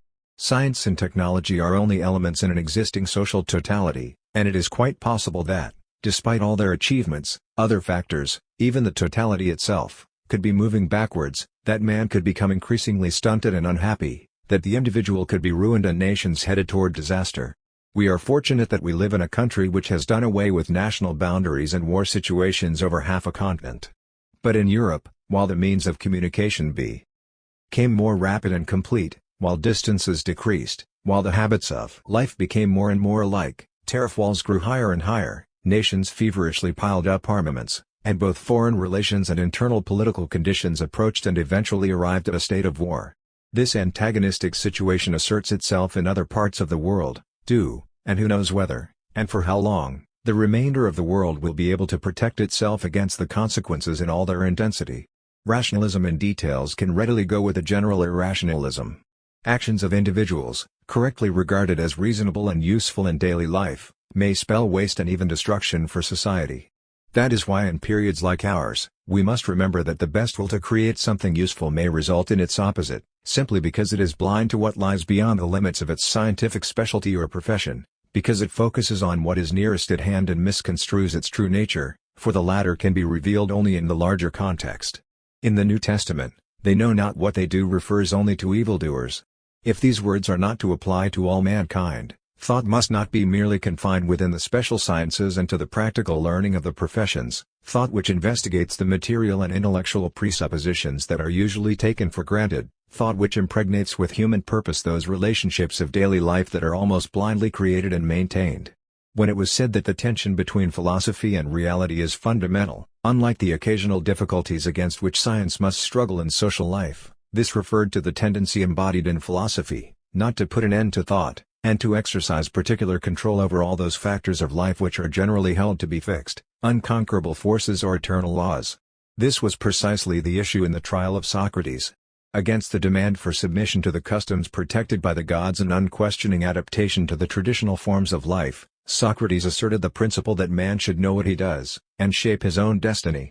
His God dwells within him, that is to say, in his own reason and will. Today the conflicts in philosophy no longer appear as struggles over gods, but the situation of the world is no less critical. We should indeed be accepting the present situation if we were to maintain that reason and reality have been reconciled, and that man's autonomy was assured within this society. The original function of philosophy is still very relevant. It may not be incorrect to suppose that these are the reasons why discussions within philosophy, and even discussions about the concept of philosophy, are so much more radical and unconciliatory than discussions in the sciences. Unlike any other pursuit, philosophy does not have a field of action marked out for it within the given order. This order of life, with its hierarchy of values, is itself a problem for philosophy. While science is still able to refer to given data which point the way for it, philosophy must fall back upon itself, upon its own theoretical activity. The determination of its object falls within its own program much more than is the case with the special sciences, even today when the latter are so deeply engrossed with problems of theory and methodology. Our analysis also gives us an insight into the reason why philosophy has received so much more attention in European life than in America. The geographical expansion and historical development have made it possible for certain social conflicts, which have flared up repeatedly and sharply in Europe because of the existing relationships, to decline in significance in this continent under the strain of opening up the country and of performing the daily tasks. The basic problems of societal life found a temporary practical solution, and so the tensions which give rise to theoretical thought in specific historical situations, never became so important. In this country, theoretical thought usually lags far behind the determination and accumulation of facts. Whether that kind of activity still satisfies the demands which are justly made upon knowledge in this country too, is a problem which we do not have the time to discuss now. It is true that the definitions of many modern authors, some of which have already been cited, hardly reveal that character of philosophy which distinguishes it from all the special sciences. Many philosophers throw envious glances at their colleagues in other faculties who are much better off because they have a well-marked field of work whose fruitfulness for society cannot be questioned. These authors struggle to sell philosophy as a particular kind of science, or at least, to prove that it is very useful for the special sciences. Presented in this way, philosophy is no longer the critic, but the servant of science and the social forms in general. Such an attitude is a confession that thought which transcends the prevailing forms of scientific activity, and thus transcends the horizon of contemporary society, is impossible. Thought should rather be content to accept the tasks set for it by the ever-renewed needs of government and industry, and to deal with these tasks in the form in which they are received. The extent to which the form and content of these tasks are the correct ones for mankind at the present historical moment, the question whether the social organization in which they arise is still suitable for mankind, such problems are neither scientific nor philosophical in the eyes of those humble philosophers. They are matters for personal decision, for subjective evaluation by the individual who has surrendered to his taste and temper. The JDA philosophical position which can be recognized in such a conception is the negative doctrine that there really is no philosophy, that systematic thought must retire at the decisive moments of life, in short, philosophical skepticism and nihilism. Before proceeding further, it is necessary to distinguish the conception of the social function of philosophy presented here from another view, best represented in several branches of modern sociology, which identifies philosophy with one general social function, namely ideology. For this view maintains that philosophical thought, or, more correctly, thought as such, is merely the expression of a specific social situation. Every social group, the German Junkers, for example, develops a conceptual apparatus, certain methods of thought and a specific style of thought adapted to its social position. For centuries the life of the Junkers has been associated with a specific order of succession, their relationship to the princely dynasty upon which they were dependent and to their own servants had patriarchal features. Consequently, they tended to base their whole thought on the forms of the organic, the ordered succession of generations, on biological growth. Everything appeared under the aspect of the organism and natural ties. Liberal bourgeoisie, on the other hand, whose happiness and unhappiness depend upon business success, whose experience has taught them that everything must be reduced to the common denominator of money, have developed a more abstract, more mechanistic way of thinking. Not hierarchical but leveling tendencies are characteristic of their intellectual style, of their philosophy. The same approach applies to other groups, past and present. With the philosophy of Descartes, for example, we must ask whether his notions corresponded to the aristocratic and Jesuit groups of the court, or to the noblesse de robe, or to the lower bourgeoisie and the masses. Every pattern of thought, every philosophical or other cultural work, belongs to a specific socio group in one which it originates and with whose existence it is bound. Every pattern of thought is ideology. There can be no doubt that there is some truth in this attitude. Many ideas prevalent today are revealed to be mere illusions when we consider them from the point of view of their social basis. But it is not enough merely to correlate these ideas with some one social group, as that sociological school does. WV must penetrate deeper and develop them out of the decisive historical process from which the social groups themselves are to be explained. Let us take an example. In Descartes' philosophy, mechanistic thinking, particularly mathematics, plays an important part. We can even say that this whole philosophy is the universalization of mathematical thought. Of course, we can now try to find some group in society whose character is correlative with this viewpoint, and we shall probably find some such definite group in the society of Descartes' time. But a more complicated, yet more adequate, approach is to study the productive system of those days and to show how a member of the rising middle class, by force of his very activity in commerce and manufacture, was induced to make precise calculations if he wished to preserve and increase his power in the newly developed competitive market, and the same holds true of his agents, so to speak, in science and technology whose inventions and other scientific work played so large a part in the constant struggle between individuals, cities, and nations in the modern era. For all these subjects, the given approach to the world was its consideration in mathematical terms. Because this class, through the development of society, became characteristic of the whole of society, that approach was widely diffused far beyond the middle class itself. Sociology is not sufficient. We must have a comprehensive theory of history if we wish to avoid serious errors. Otherwise we run the risk of relating important philosophical theories to accidental, or at any rate, not decisive groups, and of misconstruing the significance of the specific group in the whole of society, and, therefore, of misconstruing the culture pattern in question. But this is not the chief objection.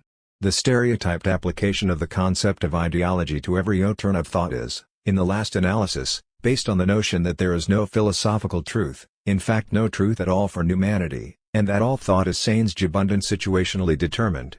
In its methods and results it belongs only to a specific stratum of mankind and is valid only for this stratum.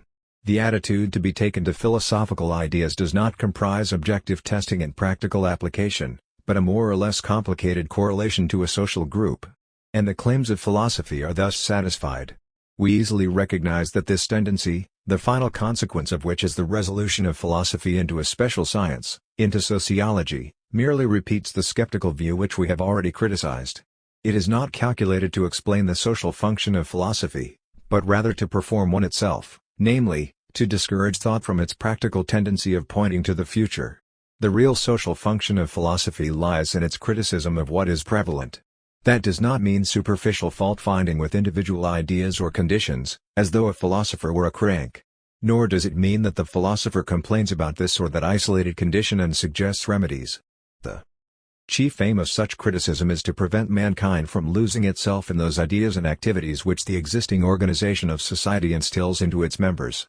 Man must be made to see the relationship between his activities and what is achieved thereby, between his particular existence and the general life of society, between his everyday projects and the great ideas which he acknowledges. Philosophy exposes the contradiction in which man is entangled insofar as he must attach himself to isolated ideas and concepts in everyday life. My point can easily be seen from the following. The aim of Western philosophy in its first complete form, in Plato, was to cancel and negate one-sidedness in a more comprehensive system of thought, in a system more flexible and better adapted to reality. In the course of some of the dialogues, the teacher demonstrates how his interlocutor is inevitably involved in contradictions if he maintains his position too one-sidedly. The teacher shows that it is necessary to advance from this one idea to another, for each idea receives its proper meaning only within the whole system of ideas. Consider, for example, the discussion of the nature of courage in the Logos.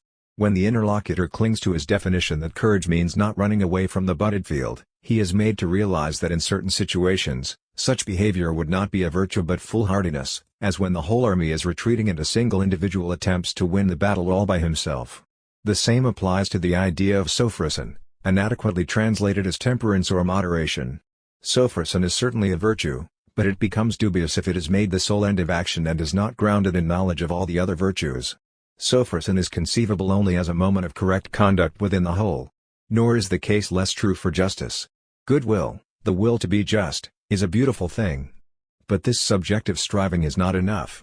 The title of justice does not accrue to actions which were good in intention but failed in execution.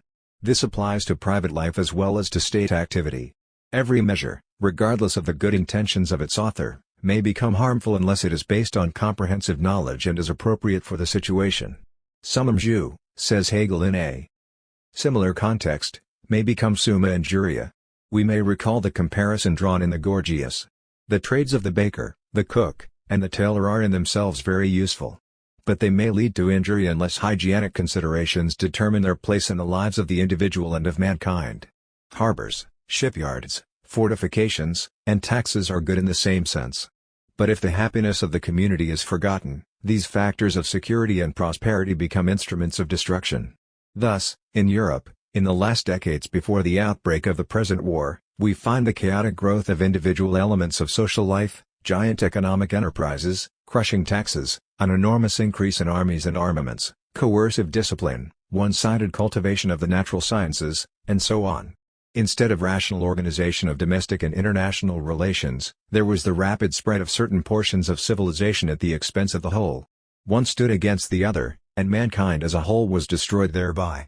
Plato's demand that the state should be ruled by philosophers does not mean that these rulers should be selected from among the authors of textbooks on logic. In business life, the fascist, the spirit of the specialist, knows only profit, in military life power, and even in science only success in a special discipline. When this spirit is left unchecked, it typifies an anarchic state of society. For Plato, philosophy meant the tendency to bring and maintain the various energies and branches of knowledge in a unity which would transform these partially destructive elements into productive ones in the fullest sense. This is the meaning of his demand that the philosophers should rule. It means lack of faith in the prevailing popular thought. Unlike the latter, reason never loses itself in a single idea, though that idea might be the correct one at any given moment. Reason exists in the whole system of ideas, in the progression from one idea to another, so that every idea is understood and applied in its true meaning, that is to say, in its meaning within the whole of knowledge. Only such thought is rational thought. This dialectical conception has been applied to the concrete problems of life by the great philosophers. Indeed, the rational organization of human existence is the real goal of their philosophies. Dialectical clarification and refinement of the conceptual world which we meet in daily and scientific life, education of the individual for right thinking and acting, has as its goal the realization of the good, and, during the flourishing periods of philosophy at least, that meant the rational organization of human society. Though Aristotle, in his Metaphysics, regards the self-contemplation of the mind, theoretical activity, as the greatest happiness, he expressly states that this happiness is possible only on a specific material basis, that is, under certain social and economic conditions.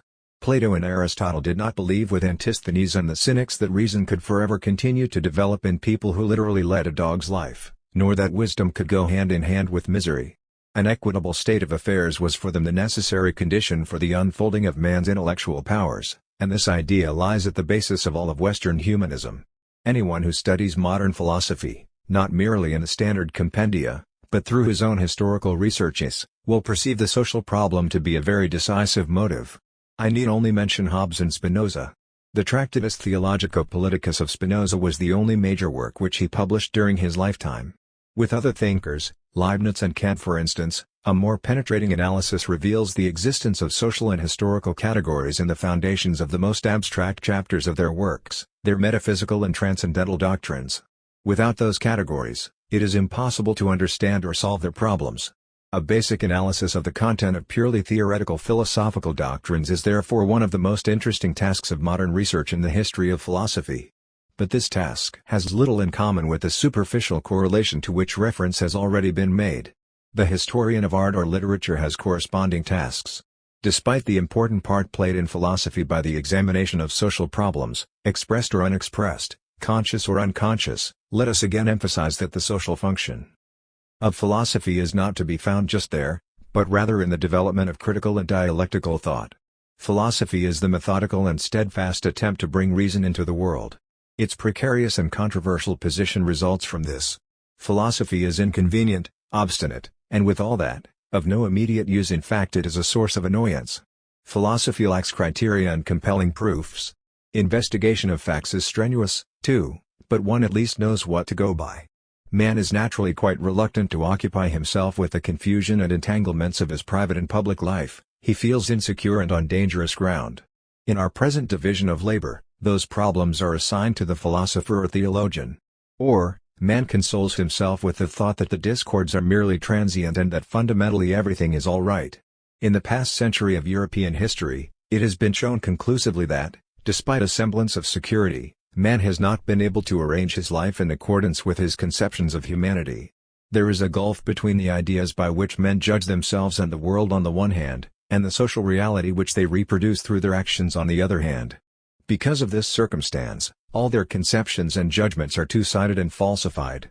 Now man sees himself heading for disaster or already engulfed in it, and in many countries he is so paralyzed by approaching barbarism that he is almost completely unable to react and protect himself. He is the rabbit before the hungry toad. There are times perhaps when one can get along without theory, but his deficiency lowers man and renders him helpless against force. The fact that theory may rise into the rarefied atmosphere of a hollow and bloodless idealism or sink into tiresome and empty phrasemongering, does not mean that these forms are its true forms.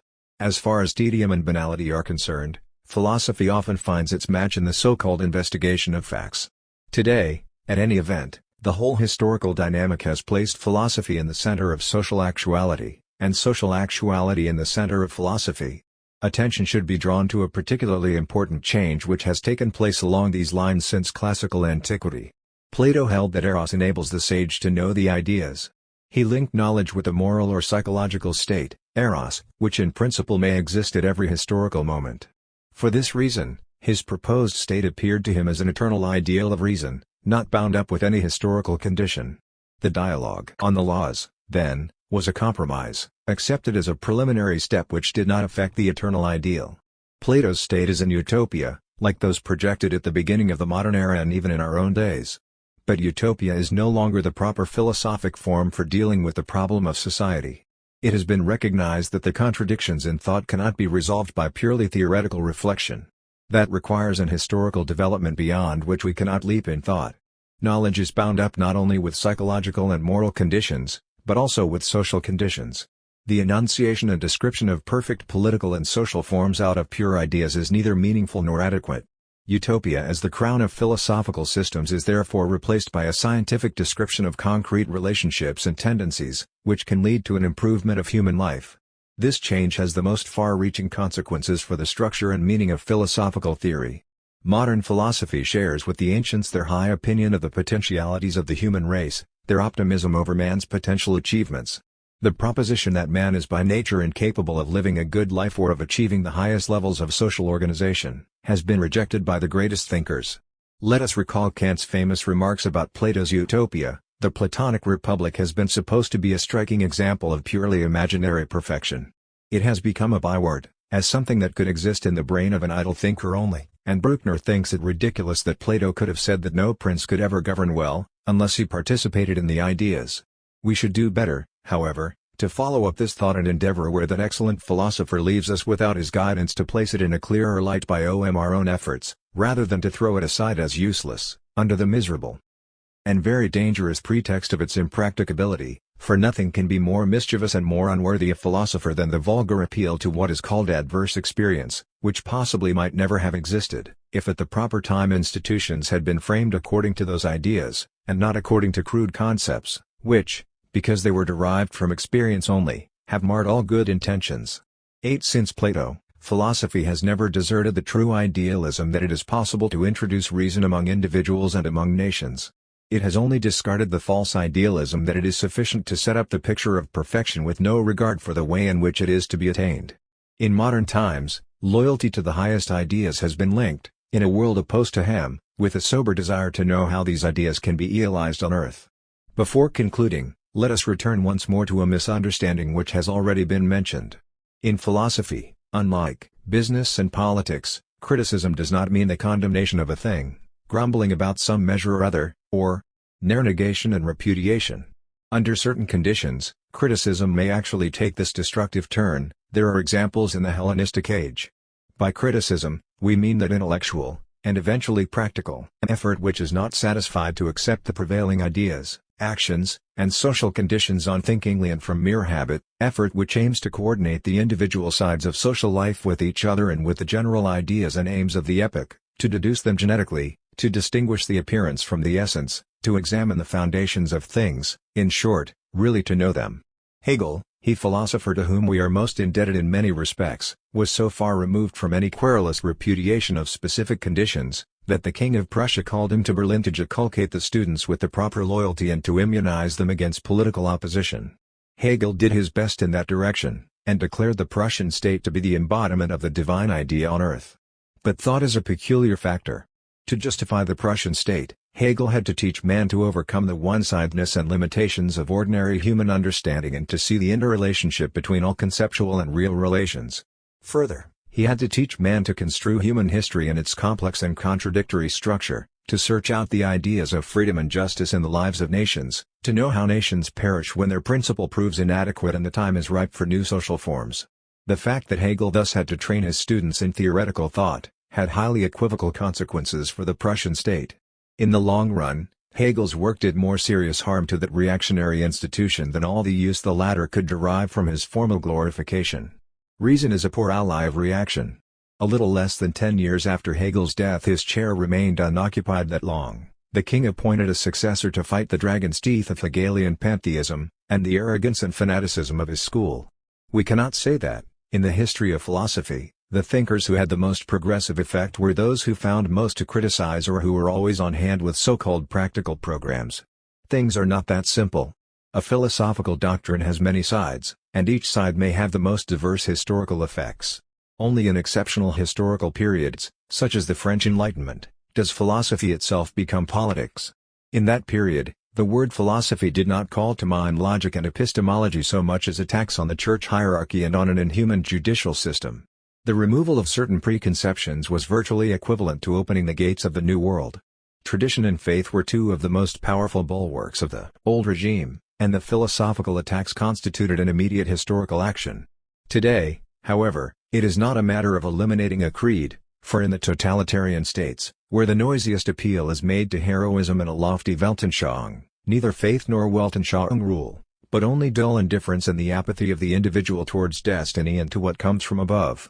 Today our task is rather to ensure that, in the future, the capacity for theory and for action which derives from theory will never again disappear, even in some coming period of peace when the daily routine may tend to allow the whole problem to be forgotten once more. Our task is continually to struggle, lest mankind become completely disheartened by the frightful happening of the present, lest man's belief in a worthy, peaceful and happy direction of society perish from the earth. At times in history, art was intimately associated with other avenues of social life. The plastic arts, in particular, were devoted to the production of objects for daily use, secular as well as religious. In the modern period, however, sculpture and painting were dissociated from town and building, and the creation of these arts reduced to a size suitable to any interior. During the same historic process, aesthetic feeling acquired independent status, separate from fear, awe, exuberance, prestige, and comfort. It became pure. The purely aesthetic feeling is the reaction of the private atomic subject. It is the judgment of an individual who abstracts from prevailing social standards. The definition of the beautiful as an object of disinterested pleasure had its roots in this relation.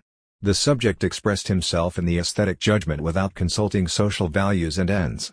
In his aesthetic behavior, man so to speak divested himself of his functions as a member of society and reacted as the isolated individual he had become.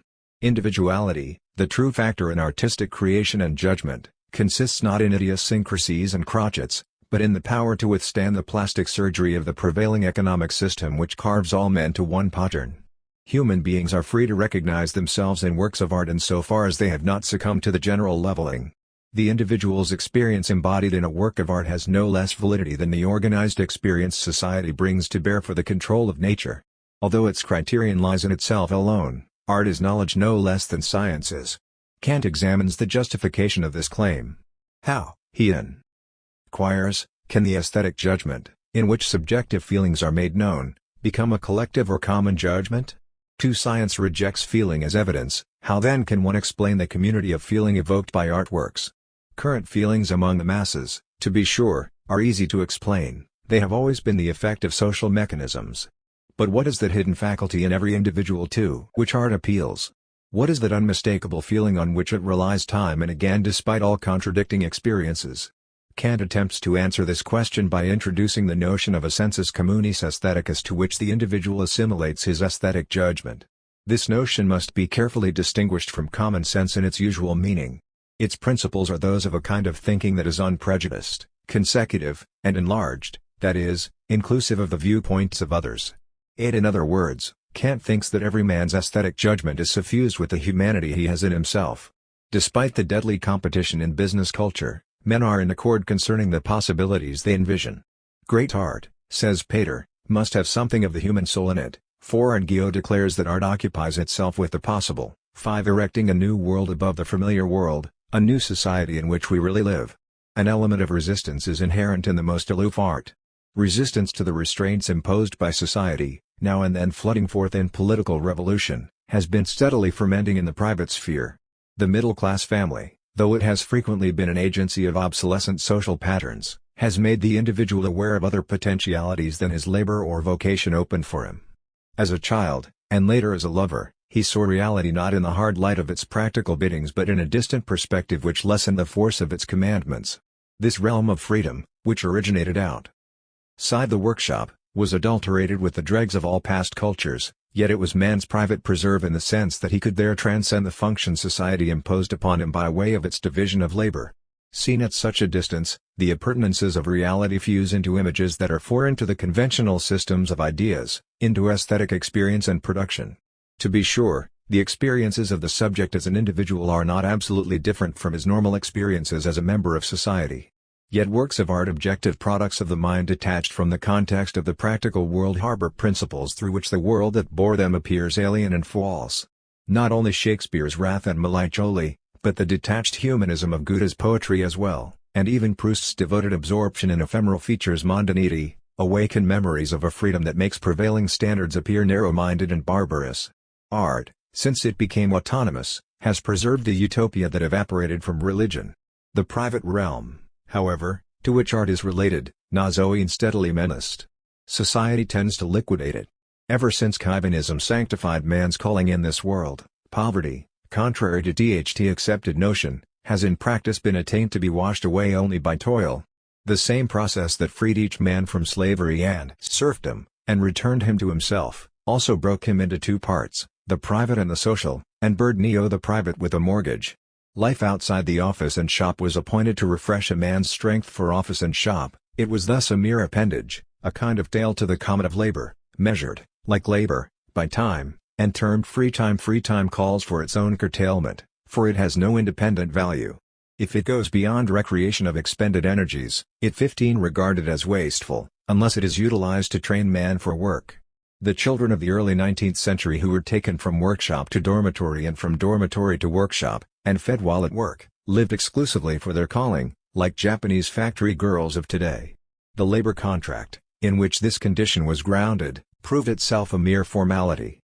Later in the 19th century, the chains became looser, but self-interest subordinated private life to business even more effectively than before, until the structural unemployment of the 20th century shook the whole order. The permanently unemployed cannot improve a career that is closed in advance. The contrast between the social and private is blurred when mere waiting becomes a calling and when work is nothing but waiting for work. For a few decades broad strata in industrial countries were able to have some measure of private life, though within strict limits. In the 20th century, the population is surrounded by large trusts and bureaucracies. The early division of man's existence between his occupation and family, always valid only with reservations so far as the majority was concerned, is gradually melting away. The family serves to transmit social demands to the individual, thus assuming responsibility not only for his natural birth but for his social birth as well. It was a kind of second womb, in whose warmth the individual gathered the strength necessary to stand alone outside it. Actually, it fulfilled this function adequately only among the well-to-do. Among the lower strata the process was generally frustrated. The child was left only too early to his own devices. His aptitudes were prematurely hardened, and the shock he suffered brought in its wake stunted mental growth, pent-up rage, and all that went with it. Behind the natural behavior of ordinary folk, so frequently glorified by intellectuals, there lurk fear, convulsion and agony. The juvenile sex crimes as well as national outbursts of our time are indices of the same process. Evil does not stem from nature, but from the violence committed by society against human nature striving to develop. In the last stages of industrial society even well-to-do parents educate their children not so much as their heirs as for a coming adjustment to mass culture. They have experienced the insecurities of fortune and draw the consequences. Among the lower strata, the protective authority of the parents, which was always menaced, has worn away entirely, until finally the Belial has slipped into its place. Totalitarian governments are themselves taking in hand the preparation of the individual for his role as a member of the masses. They pretend that the conditions of urbanized life clamor for it. The problem so brutally solved by fascism has existed in modern society for the last 100 years. A straight line runs from the children's groups of the Camorra to the cellar clubs of New York. 6. Except that the Camorra still had an educational value. Today, in all strata, the child is intimately familiar with economic life. He expects of the future not a kingdom, but a living, calculated in dollars and cents, from some profession which he considers promising. He is as tough and shrewd as an adult. The modern makeup of society sees to it that the utopian dreams of childhood are cut short in earliest youth, that the much-praised adjustment replaces the defamed Oedipus complex. If it is true that family life has at all times reflected the baseness of public life, the tyranny, the lies, the stupidity of the existing reality, it is also true that it has produced the forces to resist these. The experiences and images which gave inner direction to the life of every individual could not be acquired outside. They flashed forth when the child hung on his mother's smile, showed off in front of his father, or rebelled against him, when he felt someone shared his experiences. In brief, they were fostered by that cozy and snug warmth which was indispensable for the development of the human being. The gradual dissolution of the family, the transformation of personal life into leisure and of leisure into routine supervised to the last detail, into the pleasures of the ballpark and the movie, the bestseller and the radio, has brought about the disappearance of the inner life. Long before culture was replaced by these manipulated pleasures, it had already assumed an escapist character. Men had fled into a private conceptual world and rearranged their thoughts when the time was ripe for rearranging reality. The inner life and the ideal had become conservative factors. But with the loss of his ability to take this kind of refuge, an ability that thrives neither in slums nor modern settlements, man has lost his power to conceive a world different from that in which he lives. This other world was that of art. Today it survives only in those works which uncompromisingly express the gulf between the monadic individual and his barbarous surrounding, prose like Joyce's and paintings like Picasso's Guernica. The grief and horror such works convey are not identical with the feelings of those who, for rational reasons, are turning away from reality or rising against it. The consciousness behind them is rather one cut off from society as it is, and forced into queer, discordant forms. These inhospitable works of art, by remaining loyal to the individual as against the infamy of existence, thus retain the true content of previous great works of art and are more closely related to Raphael's Madonnas and Mozart's operas than is anything that harps on the same harmonies today, at a time when the happy countenance has assumed the mask of frenzy and only the melancholy faces of the frenzied remain a sign of hope. Today art is no longer communicative. In Gale's theory, the aesthetic quality arises from the fact that a man recognizes the feelings expressed by a work of art as his own. 7. A life analogous to our own, however, in the portrayal of which our own life becomes visible, is no longer the conscious and active life of the 19th century middle class. Today, persons merely appear to be persons. Both elites and masses obey a mechanism that leaves them only one single reaction in any given situation. Those elements of their nature which have not yet been canalized have no possibility of understandable expression. Under the surface of their organized civic life, of their optimism and enthusiasm, men are apprehensive and bewildered and lead a miserable, almost prehistoric existence. The last works of art are symbols of this, cutting through the veneer of rationality that covers all human relationships. They destroy all superficial unanimity and conflict, which are all in truth clouded and chaotic, and it is only in such sagas as those Aunt Galsworthy or Jules Roman, in white papers and in popular biographies, that they attain an artificial coherence. The last substantial works of art, however, abandon the idea that real community exists. They are the monuments of a solitary and despairing life that finds no bridge to any other or even to its own consciousness. Yet they are monuments, not mere symptoms. The despair is also revealed outside the field of pure art, in so-called entertainment and the world of cultural goods, but this can only be inferred from without, through the means of psychological or sociological theory. The work of art is the only adequate objectification of the individual's deserted state and despair. Dewey says that art is the most universal and freest form of communication. 8. But the gulf between art and communication is perforce wide in a world in which accepted language only intensifies the confusion, in which the dictators speak the more gigantic lies the more deeply they appeal to the heart of the masses.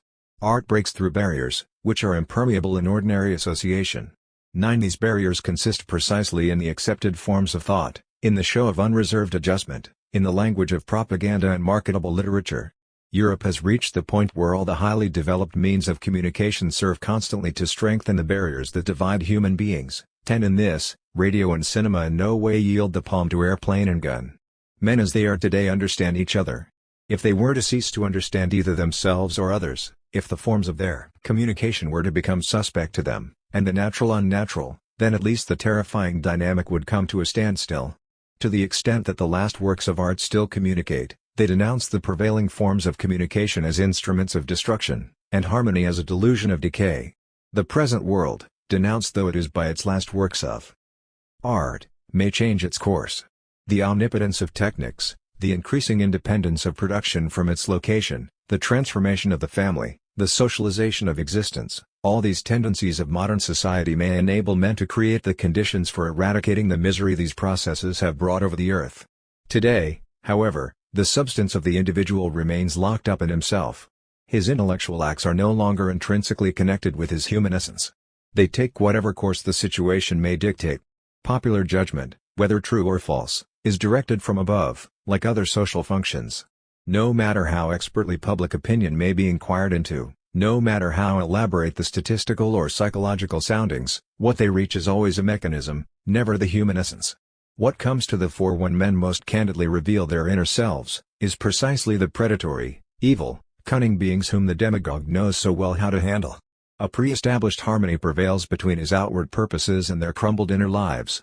Everybody knows himself to be wicked and treacherous, and those who confirm this, Freud, Pareto and others, are quickly forgiven. Yet, every new work of art makes the masses draw back in horror. Unlike the Führers, it does not appeal to their psychology, nor, like psychoanalysis, does it contain a promise to guide this psychology towards adjustment.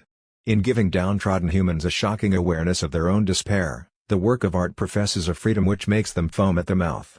The generation that allowed Hitler to become great takes its adequate pleasure in the convulsions which the animated cartoon imposes upon its helpless characters, not in Picasso, who offers no recreation and cannot be enjoyed anyhow. Misanthropic, spiteful creatures, who secretly know themselves as such, like to be taken for the pure, childish souls who applaud with innocent approval when Donald Duck gets a cuffing. There are times when faith in the future of mankind can be kept alive only through absolute resistance to the prevailing responses of men. Such a time is the present. At the end of his book on aesthetic problems, Mortimer Adler defines the external marks of the great work of art: gross popularity at any one time or over a period of time, and the ability to satisfy the most varied levels of taste. 11. Consistently with this, Adler praises Walt Disney as the great master because he reaches a perfection in his field that surpasses our best critical capacity to analyze and at the same time pleases children and simple folk. 12. Adler has tried like few other critics for a view of art independent of time. But his unhistorical method makes him fall a prey to time all the more. While undertaking to raise art above history and keep it pure, he betrays it to the contemptible trash of the day. Elements of culture isolated and dissevered from the historical process may appear as similar as drops of water, yet they are as different as heaven and hell. For a long time now, Raphael's Blue Horizons have been quite properly a part of Disney's landscapes, in which Amoretti frolic more unrestrainedly than they ever did at the feet of the Sistine Madonna. The sunbeams almost beg to have the name of a soap or a toothpaste emblazoned on them. They have no meaning except as a background for such advertising. Disney and his audiences, as well as Adler, unswervingly stand for the purity of the Blue Horizon, but perfect loyalty to principles isolated from the concrete situation makes them turn into their very opposite and finally results in perfect relativism. Adler's book is devoted to the film which he loyally measures according to Aristotle's aesthetic principles, thereby professing his faith in the suprahistorical validity of philosophy. The essence of art, he says, is imitation that combines the greatest similarity of form with the greatest difference of content. 18. This Aristotelian doctrine has become a cliché, 6, the opposite of which the greatest similarity of content with the greatest difference of form would do as well. Both belong to those axioms which are so calculated that they can easily be adjusted to the conventional doctrine in each field.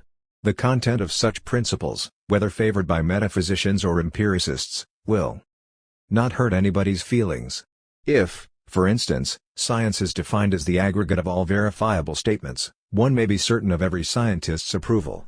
But even an empty generality such as this discloses its double-dealing potency as soon as it is related to the real world, which verifies the judgment of the powerful and gives the light of the powerless. A dogmatic definition of the beautiful protects philosophy no better from capitulating to the powers that be than a concept of art derived from the uncritical applause of the masses, to which it bows only too readily. The dogmatists succumb to relativism and conformism not only in their discussions of abstract aesthetic problems, but also in their views of the moral significance of art. There is no question, says Adler, that prudence should govern art to whatever extent the work of art or the artist comes within the sphere of morality. 14. One of the main purposes of Adler's book is to discover principles for art education. The concept of morality which he advances for this is, however, as unhistorical as his concept of art. Crime is only one kind of antisocial behavior. Any behavior which does not conform to established customs is antisocial in essentially the same sense.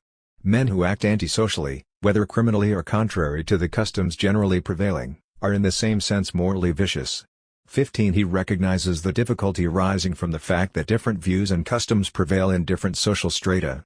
But he thinks that the resulting practical difficulties do not impair his principle. The problem simply becomes one of fixing upon which mores are more and which are less desirable for society as a whole.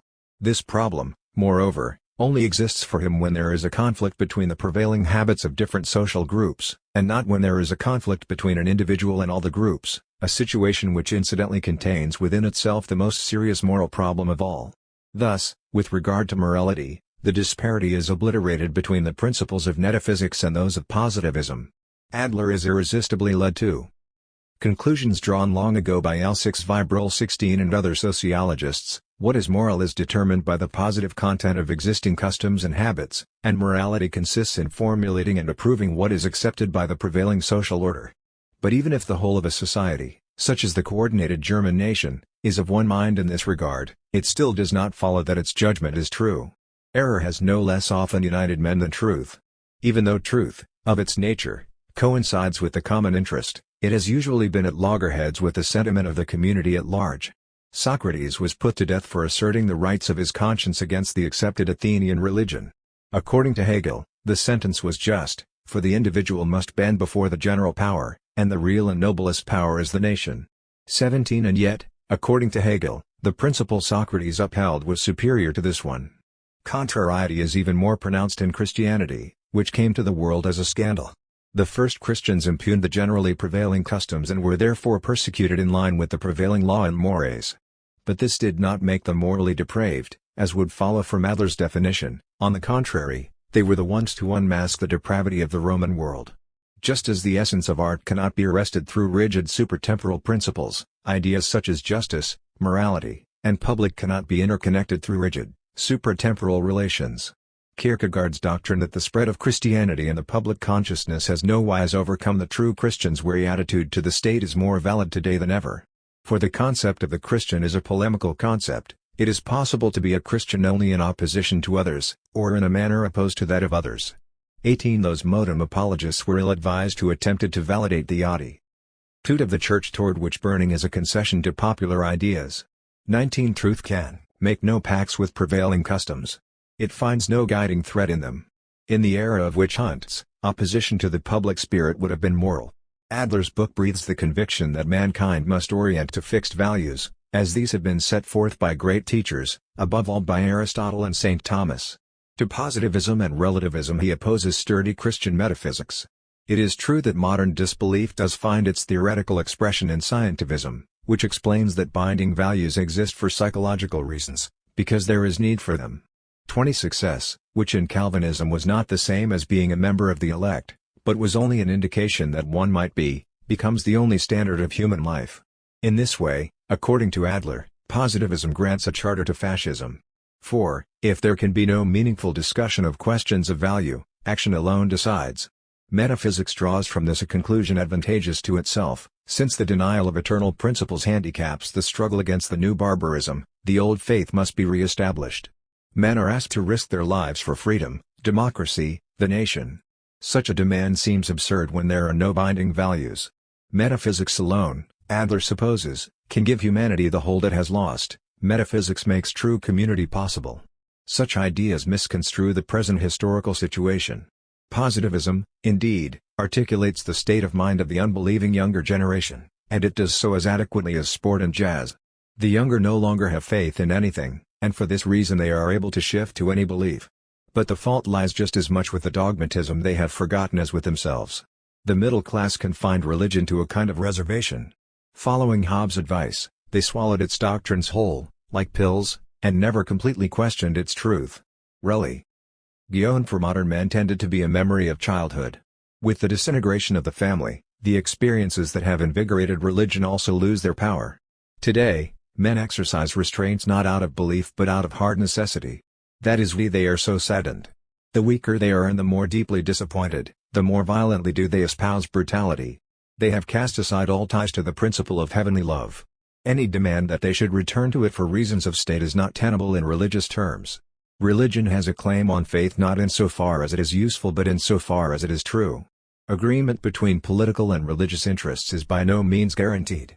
The naive presupposition of such agreement, made by those who defend absolute values, confutes their doctrines. Positivism is as strongly in conformity with our time as Adler thinks, but it contains an element of honesty for that very reason. The young who adopt this philosophy exhibit greater probity of mind than those who out of pragmatic motives bow to an absolute in which they do not quite believe. Uncritical return to religion and metaphysics is as questionable today as the road back to the beautiful paintings and compositions of classicism, no matter how enticingly such havens may beckon. The revivals of Greek and medieval philosophers, such as Adler recommends, are not so far remote from certain revivals of melodies by Bach, Mozart and Chopin in current popular music. Adler denounces in impressive passages the hopeless spiritual plight of the young. 21 He unmasks the religion of science and the religion of the state. But it would be a fatal misunderstanding to summon the young away from these doctrines and lead them back to older authorities. What is to be deplored is not that scientific thought has replaced dogmatism, but rather that such thought, still pre-scientific in the literal sense, is always confined within the limits of the various specialized disciplines. It is wrong to rely on science so long as the formulation of its problems is conditioned by an obsolete division into disciplines. Economy of thought and technique alone do not exhaust the meaning of science, which is also Wultitude. The way forward overcoming positivistic thinking does not lie in a regressive revision of science, but in driving this will to truth further until it conflicts with present reality. Illuminating insights are not to be found in high and eternal principles, with which everybody agrees anyway who does not profess faith in freedom and justice, or in the routine arrangement of facts into customary patterns. Preference for static principles was the great delusion of Husserl's original Eidetics, one of the precursors of Neo-Thomism. Adler seems to fall into the same error. Sublime principles are always abstract. Positivism is right in speaking here of fictions or auxiliary constructions, but insights always refer to the particular. In the process of cognition, each concept, which in isolation has its conventional meaning, takes part in forming new configurations, in which it acquires a new and specific logical function. Aristotle's metaphysics taken as a whole marks such a configuration, as do the doctrines of St. Thomas on whom Adler draws. The categories become distorted or meaningless unless they enter new, more adequate structures that are required by the particular historical situations in which they play a part.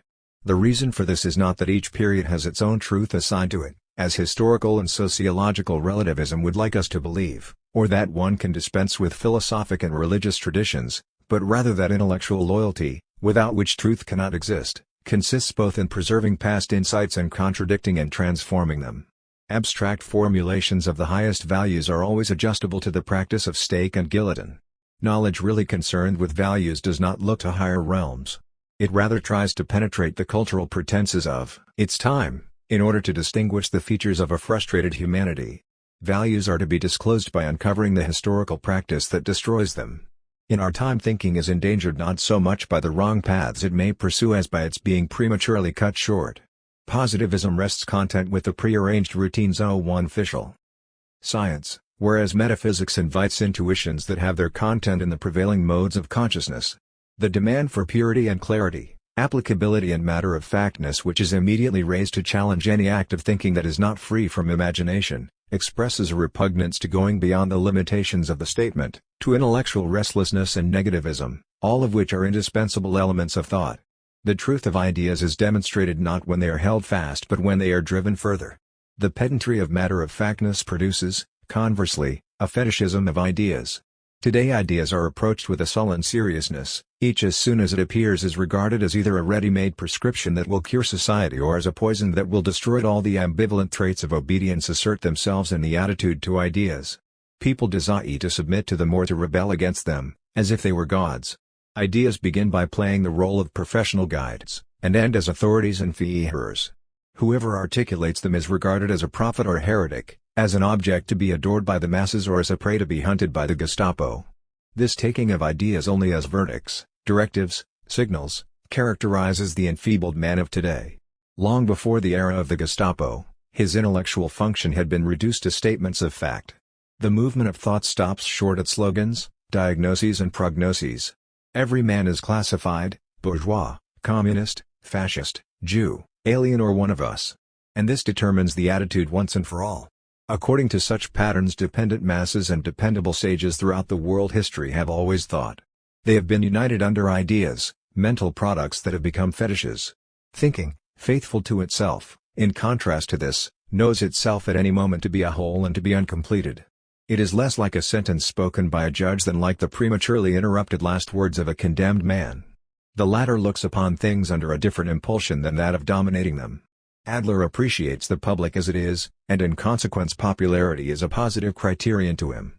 He treats the film as popular poetry and compares it with the theatre of the Elizabethan period, when for the first time writers had the double role of artist and merchant competing in a free market for both plaudits and profits. 22 According to him, the middle-class theatre has been determined by market economy and democracy. Communists or sentimental aristocrats may regret commercialization, says Adler, but its influence on Shakespeare was not so bad. The film must please not merely the masses, but beyond them the organized groups which have become the unofficial custodians of public manners and the common good. 28 Adler does realize the difficulties encountered by the film, as compared with the theater, because of the size of its public and the differentiated needs of modern society, but he overlooks the dialectics of popularity. Quite against his intention to differentiate and evaluate social phenomena, his static way of thinking tends to level everything. Just as he is tempted to confuse Raphael's and Disney's scenic backgrounds, he seems to identify the Hayes Office and the Guardians of the Platonic Republic. His whole approach to the film as an art bears witness to the confusion of entirely different cultural orders. He defends the movies against the accusation that they are not art because of the collective character of their production. 24 But the discrepancy between art and film, which exists despite the potentialities of the motion picture, is not the result of the surface phenomenon of the number of people employed in Hollywood as much as of the economic circumstances. The economic necessity for rapid return of the considerable capital invested in each picture forbids the pursuit of the inherent logic of each work of art of its own autonomous necessity. What today is called popular entertainment is actually demands evoked, manipulated and by implication deteriorated by the cultural industries. It has little to do with art, least of all where it pretends to be such. Popularity has to be understood with reference to social change, not merely as a quantitative but as a qualitative process. It was never directly determined by the masses, but always by their representatives in other social strata. Under Elizabeth and even as late as the 19th century, the educated were the spokesmen for the individual. Since the interests of the individual and those of the rising middle classes did not fully coincide, the works of art always contained a crucial element. Ever since that time, the concepts of individual and society have been reciprocal ones. The individual developed in harmony with and in opposition to society. Society developed when individuals did, and it developed when individuals didn't. In the course of this process, social mechanisms, such as the national and international division of labor, crisis and prosperity, war and peace, strengthened their own independence of the individual, who became increasingly alien to them and faced them with growing impotence. Society slipped away from individuals and individuals from society. The cleavage between private and social existence has taken on catastrophic proportions toward the end of the liberalistic period. New forms of social life are announcing themselves ere which the individual, as he is, will be transhaped unless destroyed. But the educated are still indissolubly bound up with man as he existed in the past. They still have in mind the individual's harmony and culture, at a time when the task is no longer to humanize the isolated individual, which is impossible, but to realize humanity as a whole. Even Goethe had to concede that his ideal of the harmonious personality had foundered. In our own time, the pursuit of this ideal presupposes not only indifference toward the general suffering, but the very opposite of the ideal, a distorted personality. In Europe, representation and leadership of the masses has shifted from the educated to powers more conscious of their task. Criticism in art and theory has been replaced by actual hatred or by the wisdom of obedience. The opposition of individual and society, and of private and social existence, which gave seriousness to the pastime of art, has become obsolete. The so-called entertainments, which have taken over the heritage of art, are today nothing but popular tonics, like swimming or football. Popularity no longer has anything to do with the specific content or the truth of artistic productions. In the democratic countries, the final decision no longer rests with the educated but with the amusement industry. Popularity consists of the unrestricted accommodation of the people to what the amusement industry thinks they like. For totalitarian countries, the final decision rests with the managers of direct and indirect propaganda, which is by its nature indifferent to truth. Competition of artists in the free market, a competition in which success was determined by the educated, has become a race for the favor of the powers that be, the outcome of which is influenced by the secret police. Supply and demand are no longer regulated by social need but by reasons of state. Popularity, in these countries, is as little a result of the free play of forces as any other prize. In other countries it shows a similar tendency.